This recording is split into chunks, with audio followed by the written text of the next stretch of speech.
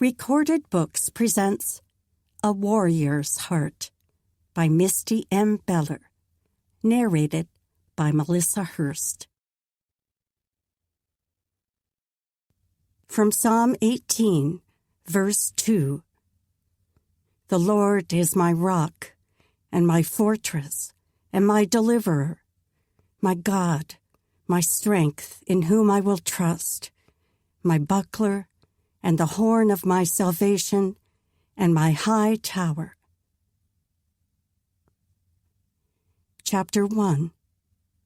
September 1814, Rocky Mountains, Rupert's Land, Canada. Another 10 paces, and she'd have to shoot. Brielle Durand steadied the arrow fletching against her cheek, then pushed her body farther into the bow to draw the cord tighter. The man in her sights rode calmly forward, his breath blowing white in the early morning air. The mount beneath him snorted, releasing its own cloud as it bobbed against the bit. The animal must sense the nearing danger. In truth, the beast had more intelligence than its rider, as was usual in the ways of animals, especially when compared to an Englishman, like this fellow appeared to be. 5 more strides. She narrowed her gaze, focusing on the point of aim so her arrow would hit his midsection. Should she give him warning? Perhaps the cry of a mountain lion would plant fear in his chest. She caught her breath, preparing to make the fierce scream she'd practiced so oft. But the man spurred his horse faster, as though eager to charge through the opening in the rock. Surely he couldn't see the sheltered courtyard just beyond, the place forbidden to outsiders, especially Englishmen. She locked her jaw to steady herself. Since her 18th birthday, when she'd finally been allowed to fight with the warriors, she swore an oath each morning to protect their village. Never again would an Englishman enter their inner circle unhindered. Her people had learned the terrible lesson well the last time. Memory of her mother's lifeless eyes tried to surface, but she pushed the distraction away. Pressing against the bow, she took a final breath to aim, then let the arrow fly. Guide its path, Lord, she thought. A roar broke the morning quiet, radiating from the rocky cliffs like the bellow of a wounded bear. The man doubled over, wrapping his arms around his middle. The long, slender shaft of her arrow extended from the leathers that clothed him. She inhaled a steadying breath, then released it. She'd done what she must to protect her people. Now came the time to uncover his reason for approaching the circle. Her home, the safety of her people. Evan McManus gripped the arrow shaft with both hands, forcing his body to draw in air despite the agony in his gut. He'd not even heard the Indians approach, not noticed any quieting of the forest creatures. He must be losing his instincts, and this arrow served as grave proof of that fact. He reined Granite into a cluster of trees where the trunks might shield him from another arrow. Precious little time remained to extract the point before the Indians would be upon him. His hammering pulse only made each breath harder to inhale. He had to push aside the pain and focus on what must be done. Feeling for the solid thickness of the arrowhead to make sure the iron hadn't sunk completely beneath his skin, he clenched his jaw at the cramping in his gut. Best to get this over with. The arrow pulled loose from his flesh in a clean motion. Maybe it hadn't sunk deep enough to damage any organs. The tip snagged on his buckskin tunic, and he wiggled it loose, but stopped himself before hurling the wicked thing into the woods. With a hand pressing his undershirt against the wound to staunch the bleeding, he tucked the arrow in his musket scabbard and peered around the trunk of the tree nearest him. He could investigate which tribe had made the weapon later. If he survived this attack.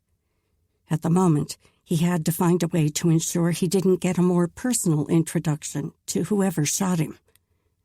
No movement flashed in the morning light beyond the trees. Only a cluster of scraggly bushes marked the other side of the trail.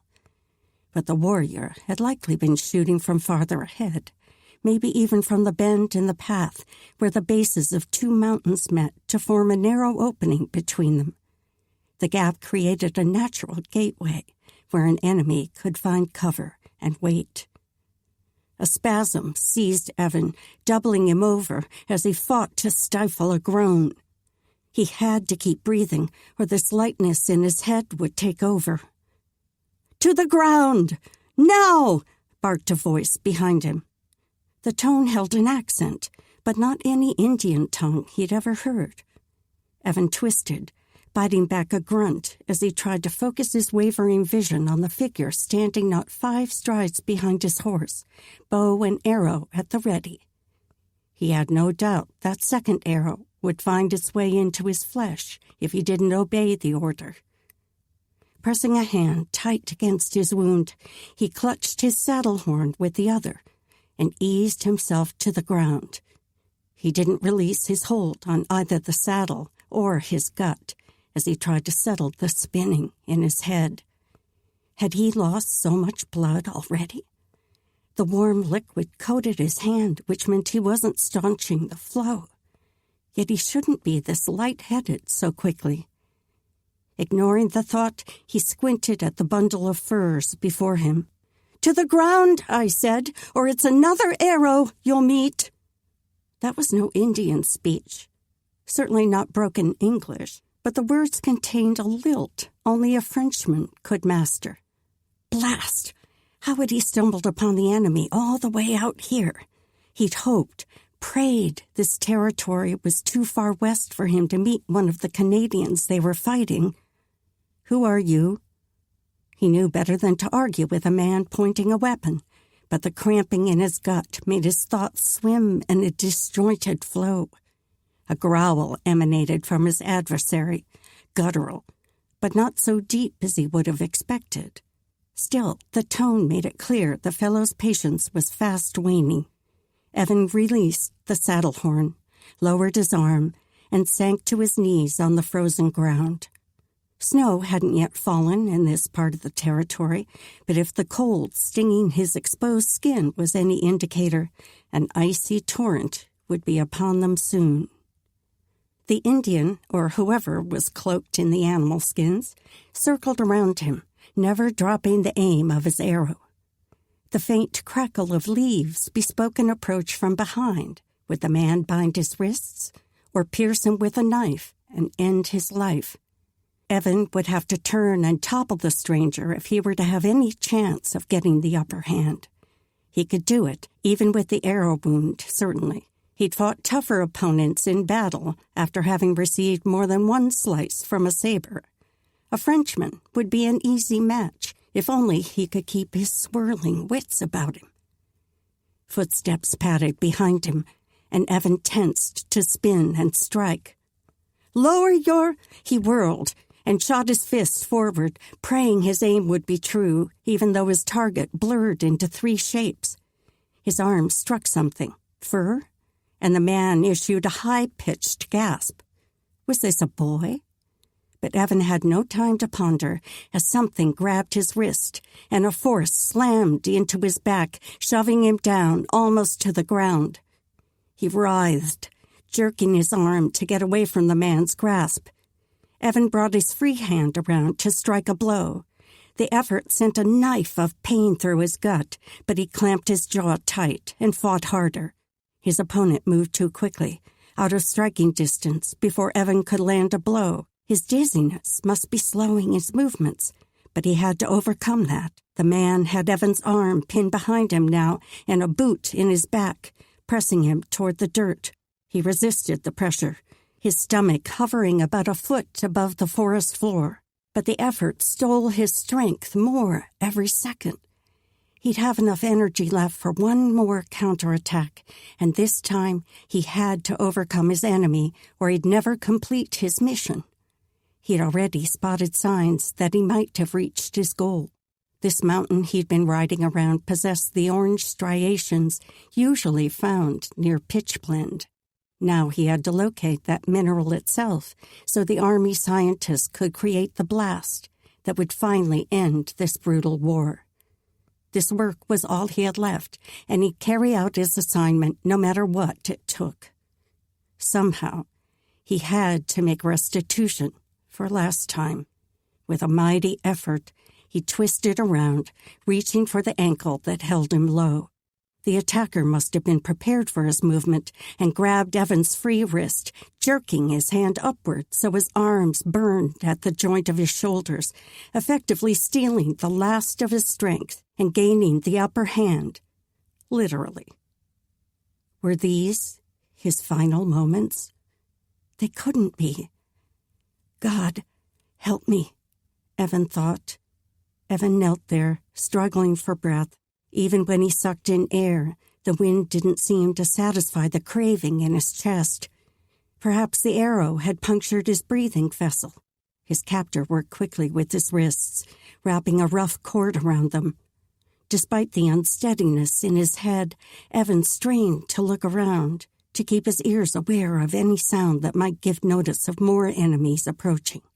Perhaps help, even, as unlikely as that was. But one could hope. No unnatural noises greeted him. Only a pheasant's call broke the cold silence. At last, the man behind him gave a final jerk on the binding, then released Evan's hands. The immediate relief in his upper arms seemed to sap a little more of his strength as his body sagged. "You will walk!"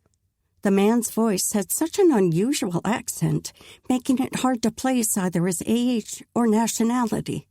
Definitely young, though. How humbling. Here he was, Evan McManus, former captain in the American Army, and now a trusted spy commissioned by President Madison himself, brought down by a lad with a bow and arrow. Evan struggled to his feet, spreading them wide to keep from toppling over as his vision swam. Even with his eyes squeezed tight, his body wobbled more than he could control. He shouldn't be this affected by a simple wound, even with the blood loss. Had the arrowhead been tainted? He'd heard tales of Indians dipping the tips in poison before battle.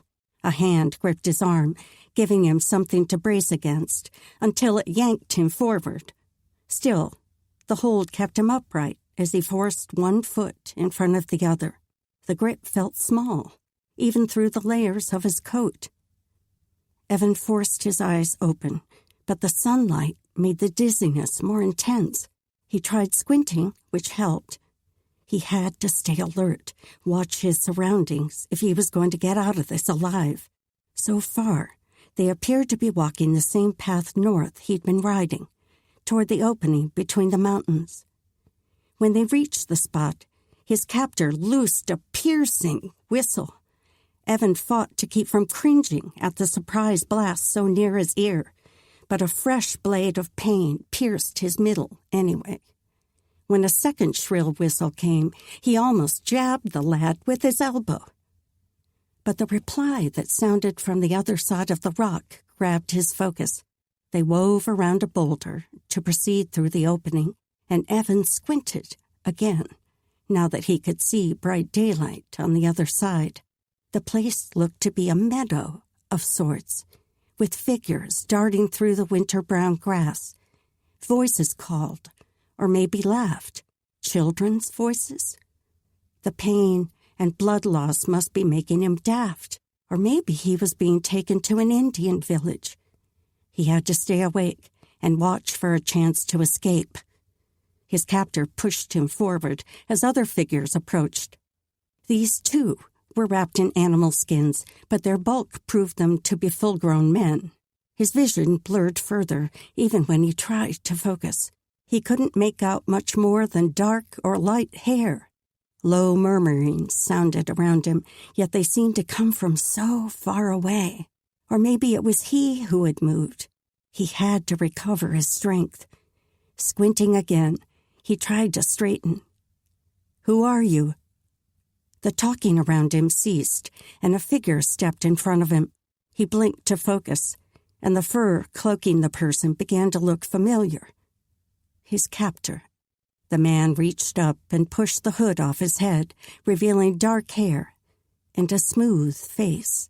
Evan blinked. He must be dafter than he realized, although with a person less than a stride away, it was hard to miss what his eyes took in. A woman? Even through his shadowy vision, he could make out the delicate angles of her face, those piercing, dark eyes. "You have come to Laurent. Now you will tell us why." The lilt in her voice sounded different now that he could see her. With her tone so melodic, how could he not have recognized her as female? A fresh wave of dizziness washed over him, and he braced his feet. A hand gripped his arm, that same small hand as before. "Your purpose, monsieur, before you swoon, if you please." Even if he wanted to tell her, his mouth had turned to cotton. Blackness circled the edge of his vision, increasing until he could only see her blurry form through a small hole, like he was looking through a field glass. This lightness in his head almost took over completely. His body sank like it weighed twice as much as usual. "Lord, don't let them kill me." Not yet, Evan thought. He had too much to make up for, too much left to fix before he faced the final judgment. Chapter 2. Brielle knelt beside the crumpled form on the ground, a knife in her hand. His collapse was most likely due to the sleeping potion she coated the arrowhead with, but she couldn't be too cautious with an outsider. She worked 2 fingers under the collar of his coat, then stilled as she felt the flow of his lifeblood. Not a strong surge, but steady. She allowed her gaze to roam his face. Strength resonated from the tanned skin around his eyes, although most of his lower features were covered with a close-cut beard. Its shortness almost made him look like a vain popinjay that spent hours on his appearance, except for the untrimmed edges. Perhaps a fresh growth for the winter months, as a few of her villagers allowed. The man's lips parted slightly, his steady breath tinged with a ragged sound. She glanced down at the blood spotting his middle. The patch had grown to cover most of his midsection. He should be moved inside, where Audrey could attend him. Straightening, she looked at the 4 men forming a semicircle near the stranger's feet, awaiting her instructions. "Leonard, fetch his horse. Philip, Geoffrey, take him to the holding chamber. I'll get the healer and follow soon." She pushed to her feet and stepped back, clearing the way for the others to carry him inside. The man's clothing wasn't much different than her own people's, although she'd never seen that style of foot covering. From where had he come? And for what purpose? They'd worked so hard to keep their village hidden from the outside world. Even 100 years ago, when the grandfathers had left New France to settle here, they'd traveled months to find an area this far from civilization. The mountain caves had provided the perfect place to build their community. But now a stranger invaded their privacy. The only other time Englishmen had entered their circle had been awful. That day had changed Laurent forever. But at least those murdering Englishmen hadn't escaped to tell of the hidden French village. Perhaps this man had heard of their people from the Dina natives and come to see for himself. But whether he meant ill or was only curious would have to be determined before he could be released.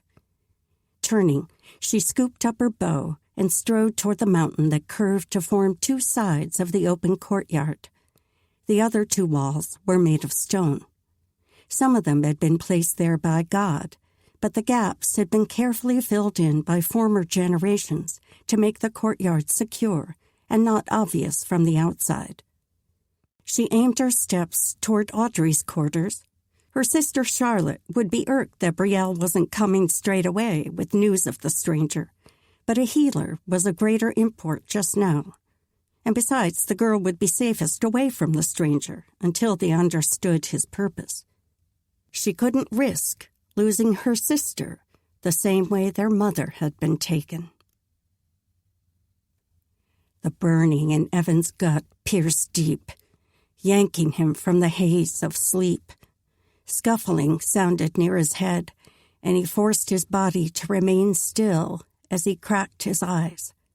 A figure stood over him, and he tensed, preparing for a fight.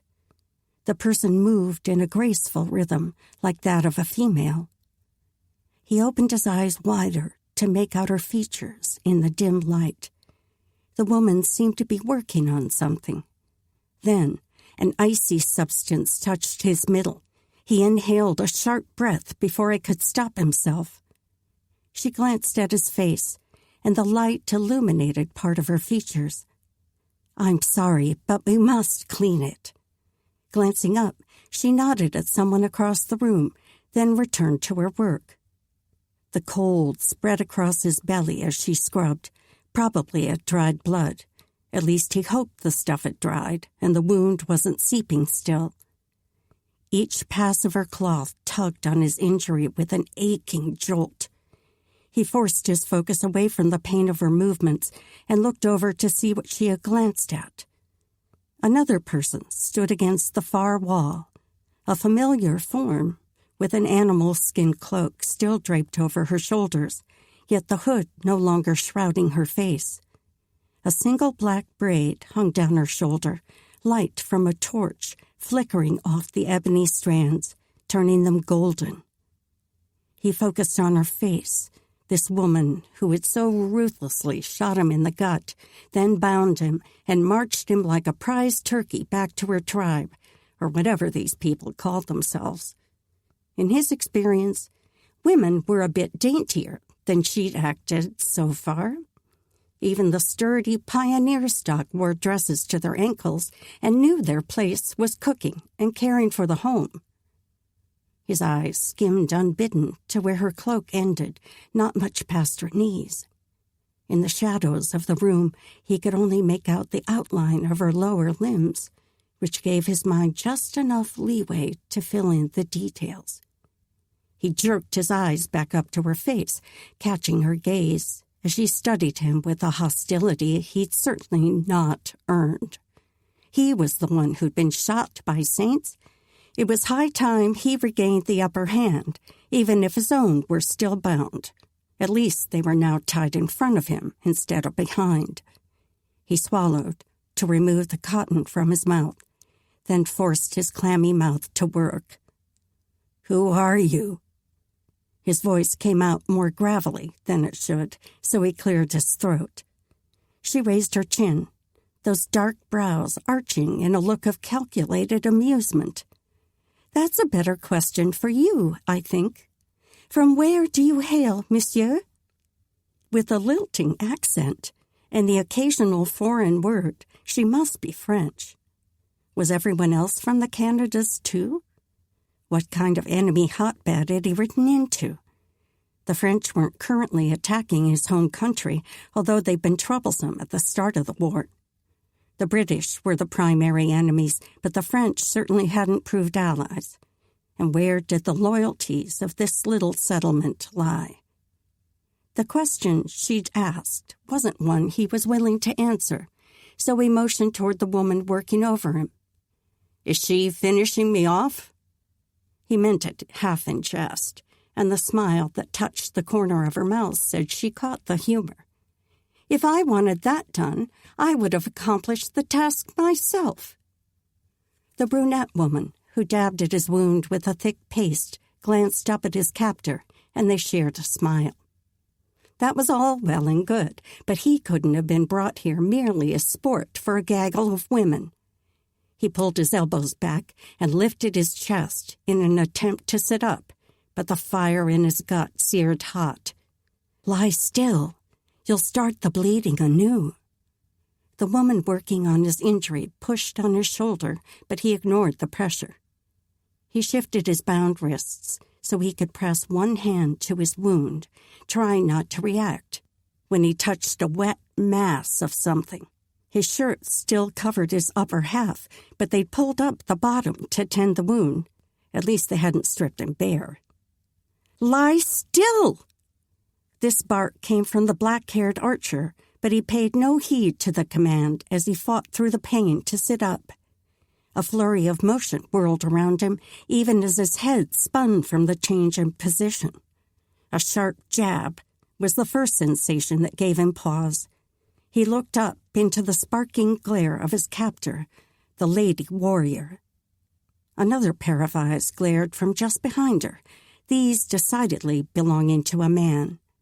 Two more men hovered on his other side, the one in front holding a hatchet, poised to strike Evan as though he were a piece of firewood to be split down the center. His chest clenched so tight he couldn't draw air. He hated being in confined spaces, especially with his hands bound.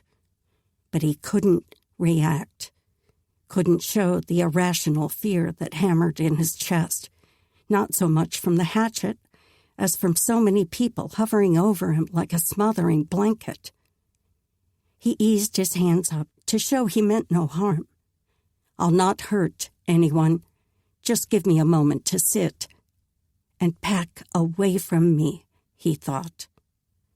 Wary gazes studied him all around, and that hatchet still poised high above him. Apparently his words hadn't convinced them. He couldn't promise he wouldn't try to escape, but his mission was a peaceable one. Unless he had to fight for his life, he'd not cause injury.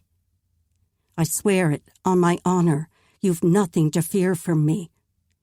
He met each gaze in turn, ending with Miss Archer, who still had the point of her knife poked into his chest. She was probably making a good-sized hole in his shirt. Of course, her arrow had already done that once. He met her hard glare with a look of his own, trying to keep his gaze as neutral as he could. In truth, if he made it out of this place alive, the accomplishment would be by the mercy of God alone. She studied him for another long moment, then pulled the knife away from his chest and straightened. She flicked a glance to the man with the hatchet and spoke something, but this time it was loud enough that he could tell for sure the words weren't English, definitely French. The man's quick response came in the same language. Evan had picked up a few French words in his work as a spy, but these two spoke so rapidly he couldn't decipher much. All four of them took a collective step back, but the woman returned her glare to him. "Audrey will finish tending your wound, but if you give her trouble, I shall slit your throat." Although her tone was quiet, the words seemed to echo off the walls when she paused for effect. Part of him wanted to scoff at the idea of a woman doing him in, yet he was no fool. She had already disarmed him, leaving him lying on his back, wounded, hands bound, and surrounded. He would need to overcome at least a few of those obstacles before he had any hope of escape. He glanced at the brunette female standing by the stone wall, behind the man with the hatchet. "I'll not give her trouble." He could only pray she planned to apply a healing salve, not a poisonous concoction. The men appeared to be pacified by his answer, for they all stepped away. At a word from the hatchet wielder, the other two left the room through a wooden door tucked in the corner. The remaining man propped himself against the wall near the door, and the lady warrior moved back to her position on the other side of the chamber. The young woman, Audrey, returned with a basket that must contain her supplies. As she worked, Evan sent a glance around the room. His chest clenched again, and he struggled for slow, steady breaths. The space was large, but the walls were made of solid stone, as though he was in a cave. He wouldn't be able to get out, except through the single door. 3 torches lit the area from their various mounts along the walls, With the dimness of the room, a fourth would have been welcome. Maybe more light would ease the hammering in his chest. "Settle yourself, McManus," he thought. Pressure at his wound brought a blessed distraction, and he turned his focus to Audrey, the only name he knew among these people. She looked at him. "I need to wrap the bandage in place. Can you lean up?"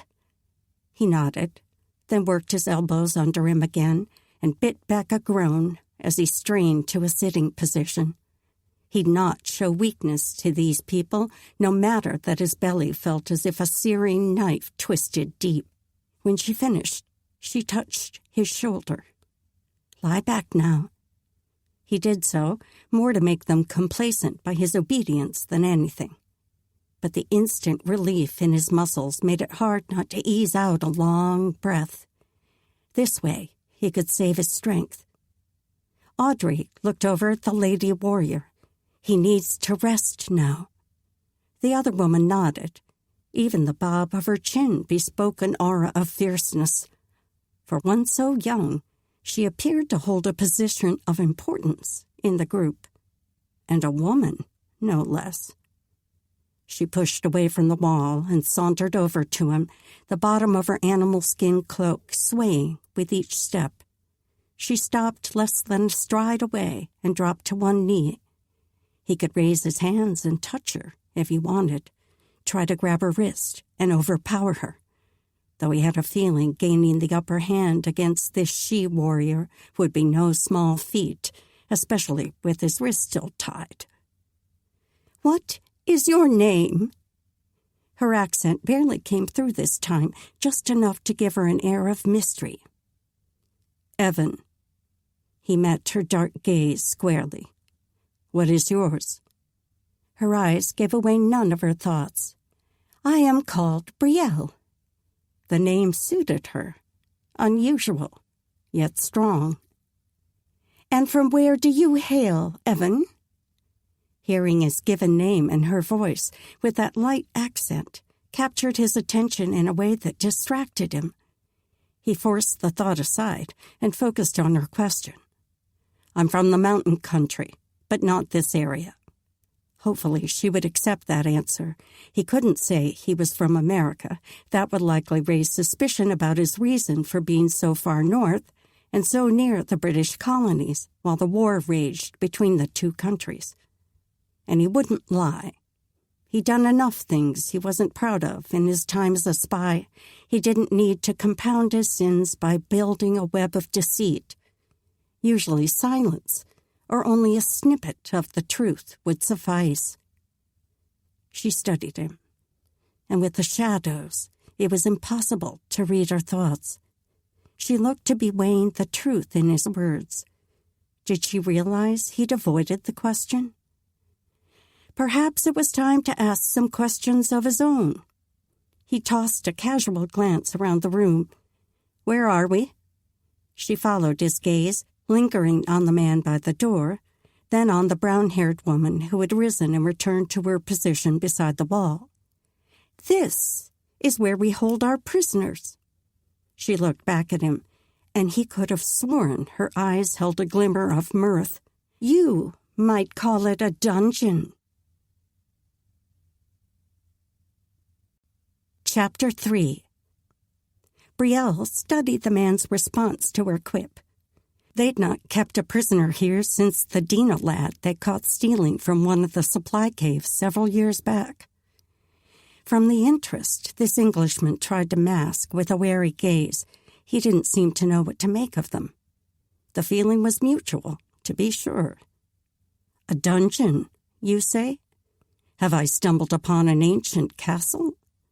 He raised dark brows. "Not a castle." How would she let the questioning turn to her people? She had much to discover about this stranger. "I don't believe you finished telling me of your purpose here." "Had I begun to tell you?" A glimmer of concern touched his eyes, as though he might be afraid he'd spoken too much.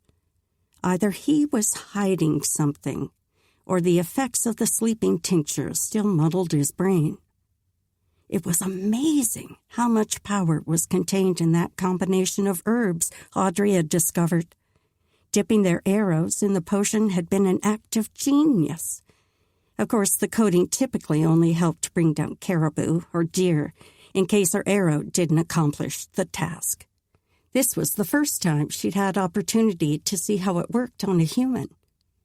If he truly didn't remember the scene, perhaps a bit of help would jog his memory. "Oui, you said you've been looking for a hidden village. Then just as you opened your mouth to reveal why, you swooned like a young girl." The confusion washing his face cleared within seconds, replaced with a stoic look that didn't conceal the mirth in his eyes.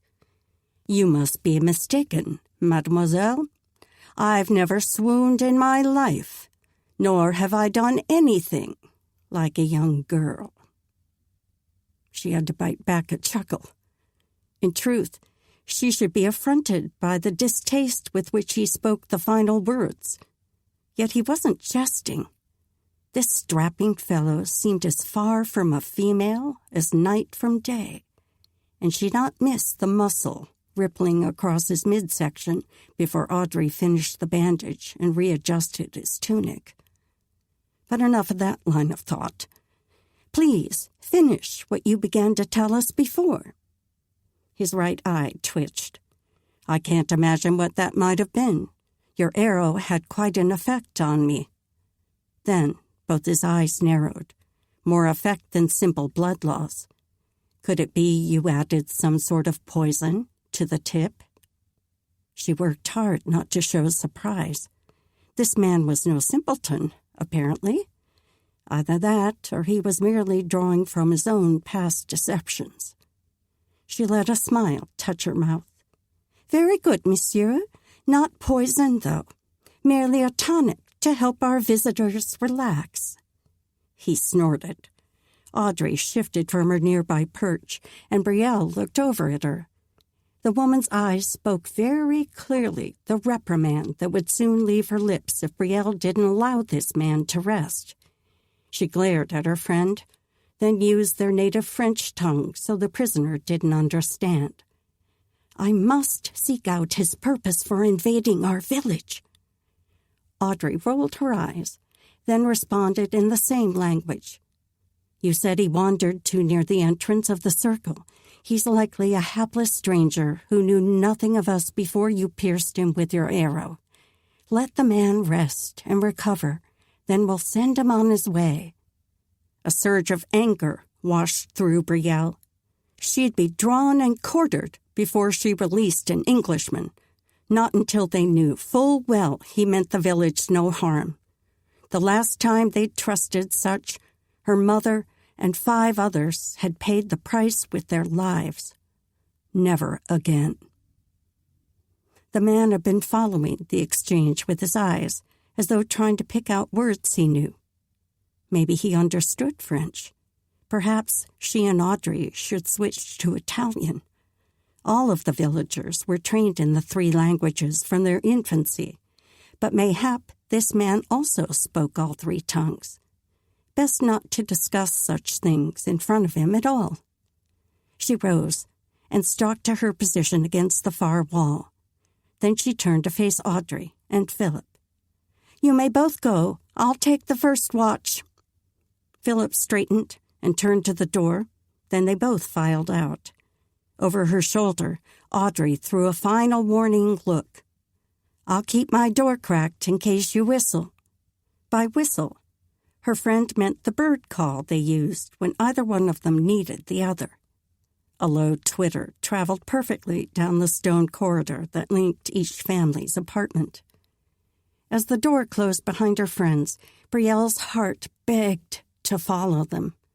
She much preferred to be out roaming the mountains instead of caged in these caves. If only she could have finished the hunting excursion she'd begun when she spotted this man. Yet her work was here just now. As le commandant, leader of the guards and hunters for the village of Laurent, her people depended upon her diligence. This stranger would not go free until they uncovered his secrets. Evan jolted from the murky depths of sleep and blinked to focus his eyes in the dim room. Had he been snoring? Hopefully not. Sophia had never liked his snoring and always prodded him awake. That too familiar wave of remorse settled in his chest. If only snoring had been the worst of his errors where she had been concerned. A rustle sounded across the room, and he looked over to see Brielle sitting propped against the wall, watching him. Had she seen a man sleep before? Surely a warrior such as her would have spent time around men. In fact, might she be married? The thought planted a sour taste in his gut. Or perhaps that was the pain still lingering from her arrow wound. Maybe the man with the hatchet earlier had been her husband. He swallowed the cobwebs in his mouth so he could ask, but a knock at the door sounded first. "Enter." Brielle stood as the door opened and a familiar sweet smile poked in. "I have stew for our guest and for you." Audrey spoke to Brielle, but smiled at Evan, as though apologizing for whatever he'd had to suffer in her absence. Brielle took the tray from her as Audrey entered and closed the door, then came to kneel beside him. "How are you feeling? Did my friend allow you rest?" Her smile reminded him of a peaceful, sunny day, lying on his back beside a creek and guessing shapes from the clouds. If he'd had a sister, he'd want her to have a pleasant smile, like Audrey's. She did. He cleared his throat to smooth away the gravel, then worked to sit up so he could eat. He could stand a bite or two. "Don't move!" The smile cleared from her expression. "You'll reopen your wound." He froze, but only because she looked so stricken. He eased back down. "It'll be hard to eat like this." And though the wound ached, it didn't feel like his insides would burst. The arrow must not have gone deep enough to damage anything important. "I'll feed you." Audrey scooped a spoonful from the bowl.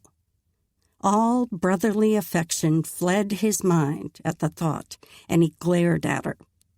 "I'll feed myself." Letting her handle the task would make him appear weak, a status he couldn't stand for, since they were holding him prisoner. The woman glanced at Brielle as though summoning support for her cause. The lady warrior turned those piercing eyes on him. "I care not whether you live or die, but you will not cause trouble for my friend, nor any of our people. If she wishes to feed you, you will consent." She looked so fierce in that moment, like a mother bear defending her cubs. He couldn't help but soften his response. "As you wish." Maybe staying on her good side would benefit him most in his escape.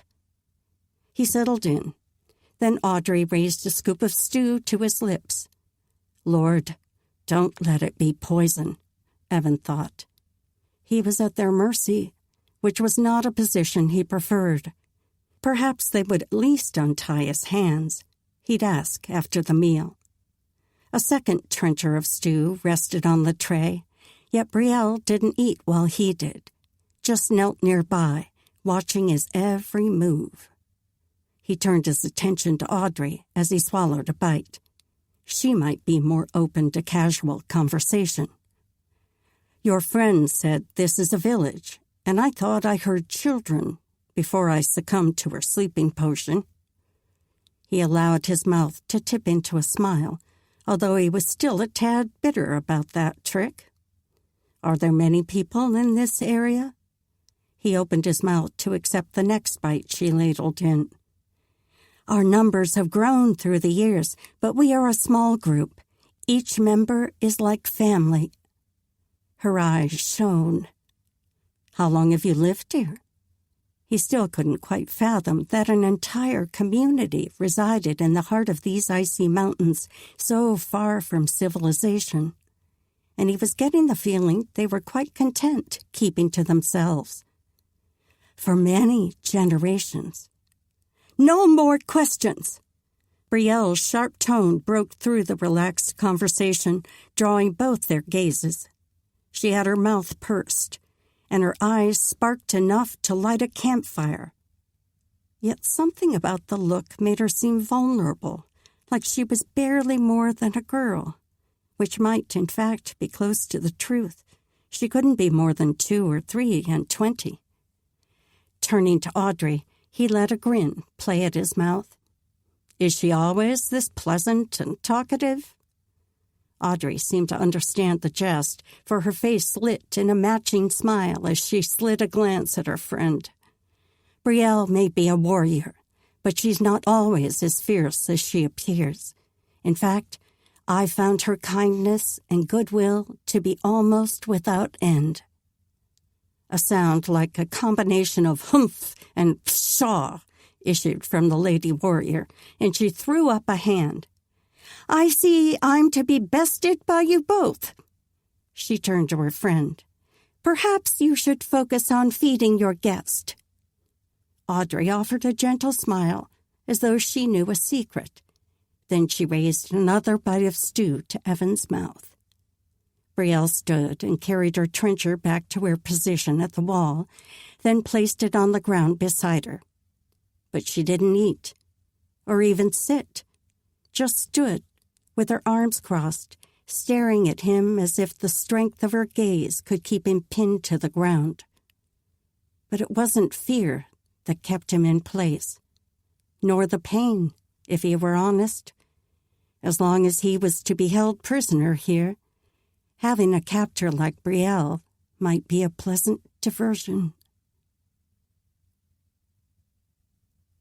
An hour later, that one thought proved more correct than Evan could have imagined. Not long after he'd filled the empty places in his belly with stew, the hatchet-wielding guard returned. Brielle exchanged a few words with the man, then shifted back into her fierce warrior personality as she picked up her bow and quiver and escorted Audrey out the door. The room seemed to darken after the women left, and Evan forced himself to breathe steadily in order to keep the walls from closing in on him. The guard didn't give him a second's notice as he lumbered over to the position against the wall where Brielle had kept her vigil. Will you untie my hands if I give my word not to move? Evan raised his bound wrists, ignoring the rawness already burning his skin. The man grunted, then heaved himself down to sit on the floor. Brielle meets with the elders now. We'll wait for their judgment. With that, the fellow propped his arms on his knees and fiddled with the leather strap wrapping the hilt of his knife. As he sat, the minutes crawled by like the breaths of a hibernating bear. In fact, this man reminded him of a big, sluggish bear. His glassy gaze never wavered from that leather piece. It wasn't sharp and fierce like Brielle's gaze. No wonder she'd earned a place as a leader among them. Not many women could shoot an arrow with her accuracy, nor command respect from a group of warriors as their leader. In fact, he'd never met such a woman. And now, what would she and the elders decide about his fate? The idea of his future being in another's hands rankled.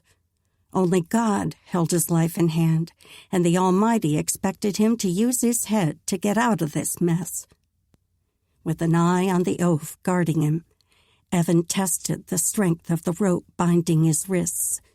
His fingers had almost lost their feeling, and the ties certainly felt strong.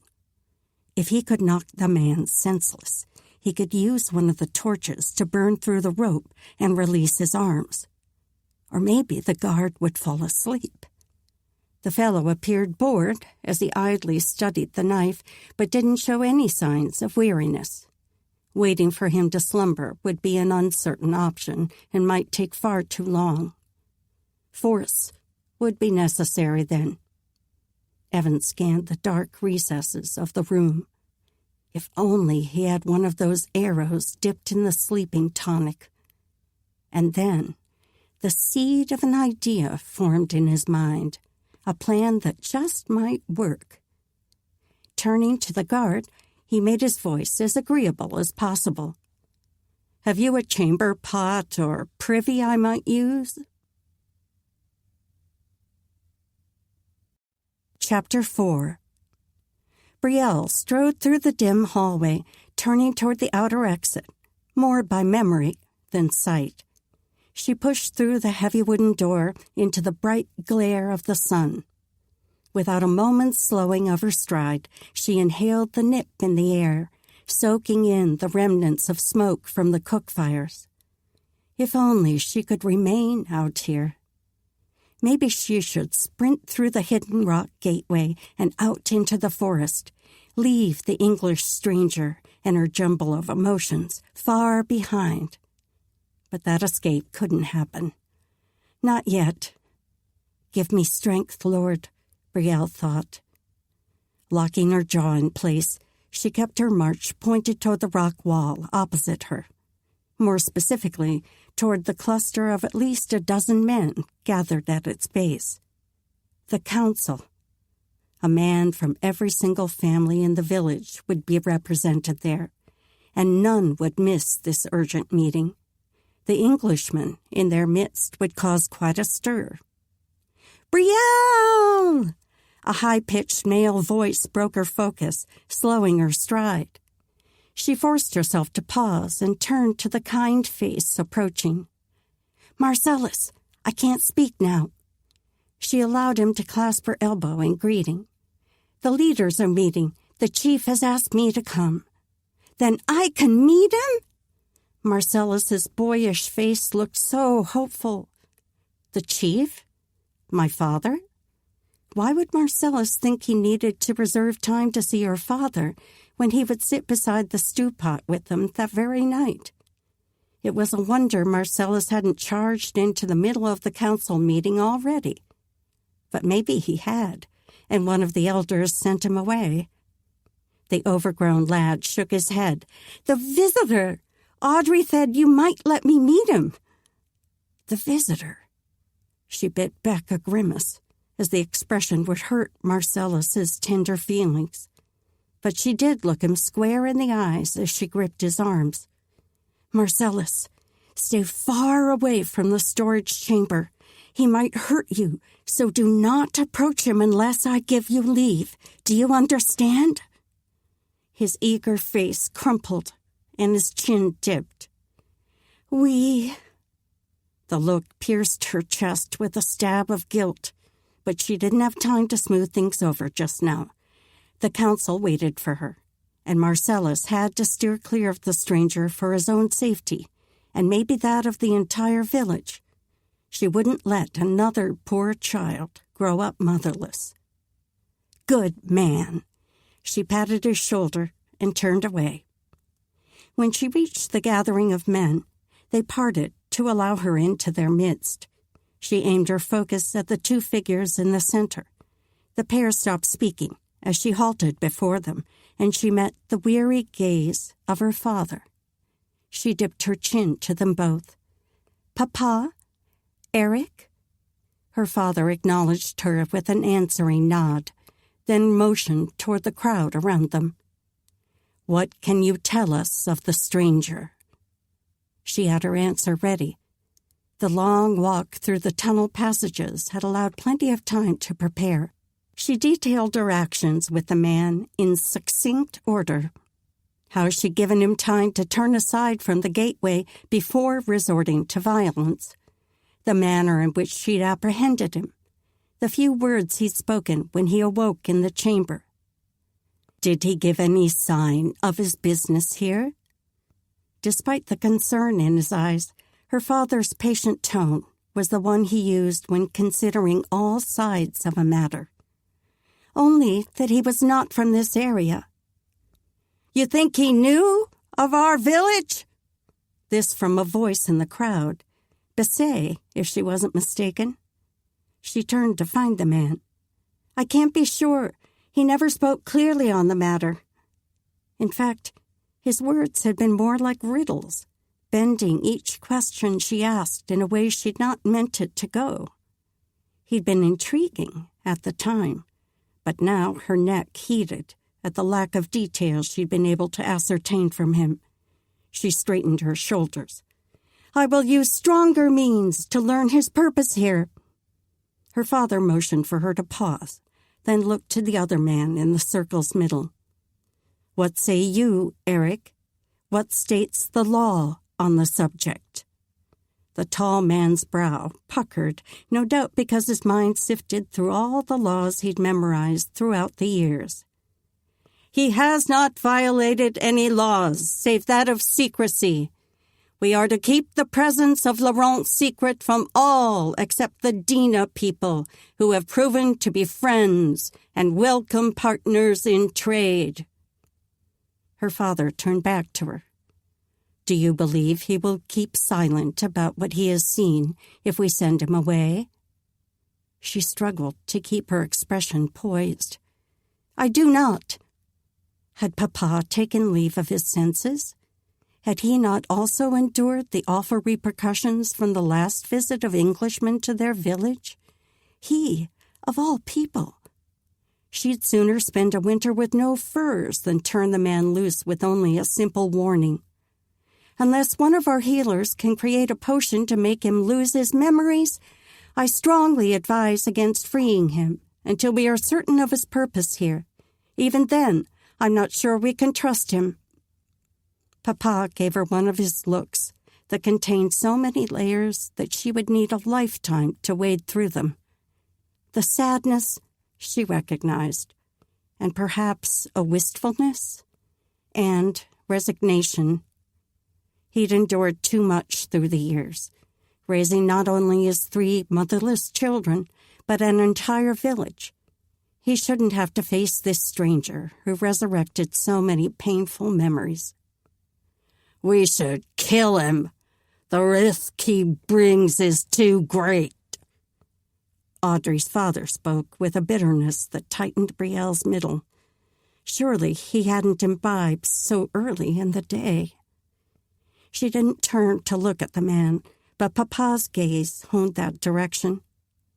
"Death is not something to be taken lightly, especially when he hasn't broken any of our laws." Silence settled in the wake of his words.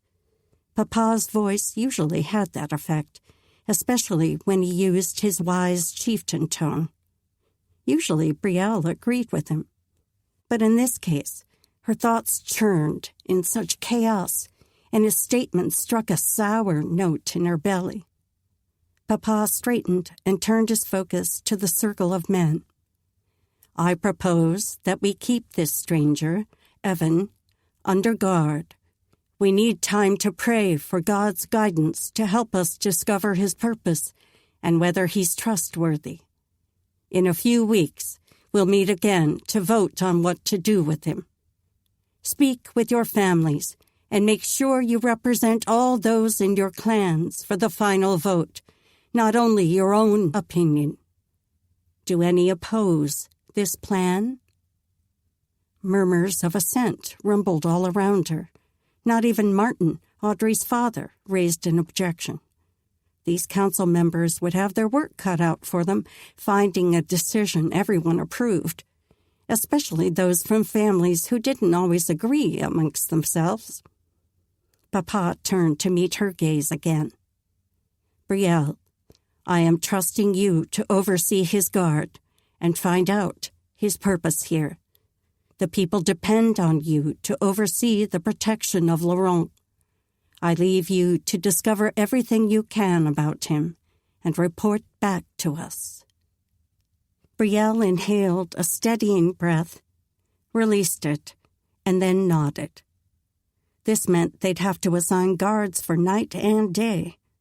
One less warrior would be available to protect the village or hunt food, but she'd rather have control over the stranger's whereabouts than allow someone else the responsibility of keeping the people safe.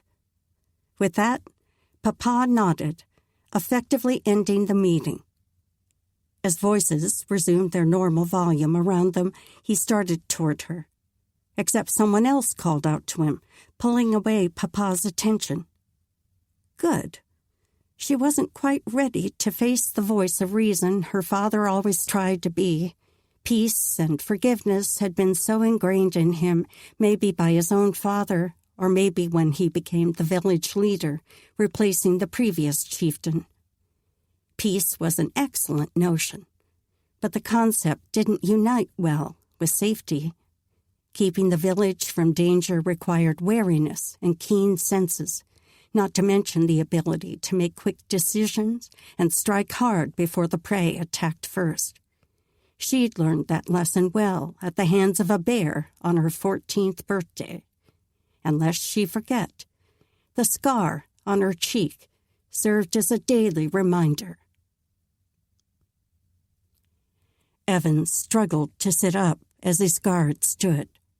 The man grunted with the action, as though his joints ached with rheumatism. Evan's body hummed with impatience, but he forced himself not to show eagerness. He couldn't let this man think he had anything planned but a simple trip to the privy. But instead of coming nearer to loose the binds around Evan's ankles, the guard motioned toward the dark corner. "There's dirt in the corner. Just hobble over." Disappointment sank through him as he peered toward the spot. Did they truly plan to never let him out of this tiny closet? He would go mad trapped within these rock walls. Even now they closed in around him. He squeezed his eyes shut against the sensation, drawing in labored breaths. "Go, if you plan to." The guard motioned toward the corner again, impatience thickening his accent. Evan opened his eyes and steadied his breathing, forcing his mind to think rationally. He should use this opportunity to relieve himself, for he certainly wouldn't be doing so if either of the women came back. And maybe he should start showing these people he meant them no harm. A friendly conversation would be a good start. Rolling to his hands and knees proved no easy feat, with pain twisting its blade in his stomach. By the time he worked his way up to standing, he could only take in tiny gasps of air. He stood motionless to let his body adjust and focused on thin inhales to keep away the darkness threatening the edges of his vision. When his body finally settled, he sent a glance at the guard. The man watched him with the corners of his mouth tipped, even as his nose squinted in a knowing look.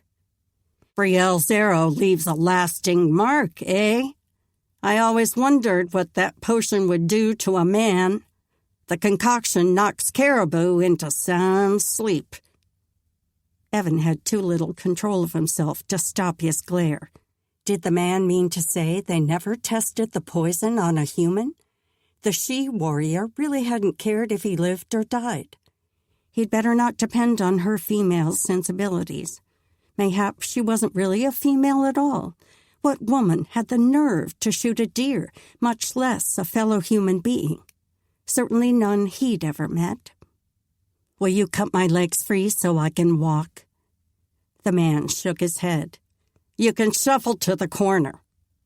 Evan bit back a retort and started across the span. It shouldn't bother him so much to be degraded in front of this man. Something about him seemed like he could be friendly if he wanted to. Maybe Evan's goal for now should be to make the man amiable toward him. When he reached the dark corner, he searched for a topic that wouldn't arouse suspicion.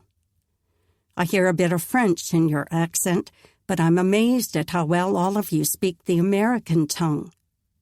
Maybe he should have said British tongue, so they wouldn't know where his allegiance lay, but the word slipped out before he thought about it.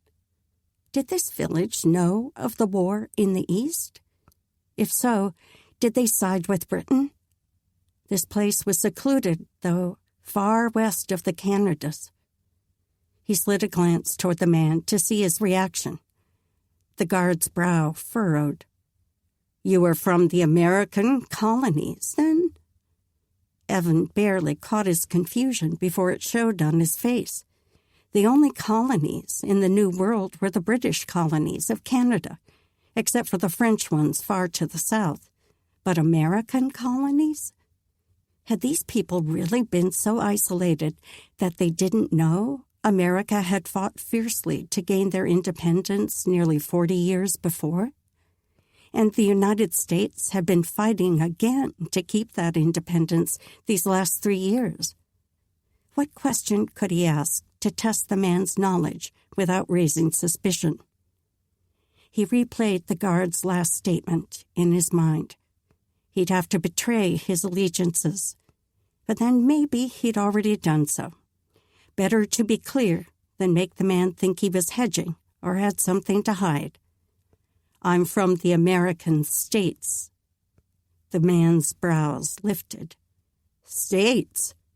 Britain allowed the colonies to become states? His surprise couldn't be feigned, and he must assume they were still under Britain's rule, as if the great people of America wouldn't have the ability to break free of Britain's domineering thumb. He'd often heard of that attitude prevalent amongst Tories during the days of the Revolution. How much should Evan tell? Would these people even believe him? The war had been fought.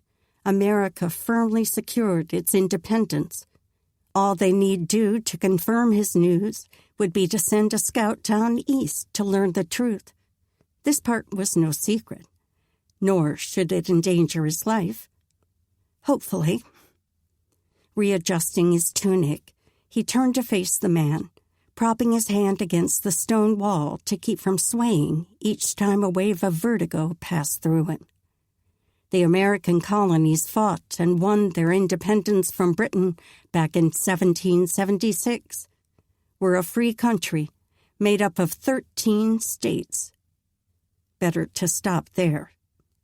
The man's dropped jaw seemed to indicate that what little Evan had shared was plenty enough for him to take in. You can't mean it.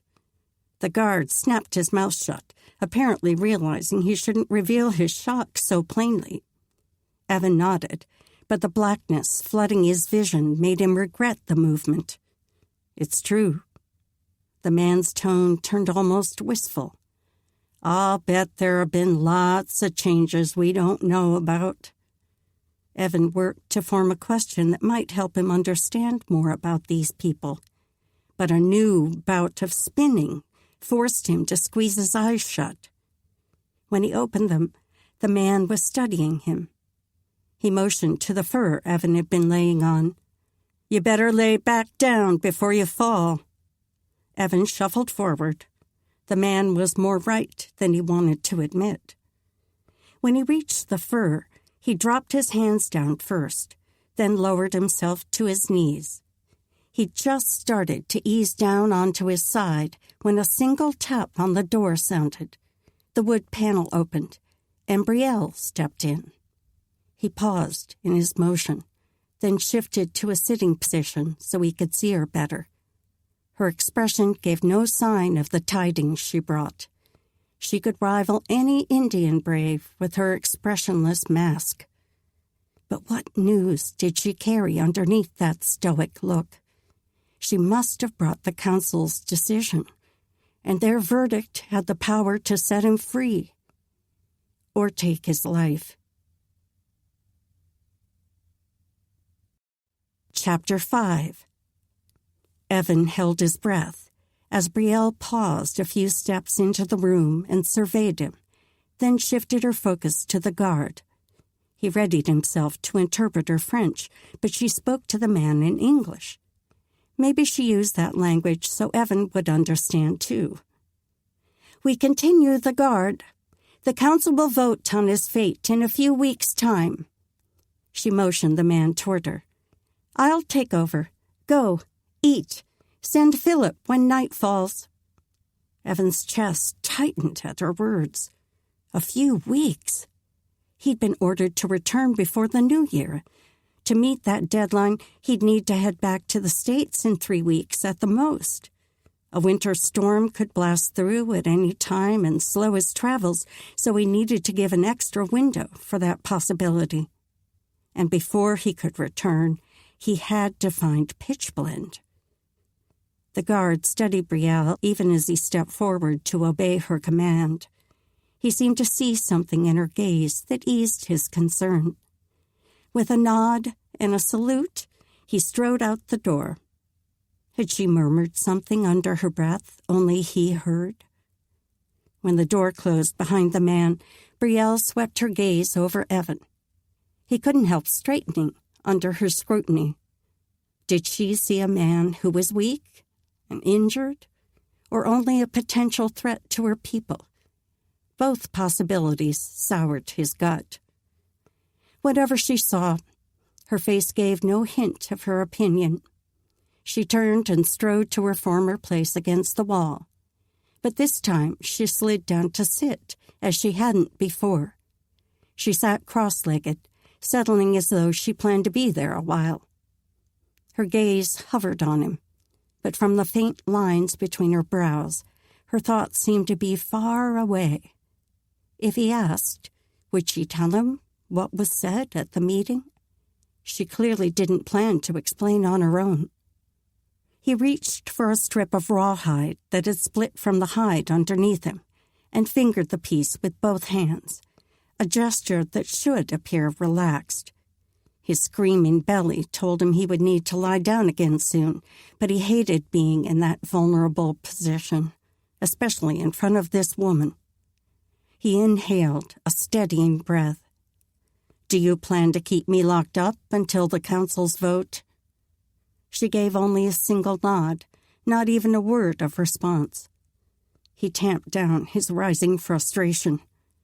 Is there a reason your people don't trust me? Or are you this unfriendly to all outsiders?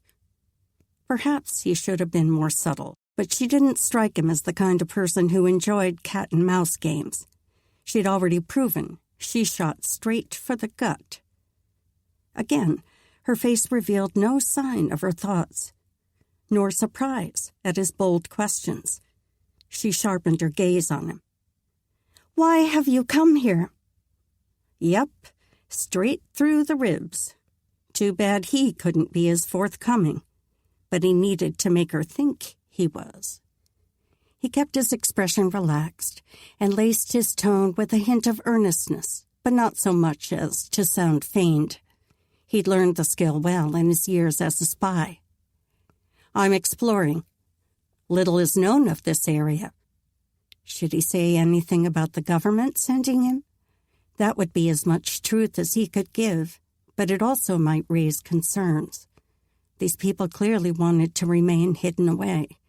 They wouldn't be pleased to think a large country wanted to take control of their unusual village.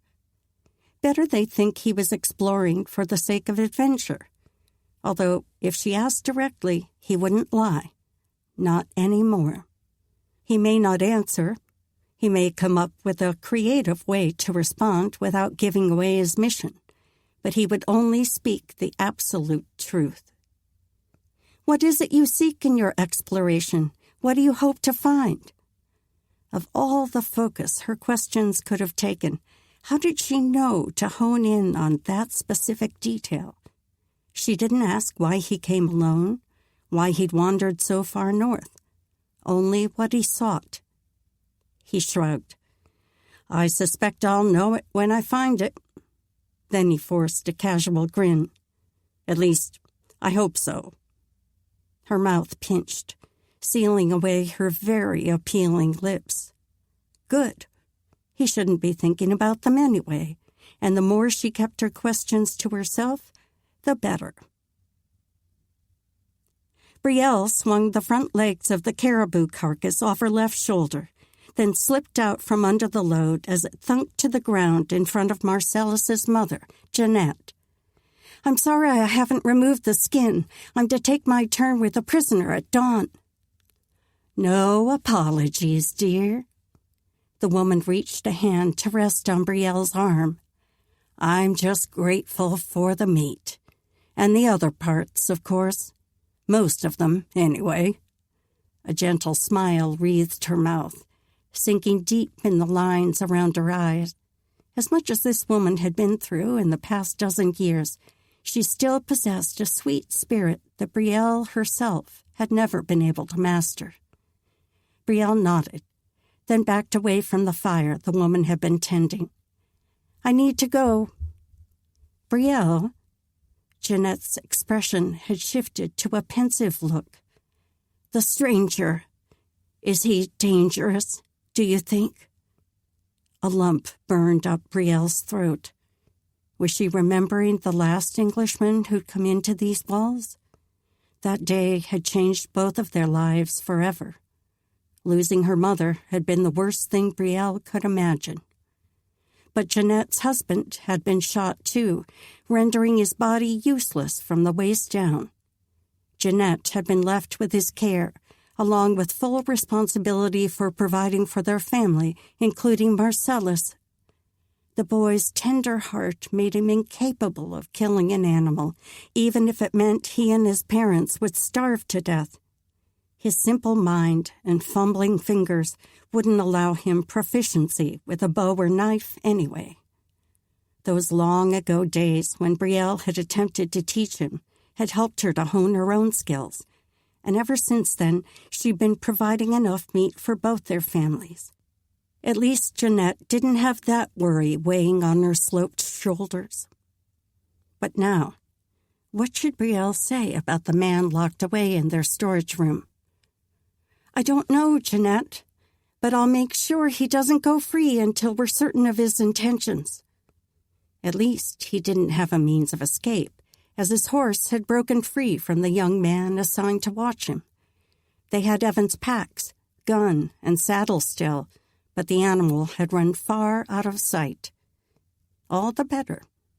No matter what, she wouldn't allow this dear friend or anyone else in this village to suffer more pain and hardship than they already had, especially not at the hands of an Englishman, not when she was in a position to stop it. Jeanette nodded, her face relaxing. "I know you will, Brielle. I never worry when you're involved." She waved her off. "Go, do your duty, and make sure Audrey is bringing you and the prisoner meals. I'll send some of this meat to her for that purpose." Brielle turned and strode across the open area, Jeanette's words echoing in her mind. "I never worry when you're involved." At least one of them didn't. She'd not made much progress in discovering the man's purpose here. His answers had been so vague, but she was fairly certain he'd not attempted a falsehood. She might get more details from him during the course of simple conversation than direct questioning, although he seemed careful with his words, even when chatting with Audrey. It was more likely he'd gather information from them than that he'd let details slip he didn't want to share. Not with her, though. She'd always hated speaking just for the sake of filling the air with words.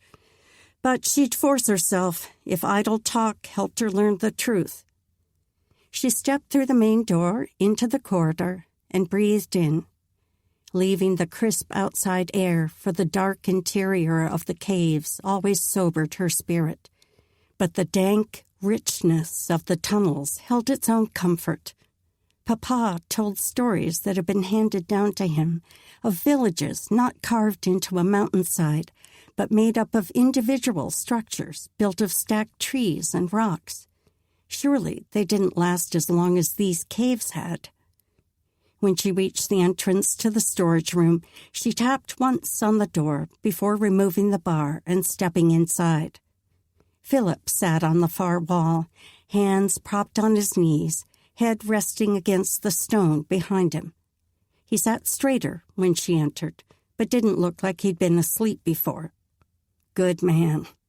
He was one of the few she could trust on the night watch. Steady and solid, did whatever necessary to ensure the job was done right. Thankfully, he also didn't mind the chore. She would take his place some nights, though. She would never ask any of her guards to do a job she wasn't willing to handle herself. She slid a glance at their prisoner. He lay flat on his pallet, hands resting atop his midsection. He didn't sleep. Those intense eyes watched her. She greeted them both with a nod, then turned her attention to Philip as she strode to him. "Thank you, my friend." She spoke in Italian, since she didn't believe they had used that language in front of the prisoner the day before. The entire village made an effort to speak all three languages regularly so they could stay fluent. She didn't have reason to hide her greeting from their captive, but this would keep him guessing if he understood their French words.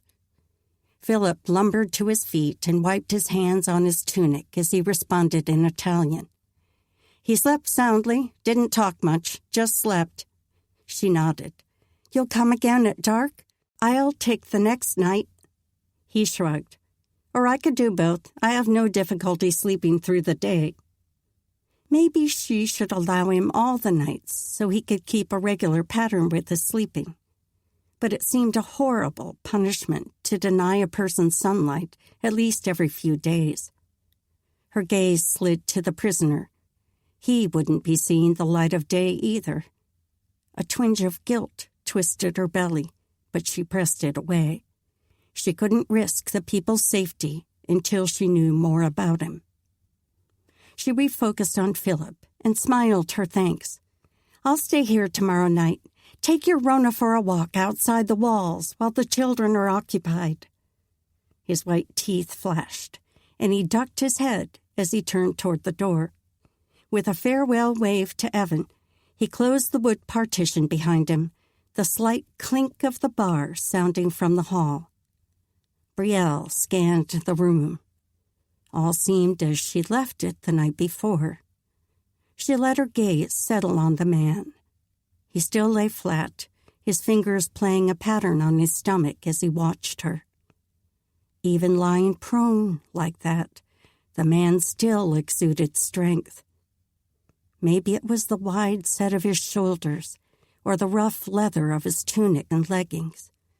Of course, the thick scruff covering his jaw only added to the look.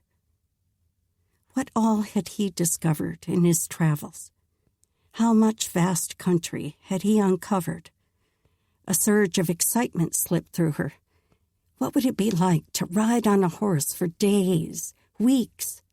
What would it be like to live and travel in a land that didn't dip and rise in an endless landscape of mountains? It took everything within her not to settle herself beside him right now and beg to hear everything he'd seen. Maybe he would tell her, but she needed to maintain a bit of propriety in the asking. She walked a few steps between them. Dried blood still covered his tunic. Audrey would likely bring him a shirt while she laundered his. "Your wound is better?" Evan dipped his chin. "That poison makes for a decent sleeping potion. It's about out of me now, I expect." The corners of his mouth twitched in what he might have meant for a smile, but his eyes belied the expression. She ignored the barb and moved back to her place against the wall. She should sit if she planned to make relaxed conversation, although sitting in the presence of a possible enemy certainly wouldn't relax her.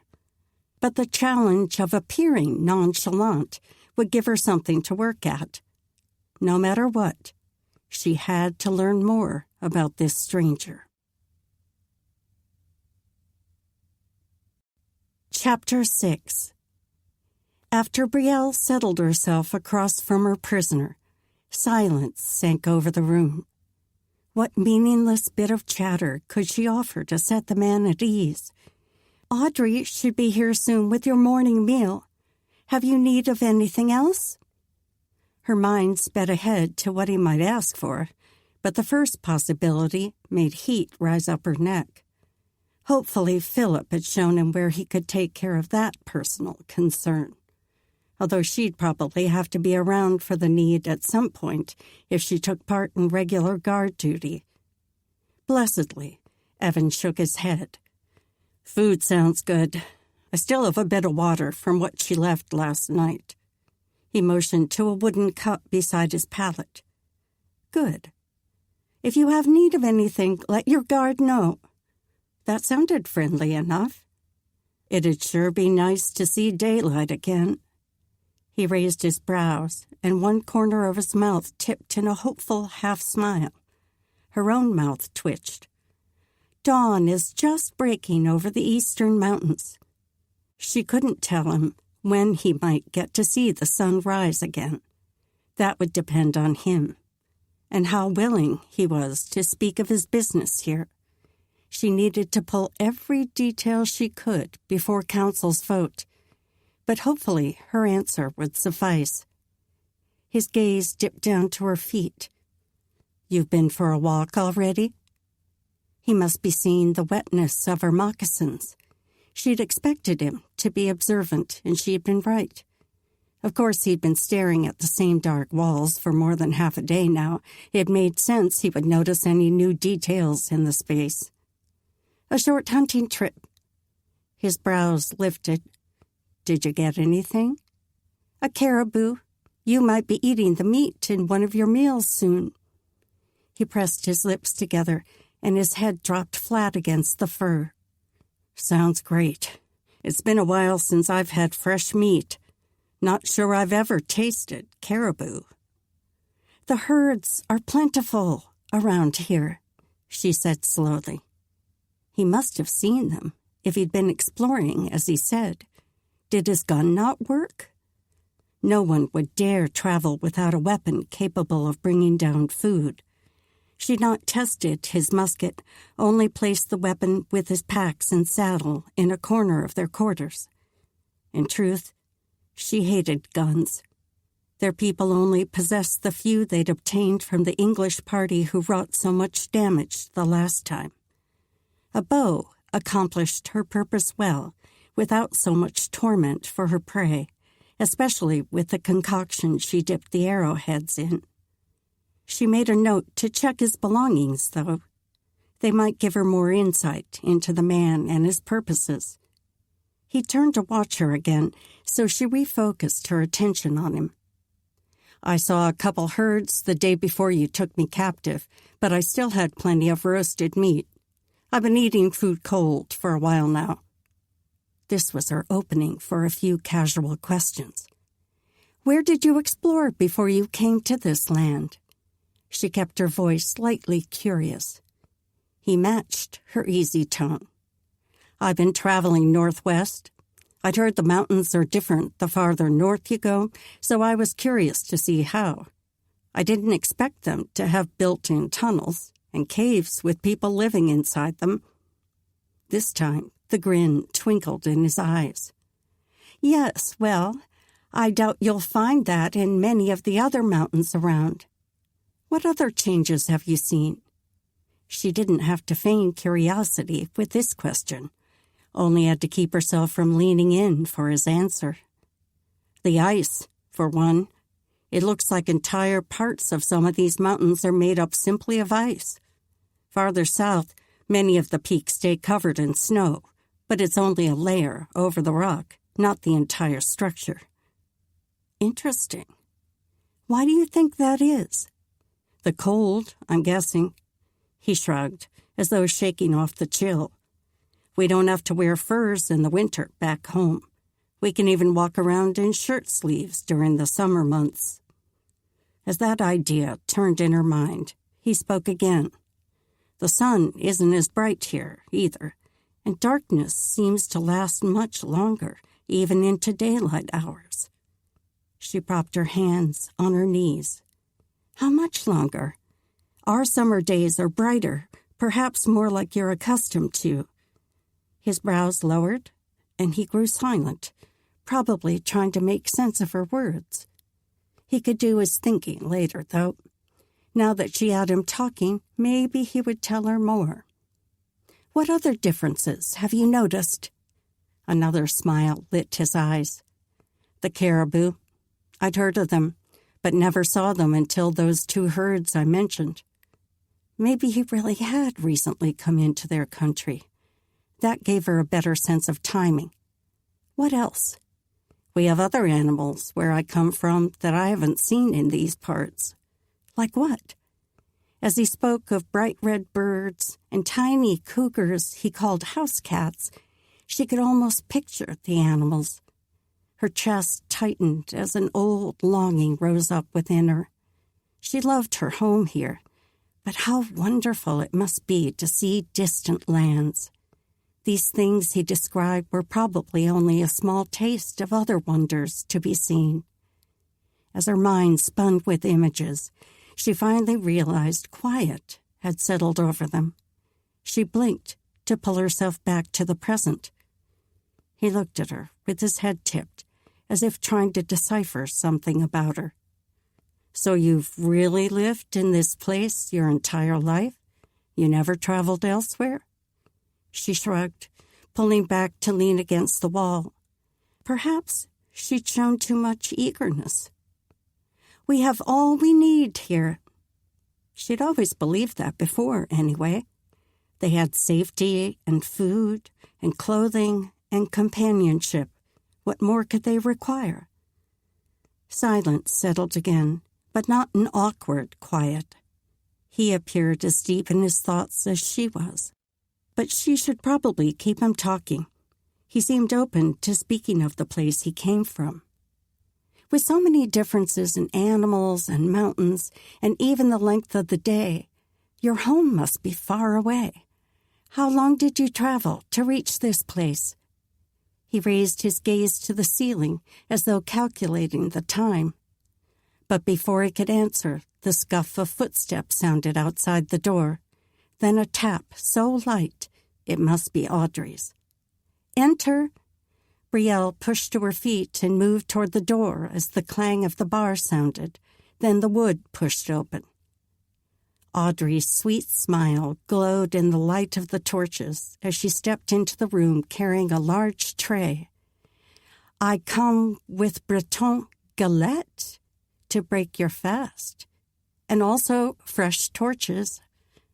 Thoughtful Audrey. Audrey's smile brightened even more as she turned to their prisoner. And how are you feeling this morning, good sir? Brielle had to hold in a snort.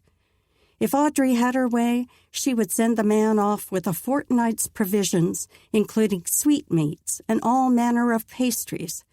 That is, if she couldn't talk him into staying, so she could continue to ply him with her hospitality. The woman truly saw the best in everyone, and lived to bring pleasure, especially through the stomach. I'll be doing even better when I taste whatever's under that cloth that smells so good. The earnest appreciation in Evan's eyes pressed a twinge in Brielle's chest. Maybe she should try kindness, too. Real kindness, not feigned to get what she wanted. Perhaps Audrey was right in her claim that a kind word or act always brought out the best in people. While Audrey fussed over the man, rolling part of his furs to prop his head up, Brielle took her portion of the meal from the tray. The aroma from Audrey's meat pastry filled the room, raising her empty belly to life. Audrey worked with her back to Brielle, setting out platters she'd brought. I'm going to free his hands so he can eat. A good meal will help his wounds heal, and there's no reason he shouldn't feed himself. She spoke in French without looking back at Brielle, but her tone and the switch in language made it clear the words were meant for her. Frustration surged through Brielle, and she changed to Italian for her response, just in case the man could understand French. Don't do it, Audrey. He might be dangerous. Her friend didn't answer, simply sent raised brows over her shoulder that meant she would do what she wanted or felt was necessary. She probably also meant the look as her opinion on Brielle's lack of trust in the goodness of humankind, but she wouldn't ponder that line of thought any longer. She sighed and put down her bite of galette, then reached to make sure her blade sat at the ready. The man probably wouldn't do anything to endanger Audrey. Truly, how could anyone hurt someone so innately good, especially when she was offering with such tasty fare? But Brielle's duty was to make sure her people stayed safe. Audrey's body blocked her view of what she was doing, but when Evan's eyes slid shut, and he released a long groan of pleasure. Brielle was fairly certain his hands had been unbound. Audrey sat back, pushing the tray closer. There. Now you can eat at your leisure. She clasped her hands around her knees and settled in to watch the man enjoy what she'd brought him. Brielle shifted her focus back to Evan to watch for any plan of escape he might be crafting. But running away seemed far from his thoughts as he took his first bite of Audrey's honey-drizzled pastry. His eyes drifted shut as his mouth worked the bite, and for once she could see why Audrey loved to watch the delight of others. Before, Brielle had been able to ignore his striking features, but the joy lighting his entire face raised a yearning inside her.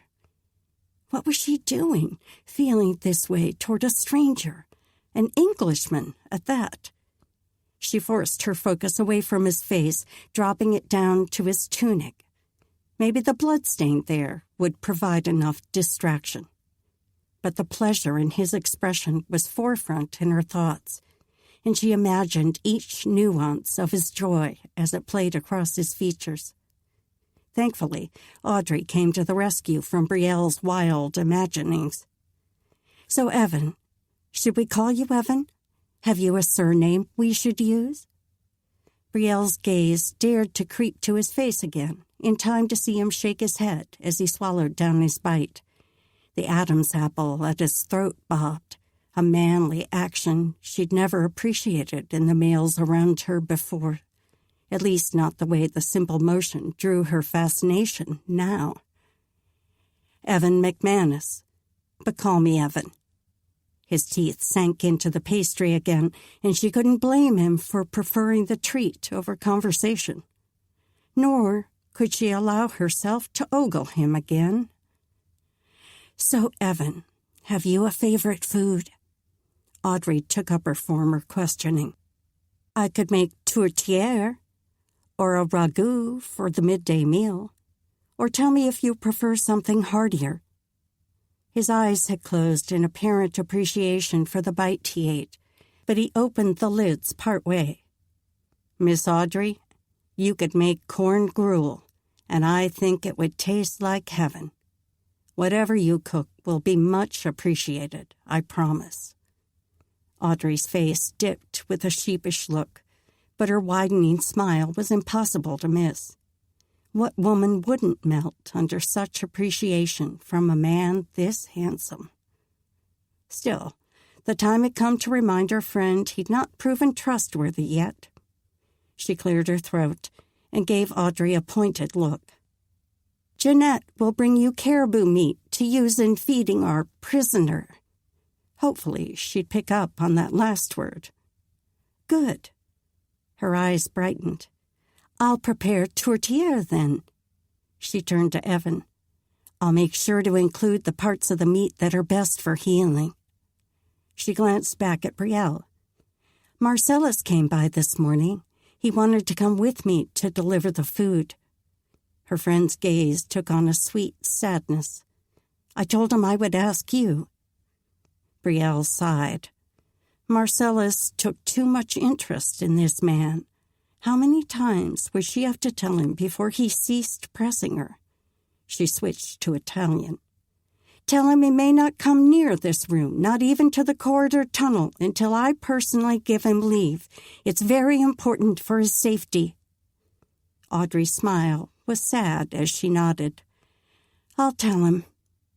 The light atmosphere in the room evaporated after that, and not even Audrey's sweet spirit raised the shroud of worry weighing Brielle's shoulders.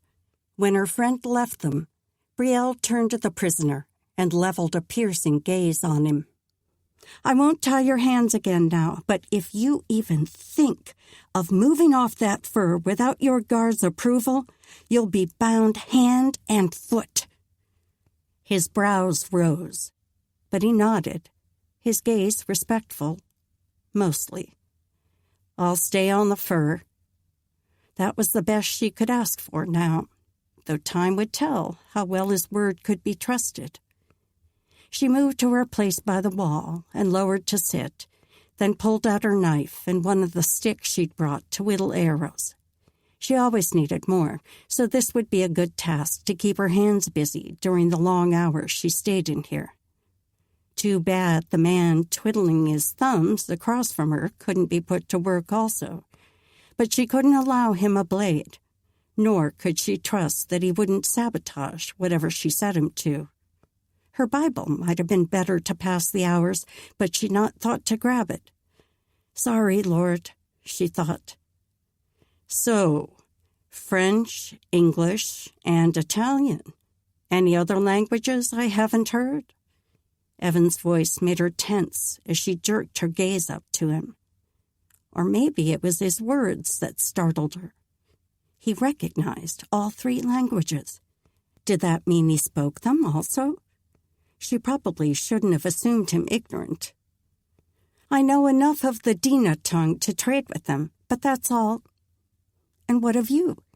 What languages do you speak? Only English fluently. I can pick out a few words of French, Italian, and Spanish, enough to know which language they are anyway. His tone sounded truthful, but he could easily be feigning.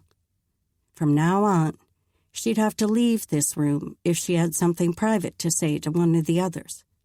No matter what, she couldn't underestimate Evan McManus.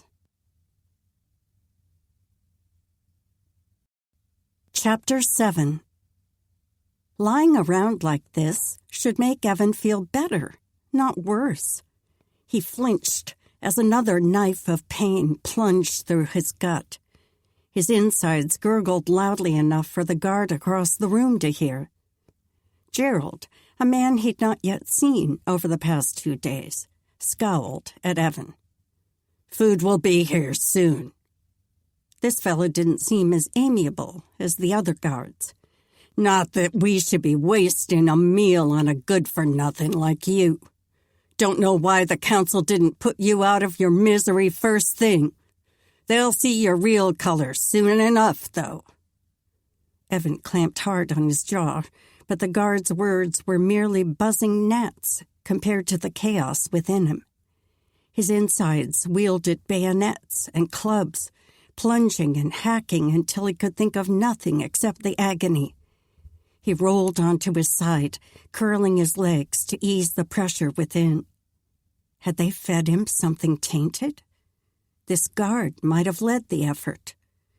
Maybe they were poisoning him to make him tell his secrets. Surely she wasn't lacing her delectables with arsenic. Audrey's food tasted better than anything he'd eaten since Sophia had employed a cook. He played through the symptoms he'd learned during his training to be a spy. Stomach pain, muscle cramping, vomiting. He had the first 2, but not the latter. Yet, should he refuse to eat? The way he felt, his body would refuse the meal for him. Another pain plunged in, and this time the bile rose up into his throat. His stomach convulsed. He was going to lose his insides.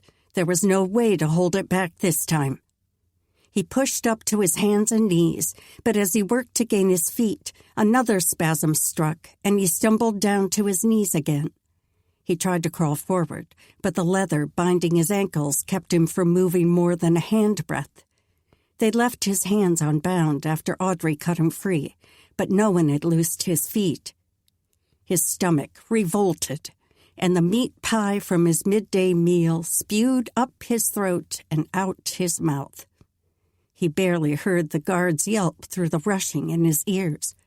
Wave after wave of regurgitated food forced its way out of him. Maybe now his belly would finally settle. The guard was murmuring something in French as Evan finally sank back to sit on the fur. "Sorry," he mumbled. The word graveled out through his raw throat. He'd made a mess of the place. Would they make him clean it? Probably not, for they didn't seem inclined to let him leave the fur, except to occasionally shuffle to the patch of dirt in the corner. Even the dogs must be given more freedom than this. The night guard had replaced that pile of dirt a couple times now, and Evan hated watching the man clean up after him. If only he could be free to take care of things like that himself, he could lighten the work for them all. But just now, his limbs barely had the strength to hold him in a sitting position. He sank down to lay on the hide as the guard stepped around the mess to reach the wooden door. The man bellowed down the hallway, and the way his voice echoed off the walls, the corridor must be long and made of stone the entire way. How deep into the mountain were they? The guard stood still, silence hanging in the air as he waited for a response. The man murmured more things under his breath, and Evan didn't even try to translate. With the stench rising in the room, the words were probably just as foul. The man sent him a glare, then stepped into the hallway, closing the door behind him. The clank of what must be a metal or stone bar blocking the door shut was the only sound. Then quiet. Evan's pulse leapt. This was his chance. The first time he'd been left alone since the moment he'd been struck with Brielle's arrow. He pushed himself up to sitting and eyed the door. He'd studied every inch of the walls, floor, and ceiling these past 2 days, and that partition was the only way out. The hinge must be on the outside, so if that truly was a metal bar he'd heard slipping into place, his only option would be to break the wood. Did he have time? He strained for the sound of footsteps, but he'd not even heard the guard walk away. Was the man outside even now, listening, testing Evan? The fellow had looked rattled. Surely he'd gone for help. But even if Evan made his way into the hall, he had no idea how he would get out of this compound of caves. The guards would know every dark corner to find him. He couldn't risk losing their trust after he was working so hard to gain it. And he was so weak. He perhaps could muster the strength to sneak out, but if forced into a match of fists with one of these brawny men, he wasn't sure he could win. He'd better wait for a more opportune chance. He'd likely only have one shot at escape. Voices outside the door made his heart skip a beat, and he smoothed his face into a bland expression. That same clank sounded again, then the partition opened. Brielle was the first to enter, followed by Audrey, then the other guard, whose name he still didn't know. Brielle paused inside the doorway and scanned the mess. Something about her seemed different, softer. As her head turned, the light from a torch glimmered off the dark of her hair, revealing the kind of must that came from leaning back against something, like a bed. Had they awakened her? How late was it, anyway? He'd been trying to keep track of time by the meals they served and the changing of their guard, and he was fairly certain this was late afternoon. Brielle was speaking to Audrey in a low voice, her melodious French much more pleasing to the ear than what the guard had bellowed down the hall. Audrey nodded and spoke back to her, pointing at the far edges of the room. Then Audrey turned her kind eyes on Evan, and sympathy warmed them even more than usual. "You're ill? Has my food done this to you?" As much as he hated to dim the kindness in her gaze, he had to speak the truth. "I don't know." Brielle turned to the guard. "Go with Audrey and bring whatever she needs. I'll begin my watch." She'd switched back to English. Was it her goal to keep him on his toes with the language shifts? Or maybe she meant to always speak English and forgot at times. That seemed highly unlikely. As far as he could tell, this woman never did anything without a purpose. At first, he'd assumed the things they said in the other languages were intended to be kept from him. Now he didn't know what to think. His head ached from the force of the convulsions. His muscles had regained some of their strength, but his belly roiled again. He had a feeling that might not be the only time he cast up his accounts. As Audrey turned to go with the man, Evan raised a hand to catch her attention. It might be good to bring a bucket or bowl or something. She was looking at him with her head cocked, and heat flooded his ears. Just in case. Understanding shifted her expression, and she nodded. Oui. When the two closed the door behind them, Brielle made her way to the guard's place against the wall, then turned to survey the mess from the new angle. Her brow furrowed, a look he didn't often see on her stoic features. "You're feeling better?" She swung her focus to him. The part of him where his ego resided wanted to say yes. Of course he was better. He was strong and strapping and every bit the capable man he'd been before she shot him in the gut. He hated to appear a weakling in front of anyone, especially this tough woman. But if he used bravado here, he had a feeling his body would prove him a liar. Perhaps it would be best to give them a little warning so they could prepare. And if this sickness was a result of their poison, what did it matter if they knew their potion was working? He pressed a hand to his stomach and scrunched his nose. A little better than before. Maybe that wasn't completely honest. She would read between the lines and plan for the worst. For a long moment, she studied him. At first, he didn't respond, didn't meet her gaze.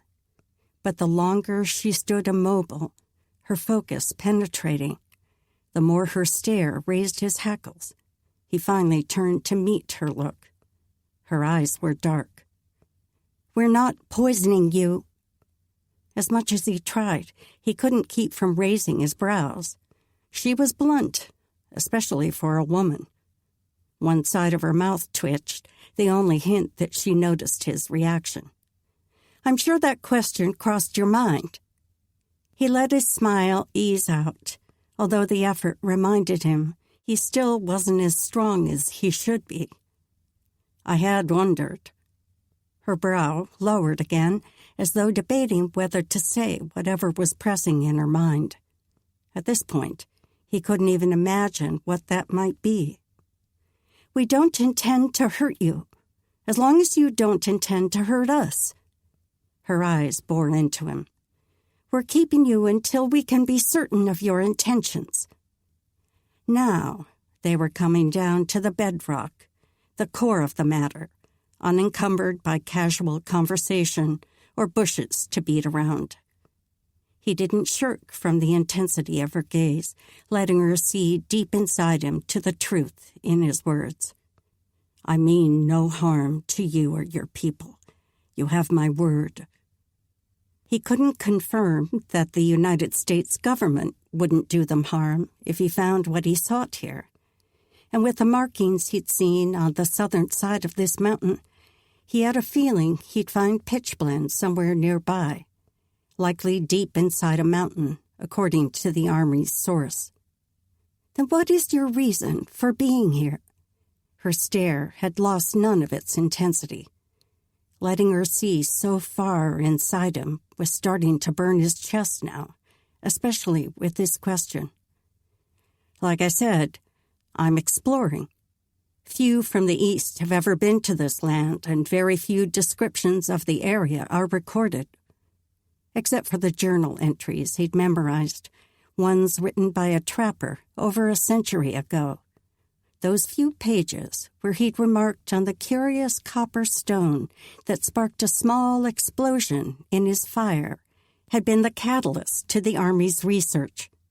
The man had been intrigued by the rock enough to save a sample with his journals, and the Army had been able to reproduce the explosion with the tiny stone. Thus, the purpose for his mission. "Why are you interested in our land?" Please, Lord, make her stop asking questions, Evan thought. Was God testing him?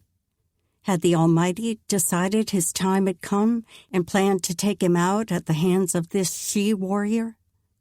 He wouldn't lie, but he'd also sworn an oath on a Bible that he would keep the details of this mission secret at any cost. If she pressed harder, He'd have to hedge. But her intuition would probably realize he wasn't being forthright. What would she do then? Kill him outright? Or let him die a slow, wasting death in this cell? He pushed back the thoughts and focused on his answer. I'm looking for things I've never seen before. Like what? Was she trying to benefit from his weakness by pushing so hard? Maybe they really had poisoned him, and she was pressing the advantage, twisting the blade, so to speak. He could only die with honor and truth. He forced his muddled mind to find an answer that would be both honest and hide his mission. Things I've never seen before, things that can't be found where I live, like caribou. He tried for a smile, but it had no effect on her, as he knew it wouldn't. Anything in particular you're looking for? It was as though she knew of his mission and was trying to force his confession. Could that be possible? Did they have another spy in the War Department? The way General Benedict Arnold had turned, anything was possible. Maybe someone from the States had heard of his mission and ridden ahead to find the mineral first. He studied Brielle from that new perspective, trying to align what little she'd said and done with that possibility. If a stranger had come to this village ahead of him, the man likely would have received the same treatment, would have been locked away in this dungeon for days. Unless they were only doing this to Evan because they knew what he sought and were trying to hold him back. Perhaps it was time to turn the questioning on her. Do you treat all your visitors as you have me? He nodded toward the door. Lock them away and assault them with endless questions and no daylight until they nearly lose their senses? Poison them until they're so weak they'll admit to any crime, no matter whether they perform the act or not? Her eyes flared, and her back stiffened. We did not poison you, not other than the sleeping potion on the arrowhead. And if you committed a crime or plan to commit one here, you can be certain I will hold you responsible. No Englishman will enter Laurent and hurt my people. Never again. Never again. The lethal tone of her voice spoke even more than her revealing words. Chapter 8. Brielle hated feeling out of control, but watching Evan cast up his accounts all through the night smothered her with a sensation. Audrey had stayed with them for a while, soothing his brow with wet cloths after each episode, then coaxing sips of cool water down his throat. The man looked truly miserable, his face pale and tinged with green, and each vomit seemed to leave him lifeless. Watching him brought back memories of the last time she'd been overtaken by a similar ailment. She'd nearly wished for the relief of death. Maybe not quite, but that time had been the most miserable sickness in her recollection. Her sister Charlotte had succumbed to the vomiting, too. Brielle had been too weak to help, and Audrey had come to nurse them both. Her tender touch and sweet demeanor had been more healing than the tonic she administered. Thankfully, Audrey hadn't succumbed to the illness, though she'd stayed with them through the worst of it. Brielle glanced at Evan. Was his malady catching? Or was this truly an effect of the sleeping potion? Lord, don't let Audrey take sick because of caring for him, Brielle thought. Her kindness shouldn't be repaid with misery. Somewhere around midnight, Evan finally dozed off. Audrey's weary eyes were lined with exhaustion, and her shoulders drooped, so Brielle motioned for her to go on to her family's apartment. Audrey stood and gathered a tray of cups and bowls. Have him drink water any time he awakes. Brielle motioned her on. I'll see to him. Audrey turned and shuffled out. She rose early each morning, so she'd likely been on her feet for nearly a full day. With the close of the door, silence settled, broken only by Evan's steady breathing. Brielle settled against the cool stone wall to make arrows again. She'd have a dozen quivers full by the time they decided what to do with this man. For a long moment, she allowed herself to pause and study him. He lay curled on his side, facing her, a shock of hair lying across his brow. In the torchlight, the strands shone bright amber, but she remembered it as almost black that day she'd watched him approach the entrance to Laurent. His face appeared earnest in sleep, his brow puckered, as though concerned about something. Did he relive their conversation in his dreams? She'd already replayed the words many times herself. He wasn't telling all about his journey, of that she was certain. When Papa went through his packs, he'd found a paper with the letterhead of the United States Army. Was he a soldier? Or a spy? If he'd come looking for their village, how had he known they were there? The Dina natives might have spread the word about Laurent's existence. But what did he want? Merely to find out if the rumor was true? Had his country sent him to spy out her people's strengths and weaknesses while they planned an attack? If they let him go, where would he return to? Whom would he tell? Would they send back men with guns? Or were they only curious? So much they needed to know, and she needed to learn answers before the council's vote. But even if Evan told all, would she be able to trust that he was speaking the truth? She had to find a way to make him talk. Torture wasn't an option, despite the fact he thought they poisoned him for that purpose. Her people were peace-loving. They only wanted to remain completely on their own, invisible to the world except for the natives they traded with. A moan drifted across the space between them, and the wrinkles in his brow grew deeper, scrunching into a look of pain. Not the sickness again. Should she do something to help him? She tried to tend her brother and sister during their childhood sickness, but Audrey always seemed to know when to show up to help, and the children always preferred her gentle touch over Brielle's fumbling. If this man needed another arrow in his gut, she could do the job well, hitting exactly where she aimed. She could hunt meat, decipher the tracks of every animal in the area. She could distinguish between the calls of all the birds, could even know a herd of caribou or elk simply by the actions of the birds around them.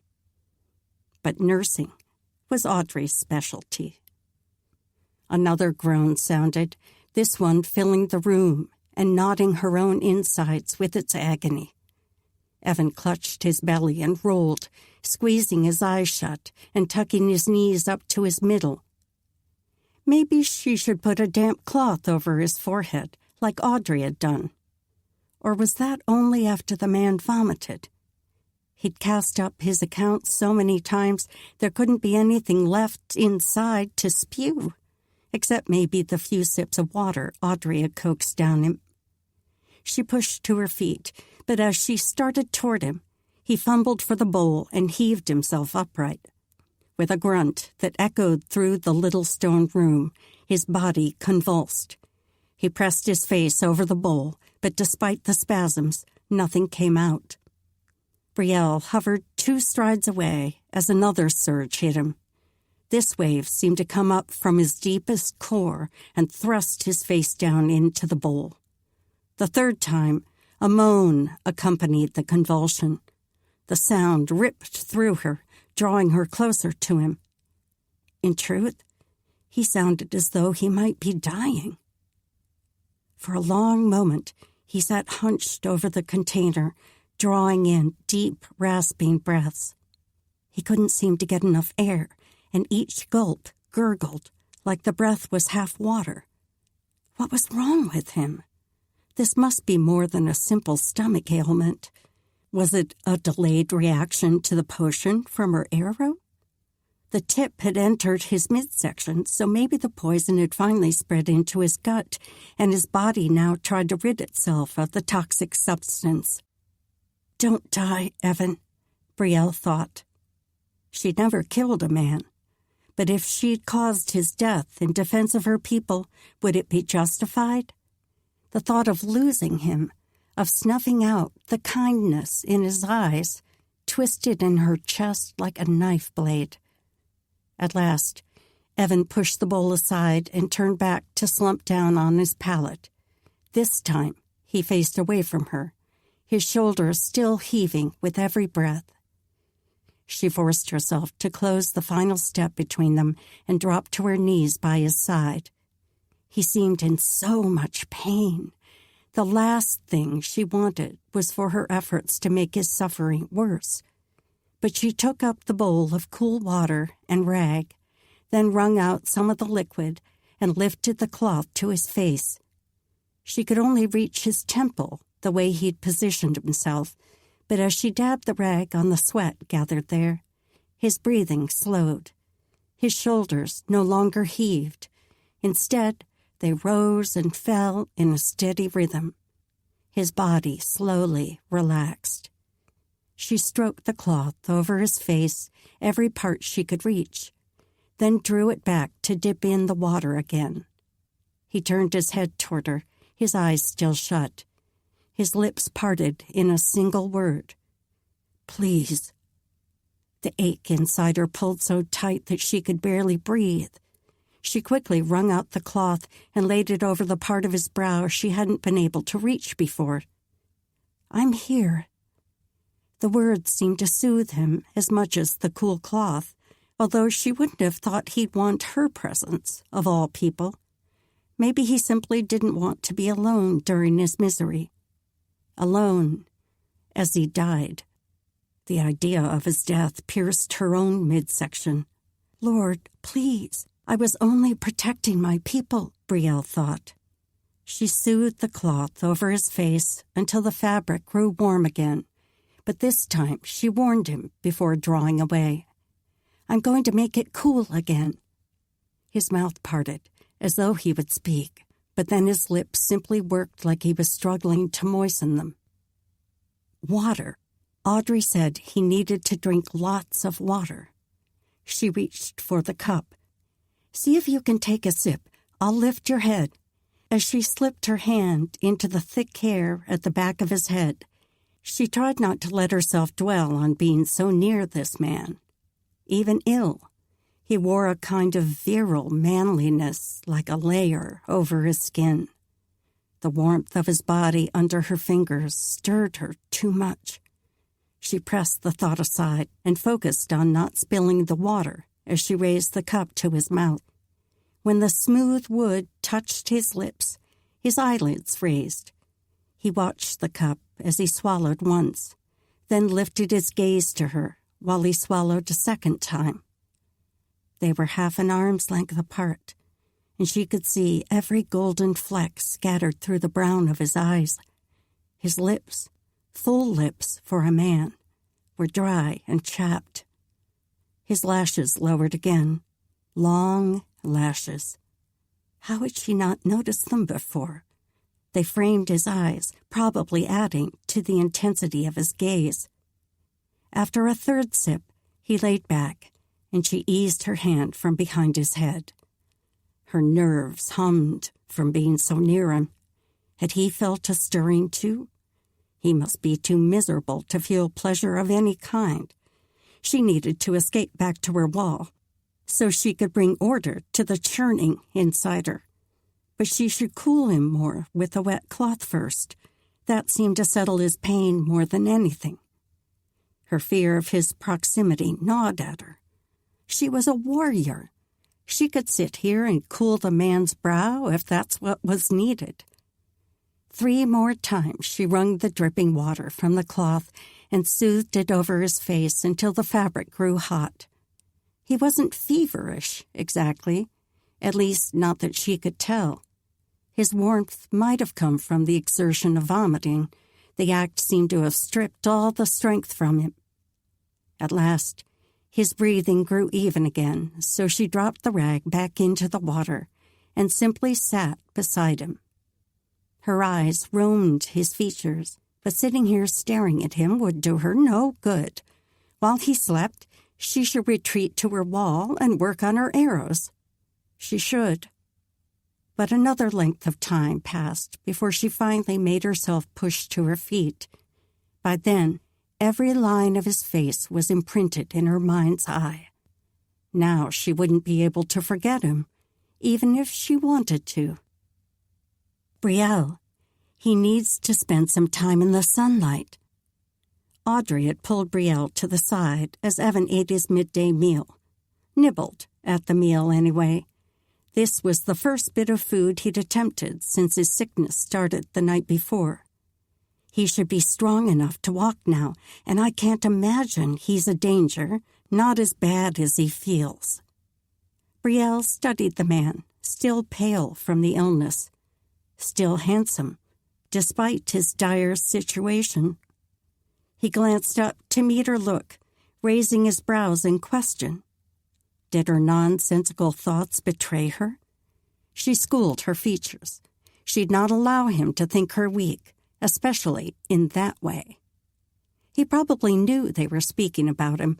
Audrey spoke in French, but not so loud that he could hear and understand the words if he knew the language. She shifted her focus back to her friend. "Are you certain he's strong enough?" He'd vomited only once more after that first time she tended him alone, but the final time had seemed to strip the remainder of his strength.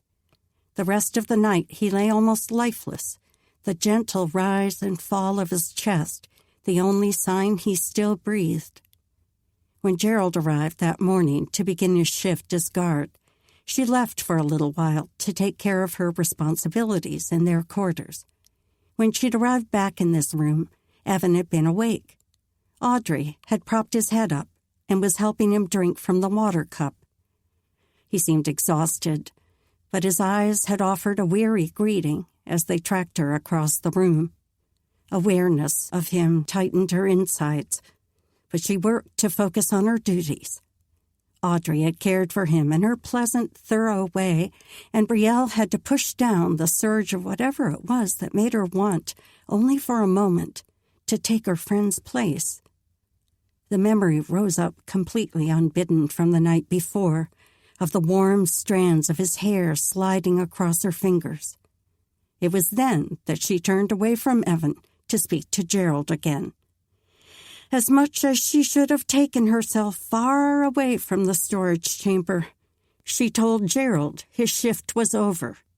She would watch Evan for the day, and Philip would relieve her at nightfall when his shift started.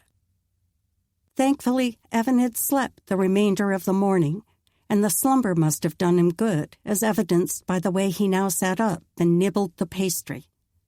"Can I ask him? I'm sure he's strong enough." Audrey's voice tugged her back to the question at hand. A bit of sunlight might do them all good. At least the visit outdoors would keep her from being alone with the man all afternoon, with only the work on her arrows to keep her from staring at him. She'd done enough of that to last a lifetime. When Brielle nodded, Audrey spun, and pleasure rang from her voice as she switched to English. "Evan, are you up for a stroll outside? It's a warm day, and I think the sunshine will do you good." He straightened and lowered the pastry, his gaze pivoting to Brielle. She nodded her consent, although he'd surely seen her make the same motion to Audrey. He must have thought he'd never see daylight again. She wasn't such an ogre that she would deny a man sunshine forever, although perhaps it was best he thought of her that way. The twist in her belly said otherwise, but she pressed the feeling down. Audrey reached to help him up, but he shook his head. "I can do it better if I go slowly." His voice had taken on a gentle tone that seemed more than weariness. Perhaps the sickness had brought out a softer side. With Audrey hovering near his right arm, Brielle stationed herself at his left, near enough She could step close if he appeared unstable, but far enough he couldn't grab one of her weapons. She kept her hand near a blade, just in case. Yet she was fairly certain his exhaustion wasn't feigned. And her intuition told her he wouldn't attempt an escape during this particular outing. He seemed pleased with the prospect of sunlight. He made it to his feet and paused, his breathing heavy. Was he also dizzy? She readied herself to step close enough to catch him if he started to topple. But then he looked steadier and started a steady shuffle to the door. They moved down the long corridor that extended along the rear of each family's abode. She could still remember when this hallway had been hacked out of the mountain after the English massacre. Before that, each home only opened to the main courtyard. But the elders decided they should have a way to connect the people if they were ever forced to hide from intruders inside the rock walls. "We can go through here." Audrey motioned to the rear door of her family's chamber. Although that cut through would be quicker than walking all the way down to the only door leading directly from the hallway to outside, Brielle shook her head. The main door. Better not to let him see inside any of their homes. Maybe he would find something he liked and plan to take it with him if they ever let him leave. Perhaps that's something he'd alluded to when they were talking. Something he'd never seen before that he'd come searching for. When they finally reached the main entrance, Brielle gave the door a hard nudge with her shoulder. The cold tended to make the wood swell and scrape the stone around the frame. Better a snug fit than to allow the icy wind and snow into the cave, though. As sunlight poured in, she blinked against the brightness. Evan slapped a hand over his eyes and tucked his chin. Poor man! The brilliance must be nearly blinding to him. She could only imagine how miserable he'd been locked inside for days. Bringing him out would be helpful, if only for a few minutes. Across the yard, some of the children were tossing a short rope between them, and their laughter floated across the breeze. The giggling sounded like one of the Mignon twins, or maybe Philip's youngest. A boy shouted that he was open to receive the throw. Then a flurry of voices rose as the leather cord was tossed high into the air. The cacophony increased in pitch as the object landed, and they all dove for it. Someone howled, maybe in delight, but another cry rose along with the sound. One of the youngest must have been caught in the midst of the melee. Widow Cameron waded through the youngsters, soothing as she went. When Monsieur Cameron had died in a snowstorm, she became the unofficial nursemaid of the youngsters. In exchange, the families around her helped supply food, firewood, and anything else she might need. Brielle glanced at Evan, who was staring at the children. He seemed caught by the drama, more than she would have expected. Had he planned some ill deed toward the youngsters? But the expression on his face held no malice. In truth, he looked even more pale than before, although that could be attributed to exhaustion, sickness, or simply the brightness of the sunlight. Yet he looked almost stricken.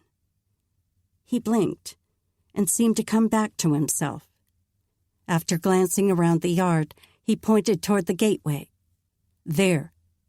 That's where I first realized you were a woman." One side of his mouth tipped as he slid a glance toward her. She bit her lip to keep in her grin, but didn't do a very good job of it. "You thought me a man?" His brows rose. "When your arrow struck me, yes.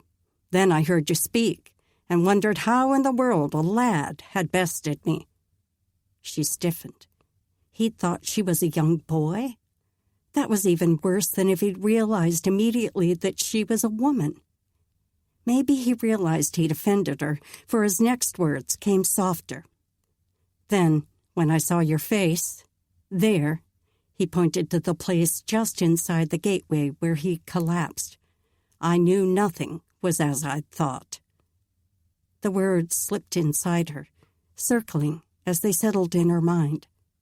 What had he thought he'd find here? If he'd been sent by his country to scout their village before they planned an assault, was he now having second thoughts?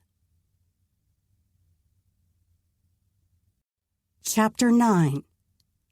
Sitting on this pallet for days on end was making Evan lose his senses. The guards required him to stay on the fur mat, except when he had to make a trip to the loose dirt they'd piled in the corner.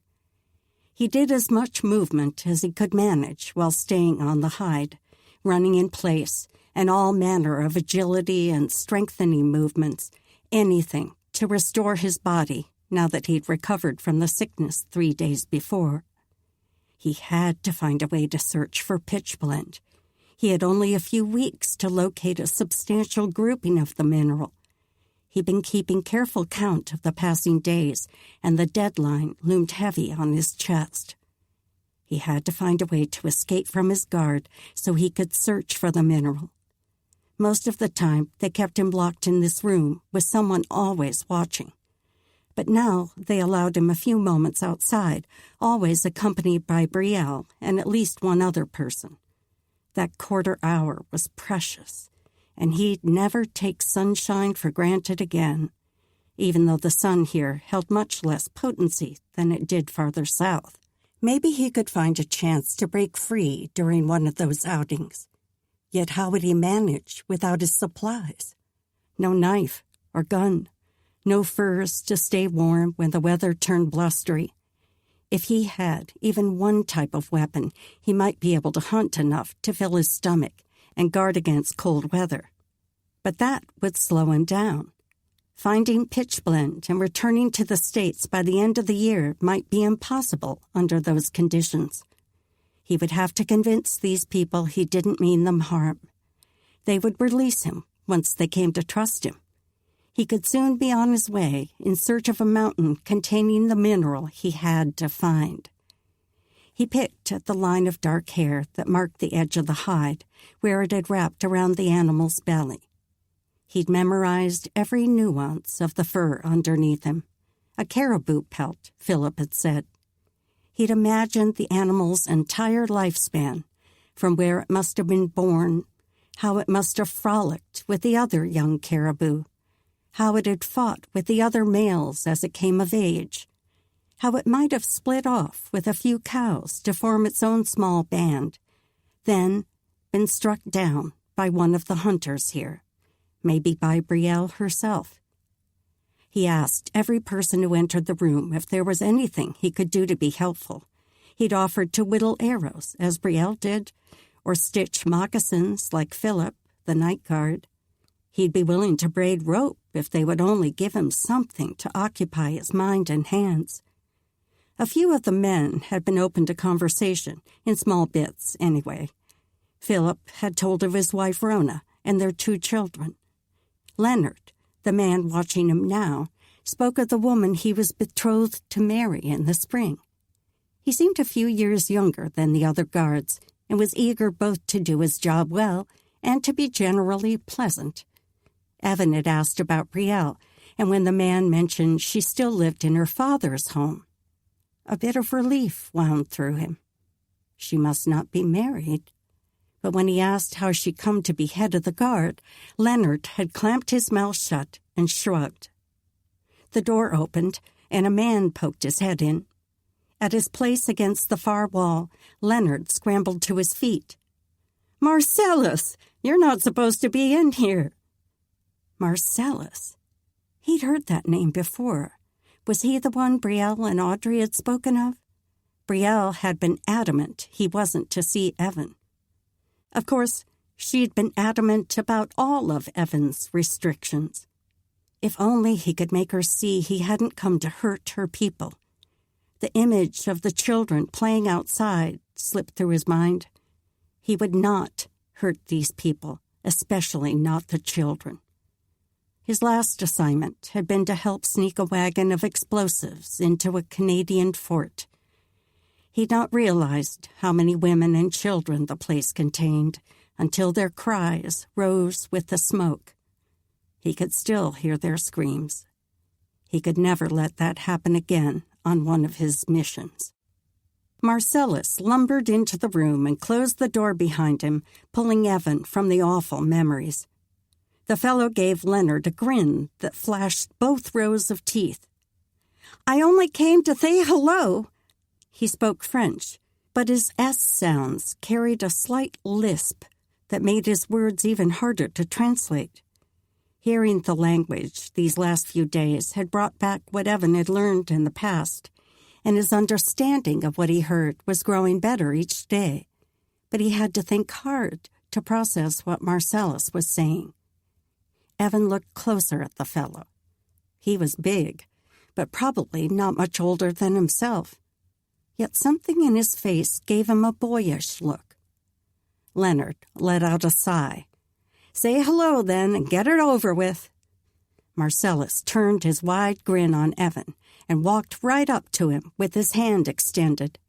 Evan reached out to clasp it in greeting, but the man moved past his outstretched palm and clapped Evan on the shoulder. "I'm Marcellus. I'm really happy to meet you. Your name is Evan?" The man's jubilance was hard not to appreciate, and Evan reached up to pat Marcellus's shoulder in the same way. "It's a pleasure to meet you. I'm happy you came to say hello. It gets a little quiet here." He sent a sideways grin to Leonard. Though he'd shared a little, he seemed just as pleased to maintain silence. Marcellus leaned in as he spoke.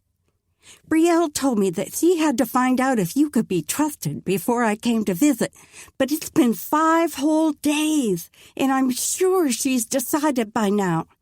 I can see right off you can be trusted, so if she doesn't know it, I'll tell her.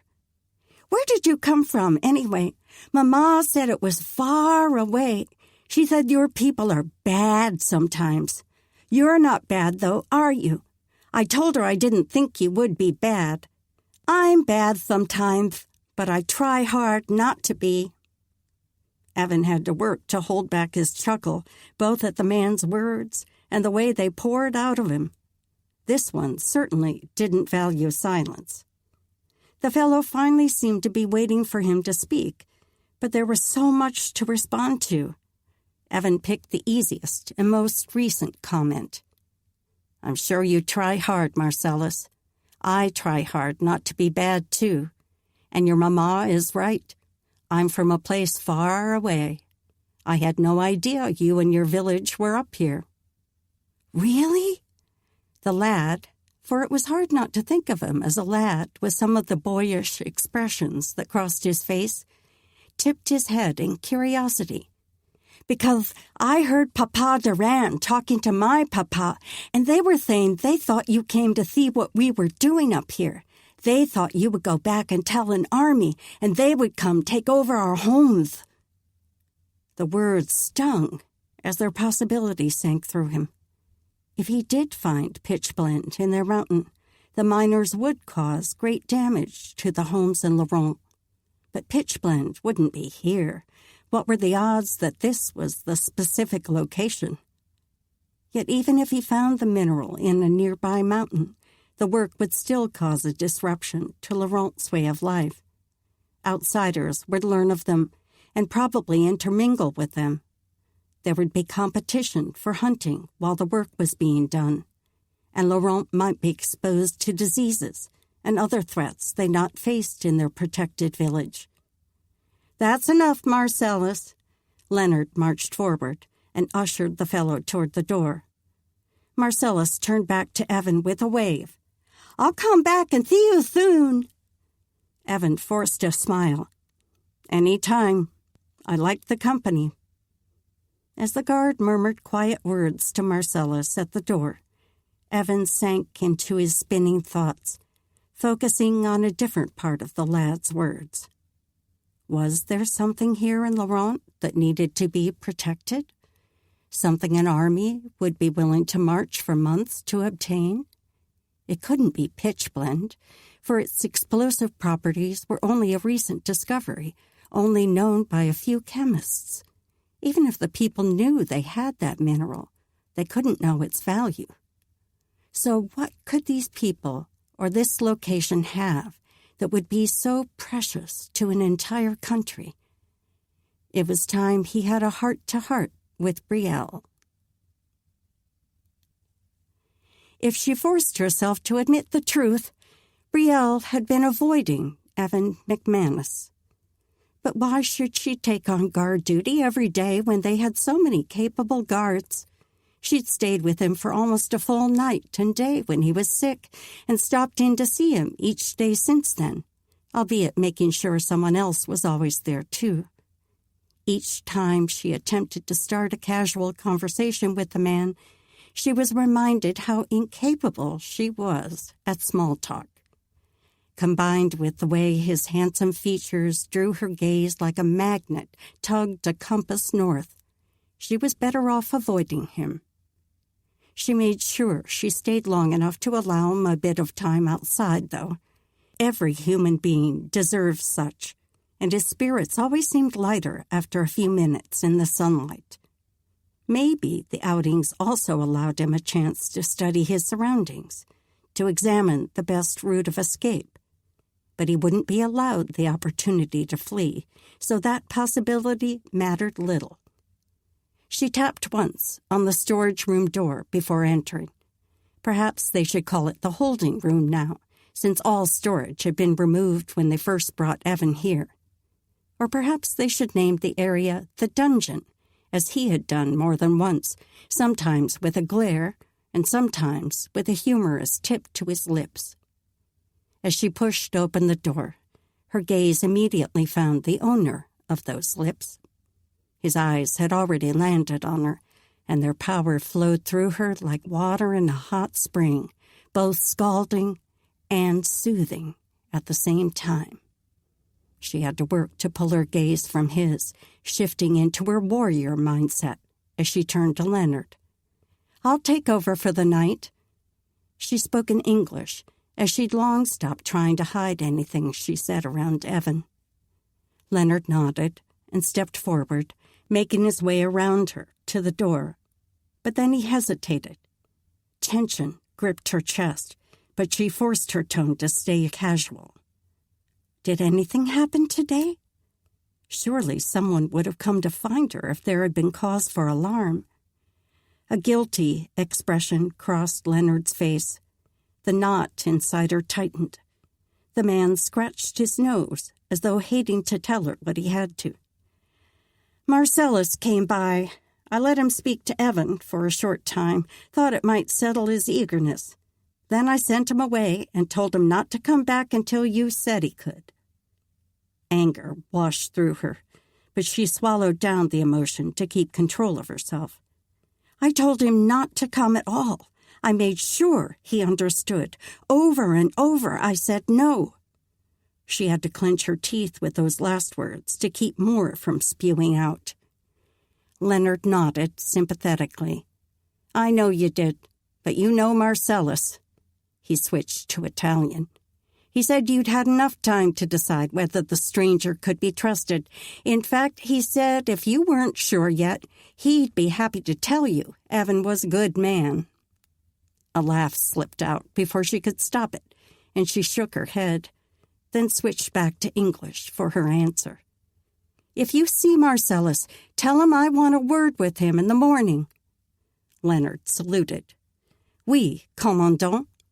Then he headed out the door with a jaunt in his step. Her mind churned with the impact of Marcellus's visit as she took her place against the wall. Perhaps Marcellus, with all his innocence, might have pulled information from the man she hadn't. She should have asked Leonard what they'd spoken of. Had Marcellus said anything that could endanger the village?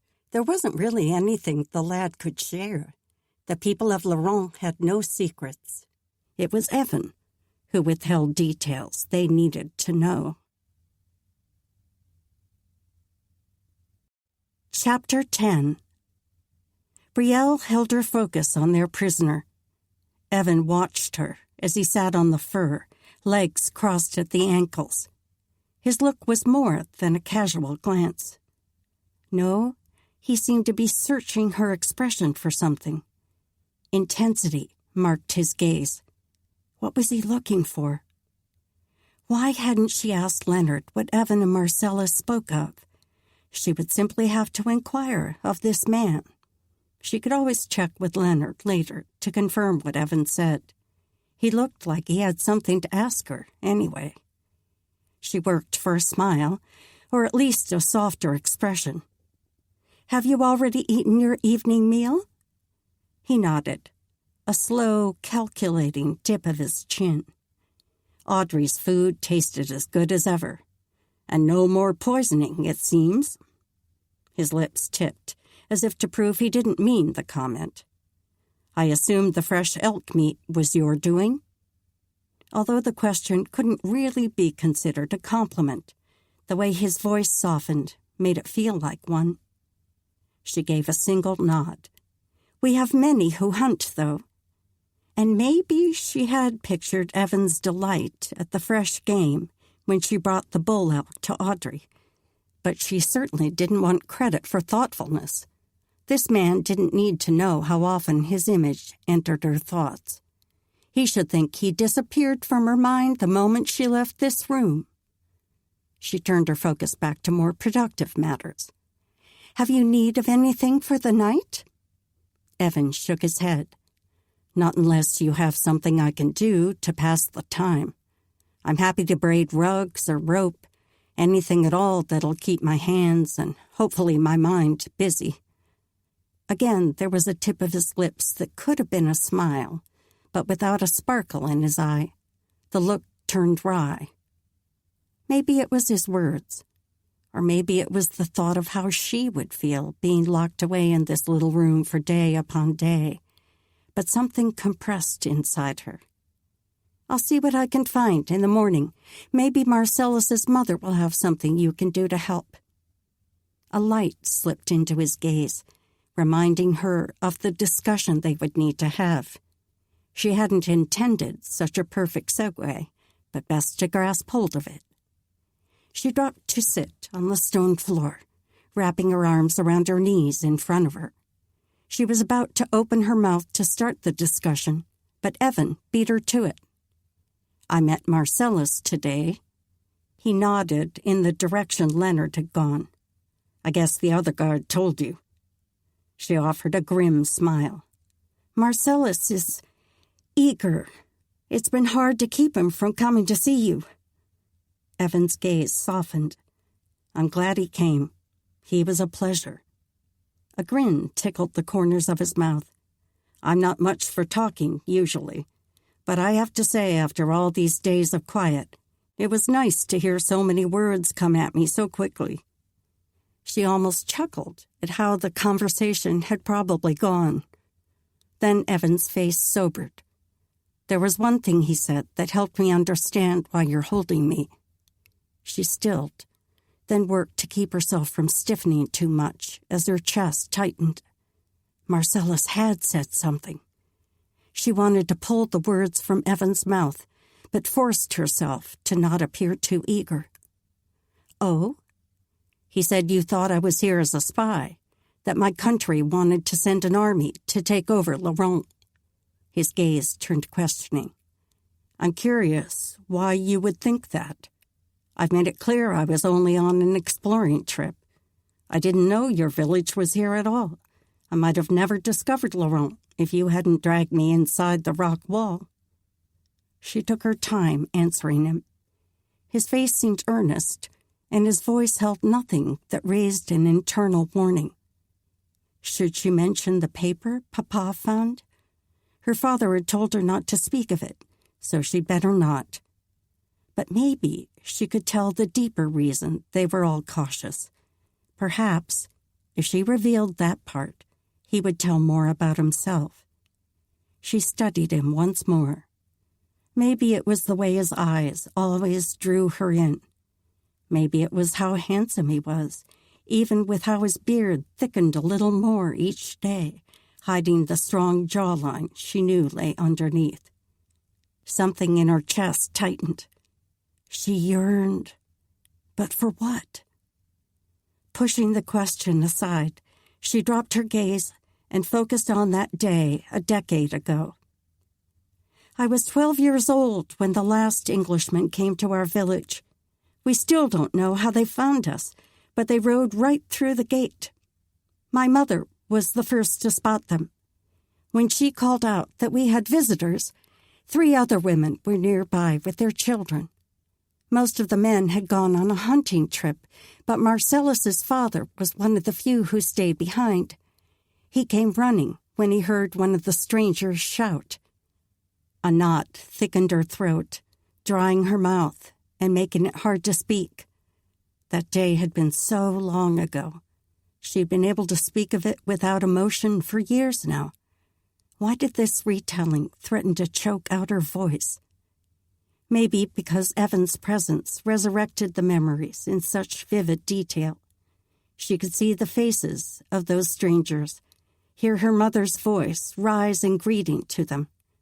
She blinked to clear the image. Only the basic elements of the story were sufficient to share right now, not details.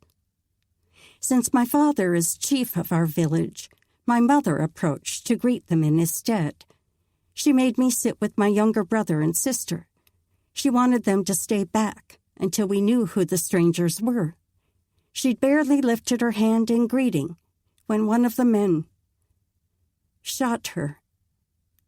Her voice trembled on that life-changing word.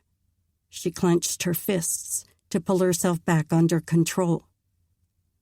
Louis, Marcellus's father, arrived and had the foresight to bring his sword just as my mother fell to her knees. Others came with weapons, and by the time the fighting ended, 6 of our people had fallen, and 2 more were badly injured. She was shaking now, and every part of her stretched tight as she worked to still herself. All 10 of their men died. None of them made it out of our walls. But they'd wreaked enough devastation to impact the life of every person in this village. Laurent had learned an important lesson that day. She had learned an important lesson. Her people's safety couldn't be left to chance. And now that she'd earned the right to protect them, she couldn't fail those she loved. With that reminder, her body finally stopped trembling. She raised her gaze to meet Evan's. Now you understand why we don't trust outsiders, especially Englishmen. Evan's face didn't show the worry her words might have inspired, nor apprehension that they would take their fury out on him, nor fear that the last time had made them strengthen themselves so much an attack wouldn't be successful. Nor was there sympathy, as she'd half expected since she'd come to know this man. No, the look in his eyes was hard to read. If she'd had to name it, she would have said his gaze had turned haunted, as though he could see the courtyard as it had stood 12 years before, bloodied bodies strewn about, children and wives and husbands weeping over their lost, women scurrying to tend the wounds of the 2 who yet lived, as though he could see the little girl Brielle had been, crying over her mother, brushing the hair away from Mama's familiar face, away from the lifeless eyes that had regarded her so tenderly, the love they'd always held, no longer shimmering in their glassy depths. She wrenched her mind away from that image. She'd unravel if she stayed there much longer. Evan's throat worked, and she focused on the dip of his Adam's apple, letting it bring her back to the present. I wish I knew what to say.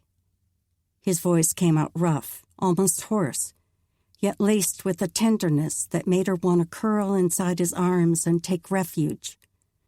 Her gaze drifted to those arms. What would it be like to be held within their strength? For a tiny moment, she longed to close the distance between them and let herself be protected.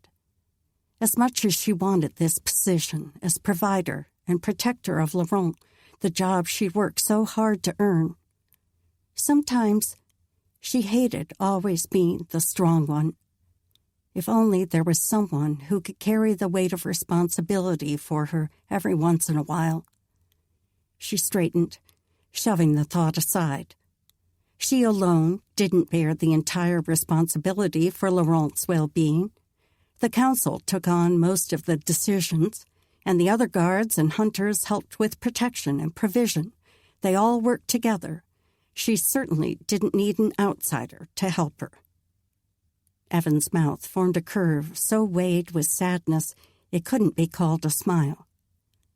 I'm sorry, Brielle. Thank you for trusting me with your story. So often, this man seemed capable of seeing deep inside her, of reading her thoughts in a way no one else could. Maybe it was that ability that made her want to connect with him. It was certainly that ability that made her afraid of connecting with him. She acknowledged his words with a nod. His brow creased, and his gaze shifted in what appeared to be deep thought, and an alarm rose in Brielle. He must be planning his next actions based on the story she told. Maybe she'd been a fool to share so much. She could try to distract him from whatever scheme he was working out, but there was no way she could keep him from thinking all day and all night indefinitely. She couldn't retract the words now, so she'd have to trust that her instincts hadn't led her astray in telling him. He seemed to realize he'd been quiet, for he met her gaze again, and the lines at the corners of his eyes deepened. I guess I do understand better why you're keeping me locked in this hole. Then his mouth formed a wry look. Takes a bit of the punch out of my anger. He'd been remarkably in control of his anger, a fact that hadn't escaped her. She couldn't imagine what some of the other guards who struggled with their tempers would do if forced to stay locked away in the dark, night and day without end. If Evan really was as innocent as he claimed, he was being held somewhat unjustly.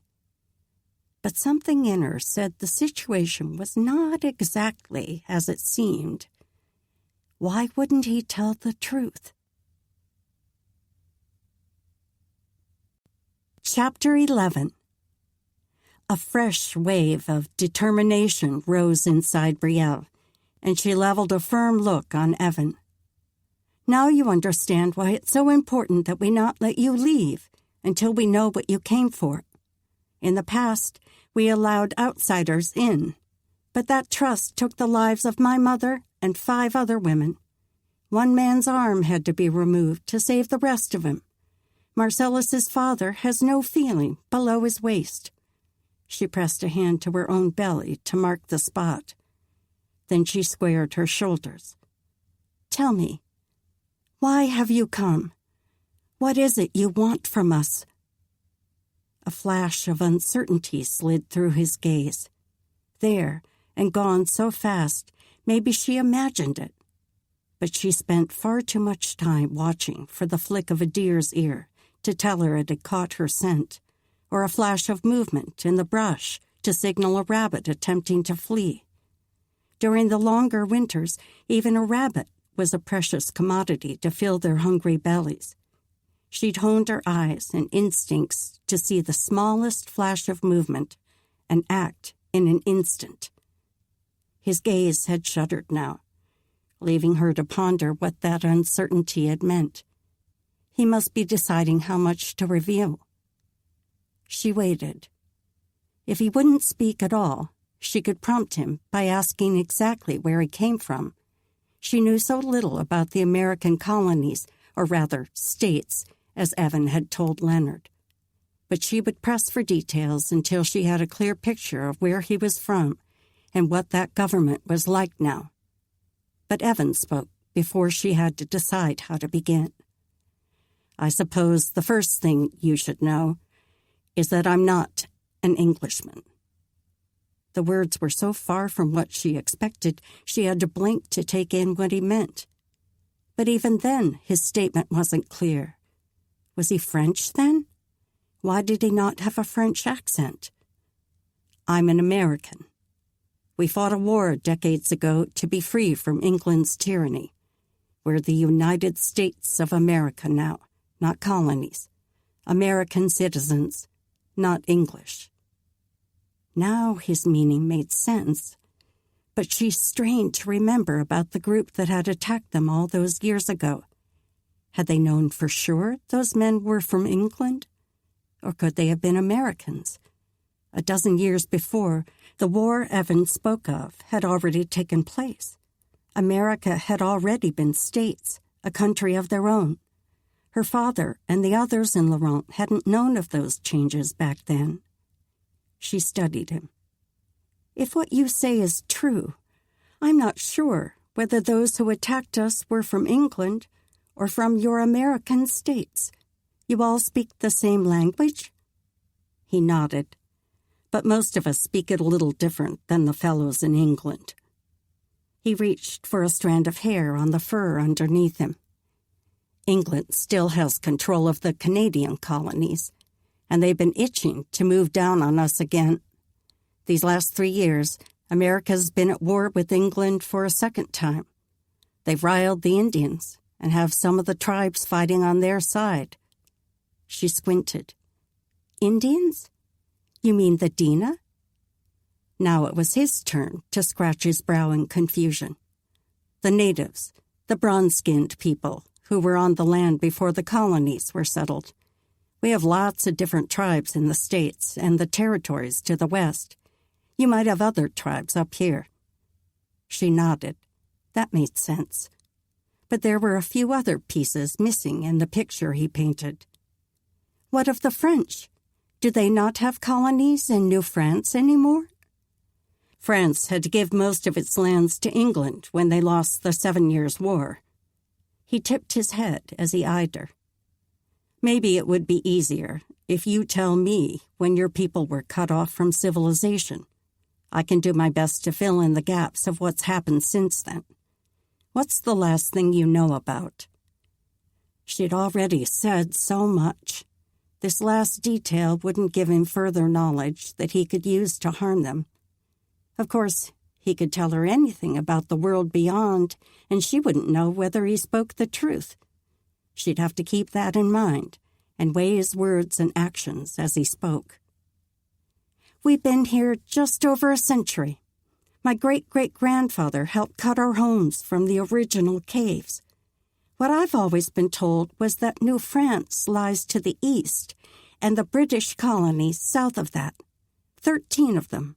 France holds more colonies somewhere below them. He nodded, and his brow wrinkled.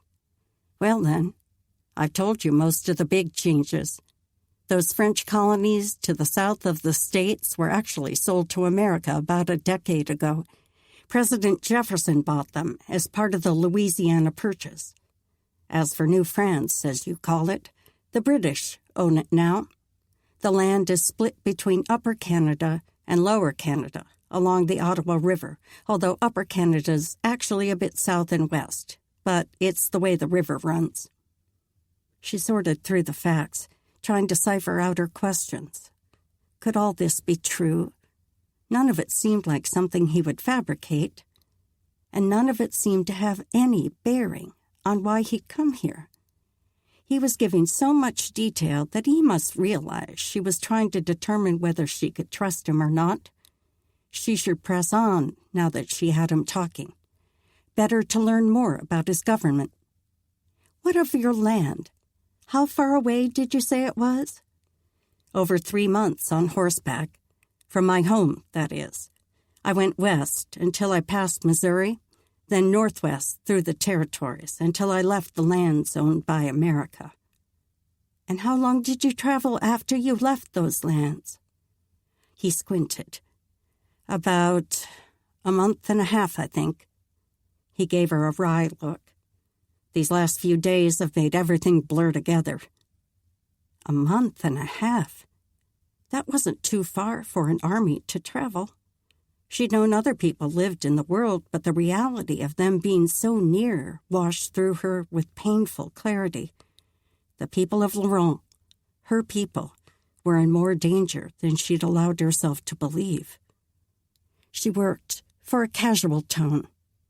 And there are many of your countrymen who live at the edge of your American lands? He raised his brows in surprise. You mean the edge of the territories? Not at all. Mostly Indians and a few trappers, although most of those are French. Most are tied up with skirmish and battles related to the war. His voice grew weary. It's been hard. With the British fighting on one side and the Indians attacking on the other, we've lost so many men. And not just men. His voice caught on those last words. She honed in on his face. Who had he lost, specifically? Dare she ask? The need to know pressed her. You've lost friends? He didn't shy away from her gaze. A depth of pain flashed in his eyes. The war has taken many people I would call acquaintances, a few friends, too, and my wife. Like a punch to the gut, his words slammed into her, knocking the breath from her lungs. He'd been married? How had the war taken her? Surely not in battle. Every part of her ached to ask more, but this time she didn't dare. What he'd revealed already felt like too much, more than she wanted to know. A new awareness hummed through her, and she couldn't see him as she had before. Not as a man who'd possibly come to take over Laurent, to see many of her people killed, and even more devastation brought on those who lived. No, Evan was simply a man, one who'd lost someone very dear to him, as she had. Except he'd lost his wife. Something deep inside her stabbed with a blade that tasted faintly of jealousy. A woman had known this man well enough to share his life and his bed, maybe even his heart. She knew well enough every marriage wasn't a love match. In a small village, such as Laurent, when male and female came of age, unions had to form for the simple matter of procreation. Of course, there were many other reasons, but the village would die away if no one married. Evan's face gave no indication of whether he and his wife had been blissfully happy before her passing, or only carrying on the duties of each day. Children. Did he have a son or daughter waiting for him back in America? A whole host of new worries turned inside her. If Evan didn't return to them, would a precious child become both fatherless and motherless?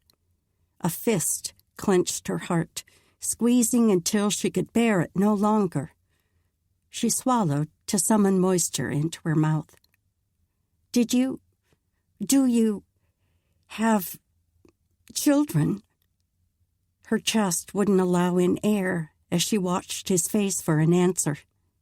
He shook his head, a new flash of pain clouding his eyes. Sophia wanted them, but we didn't have any. A wash of thoughts and emotions swirled inside her. Sophia. What an elegant name. French, too, just like the people of Laurent. Her mind churned with questions, but only one burned to be answered. How long ago did she... What word would be appropriate to mark the passing of a loved one? She struggled with the same question about her mother. Passing seemed so flimsy, as though the awful day that Brielle's heart had been forever shredded was only a flimsy blade of grass that could blow off in the wind. Not the marking of the day a young woman was a girl no longer. Not marking the day she became mistress of the home, mother to 2 hurting children, one who would never hold a memory of the woman who bore them. Evan's answer pierced through her thoughts. 2 years ago, while I was... His voice broke. Then he looked to be forcing out the rest of his words. Gone. A fever took her life. She'd been helping in one of the soldiers' hospitals when she took ill. Some might not blame the war for her death, but the war was also what kept me from being with her at the end. A hard grunt slipped out that might have been a chuckle. It was another 5 months before I came home and learned she was gone. She could understand the tinge of bitterness that laced his tone. You were a soldier? Maybe she shouldn't have pressed with that question, but now she wanted to know more about this man. He drew her like no man ever had before. He dipped his chin. I worked for the Army. You don't work for the Army any longer? A slight hesitation, just barely a pause, but enough to make her carefully consider his next words. After Sophia was gone, I had nothing left to hold me to Maryland. I dove into my work with everything I had, trying to lose myself and becoming the best. I worked hard. The cords in his throat flexed. I did everything asked of me, but things didn't always turn out well. His voice took on a raw edge, like the memories were almost too much. I couldn't do it anymore. I couldn't handle the horrors of war. He inhaled a breath, and his voice leveled out. So I began exploring. First, I went west and found I liked the freedom. On my second trip, I came northwest. He held out a palm. And here I am. Brielle nodded, but her mind was turning with so many thoughts she needed time to sort through everything. She laid her head back against the stone wall behind her. You must be tired. I'll not bother you with any more questions. Maybe Evan's thoughts were as cluttered as her own, for he stretched out on his side. But it was a long time before his eyes closed, and even longer before his breathing settled into the steady rhythm of sleep. Good thing she would be staying awake as his guard, for the longer she dwelt on their conversation, the more questions she had. But they weren't questions about his whereabouts and intentions here in Laurent. Her mind struggled to fill the gaps in the picture that was his life before he came. Now that she knew a little about him as a person, her heart craved to know so much more. What of his parents? Were they still alive? Had they been loving? Where had he grown up? Village or farm? When had he married? And that question that burned every time it raised its nagging head. Had he loved his wife? Did he love her still? Chapter 12. Evan sat by Audrey's outside cook fire, relishing the warmth of the mild sun caressing his face. He would never again take sunlight for granted, not as long as he lived. So then, have you any brothers or sisters? Audrey's voice held its usual chipper note, and she offered him a smile as she kneaded some kind of dough in her wooden mixing bowl. Everything these people used seemed to be wooden, at least for eating and drinking. Their ancestors must not have brought pewter or tin dishware with them, or else those metals had worn out long ago. I had a brother, but he died back in Scotland. My parents died there, too. He could feel Brielle's awareness on him, but he didn't look at her. When she turned that penetrating gaze on him, she made him want to let her see him, the real him. He told her far too much the night before, and he didn't plan to continue making himself so vulnerable. At least their conversation had seemed to earn a little more of her trust, enough that she'd allowed him to stay outside for a good hour so far. The three of them sat around Audrey's cook fire while she worked her magic with food. He labored to keep his attention on Audrey, the gentle sympathy in her eyes a balm for any man. I'm so sorry. I didn't realize you were from Scotland. I guess I assumed you were born in America. She slid a glance at Brielle. We've learned of Scotland, of course, but I confess I don't know much about the place. The lessons never stuck as well with me as they did Brielle. So the children of Laurent were taught geography, and 3 languages besides. They certainly weren't wasting their minds in this little mountain haven. Audrey focused on him again. You were born in Scotland, then? What was it like there? I don't suppose any of us will ever see it, so tell us all you can. Her voice held an eagerness hard to miss. Did she wish she could leave this place and explore the world? He nodded. Born in Scotland, but I came to America when I was 10 and 6. Before he could describe the land, she tipped her head at him. Do they speak English in Scotland? And Gaelic. The English has a distinct accent, though. He adjusted his mouth so he could slip into the brogue he hadn't used in years. Dinna ken. The words come out sounding a bit lazy, like this. Audrey paused in her work to raise her brows at him, and even Brielle sat straighter, no longer concealing her interest. Say something else. Audrey's eagerness had the innocence of a child, making the request impossible to decline. For years, he'd worked hard to lose the brogue, but it was easy enough to slip back into it. I dinna think it would hurt nothin'. He laid the accent thick in the words and was rewarded with a beaming grin. You should speak that way always. It's much more interesting than plain English. Audrey turned to Brielle. We should have the children learn a Scottish accent, too. It would be a good stretch for their minds, and they'd have such fun with it. Brielle raised her brows and pressed her lips in a look that showed interest without committing. I'm sure they would. Perhaps Gerald could learn it first, then teach the little ones. He's good at languages, and you could help them. Audrey's expression shifted, her chin ducking as red splotched her cheeks. Perhaps. One of Evan's guards had been named Gerald, the man who always slipped in a snide remark or two about his dislike toward Evan. Most of the guards were fairly quiet and respectful, but Gerald didn't disguise his anger. Evan had spent more time on his back with his eyes closed those days, and it hadn't been from pain in his gut. But the man seemed important to Audrey, if her flustered silence meant something. Anyone who could capture the attention of this kind-hearted woman deserved a second chance, at least so Evan could make sure the man was good enough for Audrey. She reminded him just a little of his mother, always doing for others and taking pleasure in the happiness she brought. Mum hadn't deserved the pain her final years had laid on her, but perhaps he could spare Audrey from an equally difficult fate. He readjusted his tongue position to settle back into the American accent that finally felt familiar. When Gerald is guarding me again, I'll offer to teach him some. He directed the next part to Brielle. If that's acceptable. She nodded. He's scheduled for tomorrow. I'll let him know.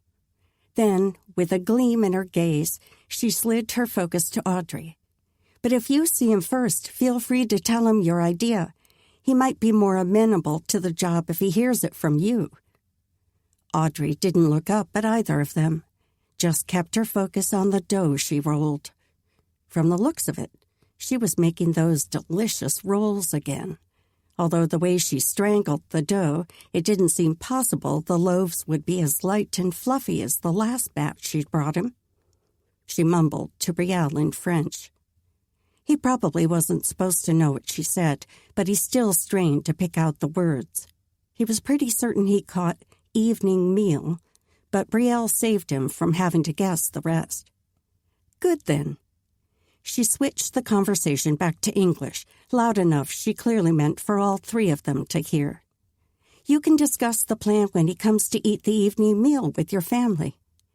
Her cheeks tugged in a smile that would captivate even a grizzly bear. There was no way he could resist his own grin, no matter whether he approved of this particular match or not. The look on his face was probably half besotted, for being in Brielle's presence made him feel exactly that. Her striking beauty was one thing. A man could eventually steel himself against her appearance. Maybe. But combined with her impressive abilities and the depth of her loyalty and caring for those in her inner circle, he'd never met a woman so remarkable. He should probably do better at keeping his emotions distant. He had a job to do, after all. It was high time he focus on finding pitchblende, as his mission required. Philip's steady snores filled the small room, echoing off the stone walls. Evan laid on his back, hands resting atop his stomach in an all-too-familiar position. At least Brielle had begun to loosen his restrictions. Not only had he spent well over an hour in the courtyard with her and Audrey the day before, now his night guard actually slept. He could easily imagine that the sleeping was accidental. Philip was usually so vigilant, bringing books and carving projects to keep himself awake while Evan slept. Last night had started out the same, but when Evan awoke partway through, the snoring had been bad enough to reverberate through his shoulders. That awful sound was probably what woke him again tonight, for he had not slept well since. Maybe this was God's way of getting him back on track with his mission. He'd not found any pitchblende laced through the rock walls in this room, but he should make certain the mineral didn't exist anywhere else in Laurent before he left. A knot tightened in his chest. Maybe he should forget about looking inside this peaceful haven. If he found the mineral the American government needed so badly to win the war, they would bring soldiers and excavators who would upend this quiet village as much as these peaceful people feared his presence would. Not that the soldiers would come to kill, but they would certainly change the heart of the place, at least for a time. But he had to do his diligence. He'd sworn an oath before setting out on this mission. Pitchblende was the only mineral still needed to finalize the blasting powder able to create an explosion significant enough to end this war. He couldn't dwell on the fact that the explosion would take countless lives. It was not much different than on a battlefield, although he'd never been directly responsible for the ravages of what happened on the front line. Only for the annihilation of a fort full of women and children. He clenched his fists as their desperate cries rose up to cut off his breathing. That nightmare was in the past. He couldn't go back and change things, and it was why he'd requested this mission. Searching for a mineral in the icy north should hurt no one. But he'd never expected to find a village like this. The snoring broke off in a snort, and Philip licked his lips as he raised a hand to wipe the sleep from his eyes. He pushed himself up to a sitting position and eyed Evan with a sleep-clouded gaze. A spike of hair rose up on his head, which meant he probably had a flat spot at the back. The man cleared his throat.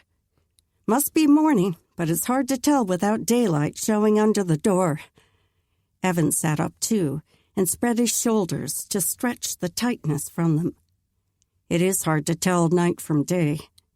If he hadn't been keeping such careful count, he would have completely lost track of what day it was. He pressed a hand to his middle. "My belly is the only thing that keeps the mornings and evenings straight." Philip nodded and flashed a grin. "Audrey's meals are what make night duty worth the effort." Evan nodded his agreement. "Not sure I've had such good cooking in years. I don't know how she does it without a cook stove." The man might not know what that was, so he added, "That's a kind of big fireplace we have back home, with a cooking surface built on top to hold pots and such. It helps cook things more evenly." Philip raised his bushy brows, and curiosity brightened his eyes. "I've wondered what inventions the rest of the world has been coming up with. This cook stove sounds like something we should build for Audrey. You'll have to sketch it out for us." Now there was a good idea, a way he could actually help these people, especially the one who'd done an awful lot of good for him between her nursing skills and her food 3 times a day. Evan nodded toward the cloak still wadded on the ground, where Philip had laid his head. "Was your bed too hard? If I'd known you planned to sleep, I could have shared my fur." He offered a friendly grin. The fur was barely large enough for him, so if the man wanted one, he should bring his own. But maybe the offer would be kindly received. Philip reached up to rub his neck, tilting his head sideways with a grimace. "I'll bring something softer tonight. Didn't expect to sleep, but Brielle stopped me on my way in here the other night and said I could." He straightened and sent Evan another grin. "Guess she's starting to trust you a little more." Then the man's expression grew into a look so stern it almost made Evan chuckle. "But I'm a light sleeper, so don't think you can sneak out." As his face relaxed, a bit of a twinkle slipped back into his eye. Philip was a good man. Maybe they could become friends by the end of this debacle. In truth, most of these people seemed like the kind he'd enjoy living among, working alongside, sharing meals together. Most of them. Gerald hadn't passed muster yet, but maybe today would change that opinion. Evan stood to perform his morning ritual and had just returned to his mat when Audrey's steps sounded in the hall. He'd know that soft scuffle anywhere. It was not as hushed as Brielle's stealthy tread, which was the most silent of anyone's. Brielle's lighter stature probably helped her walk quietly, along with the way she'd honed the ability to move without sound. Audrey entered, and a delicious aroma followed her a breath later. He soaked in the spicy scent of some kind of sausage and couldn't help a teasing grin. "Do I get your pastries with my meal this morning? Or did Gerald eat them all last night?" She ducked as a blush flooded her face, but he suspected it was more from his words than the wink he included with them. "I brought Breton galette again. I hope you're not growing weary of it."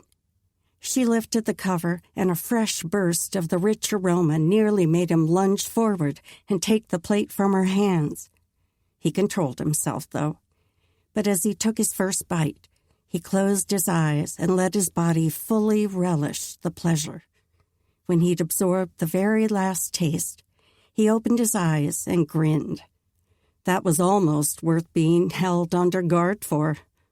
Her face bloomed again as she turned to hand Philip his own plate. "I brought fresh torches, too."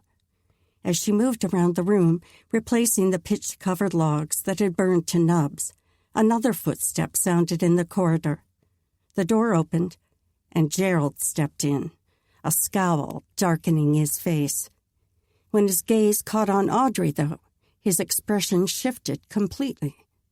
Still, something in it didn't sit right with Evan. The look wasn't the way a gentleman appreciated the lady. There was something lustful in the gaze. Every one of Evan's protective instincts rose up within him. Audrey needed to leave this room. She shouldn't be subjected to attentions like that from any man, and she certainly shouldn't be alone with the cad. But she turned, and the epitome of kindness that she was, gave the man a brilliant smile. "Gerald, have you eaten yet? I brought extras for you and Evan to snack on through the morning. You can eat it now, and I'll bring more." His grin deepened a little, too self-confident by far. "That would please me a great deal." Audrey dipped her chin as shyness captured her features. Apparently, she was entirely charmed. Evan would have expected her to see through the man, but maybe she simply saw the good in everyone. In less than a minute, Audrey and Philip had gone, with Audrey promising to return post-haste with more food. Gerald marched around the room, examining each corner as though Evan might have hidden a weapon there. Every step grated more tightly on his nerves. At last, the man settled himself against the wall, resting his plate in his lap. He gripped a meat pastry between grubby fingers and raised it to his nose. He closed his eyes as he inhaled. When he opened them again, he narrowed his eyes at Evan. "That wench does know how to please a man's belly. I suspect she can please other parts, too. I plan to find that out soon." Anger pulsed through Evan, and he gripped his plate tight so he didn't lunge for the man. Was Gerald trying to bait him? He couldn't sit here and not defend Audrey. He worked to keep his voice level. "She's not a wench. She's a woman worthy of respect, And if she's as smart as I think she is, she won't let you near her." The man's face morphed back into a scowl. "You act so high-minded, but you're only an English cad. I'll bet you've even imagined yourself with her, too. Well, you won't get her, but I plan to." That was the last straw. Evan lunged to his feet and closed the 2 strides between them. A swift blow in the man's cocky jaw would silence him easily enough. The crack of his fist against bone sent a satisfying shock up his arm. Chapter 13. Gerald cried out as his head knocked sideways, but he recovered quicker than Evan would have thought. With a roar, he lunged to his feet, propelling himself toward Evan with a wild look in his eyes. Evan was ready for the man, stepping to the side as he gripped Gerald's shoulders and twisted him to land on his back. A quick foot in the blackguard's midsection made him curl around himself. "You touch her, or even speak of her again without respect, and you'll meet with a great deal more than a fist and a boot." He sucked in air to cool the rage still sluicing through him. Nothing angered him more than a woman or child injured, whether in body or in reputation, especially when they couldn't fight back. A scream sounded from the doorway, jerking his attention upward. Audrey stood with the tray in her hands, jaw dropped, and eyes as round as the sausage she served. Realization sank over him with awful clarity. He raised his hands to show he had no weapon.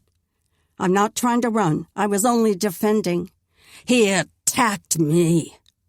Gerald still lay on the floor, but seemed to be trying to uncurl himself. Blood dripped from his mouth, and his words were slurred. Evan had aimed his fist to land cleanly on the jaw, so it may be broken, but the heel in the man's gut hadn't been hard enough to do more than slow him down, and give him something to help remember the lesson. Footsteps pounded from the corridor, and Evan's chest tightened enough that he had to work to draw breath. The beating had been foolish. Would they keep him tied again? Stop allowing him time outside? Just when he'd been earning their trust. Yet he couldn't regret defending Audrey's honor.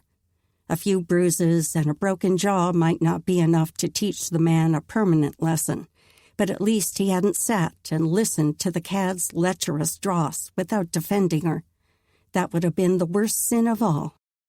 Audrey glanced behind herself and stepped to the side, just as Brielle leapt into the room, hunting knife raised. She halted abruptly and scanned the room to take in the scene. Gerald had managed to sit up and was cradling his jaw with one hand. He used the other to point at Evan. "He attacked me." Again, the words were so muddled they were barely understandable. The jaw must be either broken or knocked well out of place. With another jolt of realization, he realized Audrey might be the one to attend the fiend's injury. That was the last thing she should be forced to endure. This man should be the one held under guard. "What goes on here?" Brielle directed the words to Evan, her knife still poised to slice into him, her eyes as hard as a warrior's. He met her stare, keeping his hands away from his body, palms forward. He said unsuitable things about Audrey, things no gentleman would voice, much less actually consider doing. I couldn't sit by without acting. He wouldn't tell her the details unless he absolutely had to. Brielle shouldn't be forced to hear such talk. If she pushed for more, though, he would at least make sure he told her in private, without Audrey listening. Brielle shifted her gaze between him and Gerald, then turned to Audrey. "Find the chief and Eric. Have them come here, post-haste." Audrey's face had grown pale, but she nodded and set her tray on the floor just inside the door, then turned and fled the room.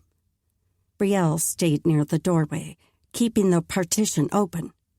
She lowered her knife, although she kept it out and ready. Gerald lumbered to his feet with a groan. He still pressed one hand against his jaw, smearing blood across his chin. He glanced at Brielle and spoke something, but with his muffled words it was impossible to make them out. It sounded like he might be speaking French, too. She shook her head and switched to English. "Stay. When the others come, we'll hear all." He scowled, but then shuffled backward until he could lean against the rock wall, managing to tread on Evan's pallet in the process. Tense silence settled in the room, broken only by Gerald's heavy breathing.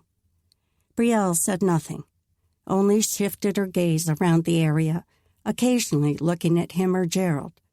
She clearly didn't intend to conduct any more business until the others arrived. At long last, the sound of shuffling echoed from the corridor. Brielle heard it when he did, and she cocked her head to peer through the door. The two men who stepped into the room were new to him. A glance at Gerald showed a glare on the man's face. He still supported his jaw with one hand and kept the other fisted at his side. Brielle spoke to them in quiet, rapid-fire French. When she finished, the newcomers turned to Gerald first. The one who seemed to be the eldest stepped near the man. His French was measured enough that Evan could pick out most of what he said. "Why is it you spoke ill about one of our own?" Gerald's expression sobered into a look of respect. "I said nothing wrong." His face turned into a grimace of pain. "The outsider doesn't understand our language. How could he know what I said?" A new surge of anger coursed through Evan. Now the man would lie? He'd spoken the lecherous words in perfect English. He clenched his jaw against a rebuttal. If they didn't give him a chance to speak, he'd ask for a moment to set the record straight. But then the older man turned to him. His eyes studied Evan, and for a second, Evan wondered what they saw. He must look as overgrown as a French trapper by now. He'd been shaving once a week on the trail, for he'd always hated the itch of a beard. But he hadn't supposed they'd allow him use of his razor here. Maybe with Brielle relaxing his guard, he might be admitted that opportunity now. Or rather, he might have been, before he'd attacked one of their guards. He pushed that thought aside and focused on the man stepping toward him. The fellow approached and stood right in front of Evan. He didn't maintain the distance the guards did, always leaving enough room so Evan couldn't easily send a blow or kick their way. But this man's near approach bespoke something of trust, or at least respect. The man's gaze held only grave curiosity, and there was something familiar about his features, though Evan couldn't place where he might have seen him. "And what of you, sir? Did you understand the words Gerald said?" Evan nodded. "I did. He spoke clear English." The older man's throat worked, his jaw hardening. "And what did he say?" Evan glanced at Brielle. If he asked her to leave, she would protest and insist on staying, he had no doubt. She wasn't the kind of woman to be pushed aside. But maybe this elder would have enough authority to insist. He looked back at the man. "It's not something suitable to repeat, sir, especially not in mixed company." The man turned to Brielle and apparently only needed to send a single look to elicit obedience. Her face darkened into a scowl, which she sent at every man in the room, but she backed into the hall and closed the door behind her. The man looked back at Evan, and a sadness seemed to settle over him like a cloak. His voice was lower than before when he spoke. "She is listening on the other side of the door, so you might keep your words quiet." If the situation hadn't been so dire, Evan might have smiled. This man clearly held sway over his people, and he also knew Brielle well. Evan had a feeling he'd like this fellow, if given the chance to know him. But as he recalled Gerald's words to repeat them, his smile turned sour. He didn't glance at Gerald, as he told the event from start to finish. Then he clamped his mouth shut and awaited their verdict. The man's gaze held nothing except that same sorrow as he turned back to Gerald. "My son, you have saddened me once again." He started toward the door and waved for Gerald. "Come." The second man, who'd stayed silent through it all, fell into step behind Gerald. When they opened the door, Brielle stood in the hallway near enough to hear, just as the older man said she would. Evan couldn't understand the murmured words she exchanged with the men. Then the trio exited the room and Brielle stepped inside. Her face was impossible to read. Maybe a bit wary, but emotions that he couldn't decipher clouded her expression. She would expect him to sit on his fur, as all the guards did. He started toward the pallet so she wouldn't have to command him. "You're hurt?" He paused to look at her, then shook his head as he raised a hand. "Just some scraped knuckles." There was a time he might have smiled about that, but inflicting pain held nothing good any longer. The only benefit came in helping Audrey. Her gaze sharpened on him. "Thank you for standing up to Gerald. My father said he deserved all you gave him and more." The older man was her father. No wonder he'd seemed familiar. Now that Evan thought about it, they had the same pointed chin and dark brown gaze. No surprise he liked the father as much as he did the daughter. Well, almost as much. He nodded in answer to her thanks. "I couldn't sit by while he said the things he did." He sharpened his gaze on her. "He's different than the other guards." Had she realized the man's nature? It didn't seem she had, the way she teased Audrey. A sadness slipped over her features, similar to the expression on her father's face.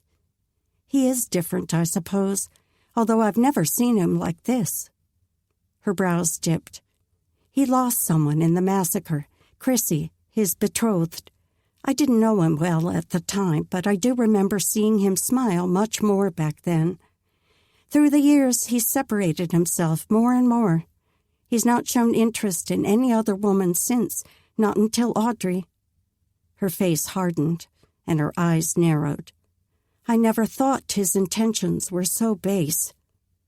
Something inside him yearned to reach out to her, to soothe away the anger that seemed little more than a cover for deeper emotion. Concern for her friend? Worry?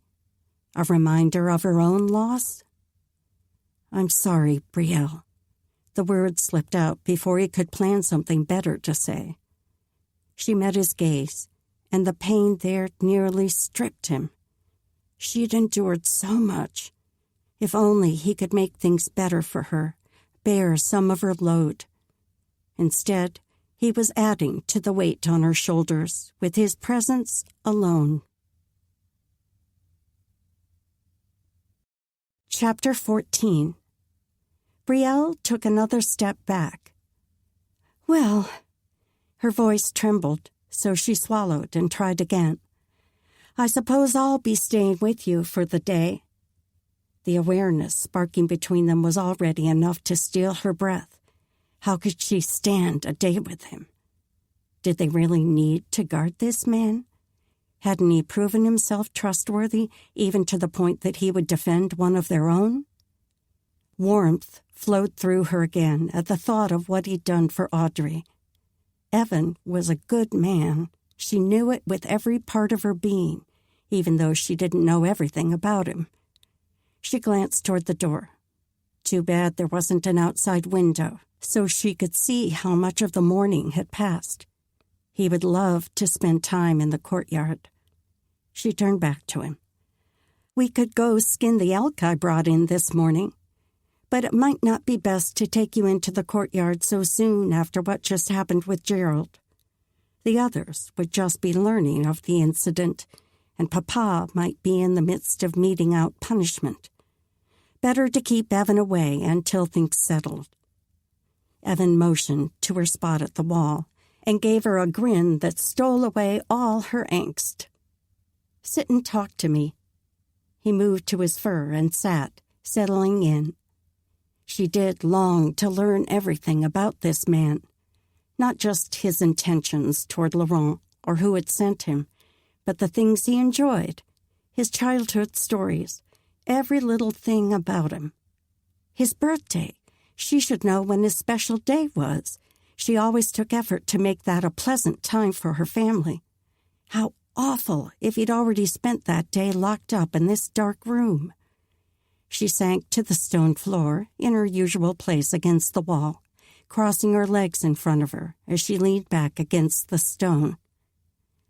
"Tell me something I don't know about you." His voice soothed like honey coating a sore throat, and his gaze said he really cared about what she would say. "I have a younger sister and brother. Have I told you that?" That's right. She had mentioned it when she told him of the coming of the Englishman. She wasn't very good at this game. He nodded. "But I haven't met them. How old are they?" "Charlotte is 10 and 6, and André 10 and 2.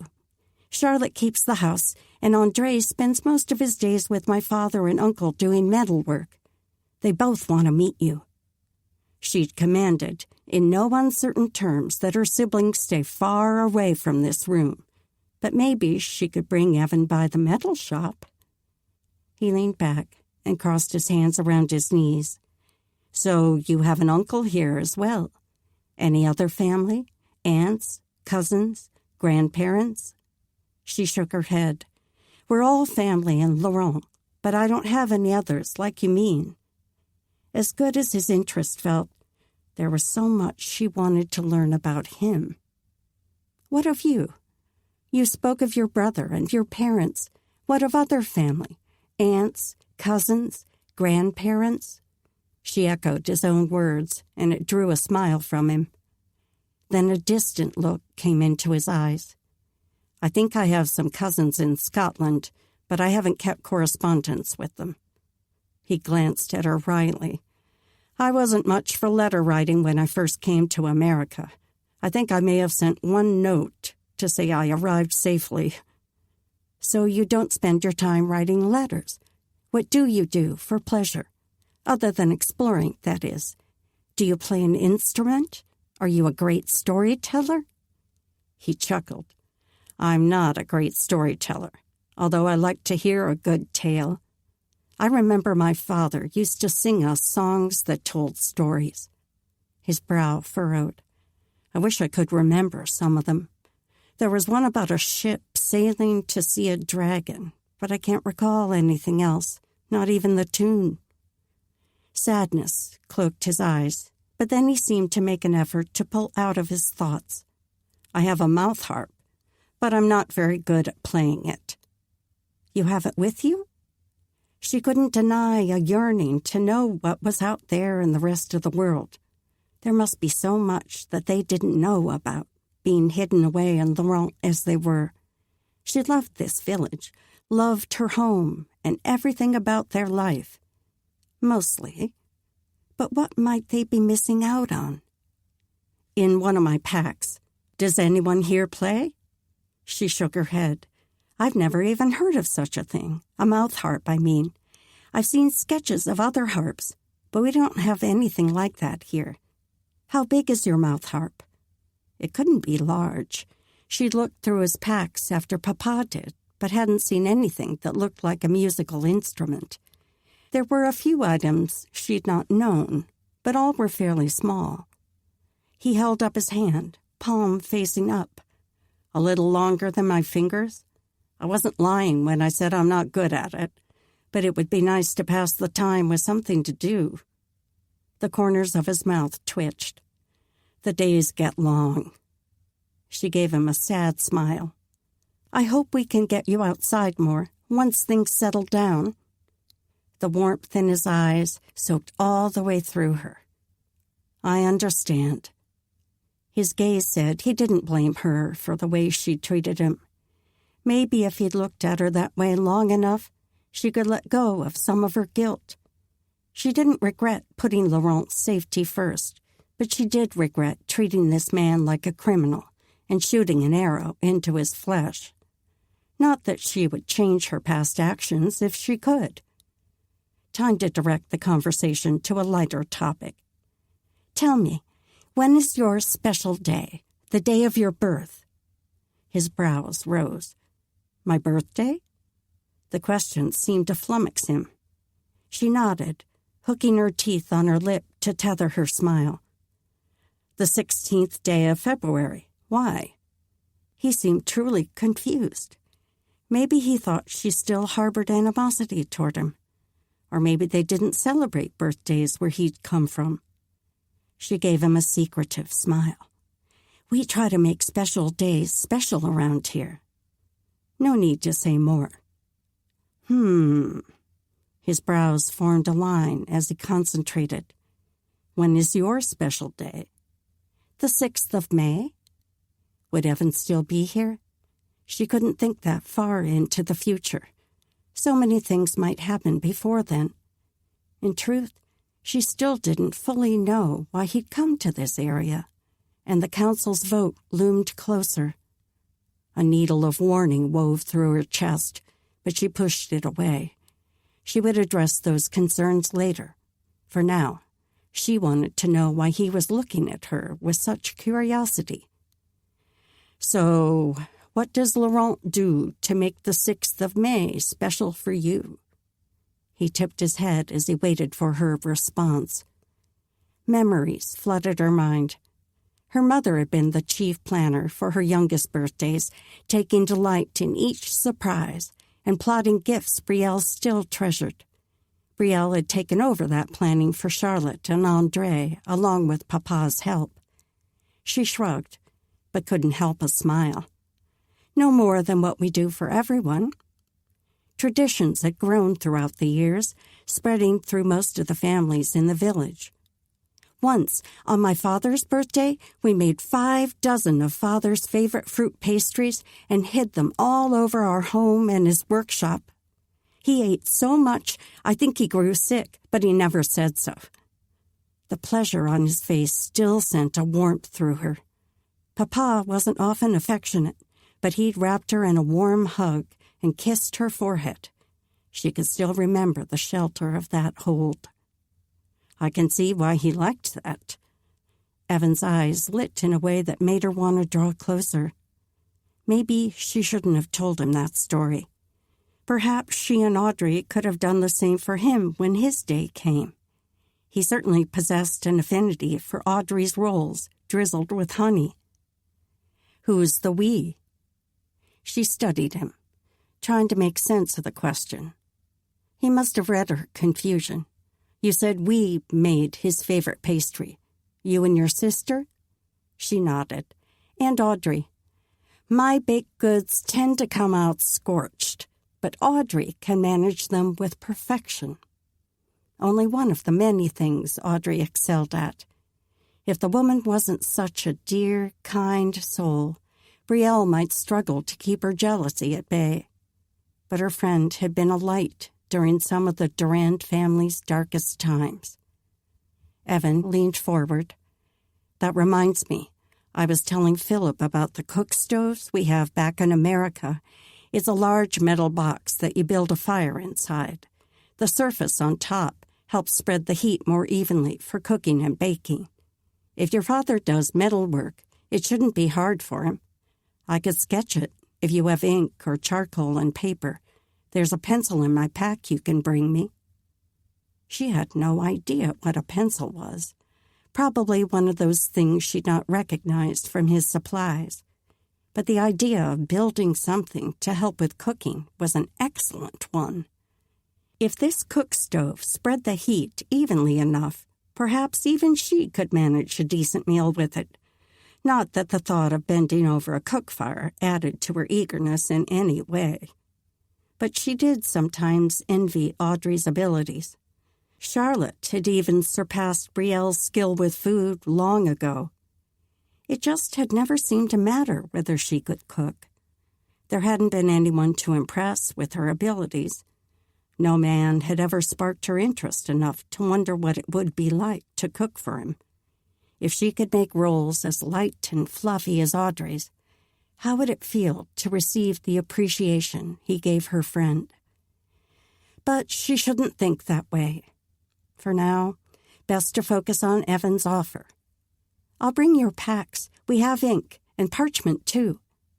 The paper was hard to come by, so she almost never used it. Maybe she should find a flat rock for him to sketch on, as long as they could carry the stone to the place where they would build this creation, which should probably be placed in Audrey's apartment. A pain pressed her chest. This would be a special gift for Audrey. It seemed like many of Evan's gifts were directed toward her friend. Yet how could she be jealous? Audrey deserved this, and Evan was kind to offer his knowledge. After all, if she had heard what Gerald said of her, she would be hurt. A footstep sounded in the hallway. That was Audrey's tread, and the soft knock confirmed it. The bar clanged as Audrey lifted it. Then her face appeared in the open doorway. Brielle pushed to her feet and stepped toward her friend, watching for signs of embarrassment or pain from the things Gerald had said. Audrey's smile held a tinge of sadness as she stepped into the room, but her voice possessed its normal cheeriness. I came to see if you need anything. Her gaze swung between her and Evan, then returned to Brielle. I know you weren't exactly planning to be here today. Maybe this could be her chance to get Evan's packs.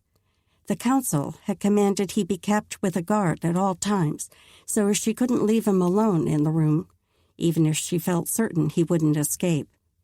But it would be fine for Audrey to stay with him, just for a few moments. I do need to get something. Can you wait until I return? Audrey's eyes widened, and her words came hesitantly. Of course. Brielle worked to hold in her grin as she shot a glance at Evan. I'll be right back. The packs were still heaped against the wall in Brielle's family's apartment where she'd left them. She pulled out the 2 knives and laid them with the musket, then draped the larger satchel over her shoulder and gripped the other in her hand. She scooped up a quill and ink and a flat rock her brother had found, then headed back to the storage room. When she arrived, Audrey was telling Evan about the clouds that looked like they would bring snow before the day's end. A safe topic, given all that had occurred that morning, but the thought of more snow rarely brought Brielle pleasure. The winter months would be on them in earnest soon, bringing darkness and a cold so fierce that none of them would be truly warm again until spring came. Evan's gaze turned on her the moment she stepped into the room, and the smile that played in his eyes washed away thoughts of winter. Well, Audrey pressed her hands to her hips. If there's nothing else you need, I should go check the stew. Brielle sent her friend a nod. Thank you. Evan told me about a metal box we can build to make your cooking easier. She motioned to the item she carried. He's going to sketch an image of it. Audrey's eyes brightened. Wonderful. She sent them both a beaming smile, then slipped from the room. Chapter 15. Yesterday had been one of the best Brielle could remember. In fact, she couldn't seem to stop recalling every moment now as she marched through the fresh snow on snowshoes. She spent most of the day sitting with Evan. For hours, they went through each item in his pack, and he told stories of how he'd obtained them. The mercantile owner who'd sold him the leather-bound journal, the mouth harp given to him by one of their neighbors back in Scotland just before he left for America, and the graphite pencil. She'd never heard of such a thing, but it worked like a piece of coal from the fire, only it was surrounded by wood to keep the charcoal from blackening the writer's hands, and the coal seemed to last forever, barely wearing down when he wrote. He'd allowed her to write in the book of blank pages, and she was able to form tiny letters that didn't smudge or blur. For the first time, she had a peek into what her people might be missing by living so secluded from the rest of the world. There was probably a great deal more than what she'd learned. Was keeping their village hidden from danger really worth missing out on such wonders? He'd also sketched out the cook stove, and with the details he'd shared about airflow and cooking heat, she could see why the contraption would make preparing food easier. He'd said he would work on more sketches of detailed areas like the ventilation and warming oven. But what she enjoyed most about the day was the insight into his life. He didn't seem to have roots grounded anywhere, moving as his work required. When she'd asked where he lived, he shrugged and mentioned he rented quarters when he needed them in a place called Washington. But a bitterness had tinged his tone with the words. Did he wish for a permanent home? Who wouldn't want such? He'd mentioned his deceased wife a couple times, both in passing. A glimmer of sadness had dimmed his eyes when he spoke of her, but not so much that he still seemed shrouded in grief. She still didn't have a good understanding of what their marriage had been like. For that matter, she hadn't come to terms with how she wanted it to have been. But that was selfish. Of course she wanted him to have been happy. Something was growing between the two of them, but she couldn't be so naive and selfish as to think it was anything close to what he'd had with a woman he'd loved enough to marry. She had to stop thinking about such things, or it would drive her mad. She'd come out of the village walls this morning to regain the clarity that hiking through the mountains always brought, but every thought seemed to lead back to Evan. She focused on her surroundings, on the scrawny trees growing along the hillside she was traversing. She strained to hear the cry of a falcon or the throaty call of a grouse. Where were all the animals? She froze, then moved closer to a tree as she searched the landscape around her. Something wasn't right, but she had to find out if the threat was animal or man. Then, over the distant horizon, a form shifted. She squinted to pierce the haze of sun on snow. Two figures moved, then rose steadily until she could make out the shapes of people treading around the side of the mountain. When they came fully into view, she finally released her breath. Those red feathers were the trademark of Ichka, the leader of the tribe to the west. They were one of the Dina tribes that lived near enough to come occasionally for trading. They'd always been friendly, and even now, the approaching figures wore packs on their backs that rose as high as their heads. They must have come to trade one last time before the force of winter made travel impossible. She stepped away from the tree and raised a hand in peaceful greeting, then waited for them to approach. No need to go to them if she was going to turn around and walk with them back to Laurent. Ichka greeted her with his usual solemn nod of respect, and she called up the words she'd learned in their tongue. "You come to trade?" He nodded. "Candles and torches and parchment." She returned his nod, then shifted and fell into step with them as they retraced her snowshoe tracks. Her people had long ago taught the tribes to make wax candles from animal fat, pitch-covered torches, and the parchment that was so hard to press. Laurent consumed so much of these that it was easier to gain part of their supplies by trading the herbal remedies some of the women made. When she came within calling distance of the courtyard, Brielle sounded the signal that she was entering with outsiders who approached in peace. An answering call came from André. His was a higher-pitched sound than the signals made by the grown men, but he'd worked hard to perfect the call in every other way. Hopefully, some of the men had also heard her, or at least André might go alert one of them. Another call sounded in her uncle's tone. Good. The visitors followed her through the gate, and within minutes, women approached from many of the apartments. After handing over the natives to her father so he could oversee the trading, She headed to their chamber to see what food Charlotte had left warming by the fire for her. A chunk of roasted caribou sat on the rock where Charlotte left Brielle's meals when she wasn't there to eat with the family, and a basket of dried berries perched beside it. The usual fare, but the sight of it gave her a craving for one of Audrey's rolls. She scooped up the meat and a handful of berries, then ate them as she made her way down the corridor. Perhaps she could stop at Audrey's on her way to the storage room. She hadn't been able to talk with her friend since the ordeal with Gerald the day before. Had Audrey heard any rumors about what the man said about her? Papa had refused to tell Brielle what heinous thing he'd spoken, but it must have been bad. She tapped on the rear door to the quarters where Audrey and her father lived. Her friend's mother had died, giving birth to her, so it had always been only the two of them living in this little apartment. At Audrey's soft "enter," Brielle pulled the latch string and pushed open the door. The muffled snore sounding from the corner told her Audrey's father's location, even before she slid her gaze around the room. He must still be sleeping from his drink the night before. Audrey was kneeling beside the fire on the opposite wall, laying out dough on the metal rack Papa had built for her baking. She sent a bright smile as Brielle stepped into the room.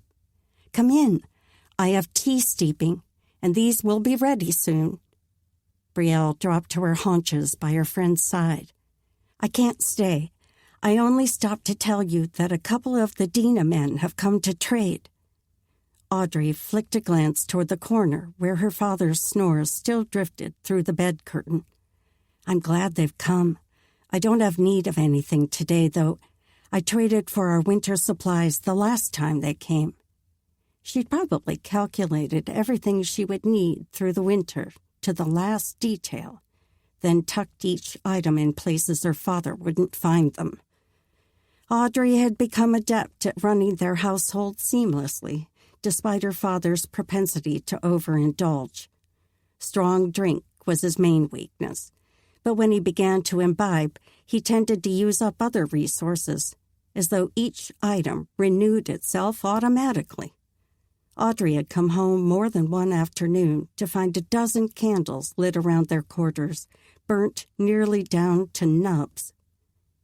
After adjusting the twist on a pastry, Audrey reached for a cup hanging from the wall and pulled the kettle from the coals. As she poured the steaming liquid, a rich sweetness wafted through the air. Audrey could tantalize the senses with even a cup of tea. Brielle took the mug and breathed in the aroma once more, then shifted her focus to her friend while she waited for the drink to cool. How should she ask what Audrey knew of Gerald?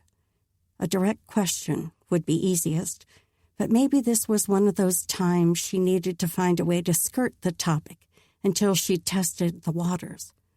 Audrey's feelings were worth the effort.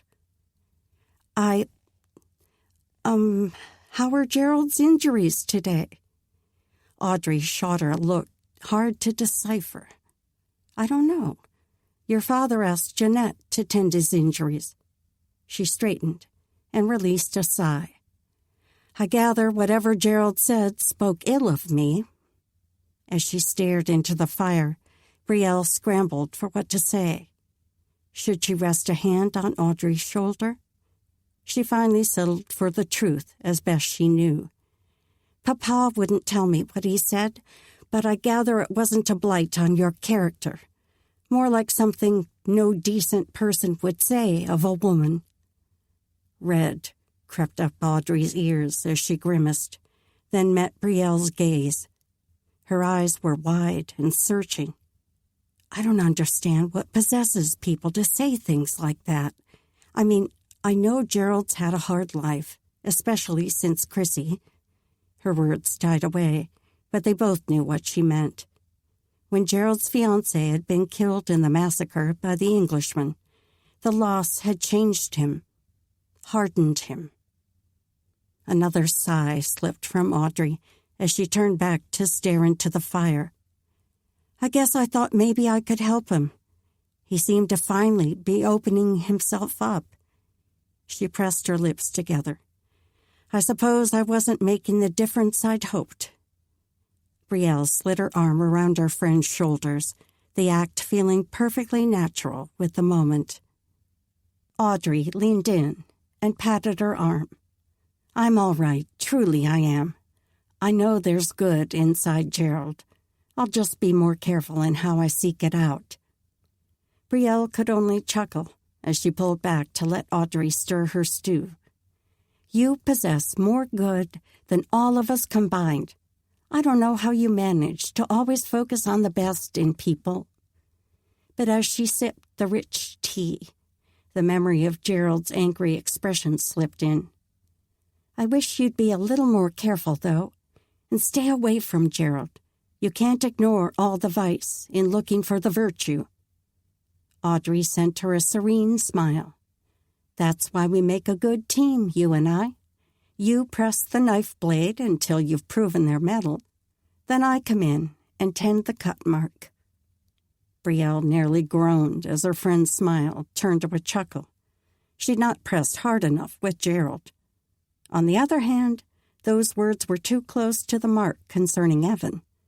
She still cringed at the pain she'd caused him, though she'd only been doing her duty to the village. Audrey touched her arm. Take some of these to Evan and Leonard while they're warm, will you? I assume you're going to check on them?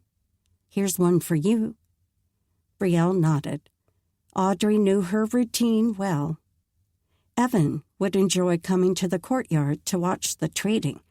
Leonard might appreciate a few minutes of break, too. A knot squeezed in her middle. Was she breaking the council's command in her actions with Evan? She was walking a fine line. She knew that without a doubt. She believed in her core that Evan didn't intend to hurt her people. But his assertion that he'd only come exploring for the sake of exploring still didn't sit right. As much as she'd learned about him yesterday, he'd remained vague about that particular subject. She'd learned to trust her instincts through the years, and her instincts told her they didn't know all of Evan's reasons for coming to this part of the country. And the council had to know everything before they would release him. Maybe she could get a few minutes alone with her father to share how much she was coming to trust Evan. Perhaps he would be willing to speak to the others on Evan's behalf.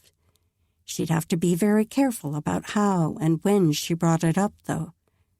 For now, as long as one of them stayed with Evan to guard him, allowing him to watch the fun in the courtyard shouldn't violate the order. After accepting the plate of rolls from Audrey, she left their chamber and turned right toward the storage room. At the door, she gave a warning knock before removing the bar and pushing the panel open. After her usual quick scan around the room to make sure all was well, she did her best not to let her expression change as she focused on Evan. His face was flushed, like he'd been taking exercise, as he did sometimes on the small confines of his fur palate. The edges of his hair were dark and stood askew, like he'd pushed sweat up from his brow. Every bit of him possessed the same appeal as the man she'd sat beside the day before. She lifted the plate. Audrey sent these for you both. Then she forced her focus to Leonard. Ichka and another man from his camp are here to trade. I'll take our prisoner for some daylight and to watch the goings-on for a while. You can come with us or take a few minutes to yourself, whichever you prefer. Leonard pushed away from the wall. I'll walk out with you, then be thankful for a few minutes alone. Pleasure slipped through her.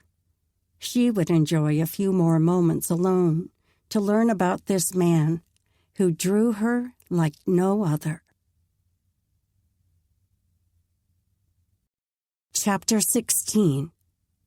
Brielle motioned for Evan to stand, and he sprang to his feet with one of those half-grins that curled inside her and made her own smile so hard to hold back. She looked away to lessen her struggle. After she handed a pastry to each of them, Leonard led the way down the corridor, and she stayed beside Evan, eating her own roll as she walked. The space was only wide enough for 2 people to travel side by side.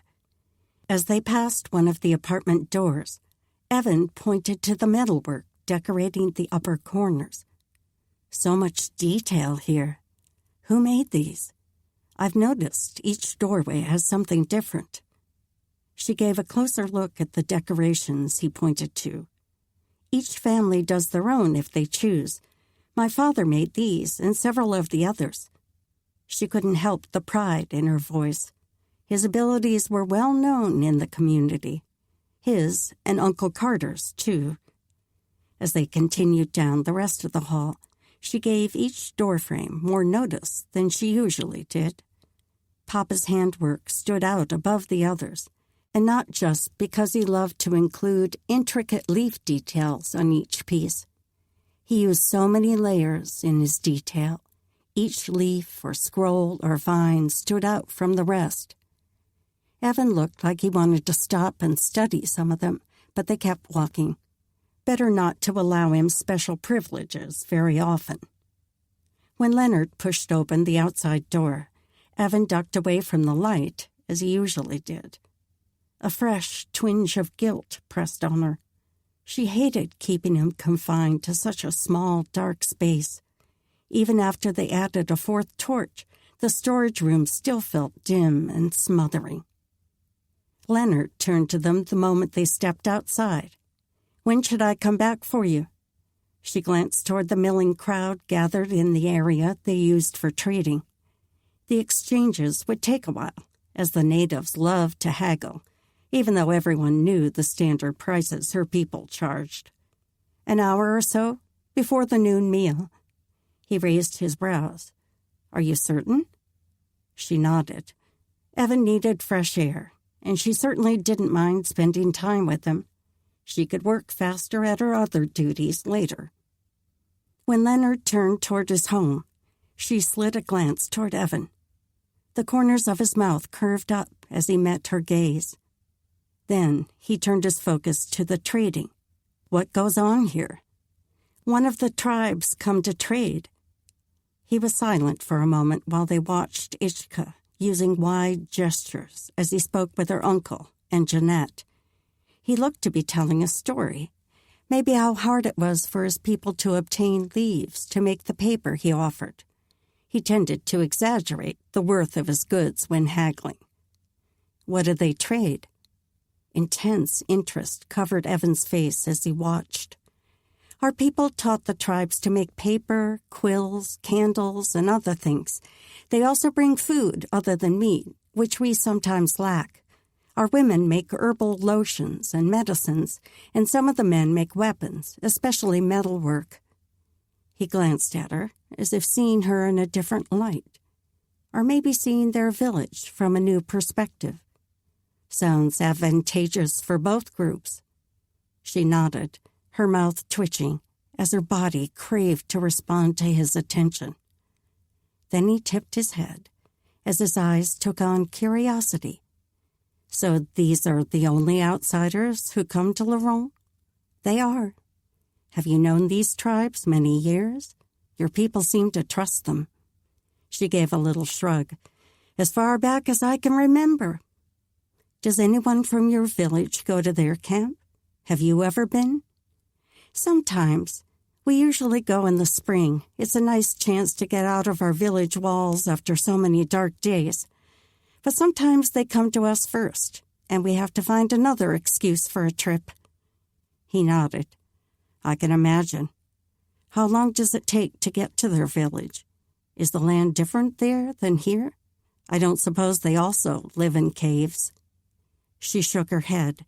"Not caves. Lodges they make out of skins and poles. They're a lot harder to keep warm and smaller than our caves. It's about a day and a half to walk there in the snow. Less if you don't have to wear snowshoes." "Are there mountains made of the same kind of rock as you have here?" "These seem to be a combination of shale and sandstone." Perhaps he really had struck out on this journey merely to discover new things. He certainly seemed fascinated with the land and animals, especially those different from what he was accustomed to. She thought back through the land around the Dina villages. I think it's similar. I don't remember anything different that I haven't seen here, except maybe a black stone. Was that disappointment that flashed through his eyes? He gave a nod of acknowledgement, then shifted his focus back to watching the trading again.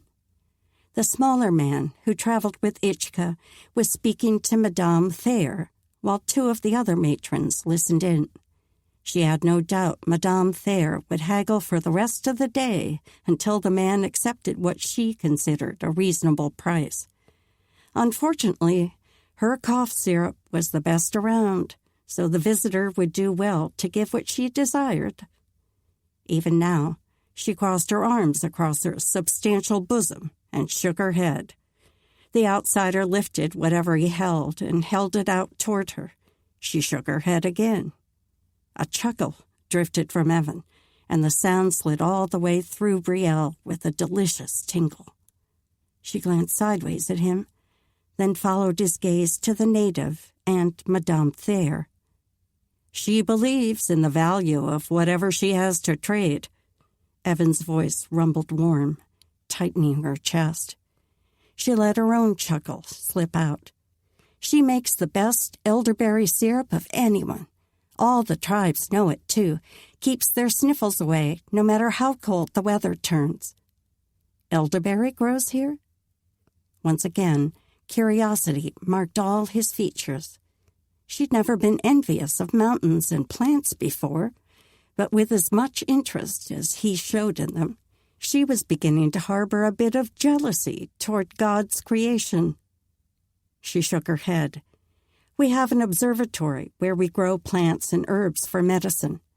Those who first settled here brought elderberry, echinacea, and a host of other flora that are good for healing. We grow them in a protected area with a fire that keeps them from freezing. He turned his entire body to face her, his curiosity turning to intrigue. You don't say. That must be a lot of work to keep the fire going. I can assure you it is. Our young women are tasked with the job. She gave him a wry look. And there's a substantial punishment if any let the fire go out. A twinkle slipped into his gaze. Did you ever let the fire go out? She raised her jaw. Of course not. Smile lines creased the corners of his eyes. I wouldn't have thought so, but you weren't always such a brave, responsible warrior. Were you ever a young girl at any point in your life? A sliver of pain rippled through her. Not since I've had a brother and sister to raise. The glimmer fled his eyes, leaving no trace that ever brought light to his chiseled face. They were blessed to have you. She shrugged. They were stuck with me, even though my meals were either burned or half raw. I think our father was preparing to take over cooking duties himself when Charlotte finally stepped in. Even at the age of 8, she did a better job than I did. I talked Uncle Carter into taking me hunting with him, so I didn't have to spend so much time indoors. His gaze grew earnest. You excelled where you were gifted. That's what all people who achieve great things have done. You leaned into your strength and accomplished feats few people would attempt. She raised her brows at him, trying not to let the warmth of his words stir the parts of her that longed for them to be true. For as long as she could remember, she'd worked so hard to be seen as strong. Her family and close friends knew her weaknesses and vulnerabilities, but among most of the village, especially the other guards, she spent most of her life proving her strength and savviness and wisdom as a leader. But something in her pushed against his praise. You haven't heard enough to know if that's correct or not. He motioned toward her shoulder, where she usually kept a quiver of arrows slung. You're a crack shot with that bow and arrow, a fact I can attest to. His hand moved to the center of his middle. And you've attained the role of leading this entire band of guards and bringing in meat for who knows how many people. All of this as a woman, no older than, 22? His praise wove through her, seeping around the raw edges of her confidence and shoring them up, soothing the doubt that always plagued her in moments of weakness. She tried to summon a modicum of fire when he mentioned her gender. She hated when men thought she should defer to them and their abilities simply because she was a woman. But there was no sneer in his tone, nothing but respect shone in his gaze.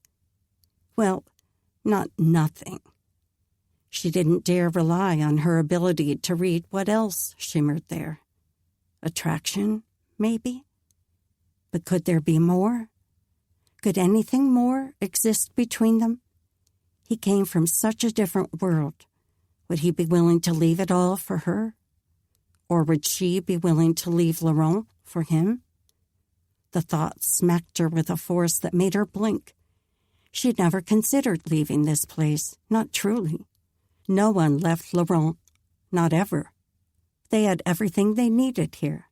There were enough families within the community to provide matches for those who chose to marry, and those who didn't, like her uncle, simply didn't marry. She'd always thought she would follow in her uncle's steps, but that no longer seemed desirable. Brielle?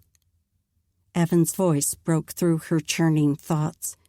He touched her arm, and only then did she realize she was swaying. She shifted her feet to better brace herself. What is it? You've lost 3 shades of color.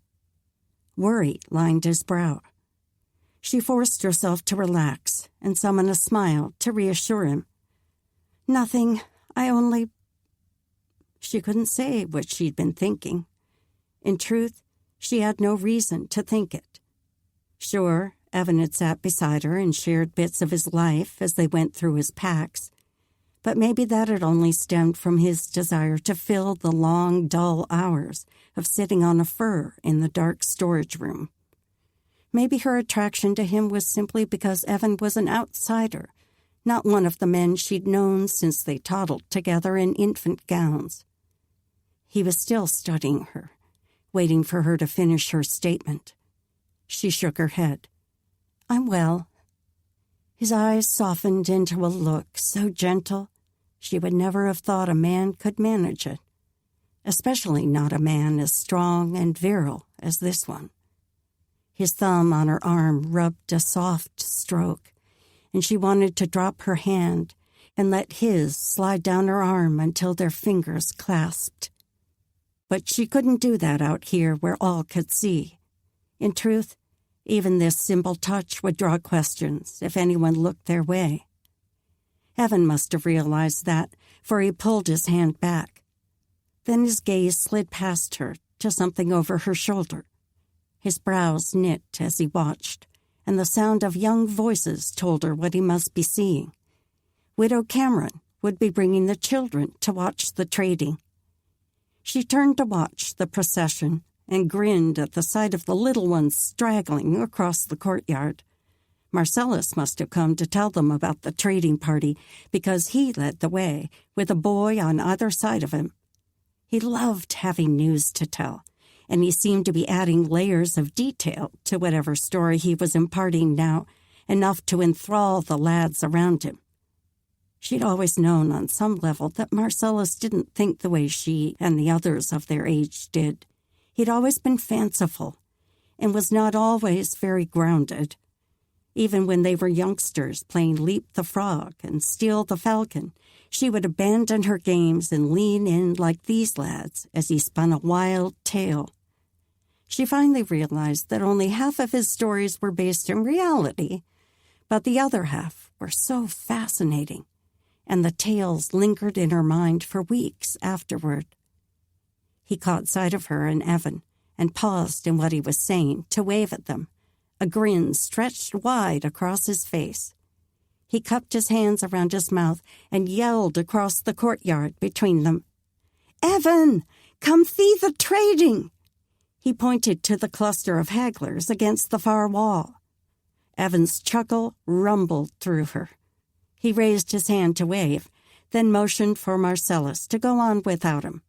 As the youngsters continued their trek, Evan chuckled again. If you're ever feeling down, he's a good one to lift the spirits. She let her grin slip out. He is that. She'd not grinned half as much before Evan came, which proved he must have that same ability Marcellus possessed to lift spirits, although in a very different way than Marcellus. They watched the children scamper across the remainder of the grassy area, two of the youngest ones spinning in circles as they moved forward. Trading days always spread joy through the camp, and the little ones took quickly to the festive atmosphere.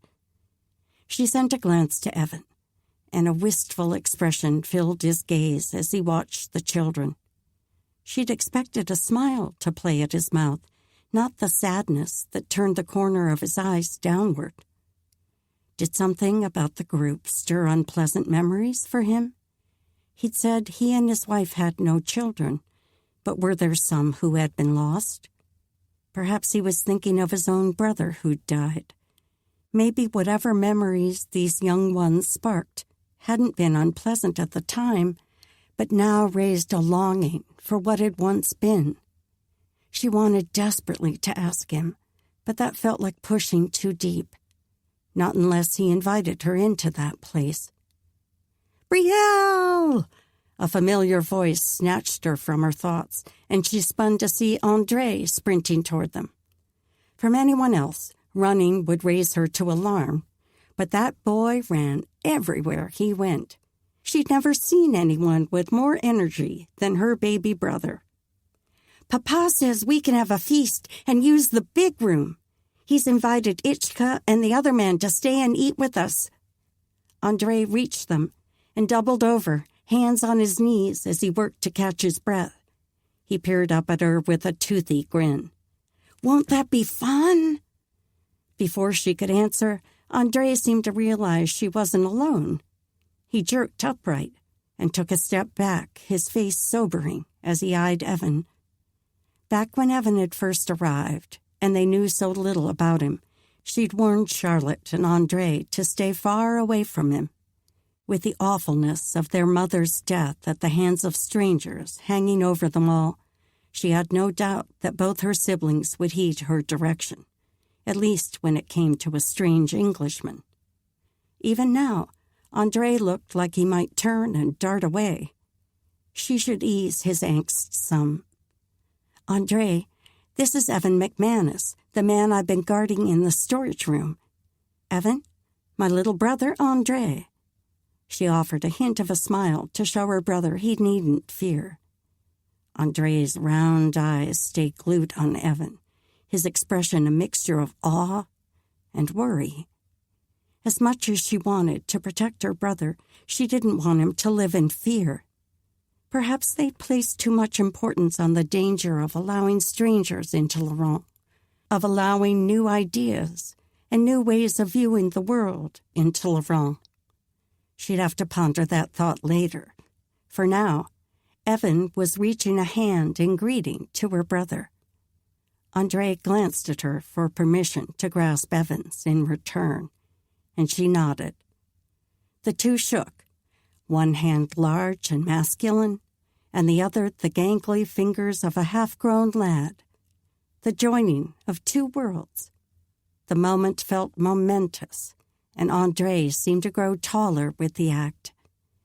When he pulled his hand back, he straightened and notched his chin up. "Are you coming to the feast too, Monsieur McManus?" Evan raised his brows, and they both turned to her for an answer. She sent her gaze toward her father, who stood at the fringes of the trading group. It would be better if he gave permission than if she took it upon herself to bring Evan, even under guard. Maybe this would be her chance to speak to him of her growing trust. She turned back to André and gave a small smile. "Perhaps. We'll see." Chapter 17. "I think we can trust him, Papa." Brielle stood with her father in the corner of the courtyard. She didn't like having a private discussion in the open, where others could watch their expressions, but speaking inside presented too much risk that their voices would echo off the stone walls. And besides, the women were back in their homes preparing food for the feast, and most of the men were talking with the visitors, speaking of events from the summer and expectations for the coming winter months. Leonard had taken Evan back to the storage room, so this was her chance to plead his case with her father. "What has he told you? How did he know of our village?" Papa wore his Chief of Laurent expression, the one that pondered every aspect before making a decision. He knew whatever command he gave would impact the 100 or so people in his care. "He says he'd never heard of Laurent before he stumbled upon our wall. I believe that might be true, although I can't be certain. He was born in Scotland, but moved to the new states of America after his parents and brother died." She told her father before about the changes Evan told of in the East. He was in the American Army for a while, which must be why he had that paper with their insignia marked on it. But after his wife died, he became an explorer. I think he blames himself and regrets not being there for her death and needed to do something different. He went west for a short time, then turned northwest, and eventually arrived at our gate.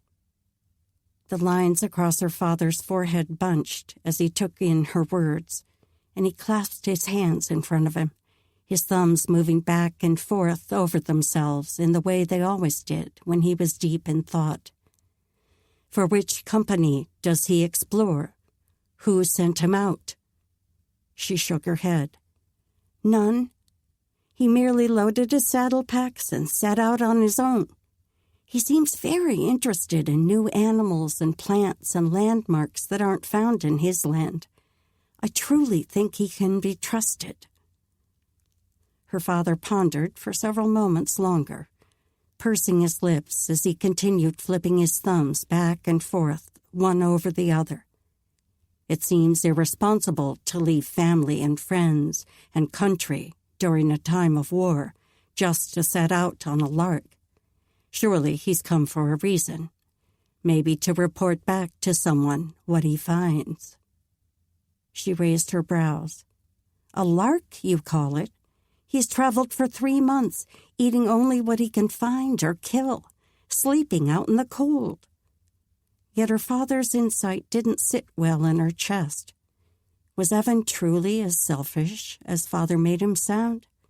If Laurent were being attacked by enemies, she would stay and fight to the death. Nothing would induce her to abandon her friends and family when they needed her most. But Evan's family had all died. First his parents and brother in Scotland, then his wife from a fever she likely caught caring for injured soldiers. Perhaps he felt he had nothing left to fight for in America. She met her father's gaze. "I believe he was deep in his grief for his wife when he left their army. I can well imagine he sought to escape into God's creation and the desire to see new lands." Papa could understand that grief, having lived through it himself. And indeed, her father's gaze softened. "Perhaps you're right. I trust your judgment, but the council will want to hear several opinions before making a decision.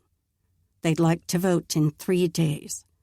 I'll come and speak with him myself on the morrow." She nodded. He would see for himself. Evan's honesty would shine through, she had no doubt. "In the meantime," Brielle continued, "I would like to bring him under guard to the feast. That way everyone can attend. None of the guards will be forced to stay with him in the storage room. He's not attempted escape even once. Quite the opposite, as you well know." Papa raised his brows. "Gerald doesn't speak well of Evan. I don't put much stock in what he says, for Gerald seems to have let bitterness poison his thoughts. But you should be aware of his animosity." She nodded. The council had decided Gerald's punishment should be extra work duty. The people would be watching him. Laurent protected their own. They didn't usually have one of their own turn on another, though. Lifting her gaze to her father again, she returned his focus to their previous discussion. So what of Evan and the feast?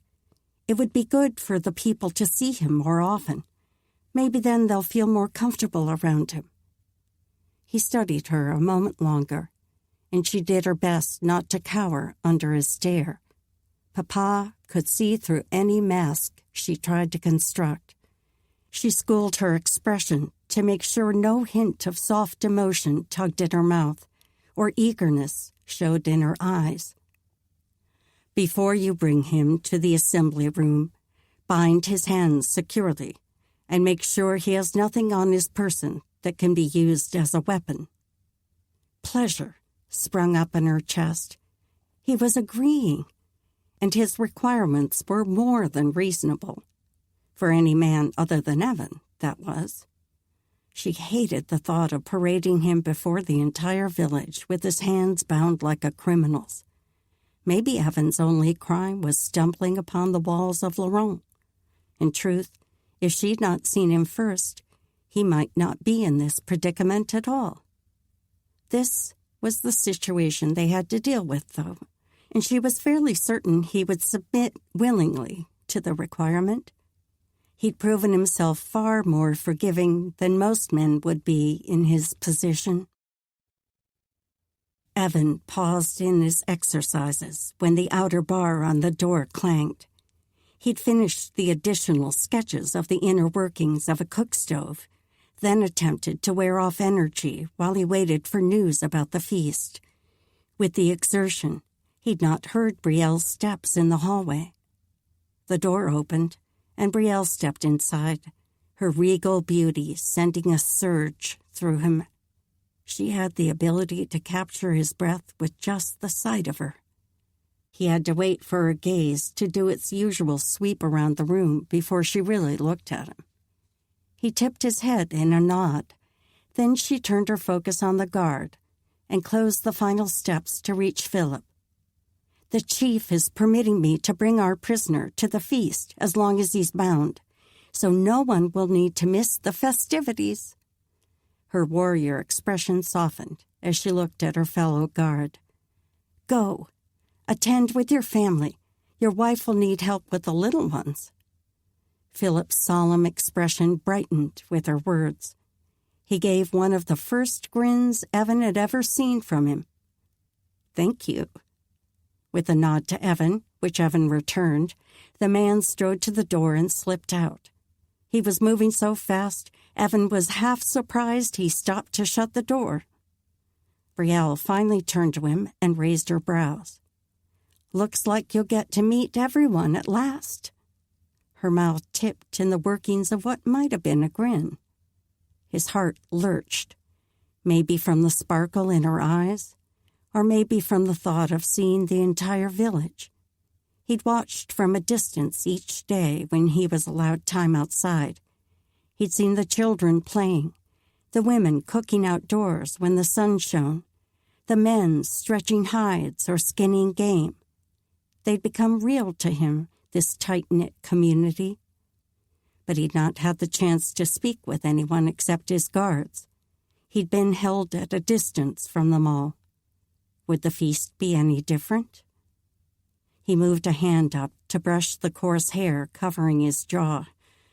Too bad they would see an unkempt version of himself. What's wrong? Brielle's voice brought his focus to her. She was watching him with twin lines marring her brow. He stroked his beard again. I don't usually let myself get this long. He'd showed her his razor and strap when they were going through his saddle packs, but he hadn't asked if he could use them. Allowing him use of the blade would likely violate the orders she'd been given. She glanced toward his packs that had been placed against the wall where the guards usually sat. Would you like to shave? His breathing stilled. Are you certain? She looked back at him, her gaze saying she wasn't sure at all. Maybe a bit of levity would help clear the worry from her eyes. "I'll let you do the honors if you'd rather not let me hold the blade." He was only jesting, of course. Mostly. She shook her head, the certainty clearing all other emotion from her eyes. "You can do it." A smile spread through him. This offer showed more than anything the trust she was beginning to place in him. He met her gaze, letting her see his earnestness. He would make himself worthy of her trust, no matter what that required. Yet how could he prove trustworthy while keeping such a critical secret? Did he dare tell Brielle about the mineral he'd been sent to discover? If anything were to grow between them, he had to be honest with her. But he couldn't break the secrecy required of his mission, even for Brielle. Chapter 18. Once Evan had settled on the fur with his shaving supplies spread around him, Brielle took her seat against the wall. Silence settled over them as he focused on his work. But the more time passed, the more tension tightened his arms and made his fingers clumsy. The only woman who'd ever watched him shave had been Sophia, but she'd never sat and openly stared at him the way Brielle was doing. As he paused to wipe the shaving soap from his blade, he sent a smile her way. "I'm not accustomed to an audience." She raised her brows and her mouth pressed into a pert line, but she didn't say anything in answer. He lifted the blade to his jaw again and peered into the metal jar lid he used as a mirror. Am I doing it wrong? If he kept prodding, maybe he'd get a word or two out of her. "I'm usually hunting outside of village walls when my father does his shaving, so I wouldn't know. I think you're doing all right." There was a response, and something in it struck him almost as sassy, as though she'd relaxed around him enough to tease. He kept working without glancing at her again, pulling a steady swipe across his skin, then wiping the soap off the razor with a cloth. "I've always figured as long as I get the hair off without drawing blood, I've accomplished my goal."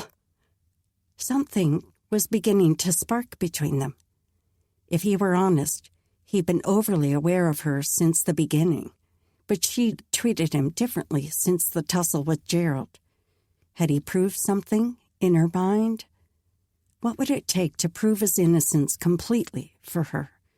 Would she lay down her defenses enough to give him a chance to win her heart? He had a feeling that winning Brielle would be no easy feat, but she would be worth every bit of effort required. But what was he saying? This wasn't a mission to find a wife. An entire country, hundreds of thousands of men, women, and children depended on him to find the mineral needed to win the war. How could he be so selfish as to let them down merely to pursue his own happiness? As it was, he'd been doing precious little to find pitchblende since he'd been captured. True, he'd been locked in this room for days on end. He'd watched for pitchblende every place they took him, but he'd found no sign of it.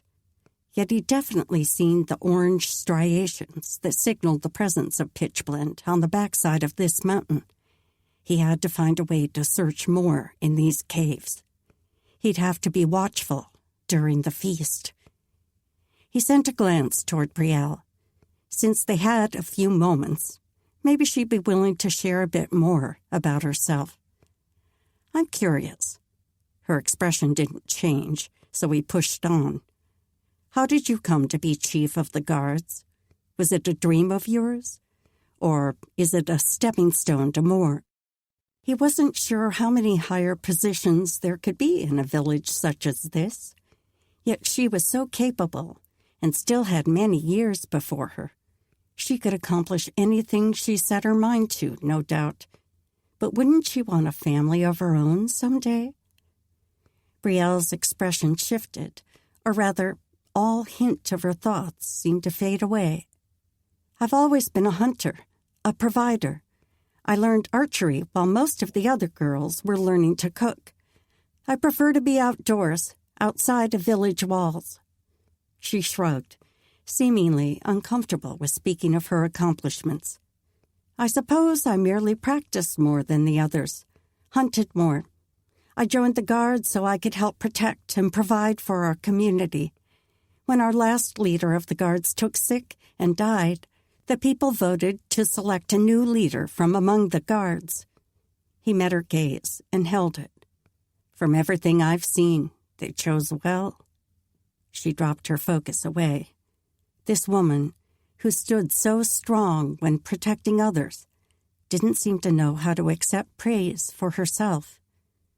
To lighten the conversation, he pressed a hand to the arrow wound that had all but healed. I can attest to your aim with a bow and arrow, anyway. She flicked a look at him, and one corner of her mouth tipped.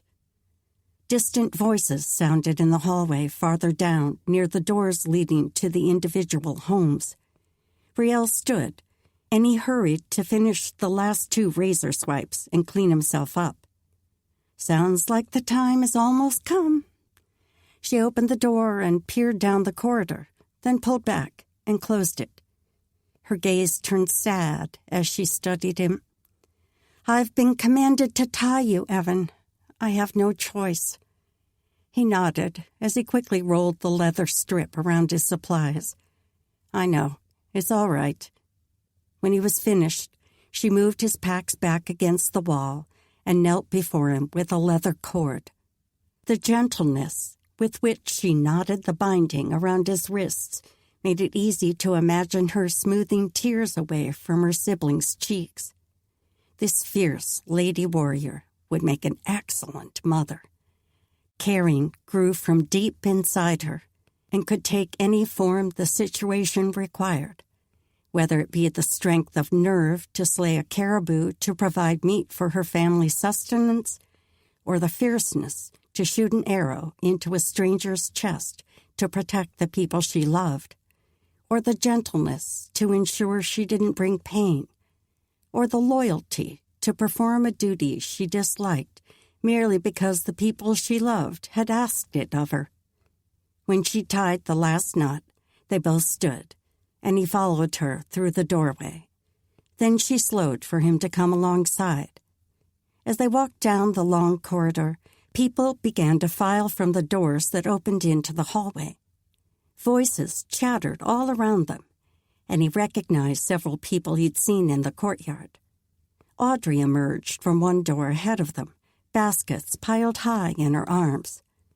An older man stepped out behind her, maybe her father. His arms were equally loaded. How long had the people been planning this feast? Surely she wasn't tasked with bringing all the food. Apparently not, for other men and women bore loads of leather-covered bowls and baskets, and savory aromas wafted all around them. The door beside him opened, and a lad barreled out, nearly slamming into him. Evan stepped to the side and braced himself just as Brielle's brother pulled to a stop. "Andre!" Brielle's tone held the censure of a mother scolding a wayward child, and her brother looked properly contrite. "Sorry," a voice from inside the room called. "He's supposed to help me carry this food." Evan couldn't see through the barely open doorway, so he glanced at Brielle to catch her reaction. A line formed across her brow as she sent him a weak smile. Then she turned her attention back to her brother. "You know Charlotte needs help." Andre pushed the door wider, and a young woman appeared. The load she carried hid all but her face until the boy took 2 baskets from the top. "Here, let me take some too." Evan extended his bound hands for her to place something on his forearms. Charlotte sent a questioning glance to Brielle and must have received an approving nod. She placed 2 baskets on his arms.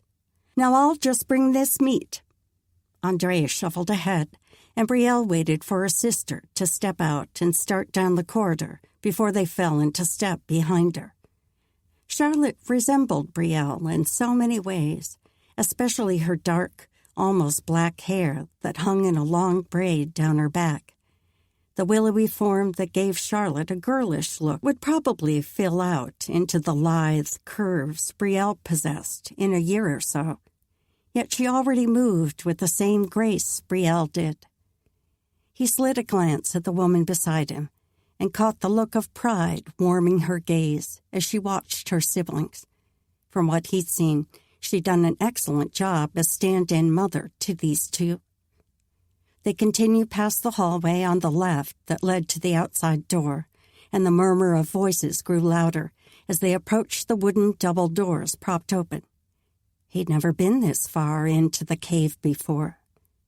When they stepped through the opening, a vast room opened up before them, as large as any ballroom he'd ever seen. Larger, maybe. The space must be expansive enough to hold every one of the citizens of Laurent. How had they ever hacked it out of stone? But the high domed ceiling felt so natural that maybe this was a cavern that had already been there when the first visitors built these underground homes. Brielle motioned him forward, and he shifted his focus to what lay inside the space. Rows of tables, lined with benches, filled most of the area. Torches were mounted around the perimeter and placed on each table. People milled around, some already seated, and others in conversation or spreading out food. The atmosphere hummed with energy. As Brielle led him to a table tucked in the right corner, those they passed turned to watch them. A few stepped back to clear a wide path for him to pass, though there was already plenty of room for him and Brielle to move without brushing anyone. Yet for the most part, it didn't seem to be fear marking people's expressions, simply curiosity. As much as being a spectacle made his neck itch, at least they didn't seem afraid of him. At the table, Charlotte was already unpacking supplies from the baskets she and her brother had carried, and Audrey stood there also with the man he'd assumed was her father. After Brielle took the baskets from his arms and placed them on the table, she motioned to the end of the bench, nearest the wall. "We'll sit there." They would have their back to the corner, the perfect position to watch the goings-on without missing anything. Also, it would keep him farthest away from the others. Maybe that would make people feel like he was less of a threat. Audrey lifted a grin to him. "I hope you're hungry. Today was my usual baking day, so when the feast was announced, I put on extra elk galettes." He offered a smile, even as his stomach growled. "Even if I wasn't hungry, I'd be looking forward to them." After he settled into his corner seat, Brielle sat beside him. The activity spread around them as people's curiosity about him seemed to wane. She pointed out individuals and families, helping him put faces to the names he'd heard spoken before. Philip, the guard who stayed most nights, sat at the next table with his wife, who worked hard to keep a young girl contained. The child must be about 3. Philip had his own hands full with a chubby-cheeked lad whose blonde curls matched his own. The man caught Evan's eye and flashed a ready grin. "Evan, glad you get to join the feast." His friendliness soaked through Evan, and he raised a hand in greeting. How long had it been since he'd had a friend? Not a fellow soldier forced to endure the same atrocities of war, but a genuine friend who greeted him out of pleasure. Maybe he and Philip hadn't quite reached friendship yet, but he could imagine it. Before Evan could form words to respond, Philip's daughter tugged his sleeve and pulled him close to speak into his ear. A moment later, Leonard stopped by their table, a grin turning his face almost boyish. "Glad you were allowed to come." Then he slid a half-teasing glance at Brielle. "And not just because it means I get to come, too." Brielle took the banter with a nod and a softening of her mouth. "Leonard, would you mind staying here with Evan for a moment while I speak with Jeanette?" She looked to Evan. She's Marcellus's mother. The fact she would take the time to explain sent warmth through him. Leonard nodded. "Of course." Brielle rose and strode down the row of tables to an older woman. Or maybe the graying of her hair made her appear older than she was, because on Brielle's approach, her face brightened into a smile that made her appear a decade younger than he'd first thought. Brielle's attention had that same effect on him, but this woman had likely known her all her life. She would know all the flaws and struggles Brielle hadn't shown him, but the affection between them was impossible to miss. Leonard spoke a few words to Brielle's brother and sister, but Evan couldn't help but watch the exchange a few tables down. The woman reached for Brielle's hand and held it while they spoke, and at one point Brielle covered their joined hands with her other. One didn't often see such a connection between women of different generations. He'd never had it himself, even with a fellow his own age. He'd had plenty of acquaintances, colleagues, and even people he called friends, but he'd never shared the warmth that shone between these two. A man sat beside Jeanette, following the conversation. Was he Marcellus's father, the man whom Brielle had spoken of when she told of the massacre? She'd said he'd lost the use of both his legs after that fight. How was he able to come to this room for the feast? Had men carried him? As Evan studied the man's frame, he glimpsed the structure of a chair back behind him. He'd seen a few of these rolling chairs. Maybe they'd built one for him. Evan shifted his gaze around the room.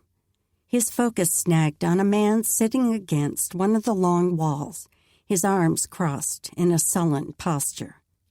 Or maybe it was the swelling in his jaw that made Gerald look so brooding. Either way, Evan didn't let his attention linger on the man. There was too much else to see. Wesley, one of the other guards who'd taken turns in his cell, was sitting with what looked like his family. The man nodded in greeting when he caught Evan's gaze. He responded in kind, then continued scanning the room.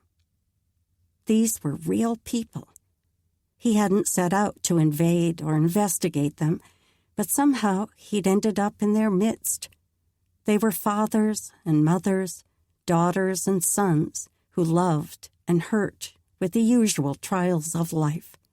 Their lives might look different than what he'd grown up with, or what he'd learned to love in America. But in truth, there wasn't so much difference. He could imagine them as friends and neighbors. This community, this haven, could be the place he'd sought for so long. Would they allow an outsider to live among them? If, by some miracle, he found pitchblende somewhere else and fulfilled his mission, could he come back to live among them? Would they ever come to accept him, given the way he'd arrived? Would they ever treat him as one of their own? After years of living here and working alongside them, the fact that he hadn't grown up among these people might be forgotten. He could see himself one day as one of the gray-haired men leaning over the table to trade stories. His gaze found Brielle again. His mind formed an image of what she would look like with her own gray hair, the grooves lining her face, a testament to happy times, the wisdom gleaned from each year. Perhaps a few of the gray hairs would be brought on by the challenges of raising children to be strong and capable, just like their mother. A longing rose up inside him with a fierce ache. What would it be like for them to be his children? Brielle turned from Jeanette then, and her gaze found his, stirring something inside him. Her head tipped like she was thinking through something. Then someone spoke to her, pulling her attention away. She was so well loved by these people, such an integral part of her community. She would likely never even consider an outsider. But as he watched her interact, watched her laugh at something one of the gray hairs said, he couldn't suppress the longing, especially when she patted an elderly man's gnarled hand and sent a smile to one of the children scampering by. He'd recognized her outer beauty from the first time he'd studied her against the cave wall, but this inner beauty was even harder to ignore, and he wasn't sure he even wanted to anymore. Chapter 19.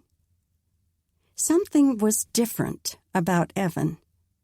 Brielle watched him from the corner of her gaze as they followed the crowd through the corridor after the feast. He'd seemed to enjoy seeing everyone and watching the festivities, especially when Monsieur Marley had started up the old French songs. At first, Evan had listened with a smile playing at the corners of his mouth, but partway through the second ditty, his lips had begun to move, as though recalling words from long ago. He'd grown up in Scotland. Maybe he'd even traveled to old France and heard some of the ballads there. A tiny spike of longing pressed in on her. She'd never thought she wanted to leave Laurent, but a trip like that sounded almost magical. The picture forming in her mind included Evan by her side. Something about him called to her, made her think there was more to life than what she'd allowed in her tiny existence. Voices in the corridor quieted after they passed the last of the chamber doors. Soon they reached the entrance to the storage room. She pushed open the door and motioned for him to step in first. When she closed the partition behind herself, the quiet in the room seeped around them. He turned to look at her, and it seemed as if he was struggling within himself. A long moment passed before he spoke. That was very interesting. The way his expression shifted just before the words came out, he might have wanted to say something different. She lifted her brows as she stepped close and untied his hands. Food and music are two of the things my people enjoy most. You're lucky Eric didn't bring his mandolin. I should have remembered your mouth harp. You could have joined in. Evan smiled, his whole face softening. Not sure I'm good enough to keep up with these musicians. His tone grew almost wistful, but I liked it. Every part. Your people are special, Brielle. I understand why you treasure them. The burn of tears rose up her throat and seared her eyes. She never cried, but his words churned so many emotions inside her she could barely hold the drops back. She loved these people too, this home she committed to protect. How could she reconcile the longing to leave with her intense love for this place? She turned away from him and pretended to busy herself with a stack of arrows she left at her spot against the wall. Maybe he would take the hint and settle himself on his fur. A bit of distance would help her regain composure. Brielle? Evan's voice drifted across the space between them, the hesitance in his tone pulling her back around to face him. The soft light of the torches glimmered in his gaze. Did I say something wrong? The earnestness of his tone nearly broke her. Why did he care so much? Why had she let herself get so close to him, learn so much about him, see him as more than a stranger, as a potential threat to Laurent? He was a man who cared deeply, who was kind to her people, even the vulnerable, who stood up for right, even when doing so might make his position more precarious.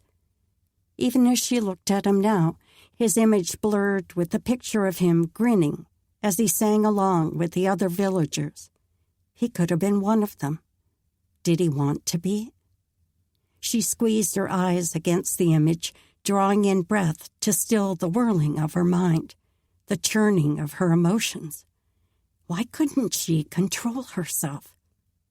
Brielle? Evan's voice sounded right in front of her, and she jerked her eyes open. He closed the distance between them, and now stared down at her with worry furrowing his brow. What is it? He touched her arm, and the contact made her freeze. She stared into his eyes, held there by the warmth, the concern, the attraction. Her breath cut off, stolen by the awareness sparking between them. This man, He'd proven his goodness through every action, every restraint. How could she question any longer? How could she resist what every part of her longed for? Evan's gaze roamed Brielle's face, cataloging each strong, beautiful line. And those lips.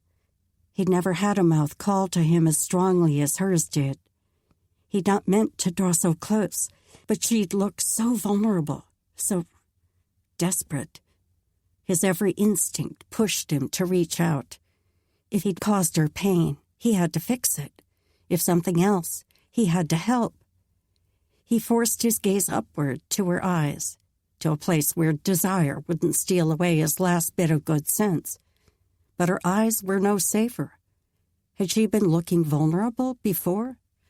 Now her gaze carried heat. He had to clear the unwise thought of kissing her from his mind, so he struggled for something to say. Is everything... His voice came out breathier than it should, and his traitorous gaze dipped to her mouth again. Her lips parted. Had he closed the distance between them, or had she? He was near enough to touch her face now, and he reached up to cradle her jaw. Her skin was softer than he'd imagined, and the touch of her sent a tingle all the way up his arm. Her eyes searched his, seeing all the way to his soul. He showed himself to her, the core of him, the part that wanted only good for her and her people, the part that longed to close the final space between them and press his mouth to hers. Her eyes gave nothing of herself, but her lips. Her lips reached up to his. His own eyes drifted shut just as her mouth touched his. Sweet fire, he thought. With as much as this woman liked taking control, the strength in her kiss shouldn't have surprised him, but the vulnerability in her touch swept through him, raising every part of him to life.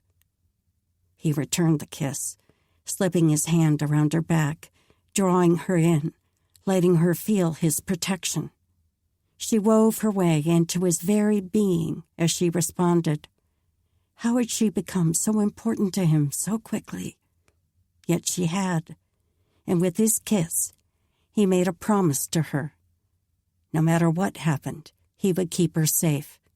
He would defend this woman who spent her life defending those around her, even if that meant protecting her from himself and the mission he was beginning to loathe. He'd broken through her defenses, and the worst part was Brielle couldn't bring herself to regret it. She could barely draw breath by the time Evan pulled back from the kiss. He lowered his forehead to hers, and she let her eyes drift shut again as she soaked in his nearness. She brushed the hair at the nape of his neck with her fingers. Did she dare draw him back down for another kiss? She would never have thought she'd have the nerve for the first one. And with a tumult of longing inside her, maybe it was better to step back. She had to regain control. As if he'd read her thoughts, he groaned and closed the distance between them again, pressing his mouth to hers in a gentle brush, a brush that reignited the fire within her. She kissed him back, a give and take that strengthened with each breath. She would soon burn to ash if she didn't stop this. With every bit of strength she possessed, she drew away, and this time she forced her feet to step back as well.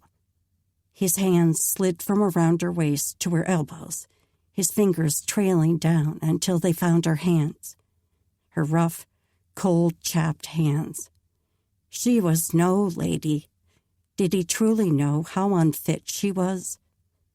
But he raised her fingers to his chest, cradling them there, then lifting her left hand to press a kiss on the backs of her fingers.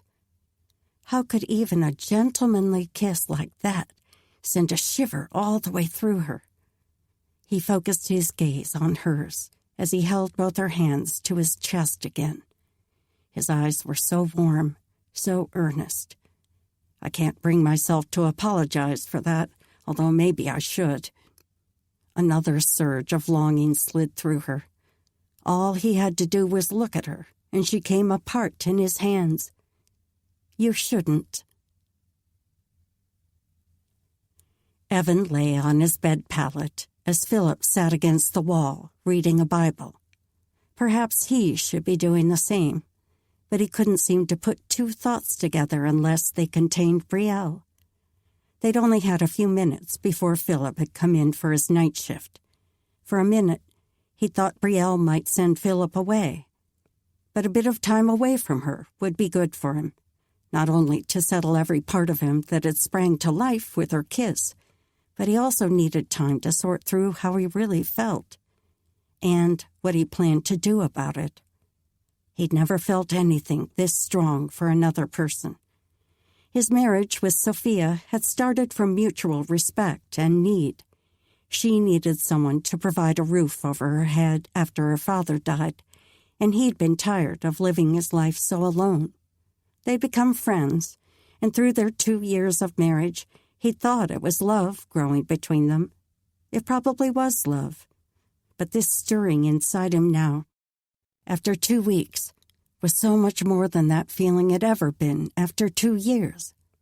Now, he only had to make sure he didn't disappoint Brielle the way he'd failed Sophia. He wouldn't dream of asking her to leave her home, her community, her legacy here in Laurent. Maybe she'd like to travel a little and see the world. He'd take her anywhere she wanted, but he had to be willing to leave all behind to make a life with her. Who was he fooling? Between Brielle and the people he'd come to know here, he would leave his old life behind in a minute. If he could, he'd gladly head back to the States now and resign his commission, then come back and do whatever he could to woo her. If she'd have him. Just because attraction sparked between them didn't mean she thought enough of him to accept his courtship. Besides, he still had a promise to fulfill, and his country depended on him. He was due back by the last day of December, and he had to find Pitchblende before he returned.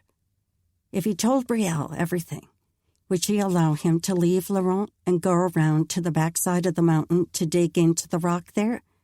She could come with him if they felt the need to keep him under guard, which they might after he revealed his connection to the army. He closed his eyes and pictured the striated grooves in the stone there. That was exactly what the old trapper's journals had described, and nearby he'd find a darker copper. His chest seized. Copper. Just like... He struggled to pull up images from the feast. He'd been so focused on watching Brielle talking and laughing at the feast, the torchlight glinting off the copper in the walls and sparkling in her eyes. He squeezed his eyes tighter, trying to home in on that wall in his mind's eye. Numerous stripes of various hues, but copper had definitely been among them. The flickering glow of the torch might have distorted the color, though. A weight pressed hard on his chest. Had he really found it? He couldn't have. Not here in the heart of their mountain, where all their homes were built. He dragged in a breath. Just because the rock showed splashes of copper in the light of a torch didn't mean it was pitchblende. He wouldn't know for sure until he chipped out a piece and tested it. He fought to keep his breathing even, no matter how fast his heart raced. If he found pitchblende here, that meant it probably would also be in the other mountains around the area. He could still move forward with his mission. He'd have to tell Brielle he found the mineral here, but he would assure her he planned to keep seeking it in other places. He couldn't lie to her, nor could he keep the truth hidden any longer, not if he wanted a life with her. A marriage couldn't be built on lies or secrets, not the kind of love he wanted with her. His thoughts shifted from what he would tell Brielle to imagining how he might get access to this wall to determine for sure if it was pitchblende. She might willingly give him access if he told her right away, but he hated to give weight to her fears in case he was mistaken about the mineral. And maybe, when he revealed his mission, she wouldn't believe his words of love. Maybe she would think it was all a ruse to get her to set him free. His heart squeezed at the thought. Would she doubt him, despite the connection they shared? She would have every reason to distrust him. He'd do better to find out for sure if what he saw was pitchblende. Even if it risked the growing trust she'd placed in him, it would be easier to sneak out under her relaxed guard. He had to accomplish this last mission. With the war raging in the East, killing more lives daily, not a minute more could be wasted. Chapter 20. Evan forced his breathing to stay steady as he strained to hear every sound that drifted from Philip's sleeping form. Several hours must have passed since midnight. The man should be in his deepest sleep. The entire village should be asleep after the feast, probably even whichever young woman currently had the task of keeping the fire burning in their solarium. He wasn't sure exactly where that garden was located, but Brielle had pointed toward the far side of the courtyard, so he was fairly sure he wouldn't be in danger of running into the keeper of the fire. With every part of his body strung as tight as a fiddle, he pulled himself up to sitting. No change in Philip's gentle snores, so he pushed to his hands and feet, then straightened. He eyed the dark outline of his packs. He kept a knife hidden in the lining of the larger case. Should he pull it out, along with a bit of leather to buffer the sound of his blade on stone, or take the entire satchel? The latter would probably make less noise, and that way he'd have everything he needed to quickly hack enough pitchblende. If the job went well, he would take enough for the scientists to not only test the stone, but make a single explosion to ensure their plan would work. The army would still have to send hordes of men up to get enough pitchblende to destroy the British troops and end the war for good. But all he'd been tasked with gathering was enough to verify that the plan would work, and that an explosion that large was possible. He used all his stealth training to creep to his packs and lift the larger one to his shoulder without letting the contents inside jingle, then made his way to the door. He'd studied the bar on the door for a solid hour to determine the best way to lift it without making a clink. Now, he tipped the pin at an angle and eased both the inside and outside bars up. As soon as the door gave, he grabbed the bars and pulled the door just enough to slip through. He had to take the same care to lower the metal, but everything went as he'd planned. Philip's soft snores still drifted from inside the room. "Thank you, Lord," he thought, though the cloud of guilt that hovered around him seemed to stop the prayer from ascending to God's ear. Why did this deception feel so wrong? He was accomplishing the mission his commanders had assigned him, the mission he'd sworn on a Bible to uphold. Surely God wanted him to do everything he could to fulfill his promise. Yet he was breaking the trust Brielle had begun to show in him. He moved down the corridor without making more sound than an occasional rustle of his clothing. Brielle was the one he most worried about hearing him. She seemed to have the senses of a cat. But unless she could sense his presence without actually hearing or seeing him, she shouldn't know he was out here.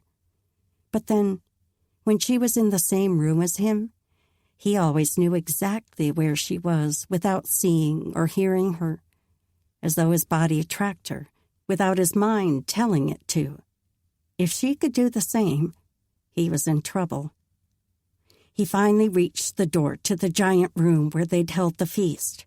He tried to spot signs of pitchblende in the hallway, but the darkness made variations in the stone impossible to see. The community room would be easier to take samples from anyway.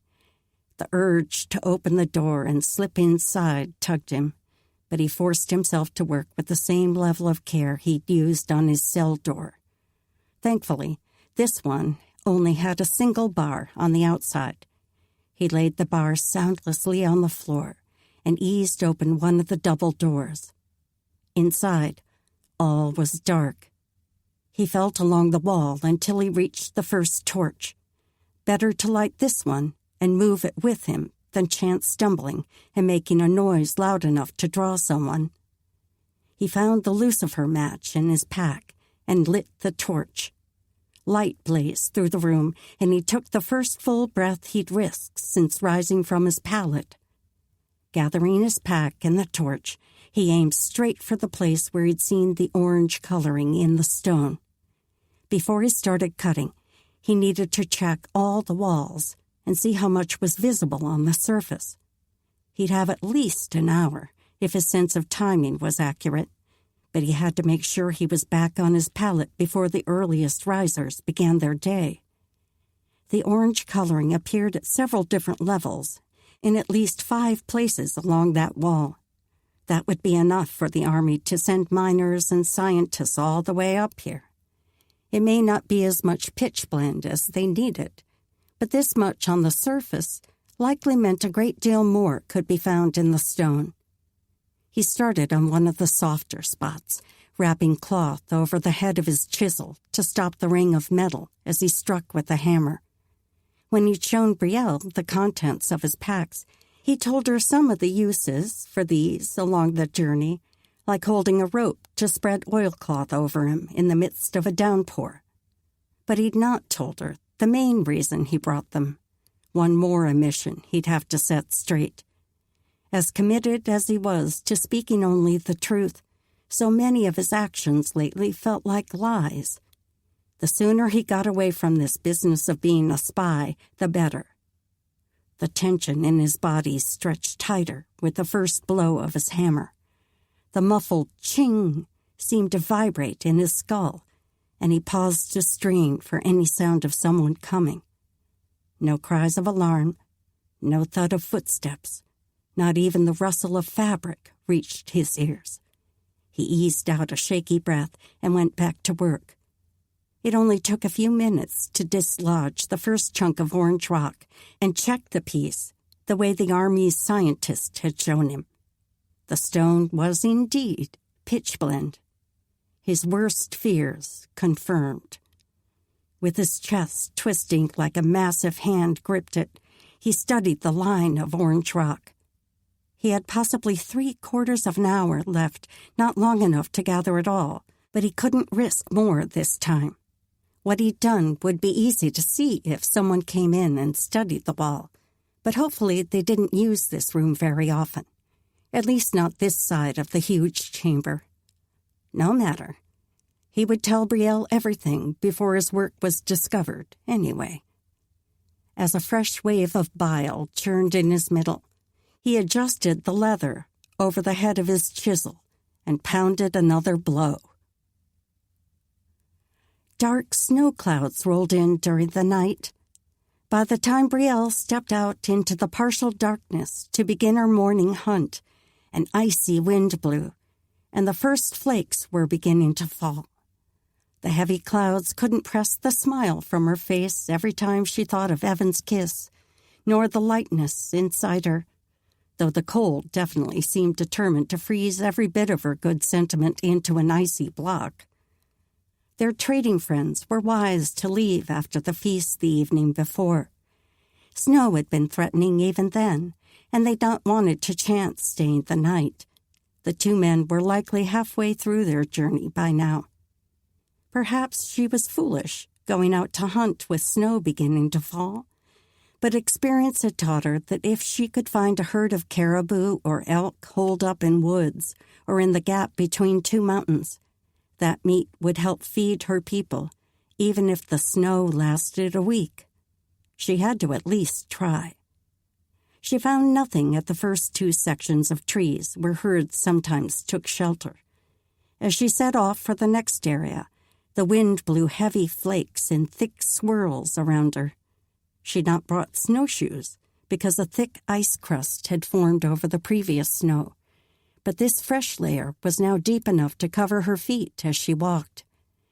When she reached the canopy of barren tree limbs, a reindeer started out of the shelter, moving away from her. It looked like a young buck who'd been separated from the herd. Those animals didn't usually scare so easily when together, but the storm must have it on edge. The only game left under these trees was a single hare, and she quickly sent a well-placed arrow, then readied the carcass for the trek back to Laurent. As she pulled her cloak tighter around her shoulders, a long sigh slipped out. Useless hunts didn't usually bother her. In truth, spending quiet hours wandering the mountains renewed her. Perhaps part of the refreshing effect came from the exertion, drawing in deep, invigorating breaths as she clambered over rocks and down slopes. With the majesty of the peaks rising around her, staring out over the vast wilderness of spires stretching to the heavens, it was impossible not to realize the magnificence of God, that the Creator could make all this and still know who she was. It put proper perspective both on how great He was and how much He loved her. Another frigid gust sent a shiver through her. This would be a bad storm, the first hard snowfall to commence the depths of winter. As she neared the village walls, she sent the call that she was approaching. Only a faint response sounded through the swirling snow. Even the guards must be taking refuge from the worsening storm. Surely no threat would be out in this swirling gale. She headed straight for her door, her insides aching for both warmth and food. She probably should have broken her fast with more than a sip of warm water before heading out. The wind nearly jerked the door out of her hands as she slipped into their apartment. Inside, the blast of warmth soaked around her, stinging her cheeks. Charlotte knelt by the fire, pouring liquid in a cup. She rose with the mug and stepped toward Brielle, offering a smile. "You must be frozen." Her teeth chattered, even with that single word. She couldn't yet bring herself to unwrap the layers of furs around her. She took the cup from Charlotte and lifted the warm brew to her face, letting the steam thaw her for a minute before she attempted to drink. The burn of the first sip seared all the way down. She let out a long sigh and managed a frozen smile for her sister. "That's good."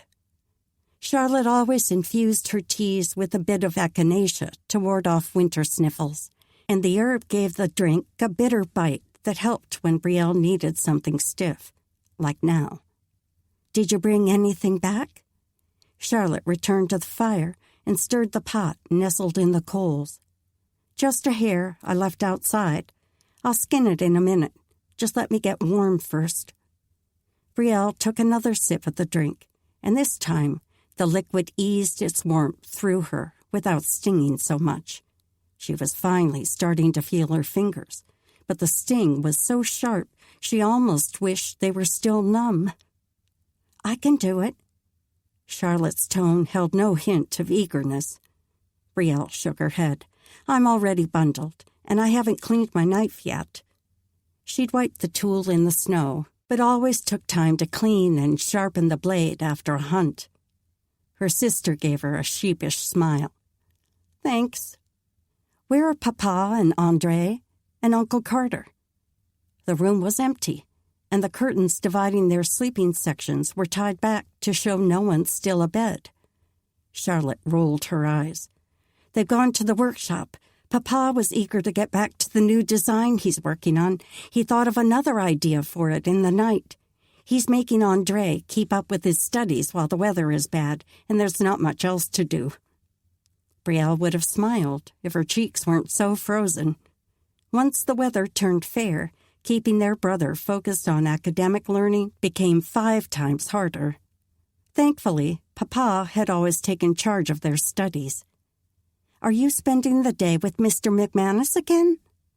Brielle shot a glance at her sister, even as warmth crept up to her ears. Did Charlotte think she was spending too much time with her prisoner? Did she suspect what was growing between them? That kiss?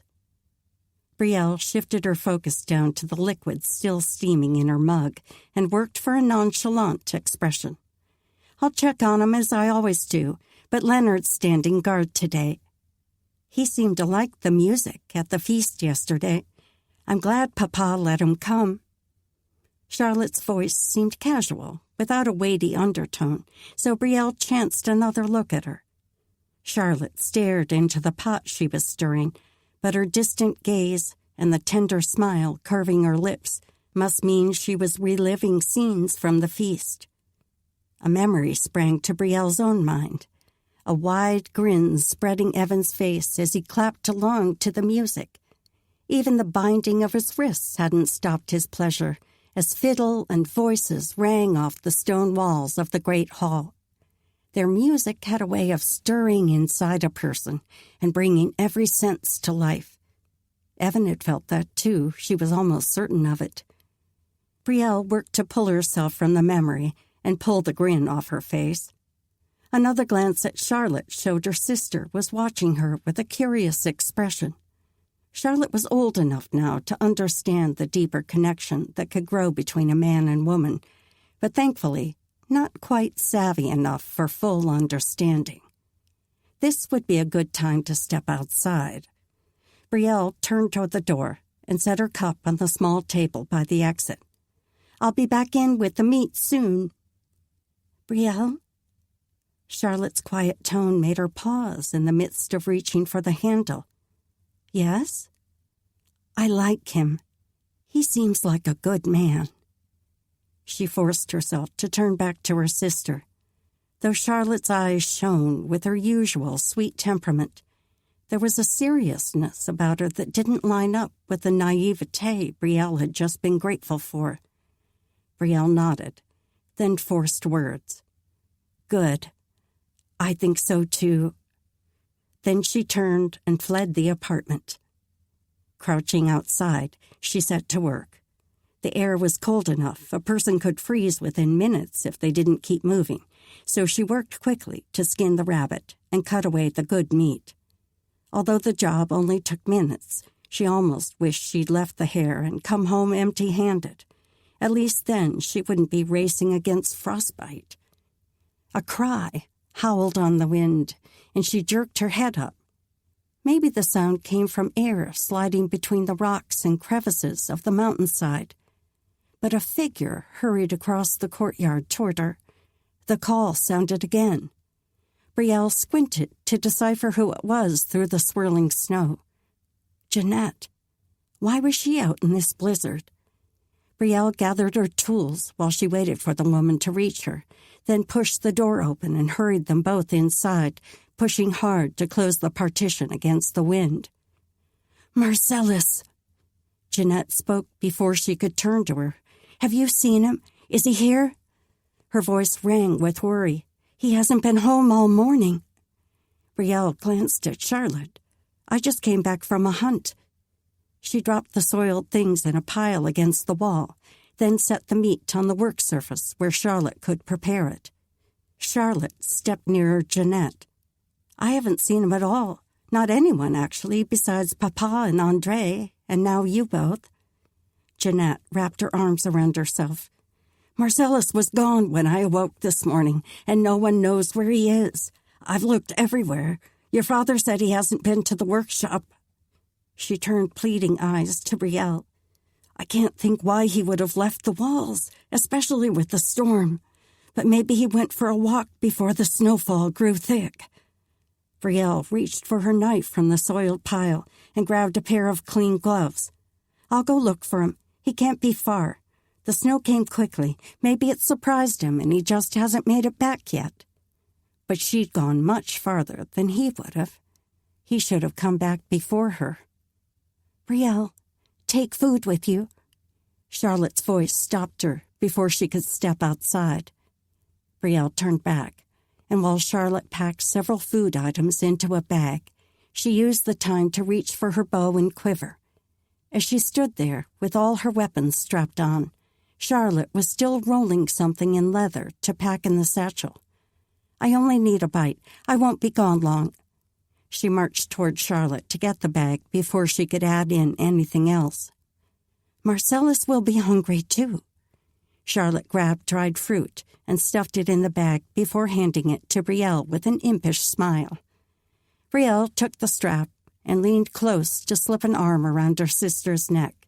She planted a kiss on Charlotte's smooth hair. "Thank you, monsieur. I'll be back soon." Slipping the strap over her head, Brielle turned back to Jeanette. "Stay here and visit with Charlotte. I'll bring him back to you here." But Jeanette shook her head. "Louis is worried, too.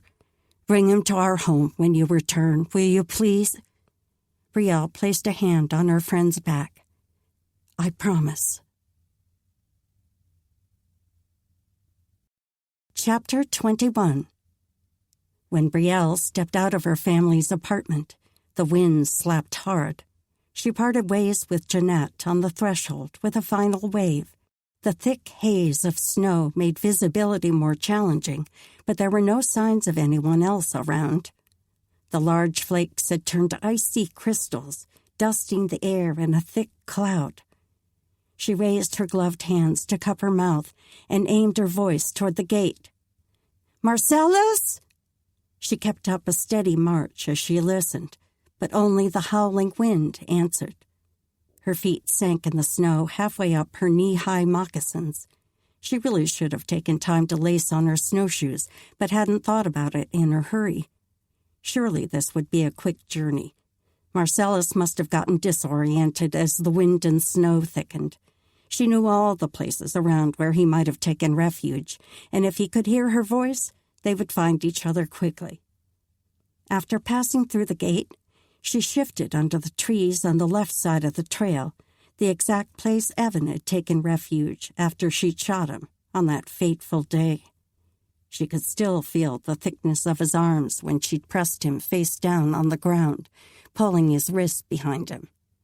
Even then, she'd been impressed by his strength as he fought the power of the potion on her arrow tip. What was he doing now? At least he was safe and warm, tucked in the storage room with Leonard to guard him. Maybe he was still eating the food Audrey had brought for his morning meal. The thought made her own belly grumble, and she reached into the bag Charlotte had packed. As she called again for Marcellus, she pulled out the first bundle and opened it to find roasted caribou. That would give her enough energy to accomplish this mission and get back. She could save the rest for when she was warming by the fire. Just the thought of a warm blaze moved her feet a bit faster. "Marcellus!" She strained to hear a response as she bit into the meat. Walking under the trees blocked some of the buffeting wind, so she should be able to hear him respond. But no voice called back. Maybe he'd found refuge in the clutch of cedars tucked against the rocky cliff ahead. There weren't many trees there, but the protection of the stone wall on one side would stop much of the wind, and the branches would keep the worst of the snow off him. Lord, let him be dressed for the weather, please, thought Brielle. If he'd not covered every bit of himself with furs, he could be frozen stiff by the time she found him. An awful image flashed through her mind, pressing her faster. That would explain why he'd been gone so long. But no, Marcellus couldn't be. Dead. Lord, please let him be safe, thought Brielle. He brought such joy to everyone around him. She hadn't meant the time she became frustrated with him. He always intended kindness. And Jeanette, what would her sweet friend do if something happened to her boy? When Brielle left the shelter of the trees and plunged across the open land, the wind nearly bowled her over with its gale-like force. Snow pounded her cheeks, and she pulled her scarf higher to cover every part of her face except her eyes. Her breath came harder as she pushed against the wind, and it seemed to take forever to reach the group of cedars beside the cliff wall. If she hadn't traveled this way so many times before, she might not have found the spot. The snow was so thick she could barely see more than a few strides in front of her. When she reached the trees, She wove her way through them. Nothing. "Marcellus?" She shook every branch, kicking the lumps of snow to see if he'd been covered. Still nothing. Her heart hammered into her throat. Where else would he be? Everyone knew better than to leave the village walls with the threat of snow, even him. The knot in her stomach pulled tighter. Maybe he'd seen an elk or other game and thought to bring food home for his mother. Even though they all knew hunting wasn't his forte, if he set his mind to something, it was almost impossible to waylay him. She stood at the edge of the trees and stared at the white beyond. Should she go south or north? With one mountain at her back and Laurent ahead of her, those were the only two immediate choices. But no matter which direction she chose, a medley of options would soon become available to her. There was no way to track him at this point, not with so much snow covering his prints. Her voice wouldn't carry very far through the howling wind. "Lord, show me," thought Brielle. She closed her eyes and let her mind roam over the possible directions. Whether Marcellus knew the trail or not wouldn't matter to him if he'd been focused on whatever he was following. Maybe she should go where an animal would have gone. Most of the near herds grazed to the north, but she'd already checked those areas when she hunted this morning. So perhaps she should head south and search the trail she hadn't yet traveled that day. Gathering a breath for courage, she started out. At first, she attempted to jog to cover ground faster, but the snow was so deep now, and the wind pressed against her so hard she couldn't maintain the pace. Dropping back to a walk, she extended her stride as much as she could manage in the soft snow. Every minute or so, she called his name, and in between, she sent up prayers for God to lead her to him. Worry coursed through her, but it was likely nothing compared to what Jeanette and Louis were feeling. She'd already been gone much longer than she anticipated. At least the gnawing fear kept her from being hungry. With so much unknown, she needed to save the food in case... In case what? Her mind tried to answer with images of Marcellus so cold and weak he couldn't walk on his own. When another picture tried to surface of him mostly buried under snow, she pushed it away. "Marcellus!" Once again, no answer. God, where are you? Brielle thought. Did he not care about one of the best of his creations? Everything in Marcellus desired to be good and helpful and kind and loving. Surely the Lord would respond the same. After checking 2 different places where Marcellus might have sought cover, she was so miserable with cold and fear she wanted to scream. But she didn't waste energy on such a reaction. Instead, she ate a bit more roasted meat. Her strength was waning, but she had to keep moving. She wasn't as familiar with this area, as it didn't usually provide much game. There might be places he'd taken refuge that she'd forgotten about, but with the storm swirling around her, she could only move from one known group of trees to another. The isolation of the blizzard made her feel like night should be coming on, but she probably hadn't been out that long. For a while now, the clouds had covered what little sun there was, casting a pall over the atmosphere that made it feel like the semi-darkness that lasted so much of the winter months. How long had she been searching by now? Half a day? The storm hadn't let up. If anything, the strength of the wind had worsened. Should she turn back? She couldn't. Her family would worry, but they would know she wouldn't return without Marcellus. Had someone told Evan? Was he worried? But she pushed all those thoughts away. She didn't have the energy to let them fester. She had to find Marcellus. She couldn't return without him. A dark mound rose up before her, and she staggered toward it. The form took the shape of a scrawny tree standing separate from the others, clustered a few steps away. She braced a hand against its trunk and let it bear her weight. Maybe she should turn back and see if she'd missed him somewhere along the way. If she still didn't find him, she could stop in Laurent and gather supplies, along with 1 or 2 others, to help search. Then they could go northward and see if she'd missed him in her travels that morning. The plan sounded as good as anything else her exhausted mind could conjure. Pushing off from the tree, she turned back the way she'd come and screamed Marcellus's name once more. Evan eyed the guard as he sat with his paper and charcoal. Leonard had acted more and more worried as the afternoon progressed. The man said a blizzard was raging outside, but did that account for all of his angst? Leonard stood again and began to pace the short length of the room. Back, forth, back again. He glanced at the door each time he turned. If there's something you need to go do, I'll be fine here. I won't try to escape. You have my word. The man jerked his focus to Evan, then shook his head. There's nothing I can do. What is it you're worried about? He just grunted and shook his head again. Evan wanted to pound the pencil point into the stone floor, anything to vent the frustration building inside him. His own body itched with pent-up nerves, but he couldn't tell if it was merely fear of not knowing what was wrong or an inner sense telling him he needed to take action. Soft footsteps sounded in the hall, and they both jerked to attention. Leonard strode to the door and lifted the bar with a sharp clang. He pulled the door open to reveal Audrey standing with a tray containing their evening meal. Her wide eyes stared at the man, then swung to Evan. Any news? Leonard spoke in French, but his voice was loud enough Evan could make out the words without much trouble.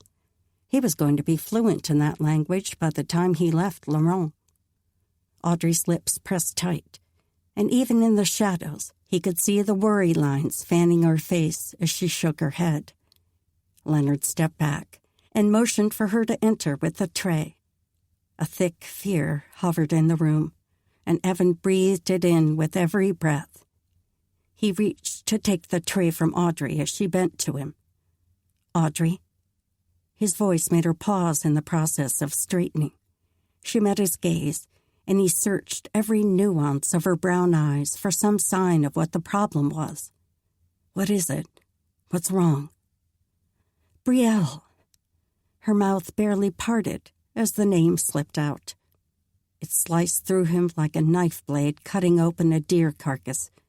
His heart skipped a beat, and his breath grew ragged as the pressure in his chest grew. Where is she? He'd wondered why she hadn't come by today, but had told himself it couldn't have anything to do with Leonard's worries. Her absence seemed more likely to be from their kiss, a possibility that twisted his belly. But now this. Was she out in the blizzard? She couldn't be. She possessed too much savvy about this land. She wouldn't let herself be surprised by a storm. He honed his focus on Audrey, willing her to explain, as he didn't have the breath to ask. Marcellus is missing. She went to look for him when she came back from her hunt this morning. Neither of them have returned. Brielle's father and uncle went out to look for them. No, it wasn't possible. Only the urge to help one of her people in danger would make Brielle set aside her good judgment and put herself in so much risk. The storm, is it fading? He could only pray so. Lord, let it be dying. Let her be hidden with Marcellus somewhere, protected from the cold and wind. Or better yet, let her be, even now, at the gate, on her way to safety, Evan thought. Audrey glanced up at Leonard as she shook her head. Not yet. The turn in her voice said what she didn't. If anything, the weather was worsening. He pushed the tray aside and rose to his feet, then looked to Leonard. I have to go look for Brielle. She needs help. I'll bring her back here, I promise. I won't run away. You can keep my things. I'll sign an oath, whatever you need. I promise I'll be back, but I have to go find her. The man was shaking his head even before Evan stopped talking. I can't let you. I have my orders. Anger sluiced through his veins, and he spun to Audrey. How long ago did her father go out? Audrey's brow lined. A couple hours, maybe? The storm's really bad, Evan. As worried as I am about Brielle and Marcellus, I don't think the others should have left either.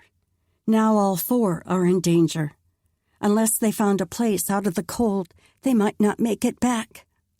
Her voice trembled with her words, and she wrapped her arms around herself. Desperation threatened to close his throat, and he shook his head, turning back to Leonard. I don't care. If I die looking for her, that just means you won't have to worry about me anymore. I have to try. He spun back to Audrey. Do they know where she's gone? Which direction? Her mouth pressed together. I'm not certain. Charlotte would know for sure. She and Jeanette were the last to speak with Brielle before she went out. He stepped forward and gripped Audrey's arm. Can I talk with them? Both of them? His mother might know something that will help us find them. No! Leonard's voice rang off the stone walls, slicing through the thoughts racing in Evan's mind. He spun to face the guard. Leonard fisted his hands at his side. I can't let you go. If anyone knows what to do in the storm, it's Brielle. I've been ordered to keep you here no matter what. I can't disregard that, especially with the chief gone as well. A fresh wave of anger washed through him, and he had to lock his jaw to keep from charging forward and gripping the man's shoulders to shake some sense into him.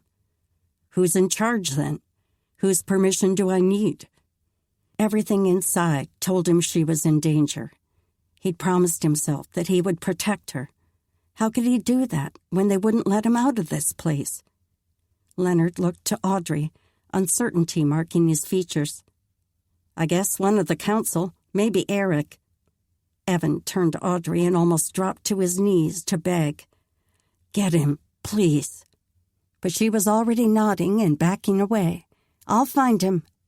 Thank you. And bring Charlotte and Jeanette, too. I'll need to speak with them before I leave. The moment the door closed behind her, Evan started his own pacing. Leonard didn't seem to mind that he'd left the fur pallet. There was no way he could sit still with his mind churning. He had to make a plan for where to start looking. Every moment could make a difference for Brielle.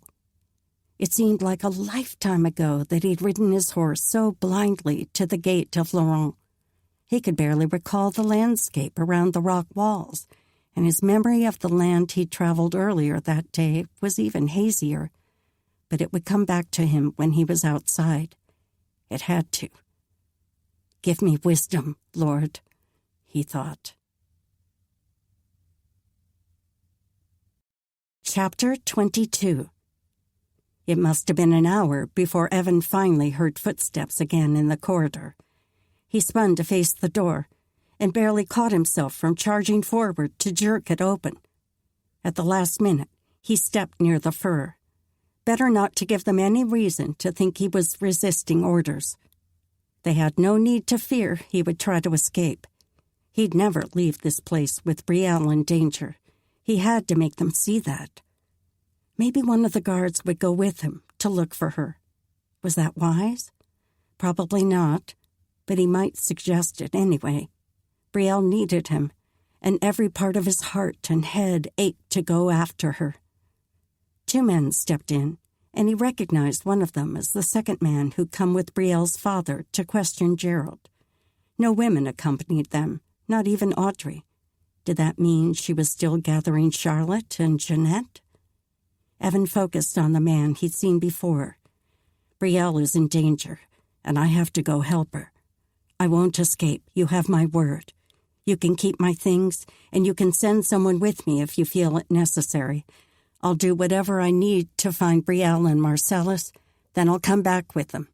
After that, you can lock me up or hang me or whatever else you see fit. The 2 men looked at each other, and the worry in their eyes was plain. Did they fear for Brielle and others caught out in the storm? Or was that look because they were afraid to let him leave? If the latter, they were dim-witted fools. He took in as deep a breath as he could manage, with the adrenaline pulsing through him. He had to remind himself of the reason for their fear of him. 6 of their loved ones had been brutally murdered at the hands of outsiders.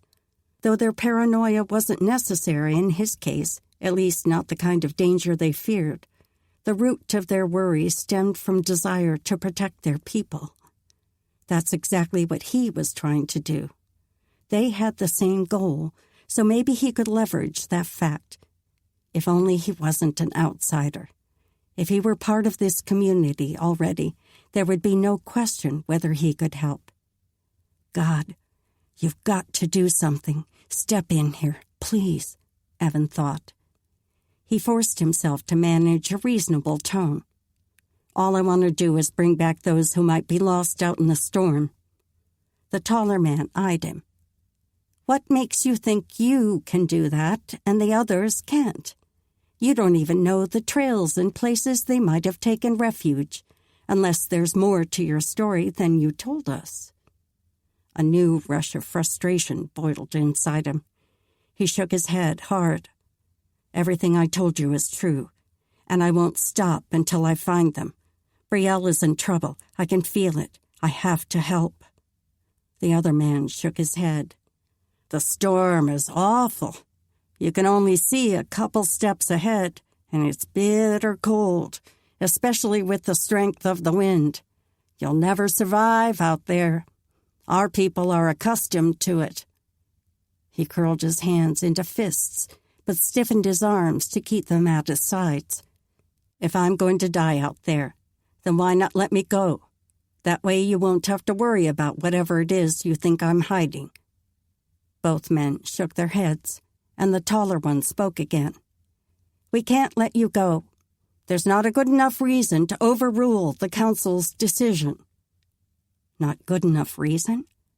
Brielle's life was more than enough reason. But no matter how he pleaded, neither man budged. At last, the taller man raised an outstretched hand, palm forward. No more. You will stay under guard. We're all praying for their safe return. The man gave Evan a pointed look. If you want to help, I suggest you do the same. As they left the room and the bar clanged into place behind them, Evan sank onto his mat. How could this be happening? Brielle needed him. He knew in the deepest part of him that God meant for him to help her. But he could do nothing while they held him in this cell. What now, Lord? He thought. He slid a glance at Leonard. He could overpower the man. Was that what God wanted him to do? If it be possible, as much as lieth in you, live peaceably with all men. The familiar scripture from Romans echoed in his mind. He was trying to live peaceably, but Brielle's life was in danger, and these people wouldn't listen to reason. In this case, living peaceably wasn't within his power, was it? Surely that was why the scripture had added the disclaimer, as much as depends on you. His own actions were within his control, no matter what these people decided. But God, Brielle, his heart cried out. The effectual, fervent prayer of a righteous man availeth much. Conviction swept through him with the verse from James, a conviction he did not want to feel. He raised his face to the heavens and clamped his jaw shut to keep from shouting at God. Brielle was out in the storm, probably dying, and God wanted him to do nothing except pray. Lord, have you lost your senses? He thought. Conviction pressed harder. God could take care of Brielle. Evan's mind knew that to be fact. But his heart screamed that he couldn't leave her safety to anyone else, especially to an invisible God. He may have never seen God with his eyes, but he knew beyond a doubt the Lord was real. He created the earth, and even more than that, he knew every man, woman, and child, had a path mapped out for each person to follow. A weight pressed so hard on him, he had to bow his head, his shoulders drooping under the pressure. Evan had strayed from that path more than once during his life, but since Sophia's death, and then watching all those women and children die in the fire at that Canadian fort, he determined he wouldn't take a step without the Lord's guiding. How quickly he'd forgotten to seek God's will. How easily he strayed. And though he'd promised himself he would never willingly tell a lie again, so many of his words since he'd come to this place had skirted the truth, even to himself. He had to be honest with these people. Even if he found pitchblende in another mountain around this area, the coming of the miners would still disrupt Laurent. Lord, forgive me for my deceit. Give me the strength to face even the hard conversations, Evan thought. A weight lifted from his chest with the words, not the entire weight because fear for Brielle still pressed hard, but God's forgiveness had scraped away a layer of tension. Now, for his next step, he'd been determined to help look for Brielle. But really, what did he bring other than desperation? He had little knowledge of the area, and the people here didn't trust him. Yet what he could bring before God, a willing heart and a repenting spirit, is what the Lord was accepting. God had pressed his instructions clearly in his mind, and Evan would carry them out with every part of his being. With his head bowed, he started a fervent beseeching, a prayer that he hoped would effect much to save Brielle. Brielle had no idea if she was going the right direction, but she pushed through the numbing cold, forcing one step in front of another. It must be nighttime, but the white swirling around her made it impossible to see the moon and confirm she was going north. She hadn't spotted any landmarks for a while, not since the grove of trees she passed about an hour before. If someone held a knife to her throat to force her to say whether she was lost or not, she would have to admit she was. But she had to keep moving. She would never find Marcellus if she wasn't looking for him. And if she didn't keep her body heated with activity, she would freeze to death within minutes. Even now, she couldn't feel anything below her knees. She'd stumbled and fallen so many times, snow might have seeped under her furs. She wouldn't know for sure until she took them off, but that wasn't an option out here. She no longer screamed for Marcellus. Her voice had grown so ragged, the sound didn't carry very far. At least the howling of the wind didn't seem as loud. A dark mass appeared on her right, and she drew up to catch her breath and squint at it. The form was only a shadow, so she couldn't tell whether it was the sheer face of a cliff or the bushy branches of a cedar. She stumbled forward, paused to steady her footing, then trudged on again. The mass took on the shape of stone, and she scanned her memory for where she might be. She knew of no vertical cliffs in the southern area, at least not where she should be. Even so, the rock could provide shelter from the wind. She reached the stone face and pressed her gloved hands against its smoothness. Ice coated the rock, but the surface was too vertical for any snow to settle. As she pressed close to its side, the force of the wind eased its pressure on her. Relief made her want to sink to her knees and sleep right there at the base of the stone. She jerked herself straight. She couldn't stop, not unless she found a way to make some other form of heat.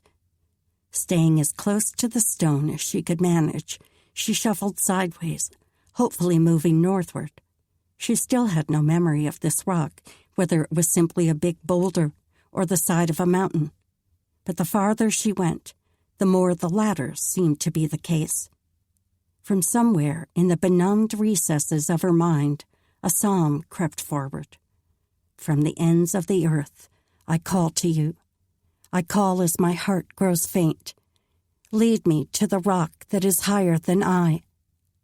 She couldn't summon a prayer to accompany the words, but the verse itself was prayer enough, releasing a burst of warm hope within her. The vertical slope tilted and took on more of a craggy texture, with snow piled in the grooves. Still, The rock served as a buffer from the worst of the wind. She kept moving, and the stones seemed to curve in a gradual arc, like it really might be the base of the mountain. She strained to remember the peaks in this area that didn't have trees near the base. In truth, she had no idea where she might be.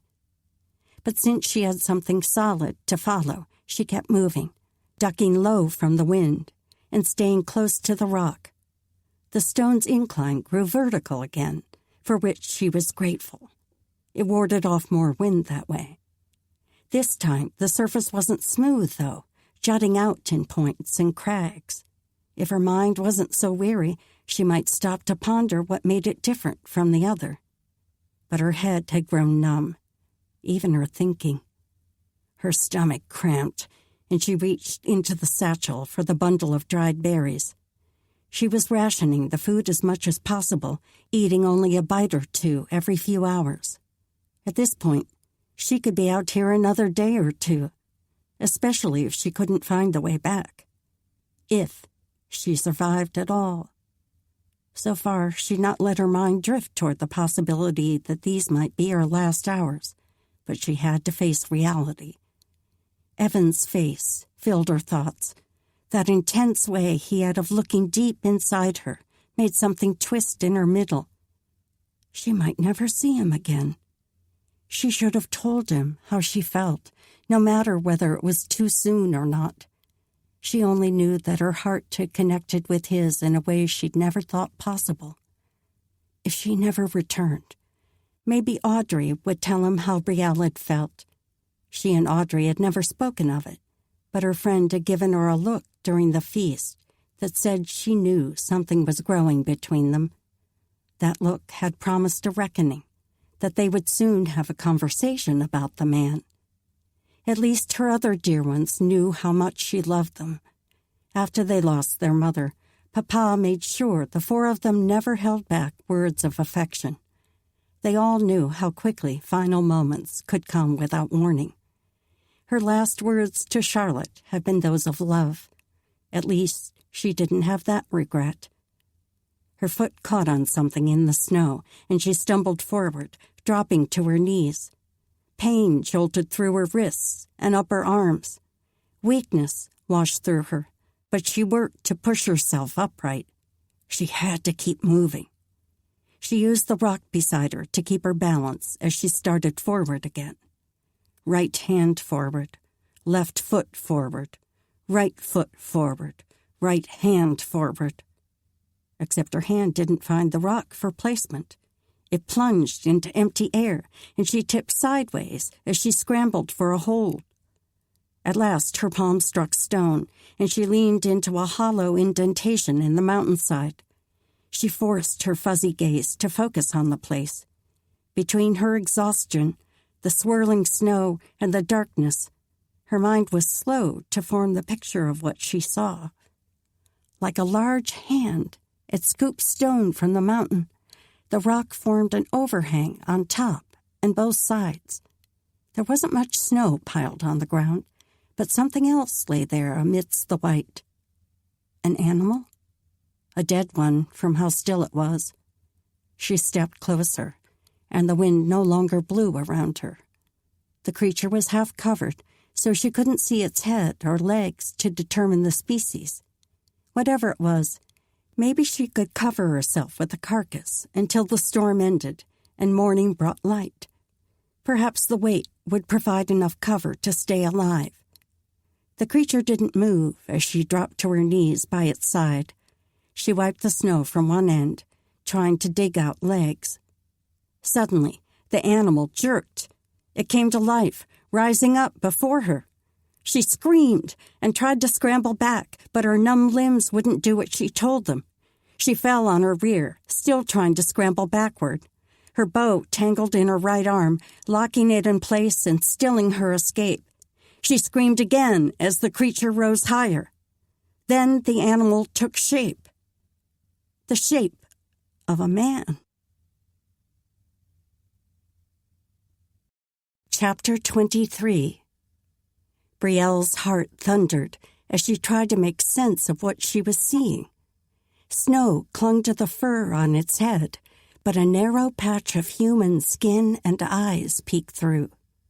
Familiar eyes. The person reached up and tugged part of the fur down, revealing splotched red cheeks. Marcellus? Had she really found him? Her mind finally caught up with what her eyes were taking in. She couldn't form words with her face so numb, but she let out another cry and gathered strength to crawl toward him. It took long moments to untangle her arm from her bow. Every movement she attempted was clumsy, as if she moved in slow motion. But finally she freed herself and crawled to Marcellus. He was still sitting there, watching her. He'd not spoken at all, but she finally managed a stiff, "Marcellus?" He might not have heard her through the fur covering her mouth, but at least her lips and tongue were working again. She couldn't tell how long he'd been lying there, but he'd created a patch of bare ground the length of his body. Snow rose up on either side of the spot where he'd lain. Likely, he would have been covered completely in a few more hours of snow blowing sideways into the nook. She turned to face him and worked to form words. "How are you?" Maybe those weren't the best first words to say, but she wanted to hear him speak. He stared at her, his eyes barely focused. Had he even heard what she said? She was about to reach out and grab his arm to shake him when a word slipped through the fur covering his mouth. "Cold." His voice was raspy, but the familiar timbre sent a thread of warmth to her heart. She reached out and pulled him into a hug. "Marcellus!" Tears burned her eyes, but she couldn't let them fall. Moisture like that would only make her colder. Ice had already crusted her eyelashes, and probably wasn't helping her ability to talk. She pulled back and looked him over once more. His eyes held a little more life than they had moments before. Now she had to make sure they stayed that way. A glance outside their little miniature cave showed the snow still swirling. They would need to stay here a while. Maybe together they could keep warm. She turned back to Marcellus and crawled in beside him. They both wore coats of thick fur. Hers was grizzly, and his looked like it might be the same. Would they be warmer sitting side by side or lying front to back in the place he'd been stretched out before? Probably the latter. As much as her body craved the chance to rest, she didn't fancy laying out as if she were giving up. Still, that might be the best they could manage. They had no wood to build a fire and keep it burning, and the only other option was to go out in the wind and snow. She glanced at Marcellus's legs. Was he able to walk? Would moving in the blizzard be better than lying here, sharing body heat? In truth, she wasn't sure. Her mind didn't seem to be reasoning well. Her body told her she wouldn't be able to keep on much longer if she forced herself back into the wind and cold. Staying here together would have to do. "Protect us, Lord. Keep us alive," Brielle thought. Using a combination of motions and the few words she could manage, she had Marcellus lie down on his side. She gave him the 2 small chunks of meat she had left, then removed her bow and quiver and positioned them with the satchel next to her. At last, she crawled in to lie in front of Marcellus. He draped his arm over hers, and she could feel the tremble as his body tried desperately to stay warm. Her own limbs wouldn't stop shivering either. As she settled in beside him, she finally managed to breathe easier. Was this a good sign or bad? She didn't know anymore. She couldn't think through the fog clouding her mind. Her eyes drooped shut, and she let herself rest for a minute. Just 1 minute, then she'd keep herself awake, counting snowflakes if she had to. Evan didn't sleep that night. There were a few times his body tempted him to lie down and rest just for a few minutes, but his soul wouldn't allow it. He pleaded with God for Brielle's life, not just for her life, but for every part of her to return whole, not even a nip of frostbite. He raised the same prayer for Marcellus and for Brielle's father and uncle. When he asked Philip for full names so he could be precise in his petitions, the man seemed wary about giving those details. I only want to tell the Almighty clearly who I'm asking him to save. The man nodded, understanding. Her father is Henri Durand, and her uncle is Carter Maurier. Evan raised his brows. Her mother's brother, then? Philip nodded.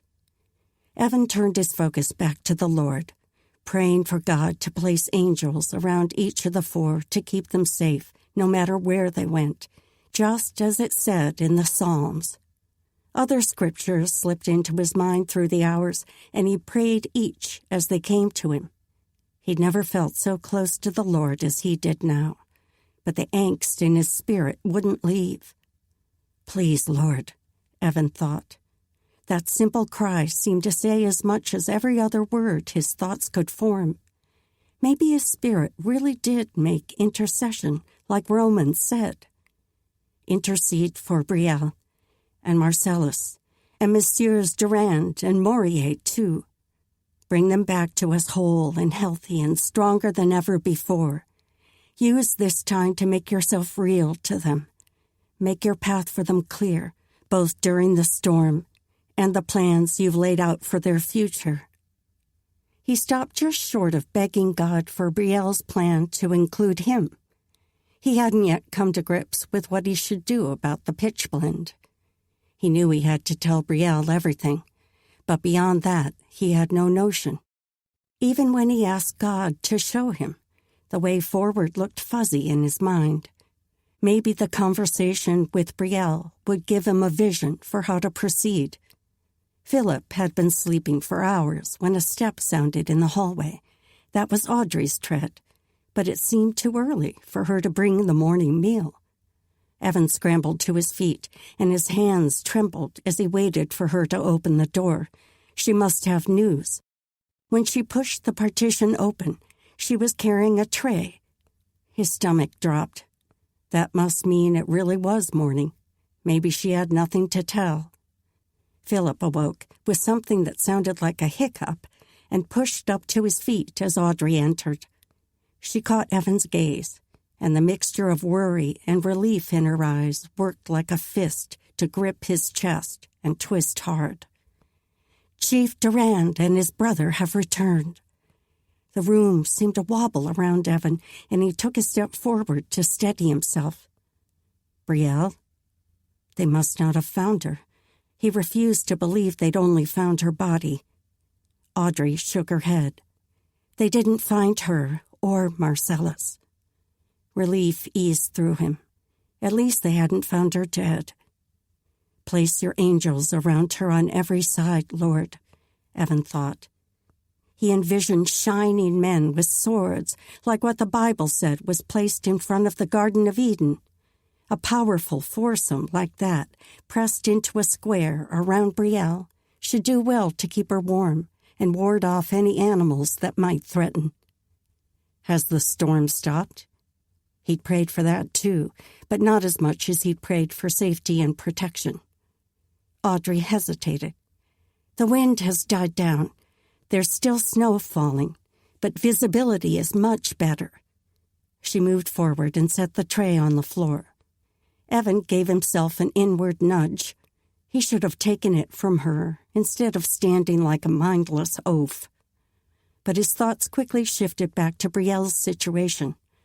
Are they going back out to look for her? As much as he trusted God to bring her back safely, part of him still strained to secure that protection himself. Audrey nodded. 2 of the other men have already left. A new thought slipped in, and he straightened. How are her father and uncle? Do they suffer much from the cold? He'd been praying for all of them. This might be a chance to learn how God would provide answer. She shook her head. They were cold and hungry and tired. I only saw them briefly. I guess it remains to be seen whether they lose fingers or toes from spending so much time in the weather. He inhaled a cleansing breath. That was a relief, although not conclusive. Tell me the names of the men who've gone back out. I need to pray for them. A tiny thread of desperation pulled Brielle from the haze.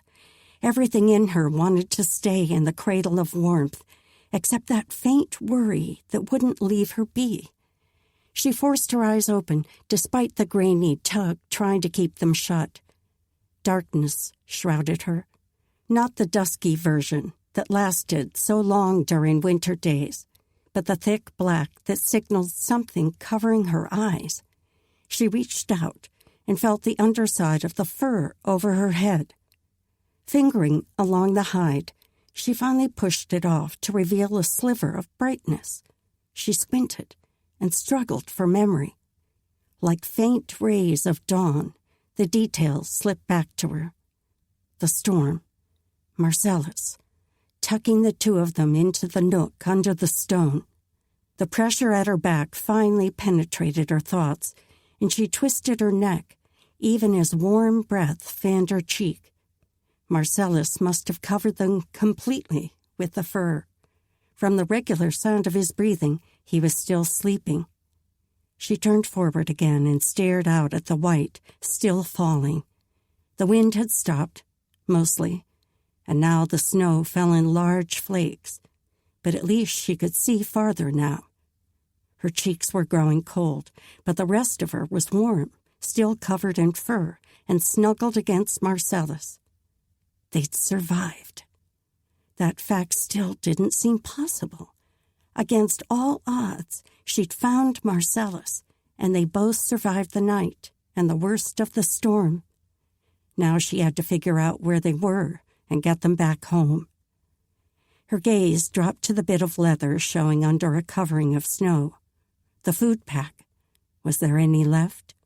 There might be a little more of something, maybe pastry, but she couldn't remember for sure.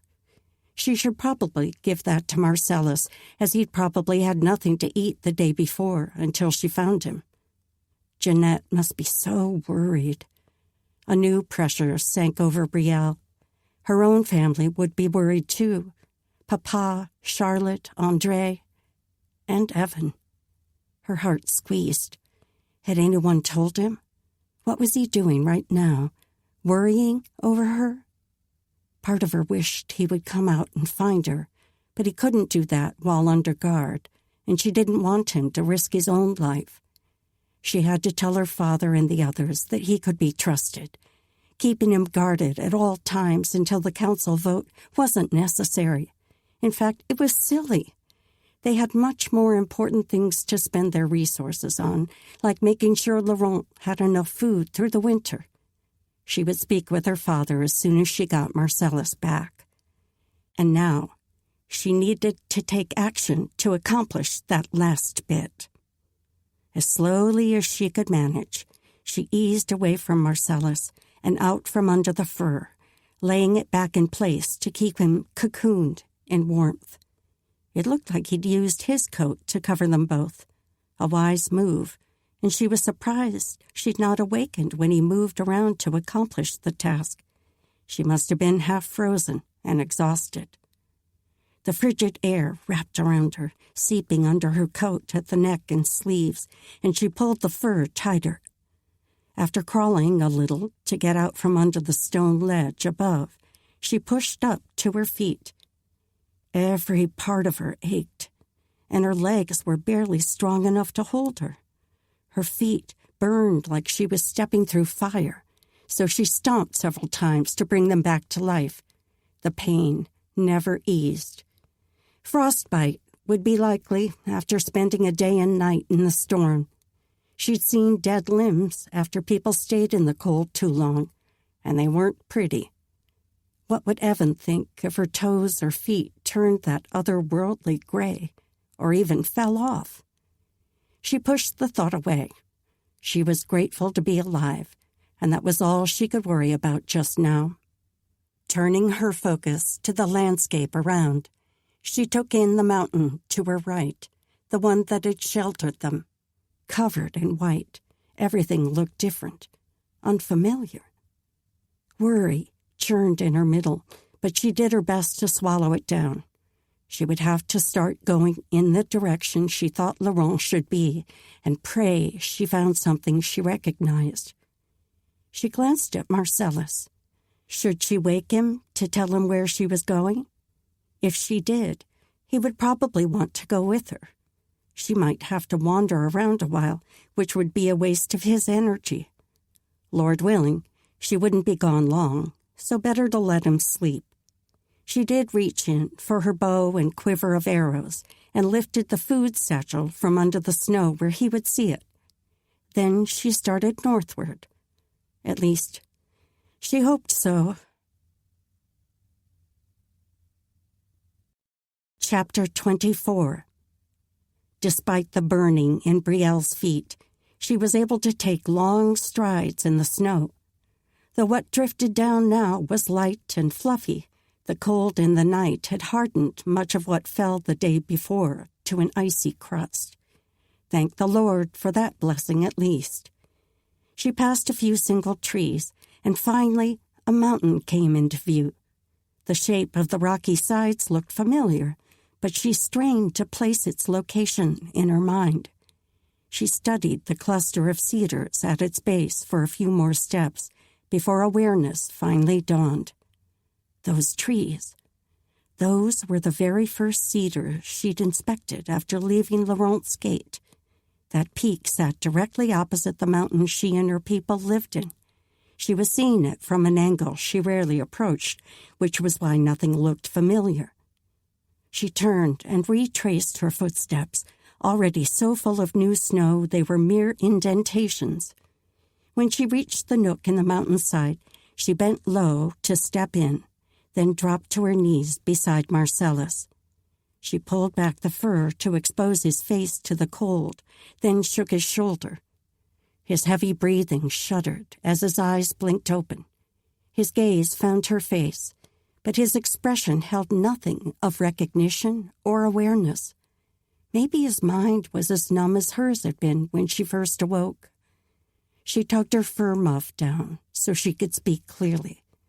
"Marcellus, it's me, Brielle. We're not far from home. Can you get up and walk?" He stared at her for several heartbeats, then looked down at the fur covering him as though trying to determine what it was. She pulled the coat back to let the cold awaken him fully. Then she grabbed his upper arm. "Come, let's sit you up and put your coat on." He did as she asked, although he began shivering before they got his second arm in its sleeve. She pulled the fur close around his neck and fastened the straps. "We need to hurry. There'll be a warm fire and good food when we get there." Maybe she should have left Marcellus and gone on to the village to bring back help. If he wasn't able to walk, she could still do that. But they were so close. She gave Marcellus the last pastry, but when he sat there eating so slowly, she finally tugged on his arm again. "Stand up and see if you can walk while you eat." It took several tries, but they finally got him standing. His feet must be either numbed or as painful as hers, for they didn't hold him at first. She grabbed her bow, quiver, and satchel. "Put your hand on my shoulder to balance while you walk."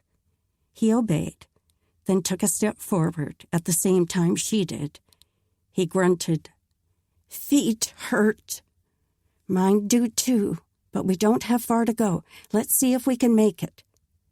The first dozen steps were slow and painful, physically painful for Marcellus, and emotionally painful for her. Every part of her wanted to get back to Laurent. The entire village was likely worried about them. They may have even sent someone out this morning after the storm eased. It seemed to take an hour before she could see the mountain she'd viewed earlier. Marcellus was moving a little faster, but the one time he'd removed his hand from her shoulder, he'd slowed to the speed of a crawl. She gripped his upper arm to keep him moving, and he obediently increased his pace. Just a few more minutes, and we should be able to see our mountain. Maybe if she kept up a running conversation, his spirits would rise. She'd never seen Marcellus so quiet, not even when his father had been shot by the Englishman and lost his ability to walk.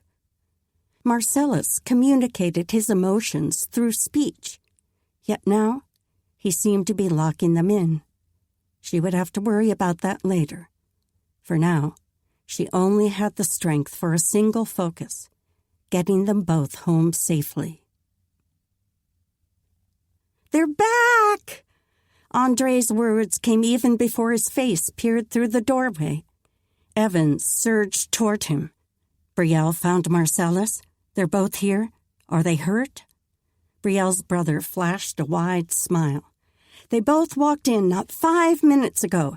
I came to tell you first thing, but I'm going back now to see them again." Evan reached for the door to pull it open wider. "I'm coming with you." He glanced back at Leonard, who'd stepped up behind him. With a grin flashing across his face, the man nodded. "Just stay beside me." Joy flooded through Evan as he jogged behind Andre. If only his legs were longer so they could move faster. But he had to follow, for the lad was the only one who knew where Brielle was. Andre stopped at a door partway down the corridor, the same one he and Charlotte had been coming from on the way to the feast. Had that only been 2 days before?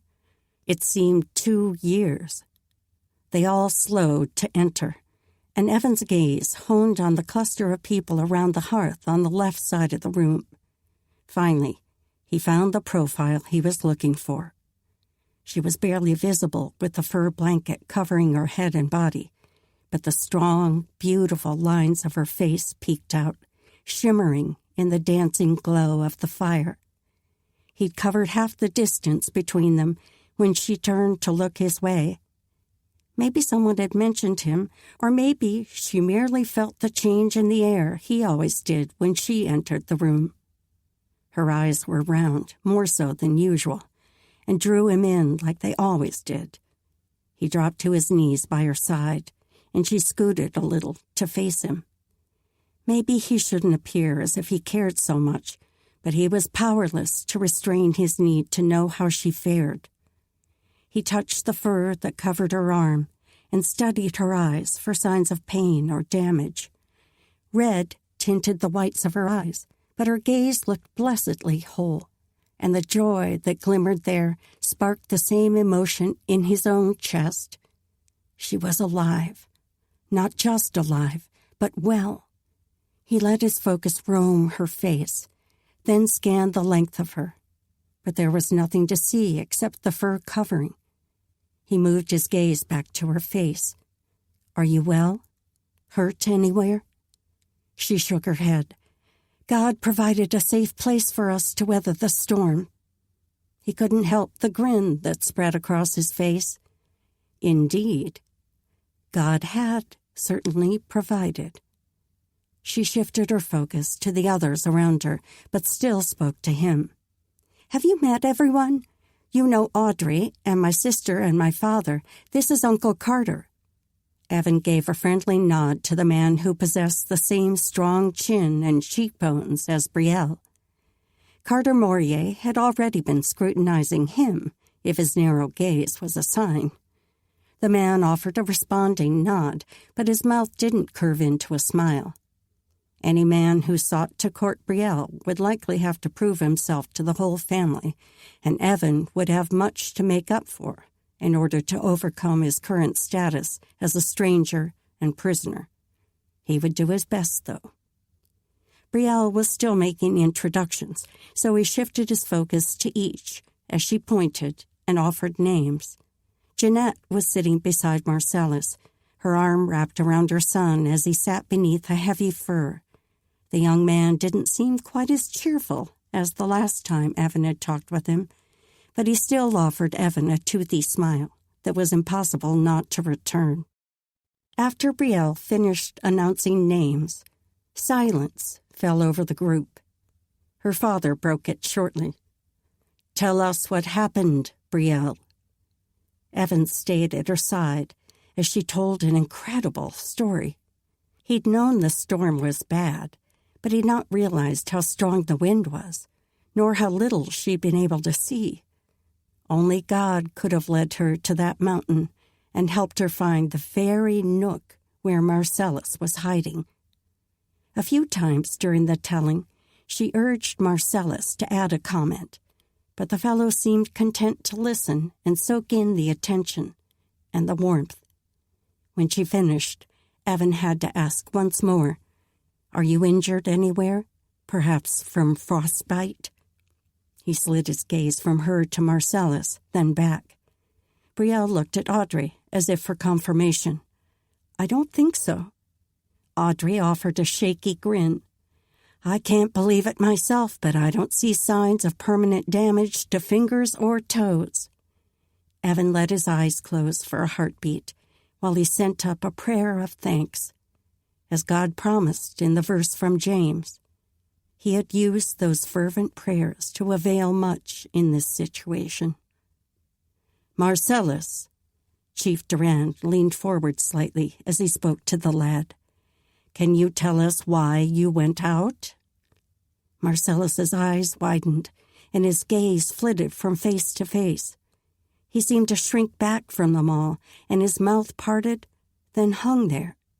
His mother wrapped her arm tighter around him and sent the chief a look full of worry. Chief Durand eased back. "It's all right, son. We can talk later when you've warmed up and feel more like yourself. You've been through a hard time, and we're so glad to have you back safely." Marcellus's wide eyes eased, but a bit of fear still showed there. Maybe a change of subject would help. Evan shifted his gaze to Brielle's father. "What of the other two who went out the second time?" The man gave a solemn nod. "They told us where they planned to look, so 2 men have gone to bring them back. The storm is mostly over, so we don't fear for their safety." Evan let his relief show. Good. But he would add the additional pair to his prayer list until all were safely within the walls of Laurent. He could understand even more now why these people were so protective of their little community. Their walls were a source of safety, of protection, not just against strangers, but against being lost and frozen in the elements and being hurt by wild animals and probably a host of other deadly possibilities. Staying within these walls meant safety. In this land that was more treacherous than any he'd seen, these people had survived and even thrived because of the walls. Would they ever open themselves to correspondence and trade with the rest of the world? For that matter, would they open themselves to an outsider? Him, moving in and becoming one of their own? Maybe married to Brielle? Both remained to be seen. Another silence settled over the group, and Evan began to receive more than one questioning stare. It was probably time he returned to his cell before they felt the need to force him to. Brielle was safe, and he had some prayers of thanksgiving to send up. Then a nap might be in his near future. But as he prepared to walk back with Leonard, he leaned close to Brielle once more and kept his voice low. "When you're well enough, I need to speak with you." Her gaze jerked to his, and she studied him, probably wondering what he wanted to discuss. Alone. He tried to speak that last word with his eyes. She seemed to understand, for she nodded. "I'll come to check on things soon." He gave her a smile, but not so big as to draw the attention of the others. "Rest first. Sleep and eat and stay warm. I'll be waiting when you're ready." If the shadows under her eyes were any indication, she hadn't slept much in that time under the cleft of the rock. Though her mouth didn't speak, her eyes gave him a smile that warmed him all the way down. This woman nurtured his soul, and he had a feeling without her in his life, there would always be a missing piece. Chapter 25. As people slowly left their quarters, Brielle could feel the weight of her father watching her. He'd seen everything that passed between her and Evan, she had no doubt. Just the fact that Evan had come to see her, desperation marking all his features, would have been enough to raise Papa's suspicions. She had much to answer for now. Good thing she'd already planned to tell her father more about why she was certain Evan could be trusted. All the people who'd come to hear her story had returned to their own homes now, and only the 5 in their family remained. Papa sent a look to Uncle Carter that her uncle interpreted easily. He pushed up to his feet and stretched his hands high over his head. "Charlotte, Andre, I have something in my room I've been meaning to show you both. How about now?" His offer was more statement than question.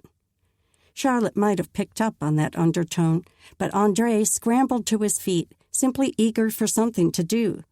Sitting around while the adults talked was not his favorite pastime. While they shuffled out, Papa refilled Brielle's mug with hot tea, and she cradled the warm cup in her hands. She'd finally heated enough to let the fur hang loosely on her shoulders. Her feet still ached, but it wasn't that fiery sting like before. As quiet descended over them, she didn't look at her father. He would speak when he was ready, and she didn't have the energy to face his stare that saw all the way to her soul. "So, I take it you're certain Evan McManus can be trusted?" She dared a glance at him and nodded. "I said that before. I recall you still weren't clear about his purpose for coming here. You merely felt sure of his character. Have you learned more since then?" How to answer that? The short response would be a simple no, but that wouldn't communicate what she really did know about Evan. Her father would see and understand the way things were, no matter how she hedged or pleaded. And it was probably best that he spent time with Evan to see for himself. That would be the only way he would see the man the way she did.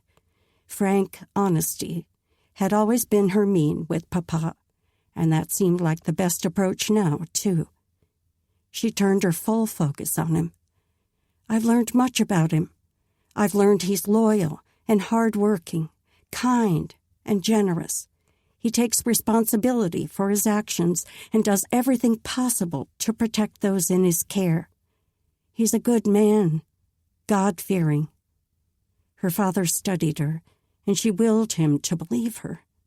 His brow lined as he mulled through her words. Then he offered her a weak smile. "You've always been a good judge of character, so I wouldn't expect you to give your heart to a man not worthy of it. I suppose the only way I can know for sure is by getting to know this fellow." Heat flashed up to her cheeks. Just as she'd suspected, Papa had seen all. At least he'd come to the right conclusion on his next step.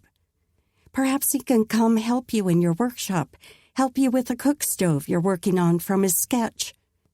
"That's a good plan, and I would like him to join me. But we must have the council's approval first." His look turned pointed. "You know that." Unfortunately, she did know, and she could feel the loving reprimand in his gaze. She'd been pressing against the bounds of the council's edict. "You'll speak for him before the vote?" She studied him, looking for any sign of his thoughts. Papa nodded. "I'll spend some time with this Evan first. Then I'll share my thoughts with the council before the vote." She eased out a breath and took a sip of her tea, trying to untie the knot in her middle. A bit of nerves about Papa's meeting with Evan was normal. She wanted them to like each other. And they would. Her father was also a good judge of people, and Evan's heart would shine through when they spoke. "Now I think it's best you rest. I promised Jeanette I would come check on them and spend a few minutes with Louis. As hard as this was on her, I think he struggled even more, not being able to go out and look for you both." Papa stood and pulled on his coat. As she nodded her farewell, a yawn overtook her. A few minutes to sleep, then she would go to Evan.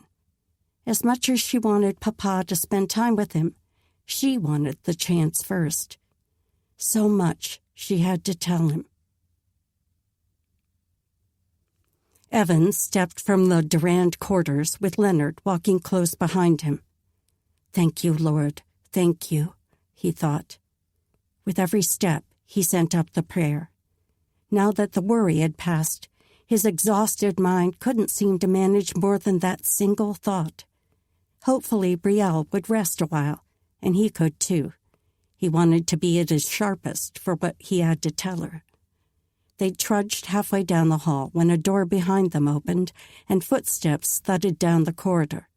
He spun and saw a young lad, probably not more than 10 years old, running toward them. He stopped at the door they'd just passed and paused to turn a wide grin on them.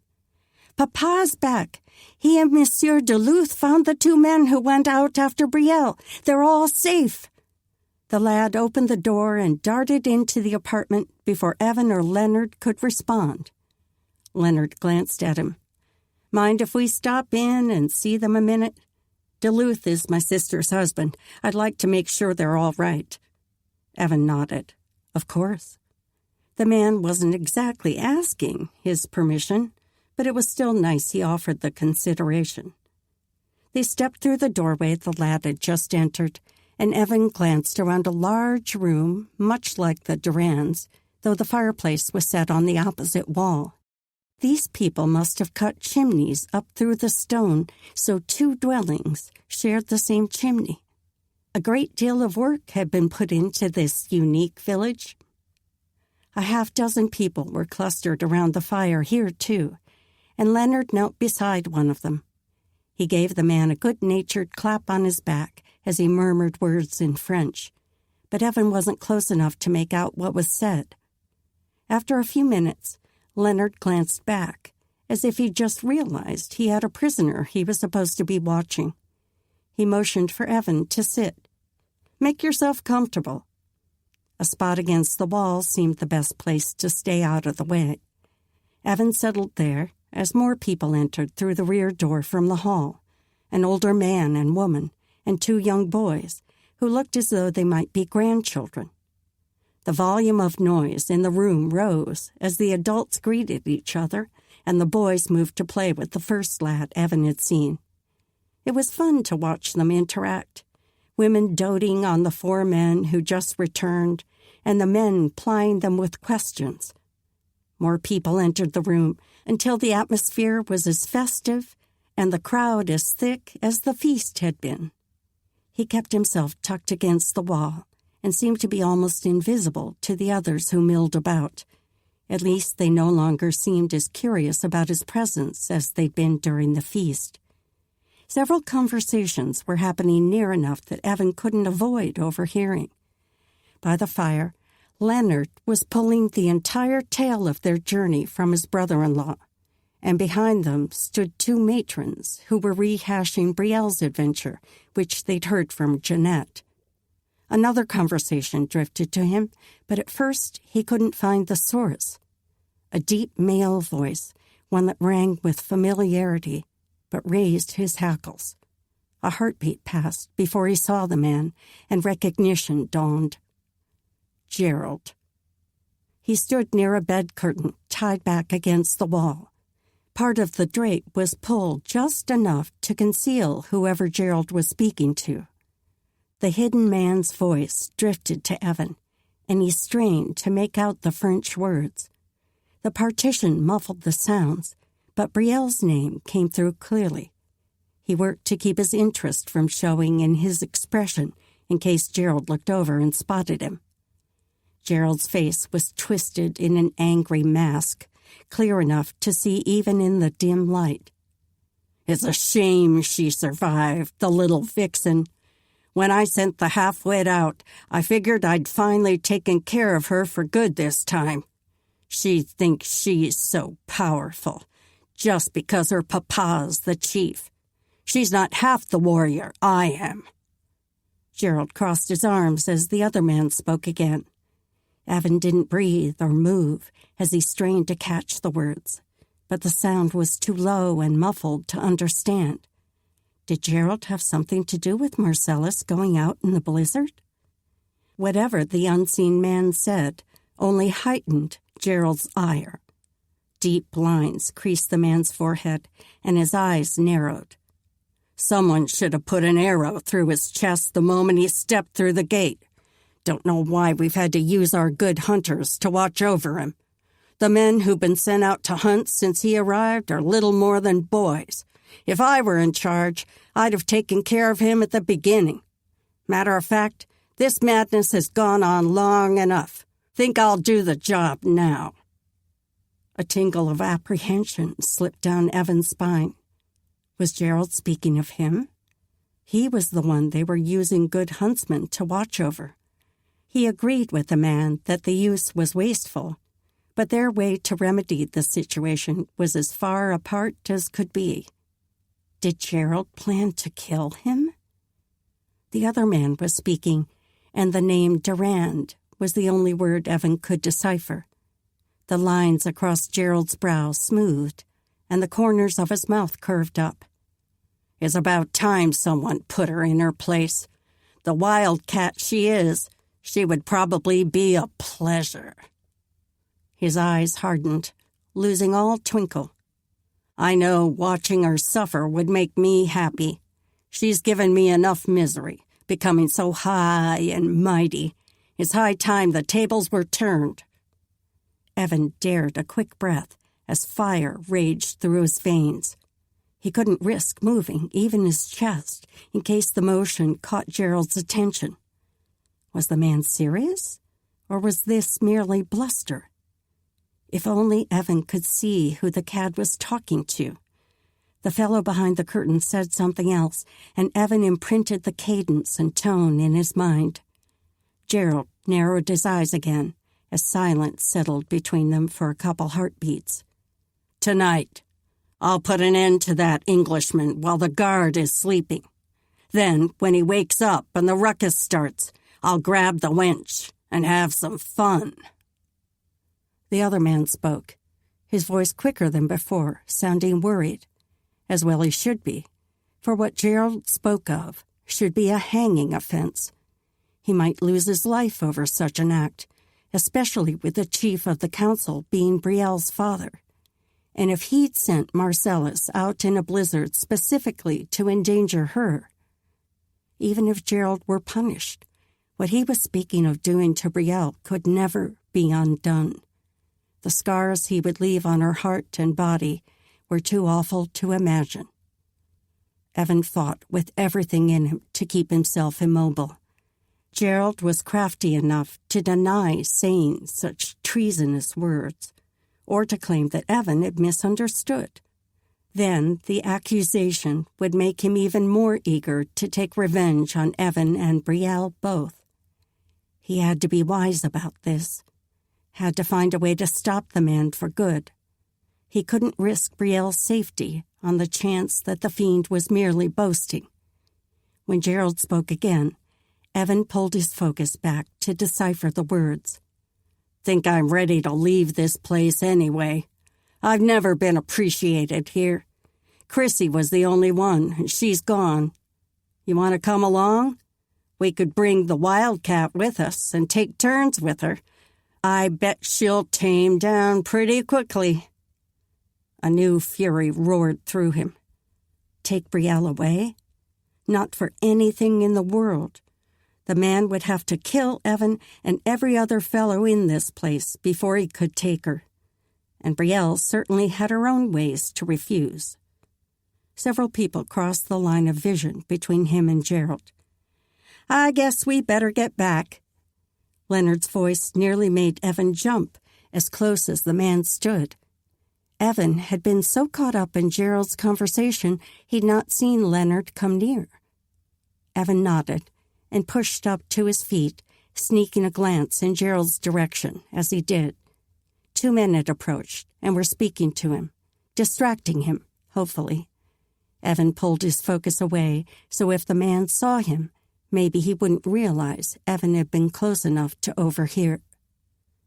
The hallway was quiet as they made their way toward his cell at the end.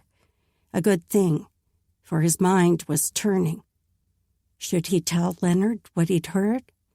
The man didn't seem to have enough clout or authority to have Gerald locked up. Leonard would likely have to call someone else. Brielle was his next in command, and it made sense to start with the higher-up. But did he dare tell Brielle what he'd heard? She would be livid and would probably take action herself. And even as capable as she was, he couldn't stand the thought of putting that weight on her shoulders alone. Everyone needed someone to guard their back. He'd committed to be that for Brielle. But in this situation, his hands were tied, almost literally. So he needed to confide in someone who could do the job for him. Her father. Chapter 26. The knot in Evan's middle balled tighter as he mulled through what he had to do. Chief Durand was the only person he could think of with enough authority to have Gerald stopped forever. But what would stopping the blackguard consist of?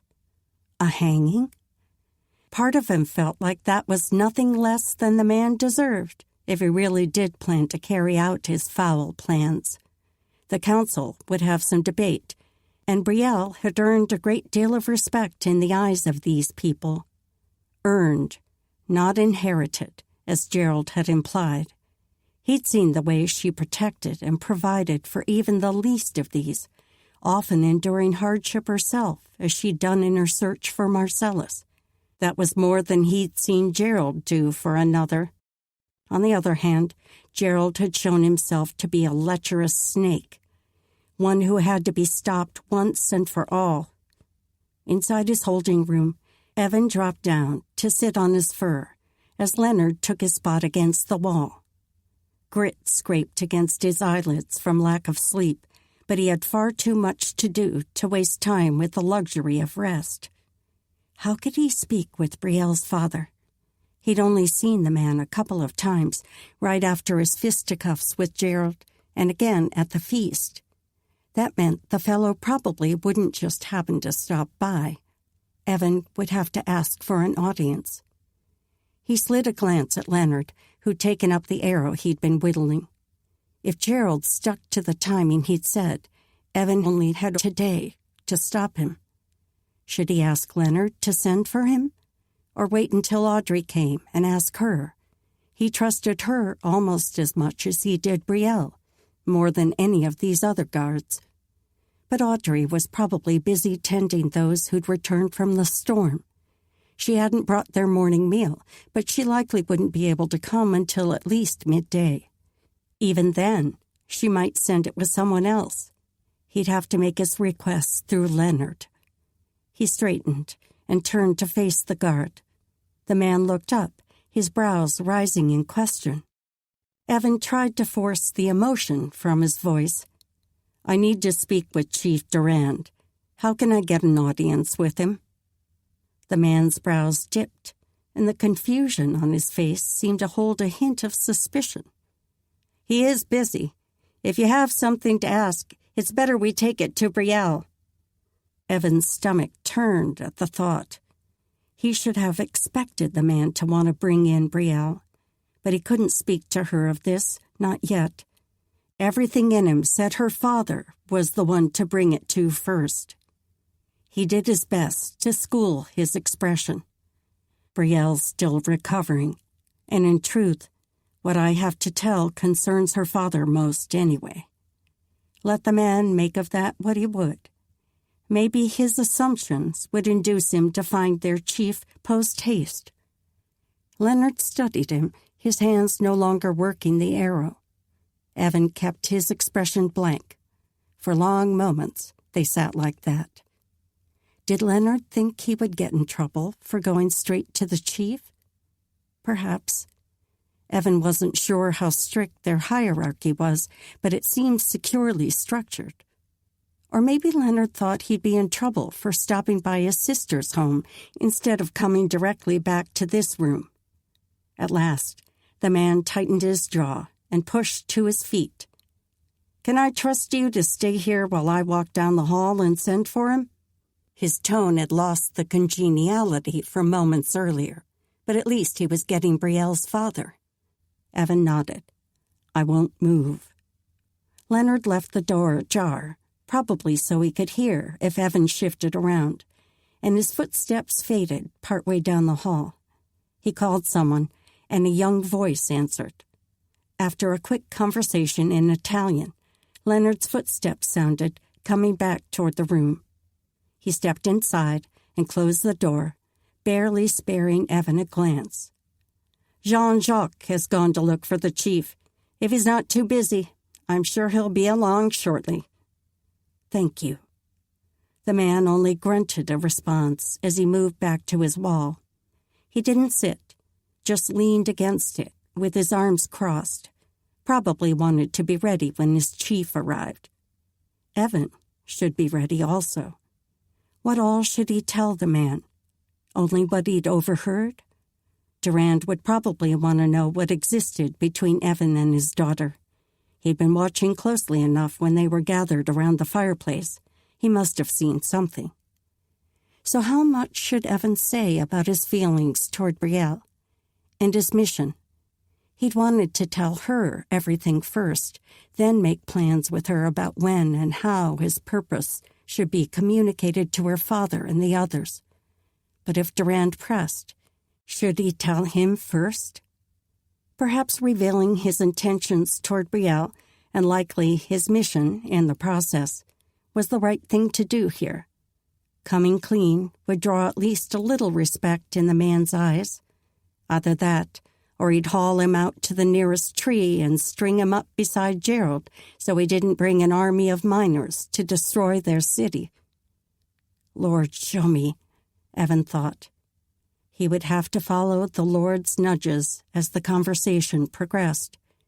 Wasn't there a verse in one of the Gospels where Jesus said not to plan ahead what one should say when being questioned? In that hour, the Holy Spirit would give the words. "Give me the words, Lord," Evan thought. Evan's body itched to move, to stand and pace, or better yet, to go find the man himself. But he better settle in and find some patience, for it could be a while before Jean-Jacques even found the chief, much less the time it would take for the man to answer the summons. But it must have been only minutes after that when the sound of footsteps drew near in the hallway. The bar clanged, and the door opened. Chief Durand stepped inside. Even without someone accompanying him, the man's presence seemed to fill the room. Maybe that was only the importance Evan had assigned him in his mind. This man had the power to make things very hard between him and Brielle, or smooth the way completely. Lord, give me the words, Evan thought. Durand looked from the guard to Evan, then back to the guard. I'd like to talk with him alone. Leonard's chin jerked up, but then he nodded and stepped toward the door. Yes, sir. When the door shut behind him, Durand turned to Evan. From his position sitting on the fur, the older man towered over him, a feeling he hated. Maybe the fellow wouldn't mind if they found some even ground for the coming conversation. May I stand, sir? The man looked around the area, then moved to the wall nearest Evan, opposite from the spot where the guards usually park themselves. Actually, I'd like to sit. As Durand eased down to settle on the hard floor, his age showed itself in his grunt and the creaking of limbs. He seemed to be settling himself for a long conversation. A new knot twisted in Evan's middle. He had a feeling he wouldn't get out of this without telling all. When he was settled with his knees bent in front of him, wrists propped up on both knees, Durand focused on Evan with a thoughtful gaze. I was coming to speak with you anyway, when I received the message you wanted an audience. He nodded at Evan. You may speak first. Coming to inquire about his intentions toward Brielle, no doubt.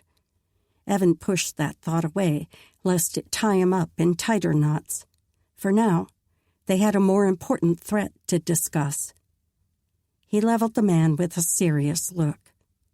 When we left your quarters, the other men were just returning. Leonard wanted to stop there and make sure his brother-in-law was well. He had me sit against the wall near the fire, and there were many other people around. It was important he laid the scene clearly in the man's mind, or he might disbelieve what Evan had to tell him. As Evan recounted what he'd overheard from Gerald, Duran's breathing grew heavier the longer Evan spoke, his only visible reaction. But the air hung thick with enough anger and pent-up emotion. The place might explode if one of them didn't tamp it down. After Evan stopped speaking, Durand asked, "Is there any more?" Evan replayed those minutes in his mind, trying to summon anything else that had been said. Maybe he had a few of the men's comments out of order, but he'd given all the details he'd heard. He shook his head. My first instinct was to tell Brielle, but I thought you might know better how to stop him. Permanently. Durand blinked, the only shift in his expression. I will take care of it. Evan held his breath for a moment as he tried to find the words for this next part. I want to help. Brielle's safety is important to me. Now he'd exposed the next thing they had to speak of. He should let Durand get his own questions off his chest. The man's gaze shifted, his eyes losing some of their anger as he considered Evan. Long moments passed, painful moments, but Evan didn't drop his gaze from Durand's. At long last, the man spoke. I need to know more about you before I can give my daughter the blessing she seeks. Evan let the full meaning of that statement soak through him. Brielle had asked her father to bless a courtship between them? Or maybe to speak on his behalf in front of the council? But the older man knew there would be more. In truth, the look in his eyes said this conversation would determine whether he approved anything, including allowing Evan to take part in protecting Brielle, or not. Give me the right words, Lord, Evan thought. And with that prayer, he started from the beginning. I was born in Scotland. When my parents and brother died, I moved to America. I had little money, and the only jobs I could find were small or temporary, so I enlisted in the United States Army. I worked my way up to captain and eventually married a woman in the town where I had settled. A marriage of convenience for both of us. She lost her family and needed a home. I wanted to settle down, and she was a God-fearing woman of good reputation. Not long after that, the war with Britain started, and I was recruited by the Army office to work as a spy. Evan did his best to keep his voice level with that last word, even though Durand's gaze sharpened on him. I was sent on various missions to infiltrate British camps and forts. My Scottish accent helped me pretend I was from Europe. While I was gone on one of those assignments, my wife took ill from a sickness she contracted in one of the war hospitals where she volunteered. When I came home on my next leave, I found that she had passed away. Once again, he had to work to stabilize his voice. I mourned her death, and I mourned the fact she was alone at the end. I never should have put her in that situation. He inhaled a breath to steady himself. As difficult as this part had been to tell, the conversation would only become harder. Chapter 27. Evan met Durand's gaze and refocused on the next facts. I had already been assigned to my next mission, which was to go north into Upper Canada and infiltrate a fort there. The place was supposedly occupied by British soldiers and Indians who sided with the British. I was to help bring a wagon of explosives into the fort. Then, after I escaped, the wagoner would set off the explosive and get out too. Everything had to move so quickly, so I ignored my inner warning about a few women and children I saw in the place. But at the end, after the explosion, when the people were trying to escape the thick fort walls, the cries of the women and children were unmistakable. There must have been so many more than I thought. I still hear their screams. It was impossible to keep the emotion from his voice. I came back to my commander's office to resign my post. He wouldn't accept my separation from the Army and instead offered a mission to scout land in the West, just to sketch the landmarks for a fort they wanted to build. That sounded harmless enough, and it was.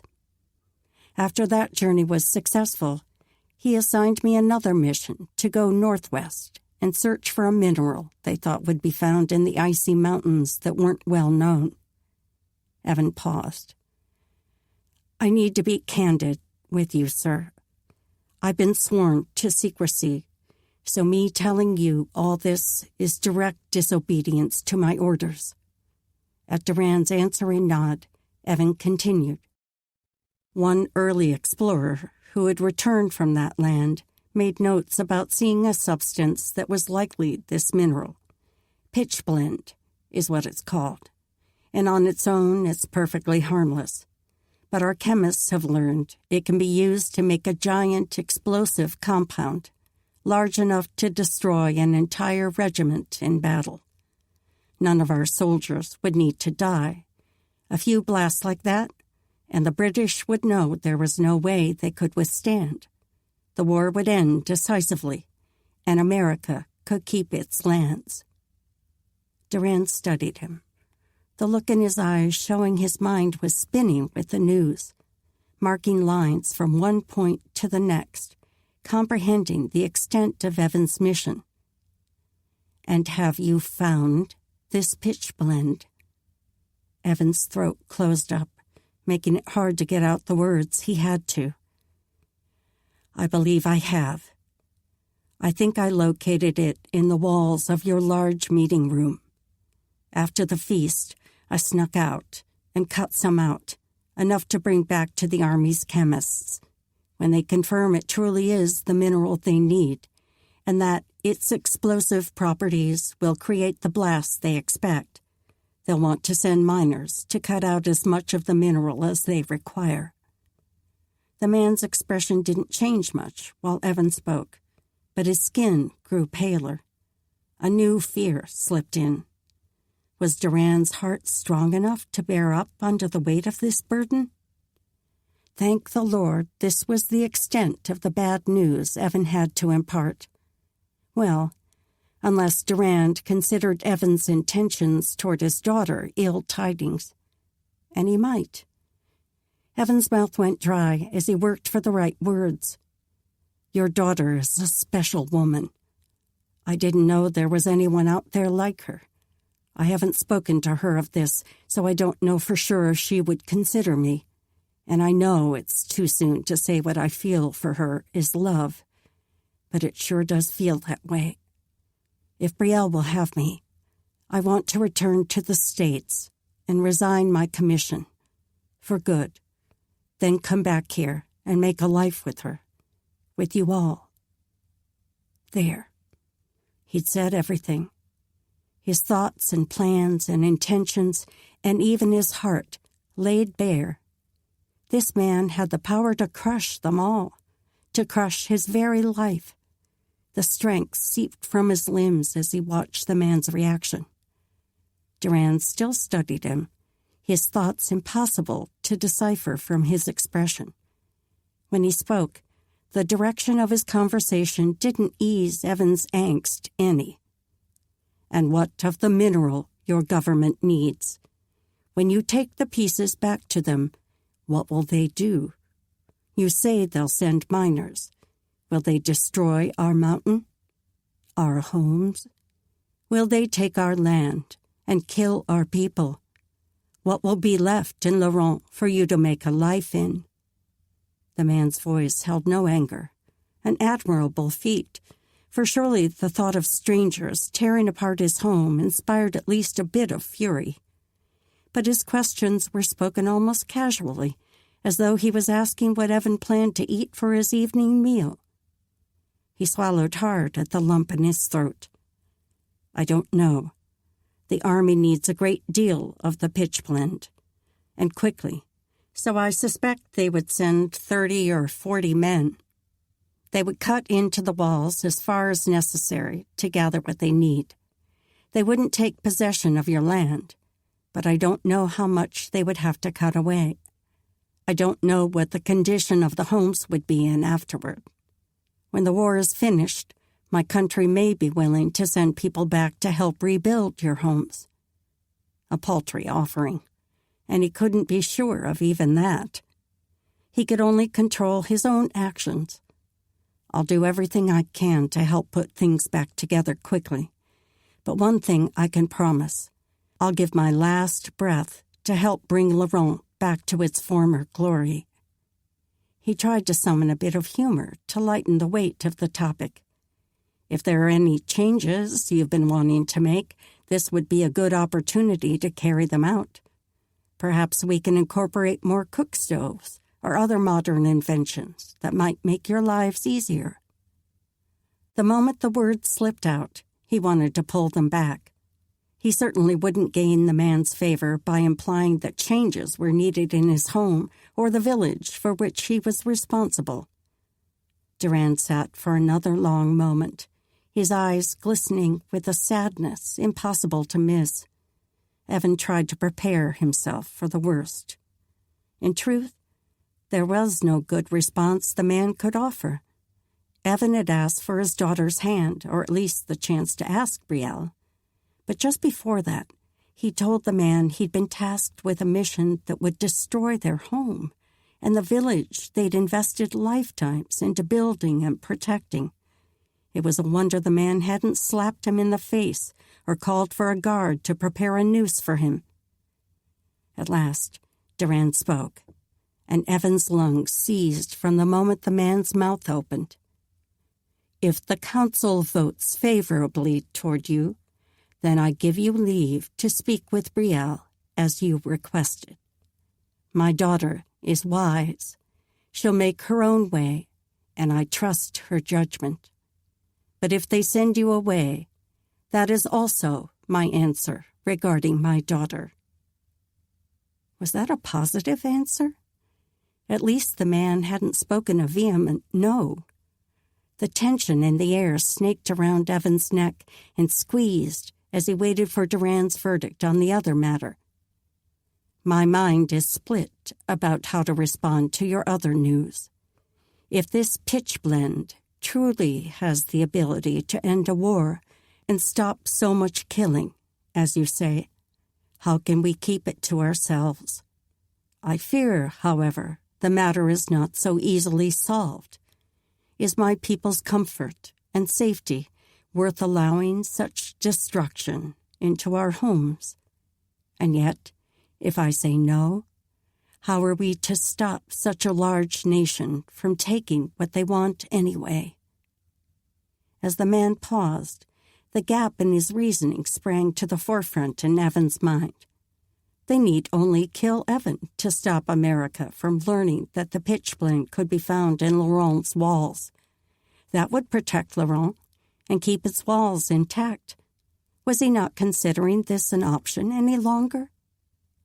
Durand spoke again. In truth, it's not wholly my decision. I must bring it before the council. The man's brows formed a V as his expression turned even more troubled. I will tell them I'm extending my protection to you, that I believe you are a man of honor and will do everything in your power not to hurt our people or our homes. But that is all I can do. The others must make their own decisions. A wash of emotion flooded through Evan, stealing the strength from his limbs. Yet he wasn't quite sure if the emotion was relief or fear. A tingle passed over Brielle's body as she straightened her braid and glanced around their quarters. Did she need anything else? What would the council ask of her? And why would they call a sudden meeting on such a busy day as this? The storm had barely subsided outside, yet André had woken her from her nap with an urgent summons from Papa and the council. Perhaps there was damage to some of the homes or the common areas. But why would they want her? She was in charge of the guards, which meant anything that fell under the umbrella of protection or hunting. Maybe part of the outer wall had fallen from the weight of snow? Unlikely. No matter how she tried to reconcile this unplanned meeting, nothing made sense. As she moved toward the door, a slight footstep sounded in the hallway, then a tap on the wood. "Brielle?" Audrey's voice was muffled by the barrier. Brielle closed the final step and pulled open the door. "Yes?" Audrey raised her brows. "Hello to you, too. I came to check on you. Going somewhere?" Brielle breathed out the tension in her shoulders and pulled the door wider for Audrey to step in. "My father sent for me. André said the council called an emergency meeting." "About Evan?" Audrey was eyeing her, head tipped and brows lowered. Brielle shook her head. Her chest locked so tight she could barely breathe. "I don't know. Did something happen while I slept?" "Not that I've heard." Audrey's gaze grew stronger. "What's going on between the two of you, Brielle? You've not told me a thing, but I'm certainly not blind." A smile softened her words. Brielle was powerless to stop her own grin, the one that rose every time she thought of the man who'd stolen her heart, whose kiss still made her mouth tingle. How much should she tell? Nothing right now. The council waited. She gripped Audrey's shoulder as she moved toward the doorway. "There is something, but I'll have to tell you more later. André said Papa's request was urgent." Audrey's huff followed her out the door as Brielle turned toward the community room. When she reached the set of tall doors, she pulled one open and slipped inside the large chamber, then paused to let her eyes adjust. The council members sat in their usual cluster near the front. They only met in this room when the weather didn't allow meetings outside, but that seemed to be half the time. Papa and Eric stood at the front of the group, and he motioned her forward. Had they been waiting for her? Apprehension knotted in her belly as she approached, but she kept her chin high and her shoulders back.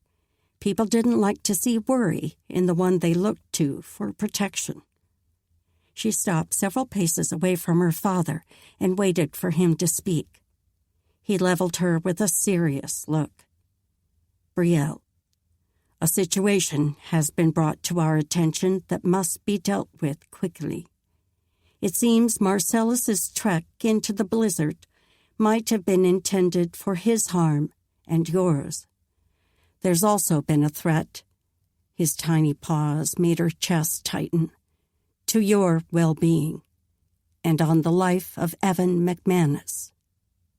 The words swam in her mind, not finding solid footing until her father spoke Evan's full name. Then their full meaning slammed into her with savage force.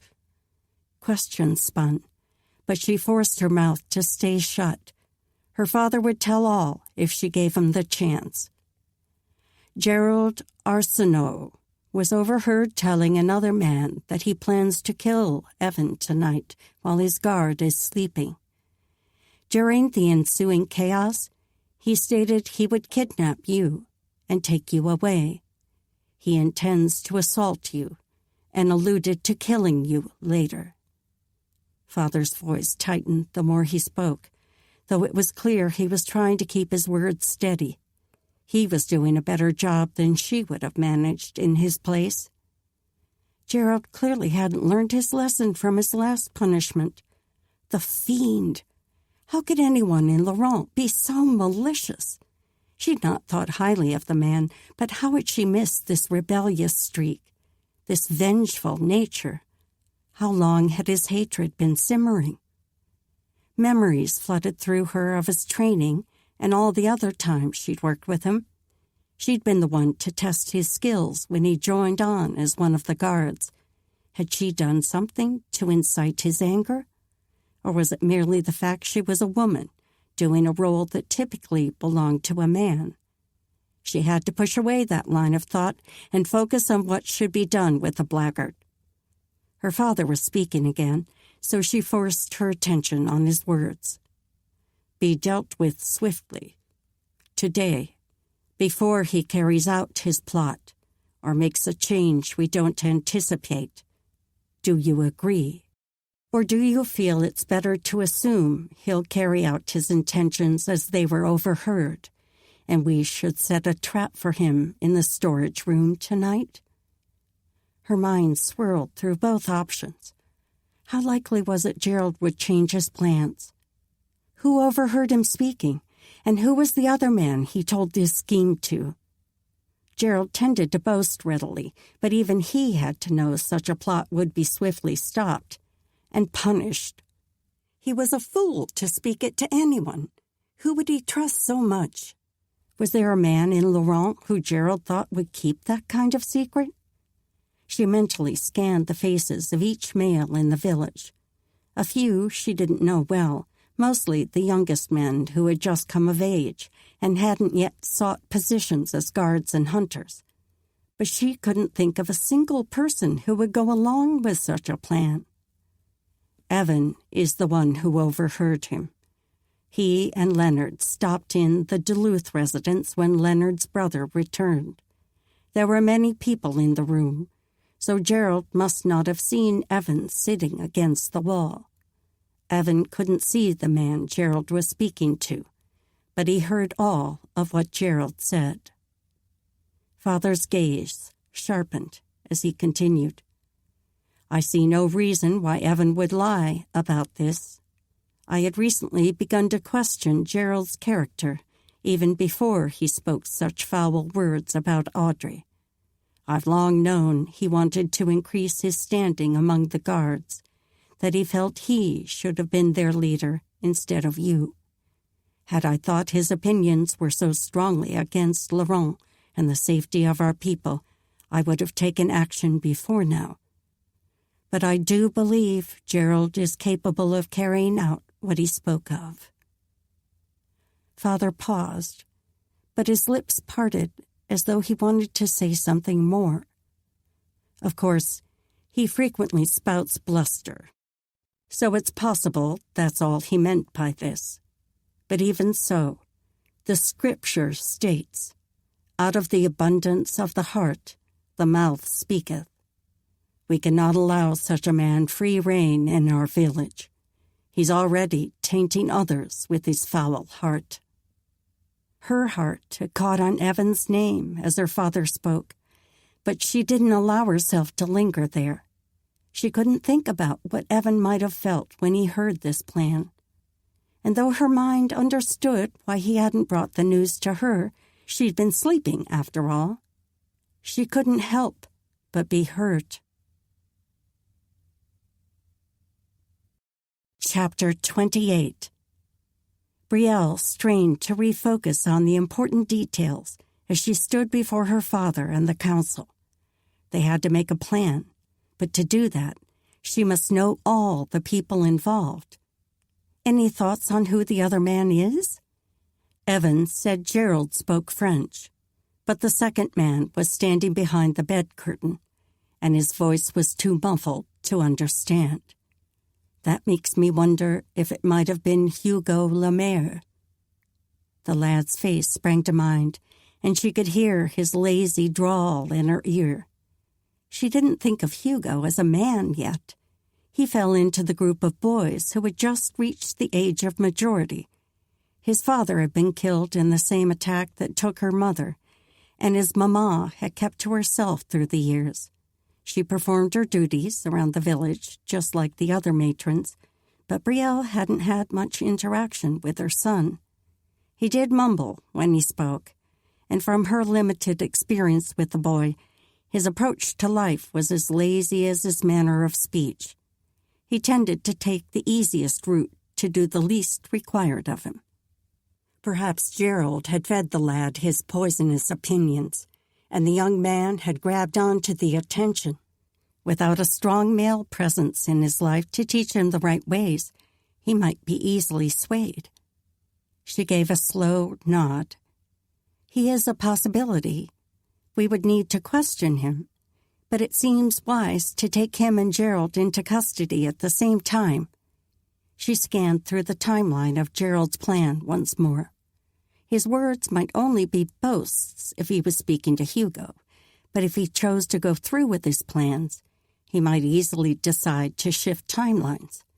Whether he took action or not, he had to be stopped before his poison leaked further. She focused her attention on her father and Eric. I agree we should act before tonight, and neither man must know we're taking the other into custody, which means we should either take them both at the same time or one while the other is occupied. Relief slipped through her father's gaze, and behind him, Eric nodded. She scanned the rest of the group as her mind whirled with possible plans to take the man captive.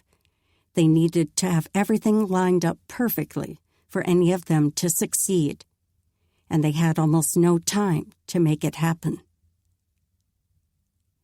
Evan couldn't stop pacing. Thankfully, Leonard didn't comment on the fact that he'd left his fur pallet. The man just leaned against the wall, watching. His expression looked half amused, half concerned. But he wasn't the one worrying Evan. What would the council say about him? Would they act quickly to stop Gerald? Unless they didn't believe him. His gut churned as he sent up another petition in a long line of prayers. Give them wisdom, Lord, he thought.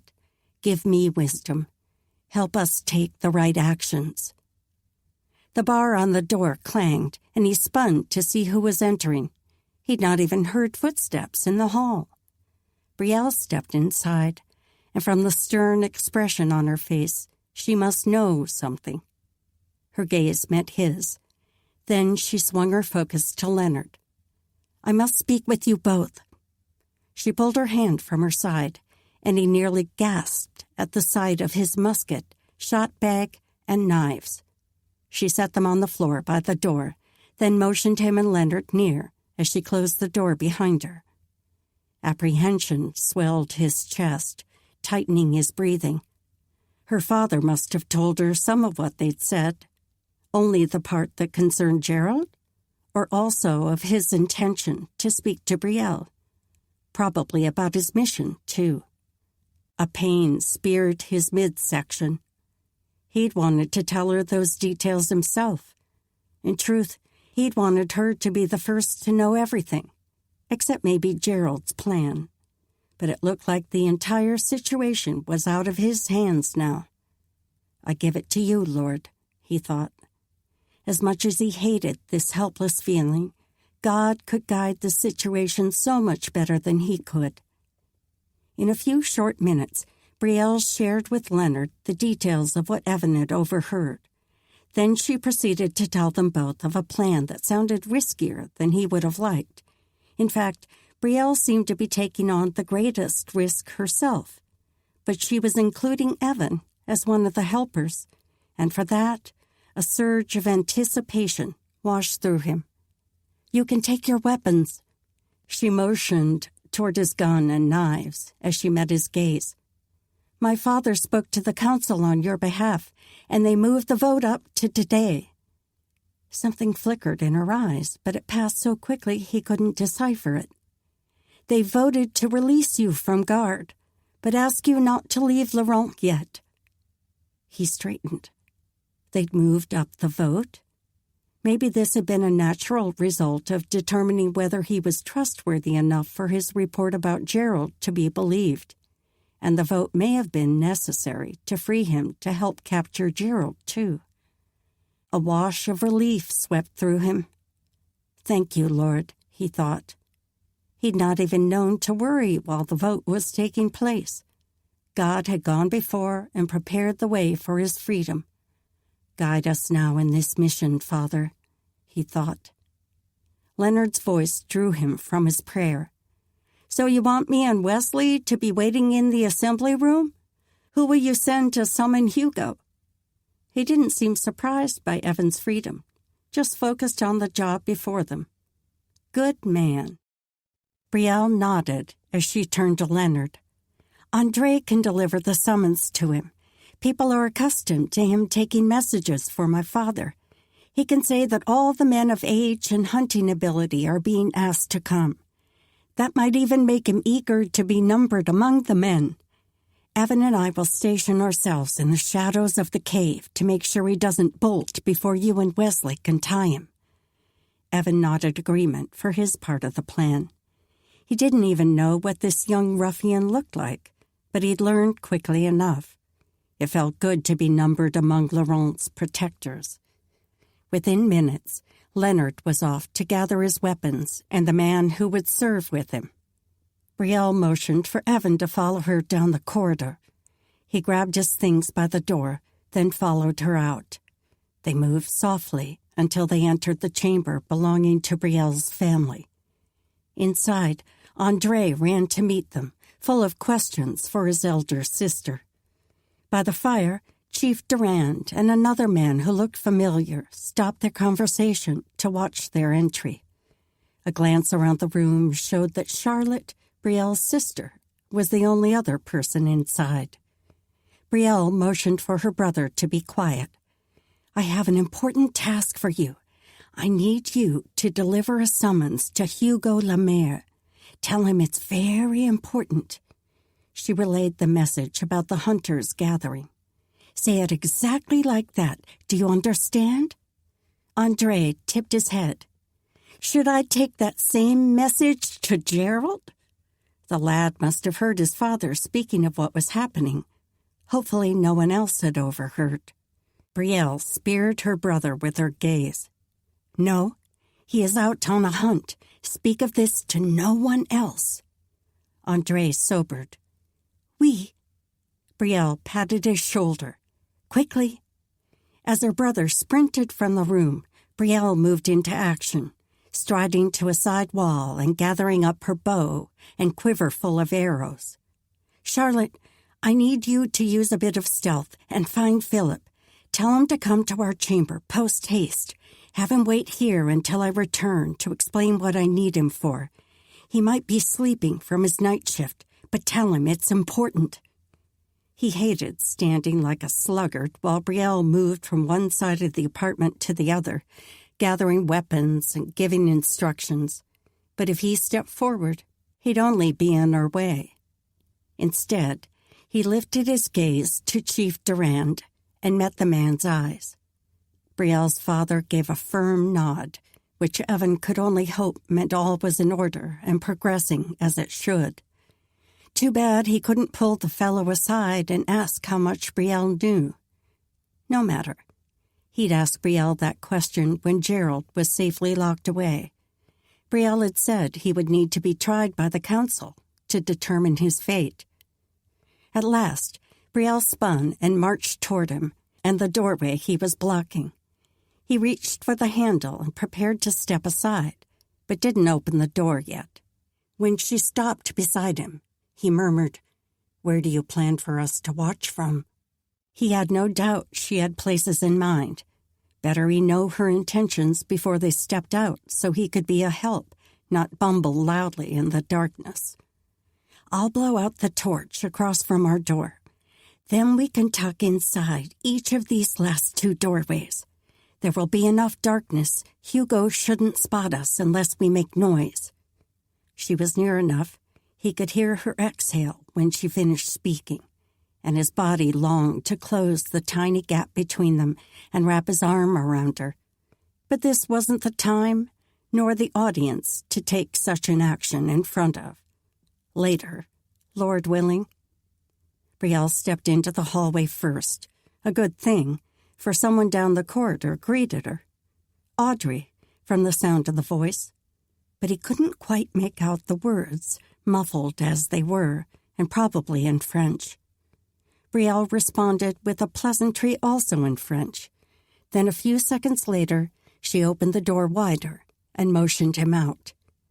While he eased the handle shut behind him, she stepped across the hallway and snuffed out the torch. Only their immediate area fell into murky darkness. 2 doors down, another torch flickered brightly. The light seemed to be stationed every 2 doors. Most people would think the light had simply gone out from the torch burning low, or maybe blown out by a soft breeze. There was certainly enough wind outside that a draft could have come in when someone opened the outer door. In the opposite direction, a torch was mounted at the corner, where the short hallway to the exterior door split off to the left. Hugo would come in that door from outside, then turn left at the crossroads, moving away from them on his way to the assembly room. Brielle motioned for him to stay tucked into her family's doorframe, and she moved down to the one closest to the corner. Of course, she would put herself at the most risk. He tightened his grip on his gun and made sure his knife was positioned for easy access. No telling which one he would need if he and Brielle had to step in and halt Hugo's escape. Aiming the gun at the man should stop him quickly, as long as there was enough light for the youngster to see the weapon. He worked hard to school his breathing as they waited in silence.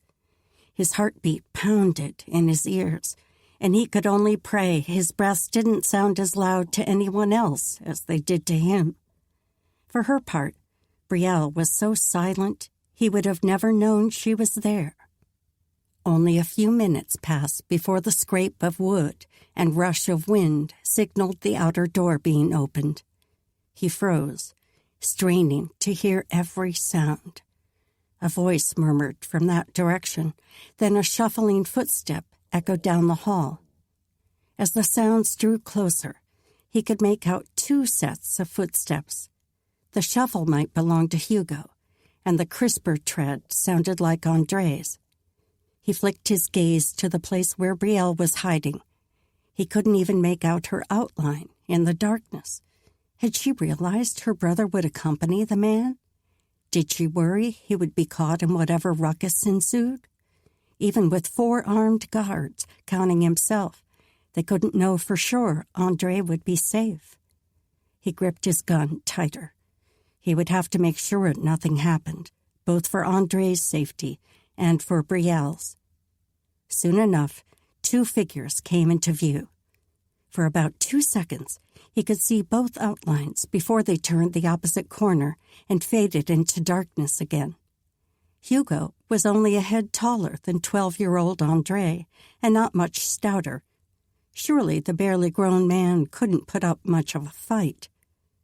Down the hallway, Andre's voice drifted to them as he told Hugo in French that everyone else was likely already in the assembly room. The swishing sound must be the door opening, then closing. Evan prepared his body to sprint forward, but held every part of himself still so he could hear the first sounds of alarm. Andre's footsteps coming toward them were the only sound through the corridor. "I think he believed me, Brielle." The lad's whisper could probably be heard all the way down to the storage room, and Evan had to fight both a cringe and a chuckle. Brielle's silhouette appeared against the light filtering around the corner as she stepped from her hiding place. Evan did the same. "Go to our chamber. Wait there." Brielle's voice barely carried loud enough for Evan to hear, especially since she was already striding toward her brother in the assembly room. Evan pushed forward to catch up to her, but had to step out of Andre's way so the lad didn't run into him in the dark. Outside the double doors, Brielle pressed her ear to the crack between them. Evan held his breath so she could hear better. The murmur of deep voices drifted from inside, but not loud enough to make out distinct sounds. Brielle whispered, "It doesn't sound like he's struggling." A thread of relief stole over Evan. Maybe they could take both men into custody without trouble. Then he would only need to ensure Gerald's punishment would stop him from ever being a threat to Brielle again. That might be harder to accomplish than the capture. Brielle pulled open the door and slipped inside before Evan could request to go first. So he followed her. Just following this woman kept him on his toes. Leonard and Wesley had Hugo lying face down on the floor with one man on either side of him. It looked like Wesley was tying Hugo's wrists. Leonard stood as Brielle approached. "He's ready to go to the holding room." "He gave you no trouble?"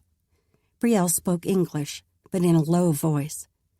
"I've done nothing wrong." With his cheek pressed against the stone floor, Hugo's lazy French was a challenge to decipher. "That will be up to the council to determine." Brielle's French was much crisper. She stepped back and motioned for the men to lift Hugo and lead him toward the door. As the group passed by Evan, Hugo shot him a curious gaze. "What's he doing out?" No one answered, and they moved into the hallway. Evan fell into step beside Brielle as they followed the prisoner and the other 2 guards. Thankfully, no one else entered the corridor during their walk to the cell at the far end. The fewer people who knew what was happening, the better. Chapter 29. Evan stayed out of the way while the 2 men secured Hugo on the fur pallet, binding his legs at the ankles, then tying the straps at his wrists and feet together. Evan didn't envy the man who would be tasked with guarding this mouthy lad. The more they trust Hugo, the louder he denied his guilt. No one wasted their breath to argue with him. Hugo may be guilty of nothing more than letting a fiend drip poison into his ear, but that would be up to the council to determine. When they were done, Brielle motioned for Wesley to stay and guard Hugo, then waved Evan and Leonard with her as they left the room. She didn't speak again until they reached the Durand chambers, where Philip paced by the fire. He spun to face them as they entered. The room held no sign of Brielle's father or anyone else. Had the senior Durand taken his younger children away to allow them privacy to plan? Brielle motioned the 3 of them around her and quickly brought Philip up to speed on Evan's release and Hugo's capture. She skimmed over the reason why Hugo and Gerald needed to be apprehended. "Now it's time to ready things to take in Gerald. He's out hunting now, and one of the elders is watching for his return. He's not expected until dusk, but he may come back early to ready things for his plot tonight." Packing for his escape, no doubt. Brielle's gaze shifted between them as she spoke, but it seemed to hover on him more than either of the others. As much as he tried to push aside his feelings and focus on the work at hand, he was having trouble making his body obey. "There are several ways we could take him into custody, but I'd like a vote. It's critical we're all of the same mind for this to succeed." She looked at each of them in turn. "We could have a lookout posted outside the gate, or in the gatehouse to alert us when he's coming. Then the 4 of us can take him there at the gate." She narrowed her gaze as she spoke. "Or we could wait in his chamber and capture him there." That sounded like the safer option of the 2, giving Gerald less of a chance to escape. If he made it out of his chamber, he'd still have to flee to the outer walls to be free. Not likely he could accomplish that with the 4 of them giving chase and others watching. But if Gerald did get away, could he survive out in the cold on his own? He would have his hunting gear and winter clothing, so he might manage it. But they wouldn't let him get away. Evan would have his gun and could stop the man with a well-placed bullet. Not that he relished shooting anyone, but he would do what he had to for Brielle's safety. A third option would be to wait for his return and have him summoned, as we did with Hugo. Brielle's mouth settled into a firm line as she waited for input. He couldn't read in her manner whether she preferred any of the suggestions over another. Do you think Gerald is likely to obey a summons? Or will he be suspicious? Evan asked. From what he'd seen of the man, Gerald seemed the suspicious type, especially if he was in the middle of carrying out a traitorous plot. Brielle raised her brows. I suspect he'd try to avoid it, even if the command came from the council. He'd have little reason to pacify our leadership. Just as Evan had thought. It felt good to be of the same mind as her. Your second plan seems like the best way to ensure he doesn't escape. Maybe Evan should give one of the others the chance to offer an opinion, but neither man seemed eager to speak up. He turned to them. Do you think it likely someone else could be injured if we took him captive in his chamber? Philip still seemed to be absorbing the entire situation, but Leonard drew his brows low. Gerald lives in the smaller homes, where some of the unmarried men reside.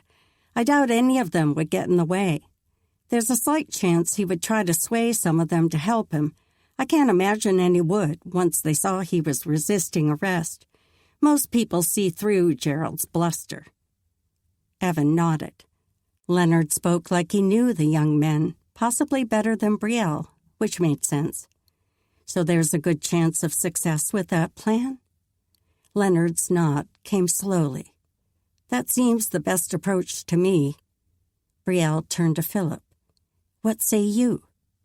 The man gave a single nod. I agree. The whole situation is unfortunate, but I think that's the best way to do what has to be done. Brielle cast her gaze around the group. We're agreed? Any opposed?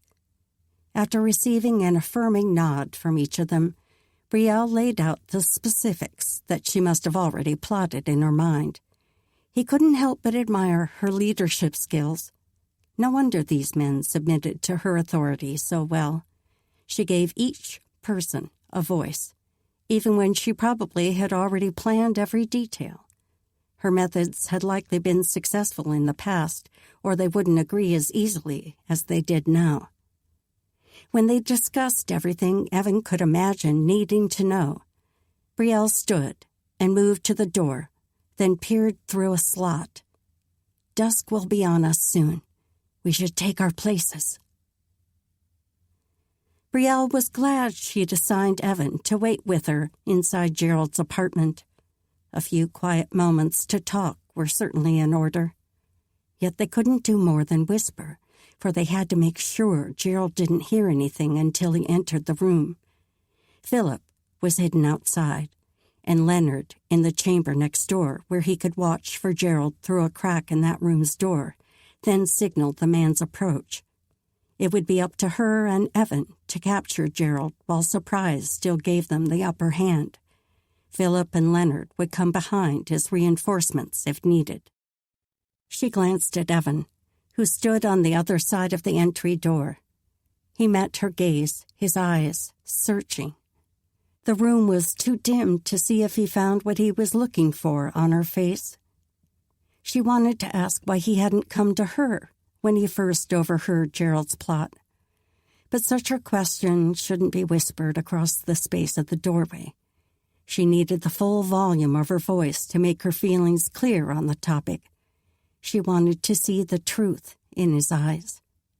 Yet she couldn't let him see her hurt. He hadn't trusted her with the truth, but she had to put this behind her, or at least make sure she could keep her thoughts hidden. Hurt feelings didn't belong in the mind of a warrior, especially not when she needed all her senses and instincts for the mission at hand. She pulled her gaze from Evan, casting her focus around the small room. Gerald's housekeeping skills were worse than she'd expected, with bits of clothing and weaponry scattered across the floor. The walls contained a host of nails that were likely intended for organization, but not one of them was being used as such. Her little brother had left his garments and toys in haphazard piles like this in his younger years, but he'd finally started listening to her and Charlotte's nagging. Now he did a better job of hanging things up. It seemed Gerald's habits had suffered from his lack of older sisters. "Can we talk?" Evan's voice drew her focus back to him. "After this is over?" Yes, she thought. They desperately needed to talk. She had to know what he was thinking, wanted to hear in his own words that he kept the secret from her for her good, and not because he didn't trust her. Wanted to know there was nothing else he was hiding from her. She worked hard to keep the desperate yearning from showing on her face as she nodded. Yes. He returned the nod, and his Adam's apple bobbed like he was preparing to say more. His mouth parted, but he didn't speak. Did his heart ache as much as hers did? A cough sounded from the chamber beside them, then another. Philip's signal. She crouched against the wall, knife poised. While keeping her gaze honed on the crack between the door and frame, the edge of her vision registered Evan with his gun at the ready. Hopefully, he wouldn't have to use that weapon, but it would stop Gerald if nothing else did. The latch string raised the bar on the door, and the crack widened to reveal a sliver of dusky light. Gerald's body stepped in to block most of the light as he pushed the door open. His gaze locked on her before he'd placed more than a single foot inside, and he reacted instantly, even before his face registered surprise. He stepped backward, pulling the door with him, but she grabbed the wood before he could slam it shut. A shout came from outside, Leonard's voice. Gerald reversed directions, pushing the door open with the force of his shoulder. She released the wood and raised her blade high. "Arrêtez! Halt! You're under arrest!" Gerald didn't stop, just plunged into the room, ducking away from her blade. She gathered herself, preparing to fling the blade into the fleshy part of his arm. In the split second she took aim, her gaze registered Evan standing right behind Gerald. The possibility that she might hit him froze her. She focused her aim tighter. The shift took only half a heartbeat, but it was enough. Gerald swung around with speed she wouldn't have credited him with. He reached a beefy arm around her neck, positioning himself behind her, and gripped her knife with his other hand. Her instincts took over, and she stomped hard on the inside of the man's foot, then plunged a fist upward to strike his nose. Men's yells sounded around them, but her world narrowed to only the man whose thick muscle was cutting off all breath. He was so big, and he had her arms pinned so she couldn't get a good angle on his face. She tried to use her elbows in his side or gut, but he had her strapped too tightly to his body. With her moccasined feet, she didn't seem to be causing any pain to his knees or feet. Probably the thicker leggings he'd worn on the hunt gave too much protection. With his greater strength, he jerked the knife from her hand and strapped both arms to her side. Then the sharp cold of a perfectly honed blade pressed into her neck. Lord, Brielle thought. Brielle froze as the pain registered in her mind. The man's arm no longer locked off her breathing, but her lungs still wouldn't expand as fear held them constricted. This couldn't be the end, not after everything she'd already been through. She scanned for the others, and relief eased her body at a glimpse of Evan with his gun aimed at Gerald.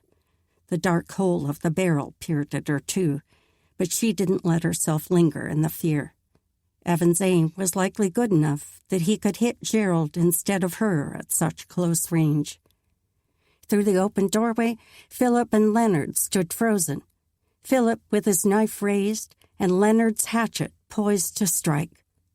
She soaked in a bit of renewed bravery, but had to be careful not to draw much breath, or Gerald would slice her neck without even trying. "You're outnumbered, Gerald.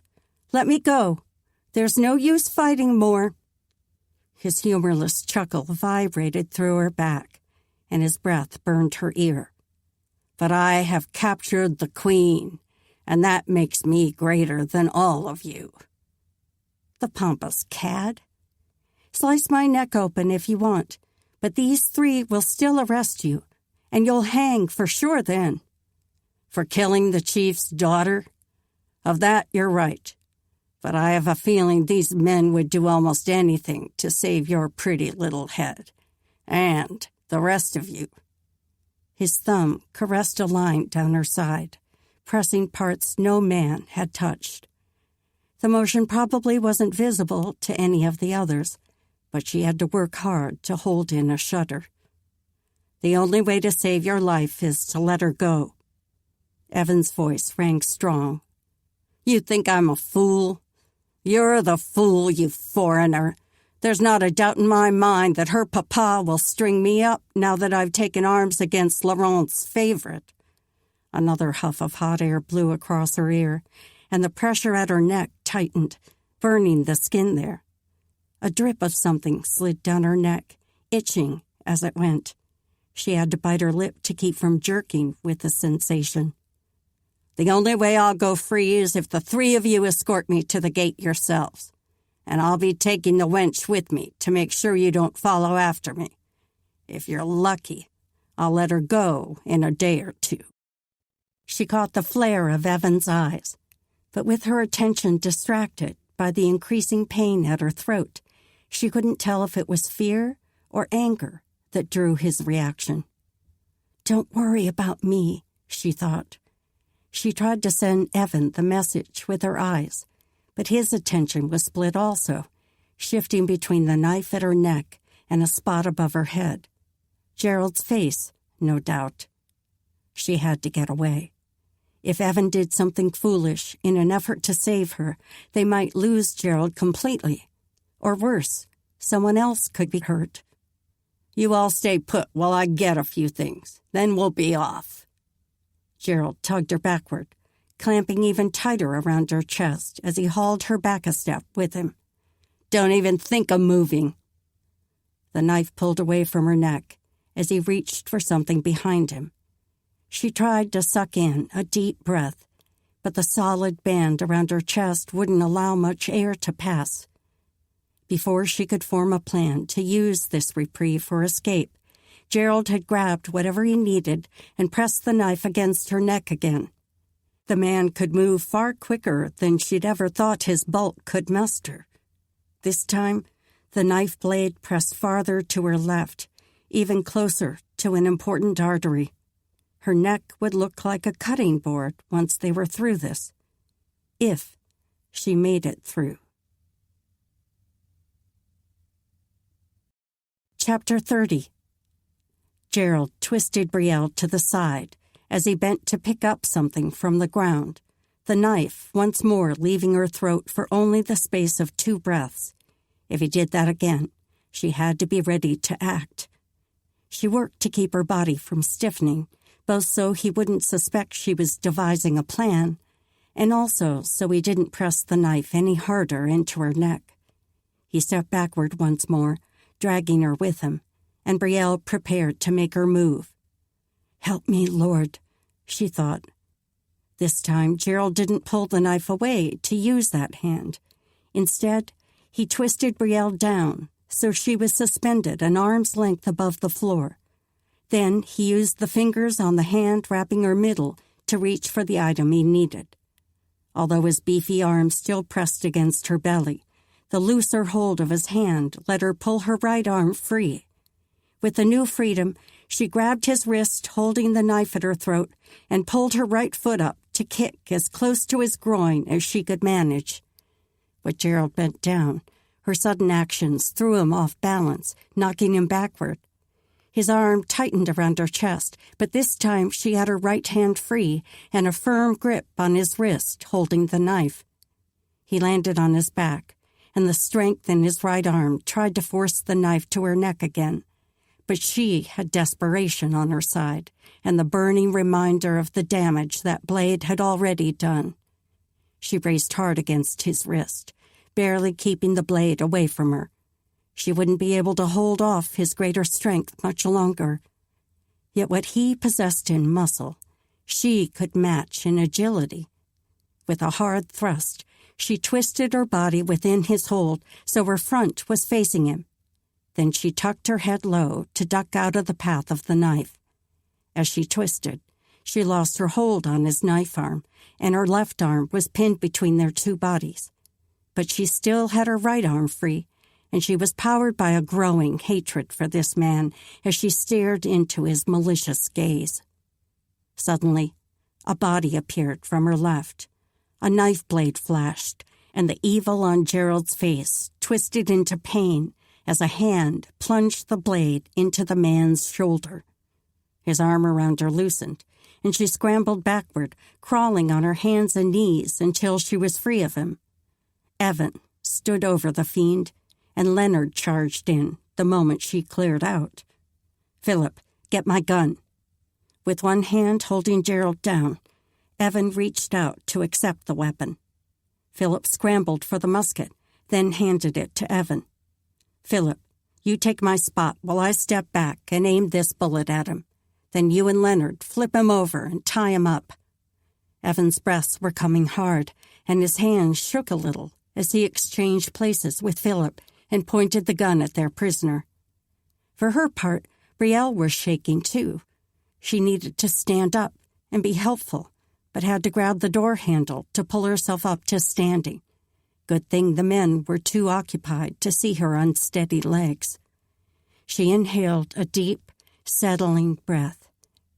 "Thank you, Lord," she thought. That could have gone so many other ways. Though she'd not let her thoughts dwell on the likely outcome, she'd known that could have been her final moments of life. Life on this earth, anyway. As much as she looked forward to eternity around God's throne, there was more here she wanted to do. Her gaze honed on Evan. Much more. As if he felt her focus, Evan looked back at her, his expression as raw as she'd ever seen it. "Are you hurt? Your throat's bleeding. Press something to it." She shook her head, the skin of her neck pulling tight with emotion. But she wasn't gushing blood, and nothing seemed broken. "It's not bad." She forced her attention down to Gerald. He had to be their focus until he was fully secured in the storage room. Then, once she was in the safety of her home, she could let her quivering knees give out.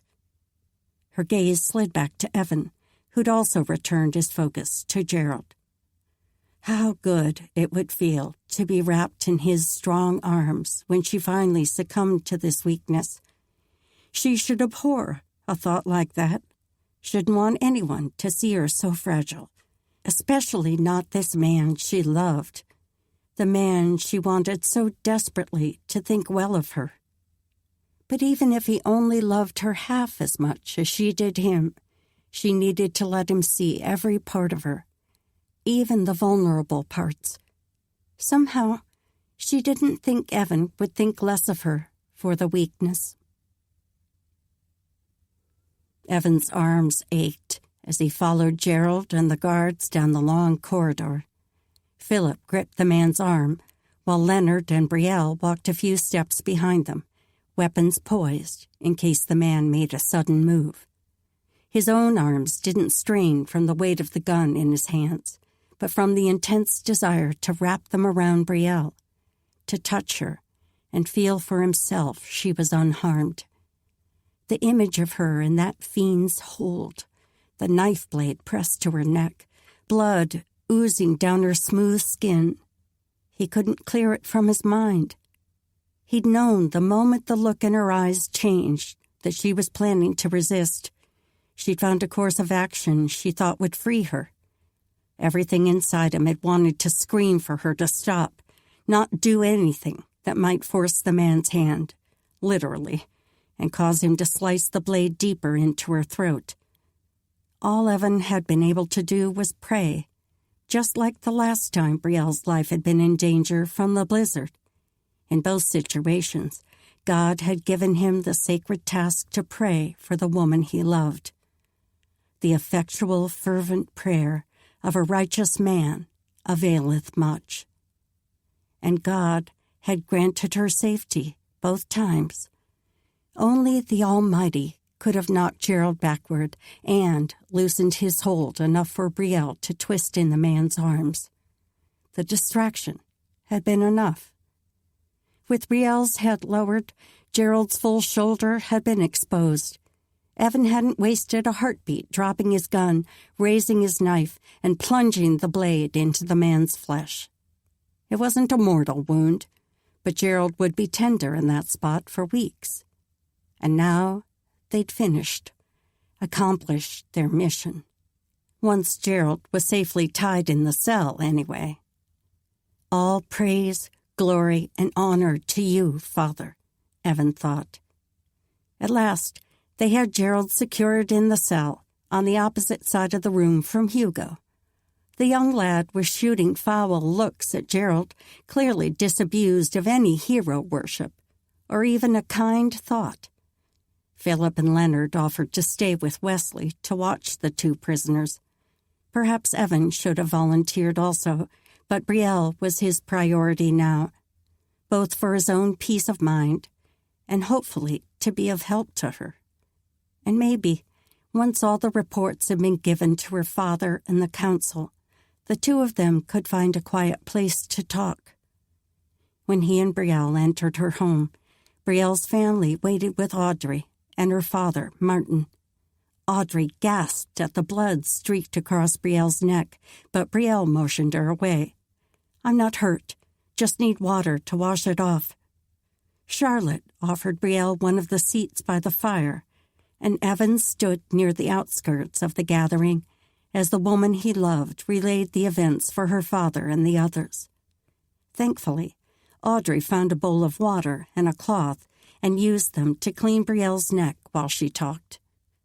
Brielle gave her friend a long, suffering look as her tending got in Brielle's way a few times. Audrey's lips only curved as she kept her focus on her task. For his part, Evan couldn't seem to pull his gaze from Brielle. When Audrey's efforts at her neck exposed bright red gashes, even though they were clearly surface wounds, his stomach twisted. The bile in his gut tried to infuse a fresh round of anger into his veins, but he forced his focus to lift to her face. The battle was over. That blackguard was being held and would be tried for his actions. There was nothing Evan could do to change the past. Brielle's features came alive as she told the tale, drawing his focus to her beauty. The intelligence in her wide eyes, the strong angle of her cheeks, the point of her chin, the sweeping curve of her lips. He needed another taste of those lips. With effort, he pulled his gaze away from her to keep his blood from boiling for a very different reason this time. At last, she finished the story, and her father eased out a long breath. His brows had dipped through most of the telling, no doubt from worry for his daughter.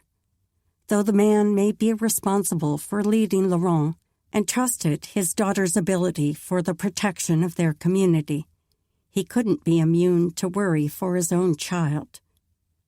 The council plans to meet in the morning to discuss what should be done next. You've done well, Brielle. Then the man's gaze shifted to Evan. You too. A hard knot formed in Evan's throat.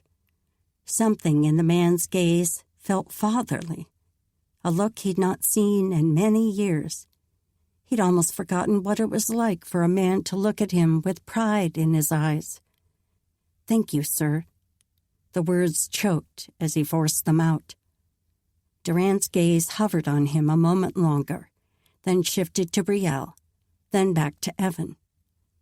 I suppose that's all we need to do for tonight. I'll call the council to meet in the morning to plan our next steps. You two might want to stretch your legs to settle from all the excitement. Evan barely kept from raising his brows at the obvious opportunity for them to talk. Instead, he managed a nod. Good idea. A look at Brielle showed a bit of extra color in her cheeks, a sight that nearly made him chuckle. Maybe she wasn't as tough as she seemed. But as they gathered furs and stepped out into the cold, he knew the thought was at the same time very wrong and very right. Brielle's strength, both inner and outer, was greater than any person he'd known. But she was vulnerable, too. How could anyone with her passion not be? And he wanted to be there to protect her when necessary. He wanted to be the one to petition the Lord for everything she needed, especially when her life was on the line. Which brought up a point he had to get off his chest. He turned to her as they strolled through the courtyard in the general direction of the gate. I've never prayed so much for one person as I have for you these past 3 days, Brielle. And while it certainly brought me closer to the Lord, I prefer you not put yourself in mortal danger quite so often, if you can help it. She slid a sideways glance at him, but kept walking. Her mouth formed a pert smile. I'll see what I can do, but I make no promises. Strolling along with the fur of her hood framing her beautiful face, sassy expression and all, Evan could barely keep himself from pulling her into his arms. That should wait until they were outside the gate, where there weren't so many prying eyes. Maybe that was her thought as well, for she led him straight to the opening. Memory returned to him just before he stepped through, and he stopped. Brielle turned to look at him, her brows raised in question. He nodded toward the gate. I'm not supposed to leave Laurent, am I? No matter how much he wanted time alone with Brielle, he wouldn't compromise the trust these people had placed in him. She glanced at the stone wall beside her, then turned back to him with a twinkle. Consider yourself under guard while we're outside of village walls. Then she reached for his hand. His heart picked up speed as he placed his hand in hers, and they stepped forward together. Outside the wall, she turned to him again, the sass falling away from her expression. Every part of her seemed fragile, and when he opened his arms, she stepped into him. She seemed to sink into his hold, and he wrapped himself around her, cradling her. Be her strength, Father. Renew her, he thought. She stayed in his arms for long minutes, and he breathed in her scent, relishing the solid feel of her. Whole, alive. She fit perfectly in his arms, her height exactly right for her cheek to rest on his shoulder. Her breath warmed his neck, tempting him. But that would come later. For now, having Brielle in his arms was more than enough. Chapter 31. Brielle had never imagined being held by a man would make her feel so secure, so renewed. The Lord had brought her through more hazards than she cared to remember, both these last few days and in the past. He was her sustainer, the one who completed her. And now he'd sent this man to fill the place she'd not even known was void. She drew one more deep breath of Evan, then pulled back. She managed a smile for him, and the way he was looking at her made her heart beat faster. The earnestness in his gaze showed his concern for her, but the love in his eyes was what really stirred her insides. She slid her hands up the front of his coat and cradled his cheeks. Even though the weather was much warmer than yesterday's blizzard, his cheeks still bore chilly pink circles, and his skin was cold to the touch. They would both be warm in a minute. He met her kiss with the same fire he had before, yet with a tenderness that nearly stole the strength from her legs. His arms wrapped around her waist, seeming to know she might need extra support. They still had much to talk about, but she'd seen the strength of this man's character in all his actions for weeks now. If she had anything to say about it, she'd love to continue at his side for the rest of their days. Far too soon, Evan eased back, but with one hand holding her close and the other brushing her jaw, he didn't let her go far. Instead, he rested his forehead on hers, warming her face with their mingled breaths, soothing her soul with his nearness. I love you, Brielle. You've taken root in my heart. I didn't think it was possible that another person could be such a perfect match, could make me so much better. He pulled back a little, enough to study her. His gaze turned troubled. There's much I need to tell you. He glanced around, then led her to a fallen tree. She almost smiled at the fact that this was the exact place where they'd tussled that first day after she shot him with the arrow. But the swirl of emotions churning inside kept her from speaking. She'd wanted him to tell all, but now that he was about to, what if he shared something she didn't want to hear? He kicked snow off a log, then motioned for her to sit. After settling beside her, he took her hand in his, and the warmth of his touch seeped through their gloves. His gaze grew earnest. You know some of this, but I'd better start at the beginning so I don't miss anything. She prepared herself not to react to whatever he would say, but as he poured out the details of his life since coming to America, her heart ached for the troubled story. He'd been seeking for so long, although maybe he didn't realize what he was trying to find. She couldn't help comparing his story to her own. He lost his family in Scotland and had been trying to recreate that belonging ever since, first in the army, then with his wife. And then he'd given up. She knew what it was to lose a parent, that heart-rending pain. But she never lost her belonging, her family, her people. With everything in her, she wanted to pull Evan to her, to share her people with him, to give him the home and family he needed. But as he told of the mission where he was assigned to find pitchblende, a new thread of fear wove through her. She leaned closer, worry and frustration twisting inside her. Why didn't you just tell us that was the reason you'd come? So much could have been different between them. Her people would have been reasonable, surely. Maybe some of them had even seen the mineral he sought on nearby mountains. Pain seemed to consume him. I wanted to, but I'd promised my superiors I would keep the mission secret.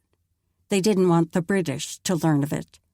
But by the time I realized you seemed to share the same attraction that consumes me, his eyes softened into a look so full of love it made her throat burn. I decided I had to tell you everything. If you and your people agreed, I would leave Laurent and hurry through the rest of my mission, hopefully finding pitchblende farther north, then get the mineral back to the States, resign my commission, and come back to you here. Hearing his intentions to come back to her sent a warmth through her that raised goose flesh on her arms. Yet the knot of dread only tightened in her belly. She pulled her hand back from his. You said that was once your intention. What changed? Misery slipped over his features, coiling the knot in her belly tighter. During the feast, I discovered what looked to be pitchblende in the walls of the assembly room. Her entire body gripped tight, and she couldn't draw breath. She could only sit now, immobile, as he continued to speak. You have no idea how much I struggled, Brielle. I knew I had to tell you everything. You already owned my heart, and I couldn't keep this from you any longer. My struggle was whether I should find out for sure if what I saw was pitchblende or tell you first. I didn't want to make things harder on you without knowing for sure. His eyes pleaded with her to believe him, and the desperation in them could never have been feigned.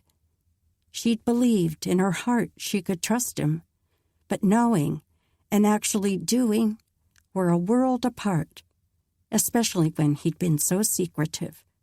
If he planned to destroy her people's homes, how could she give her heart to him? Evan let out a shaky breath.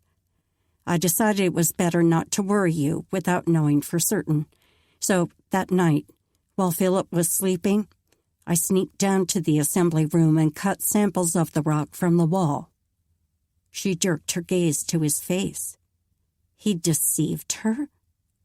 Apology shone in his eyes, mixed with that pain from before. It was wrong. I shouldn't have sneaked. I wish I had told you first.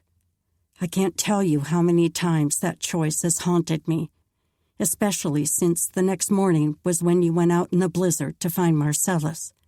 The fear of losing you tore me apart, especially when I hadn't told you how much I love you.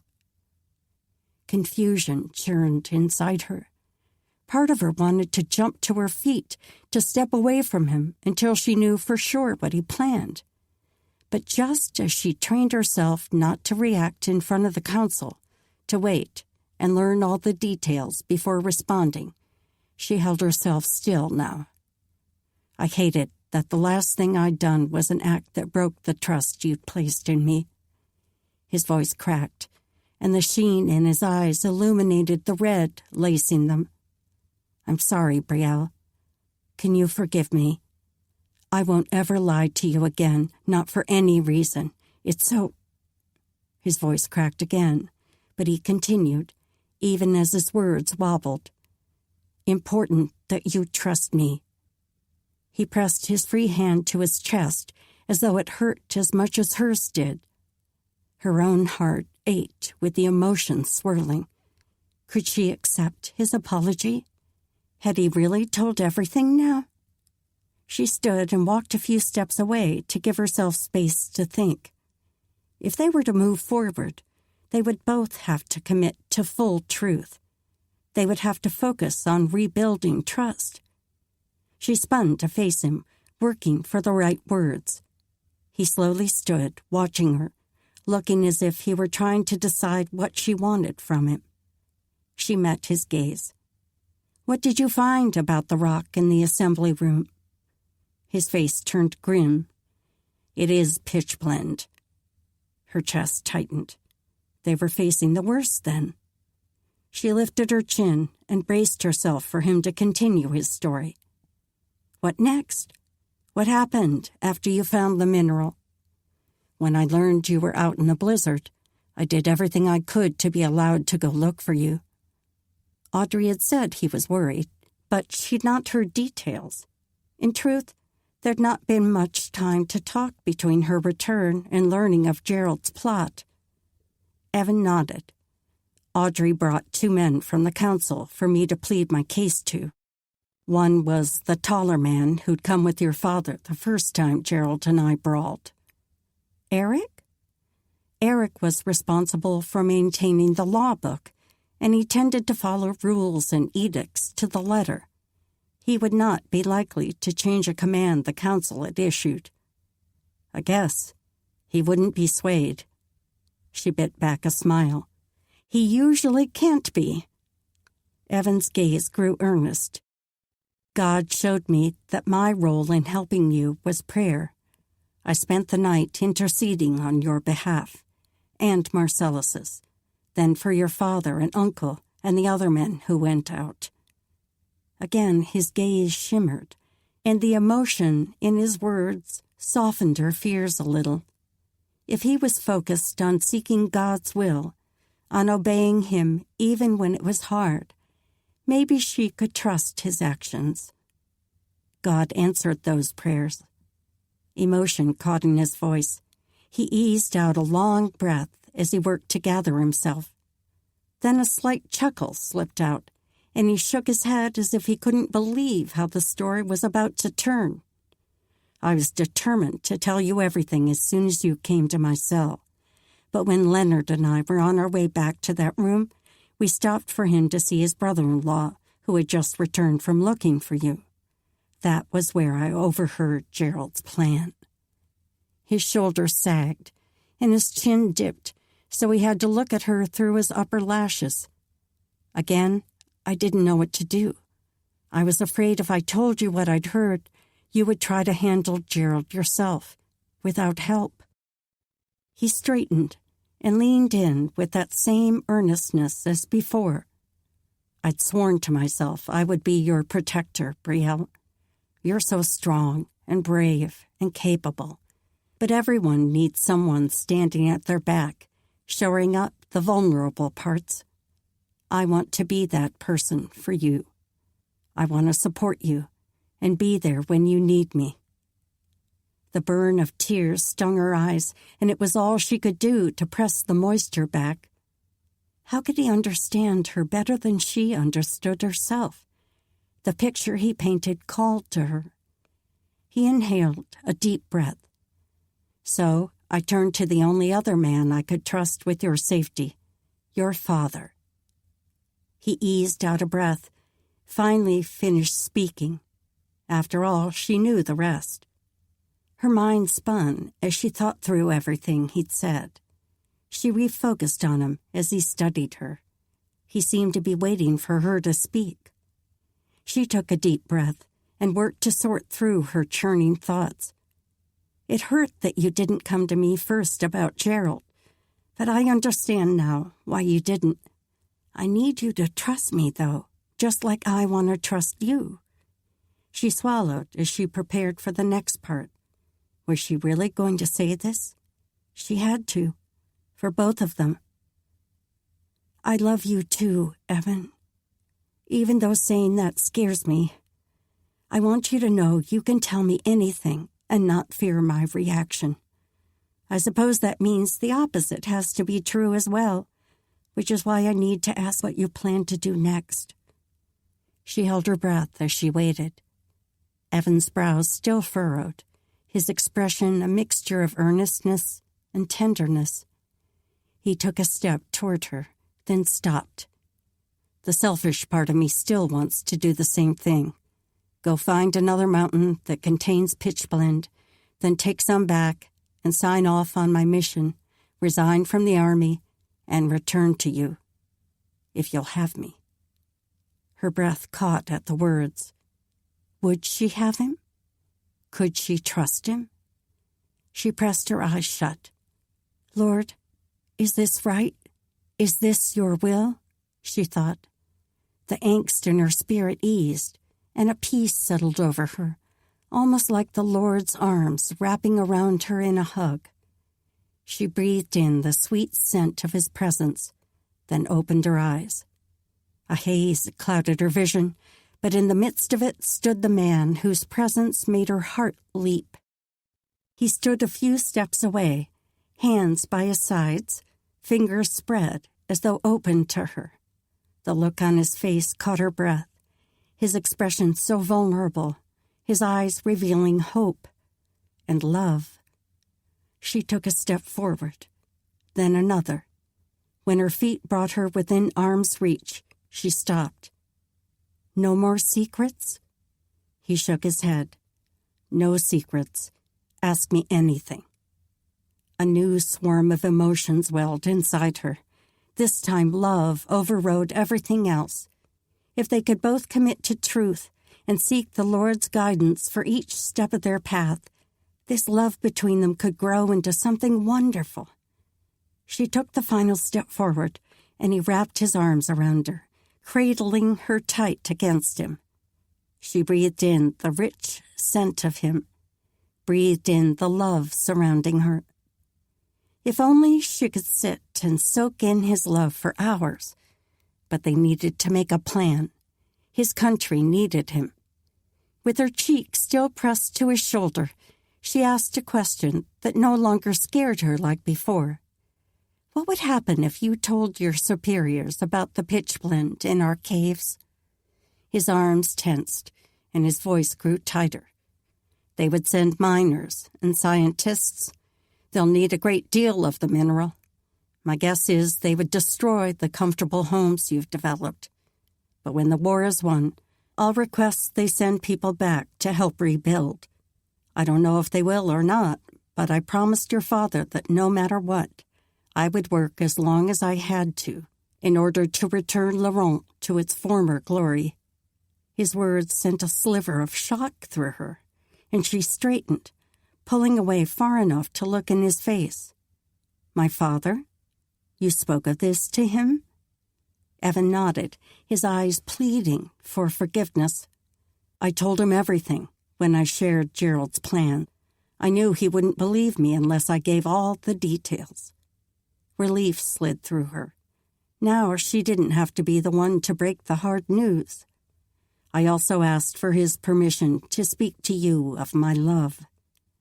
Another shock rippled through her as she lifted her gaze back to his. The grin on his face was almost boyish and a little shy.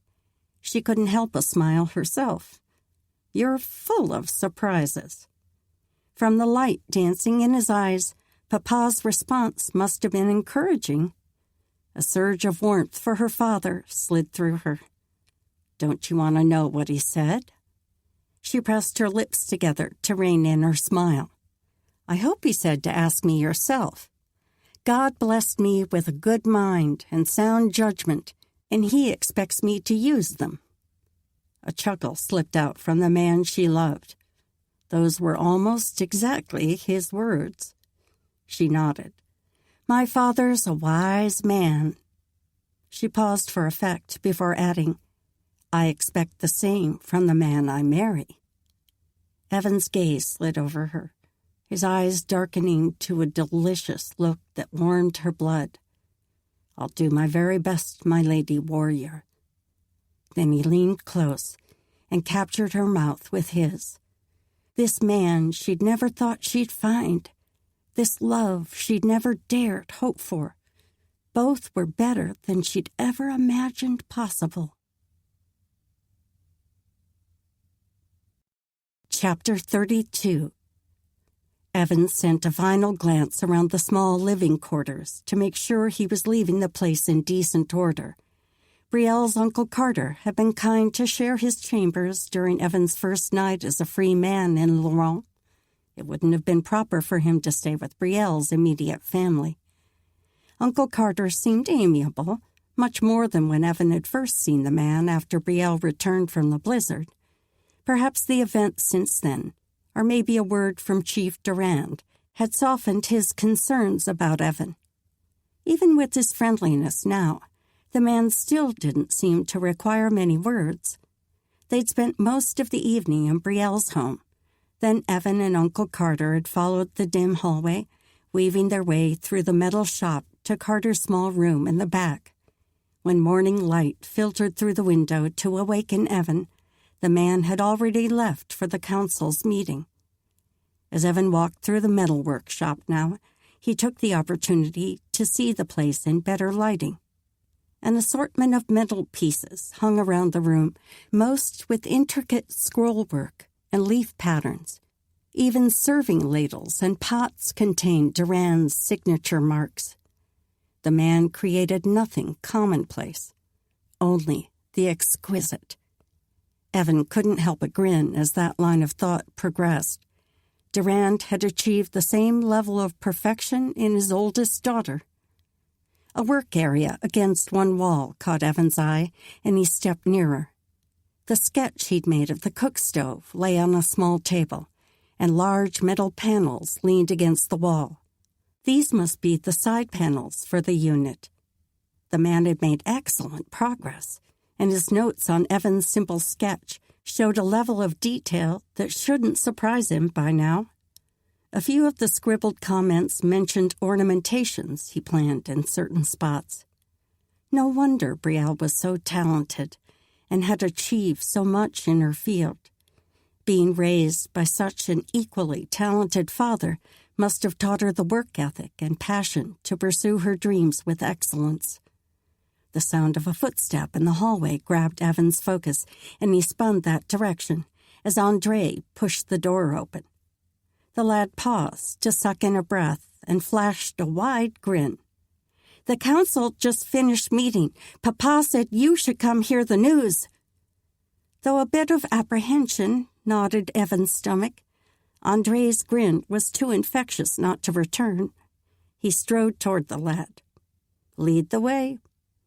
They passed a woman and toddler on the way to the Durand home, and she greeted the two of them with a pleasant nod.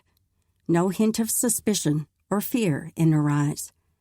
How wonderful it would be to live as part of this tight-knit community, to be fully accepted as one of them. When Andre charged through the rear entry of his quarters, the rest of Brielle's family was already waiting there, sitting in casual conversation around the cook fire. Even Uncle Carter had joined the group. Brielle greeted him with a sweet smile, her eyes saying all the things that stirred his heart into a faster rhythm. As he settled into the seat beside her, she reached to take his hand. The gesture wasn't showy, but neither did she attempt to hide the tender touch. A glance at her father showed the man watching them. His mouth held a firm line, but his eyes glimmered with an amused twinkle. When Evan and Brielle had returned from their walk the evening before, they'd shared with her family that if the council allowed him to return to the States for a short time to settle his affairs, he would return to Laurent and court her. They'd made no mention of his mission or pitch blend, but Evan had found a quick moment to pull Chief Durand to the side and ask for permission to speak with him and Brielle together today. He intended to ask the two of them what they would like him to do regarding the pitch blend. He couldn't bring himself to initiate the destruction of their homes. Now the chief straightened and cast his glance around the group. The council decided much this morning. Because we were in agreement, for once, on the main topics, the discussion moved quickly. Durand's voice grew stronger. Because Gerald was raised in Laurent and his treasonous actions were against our own people, we agreed the entire community should determine his fate. A vote will be cast among all men and women of age. The people will choose whether he receives severe punishment, exile, or death. Evan tightened his hand around Brielle's. Even exile seemed much too risky. Already Gerald's actions had proven him vindictive. Brielle spent so much time outside the village walls, he would have an easy time of attacking her in the wilderness. Evan met Durand's gaze. "Sir, do you feel the people will make a wise judgment? A decision that will keep Brielle safe?" Maybe he shouldn't have called out her name specifically, and the glare Brielle sent him showed exactly how she felt about his doing so, but he couldn't take her protection lightly. Her father's nod came slowly as he thought through his answer. "Gerald has few friends in Laurent, probably none who will stand by his side after his heinous actions. Our people have always worked together as a united group to ensure our safety. I trust my neighbors in this." His final words came with strength and surety. Evan inhaled a deep breath, then eased it out. If he was to become part of Laurent, he would have to learn to trust these people too. And if the outcome of the vote left him any concern for Brielle's safety, the two of them would have to work through precautions together. We also discussed Hugo. Durand's voice broke through Evan's thoughts. We'll be assigning him a mandatory apprenticeship to learn a trade. We've asked Monsieur Trevet to take him under his wing and teach him a skill where he can contribute to the good of Laurent. They'll also be taking part in daily Bible studies, and each of the council members will be spending time with the lad each month. We feel Hugo is not so set in his slothful ways that renewed focus and purpose can't guide him into a better path, the path the Lord has planned for him. Evan nodded. A wise choice, probably. Every boy needed a man of strong character to guide him, and it sounded like this community, who cared so deeply for their own, would unite to help guide Hugo. Durand's gaze settled on Evan again, and his intensity deepened. We also discussed the pitch blend America needs to end the war with England. Evan's body stiffened. Durand told the entire council? Evan hadn't asked the man to keep it to himself, but he told him of his own oath of secrecy. The older man's gaze softened. We have an idea about how to help the Americans while lessening the effects on our homes. You take the pitch blend samples back to your government and tell them what you found. Have them gather their men and come to us. In the meantime, we'll begin making some long-planned additions to our homes within the mountain. We had already intended to cut deeper into the mountain, and this winter will be a good time to do that. Show us exactly what this mineral looks like, and we'll gather as much of it as we can find during our labors. A smile slipped into the man's gaze. As our families continue to grow, we need more rooms. Some of our newlyweds would like their own space, I'm sure. Evan couldn't help a grin at the insinuation, and he squeezed Brielle's hand as he glanced at her. A pretty blush had spread into her cheeks, and if they'd been alone, he would have leaned over and kissed that pinking. But then the full import of Durand's words slammed into him. Laurent was offering to do some of the hard work themselves. Are you certain? That will require a great deal of effort. Durand gave a single decisive nod. It's the best way to ensure the safety of our people and homes, and we wish to help this America that managed to gain its freedom from the English. We feel something of a kinship with your people. The corners of his mouth tipped with his words. When your people come, we can help them cut whatever more of the mineral is needed to ensure their victory. That way, we can also ensure our homes are protected. Since the winter months are quiet, with the days short and dark, our young men grow restless. This will give them a way to use their energies and keep their bodies strong. Evan's mind worked through each of his arguments.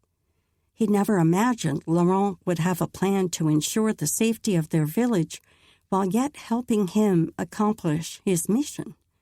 He'd never expected they'd be willing to offer of themselves. This truly was an amazing community. Only God could have orchestrated their plans to expand deeper into the mountain during this exact time when the mineral would need to be harvested. He sent up another prayer of thanks. At last, he raised his gaze back to the chief of Laurent. I can't find anything more to question. All I can say is, thank you. With their help, he could complete his mission and return to Brielle so much more quickly. His throat clogged with the depth of joy washing through him. He honed his focus on her father's face, letting him see the earnestness in Evan's next words. I thank you a great deal for everything. As he spoke, he stroked the top of Brielle's hand with his thumb, letting her know that by everything, he meant her. Epilogue. Brielle's heart was fuller than seemed possible. How could it be that less than a month before, she'd first laid eyes on this man in nearly this exact spot? It felt as though she'd known him her entire life.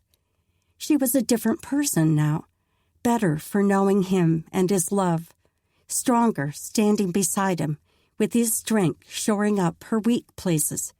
His prayers gave her more understanding of their Heavenly Father. Evan paused as they walked side by side, hand in hand, down the path outside Laurent's gate. As he turned to her, a weight of emotion clogged her chest. Not yet. It couldn't be time to say goodbye yet. His eyes shone with as much emotion as she felt. He cleared his throat. I wish I didn't have to leave so soon, but my superiors expect me back by the end of the year. I'll return as soon as I can, 4 months at the most, Less if I can manage it. She nodded, but the burn rising up her throat and stinging her eyes wouldn't let her speak. He lifted her hands and pressed a kiss to first one glove, then the other. Then his eyes found hers again. Is there anything you'd like me to bring you back? You. Only you, she thought. Her heart cried the words, but if she tried to speak them aloud, she would lose the fingernail grip she had on her emotions. Instead, she shook her head. She wanted nothing to slow down his return. Things didn't matter, only this man. Evan pressed her hands flat on his chest and lowered his forehead to hers. I love you, more than I can say. His voice roughened, but he pushed on. I will come back to you. Wait for me, please. He didn't even have to ask. She would never stop waiting for him until he returned, even if that was until her very last breath. He lowered his mouth to hers, a kiss so achingly sweet it shattered the last of her defenses. Tears streamed down her cheeks as she kissed him back, her hands gripping his shoulders. How could she let him go? Lord, protect him, she thought. So many things might harm him on the journey, and she had control over none of it. Only their father did. Before, God had charged Evan with praying her to safety. Now would be her turn. Prepare the way for him, Father. Station angels on every side to protect him. Bring him back safely to me, she thought. With a peace that settled over her, she eased back from the kiss and took Evan's face in her hands so he would have no choice but to see her heart in her gaze. I love you too, and I'll be praying without ceasing for your safe return. There is one thing I'd like you to bring back, but please make sure it doesn't slow your return. A tear glimmered in one of his eyes to match those still flowing down her face. Anything. The husky timbre of his voice nearly made her lose control again. She swallowed down the new surge of emotion and smiled. A wedding ring. His grin was slow in coming, but the joy spread across his face like a spring sunrise after a long, cold winter. He dove in for another kiss, this one not the tender caress of moments before, but a heart-throbbing, blood-rushing promise of much more to come. When he pulled back, he was laughing, a laugh that bubbled inside her to form an image she would cling to in the months to come. He locked her gaze with his,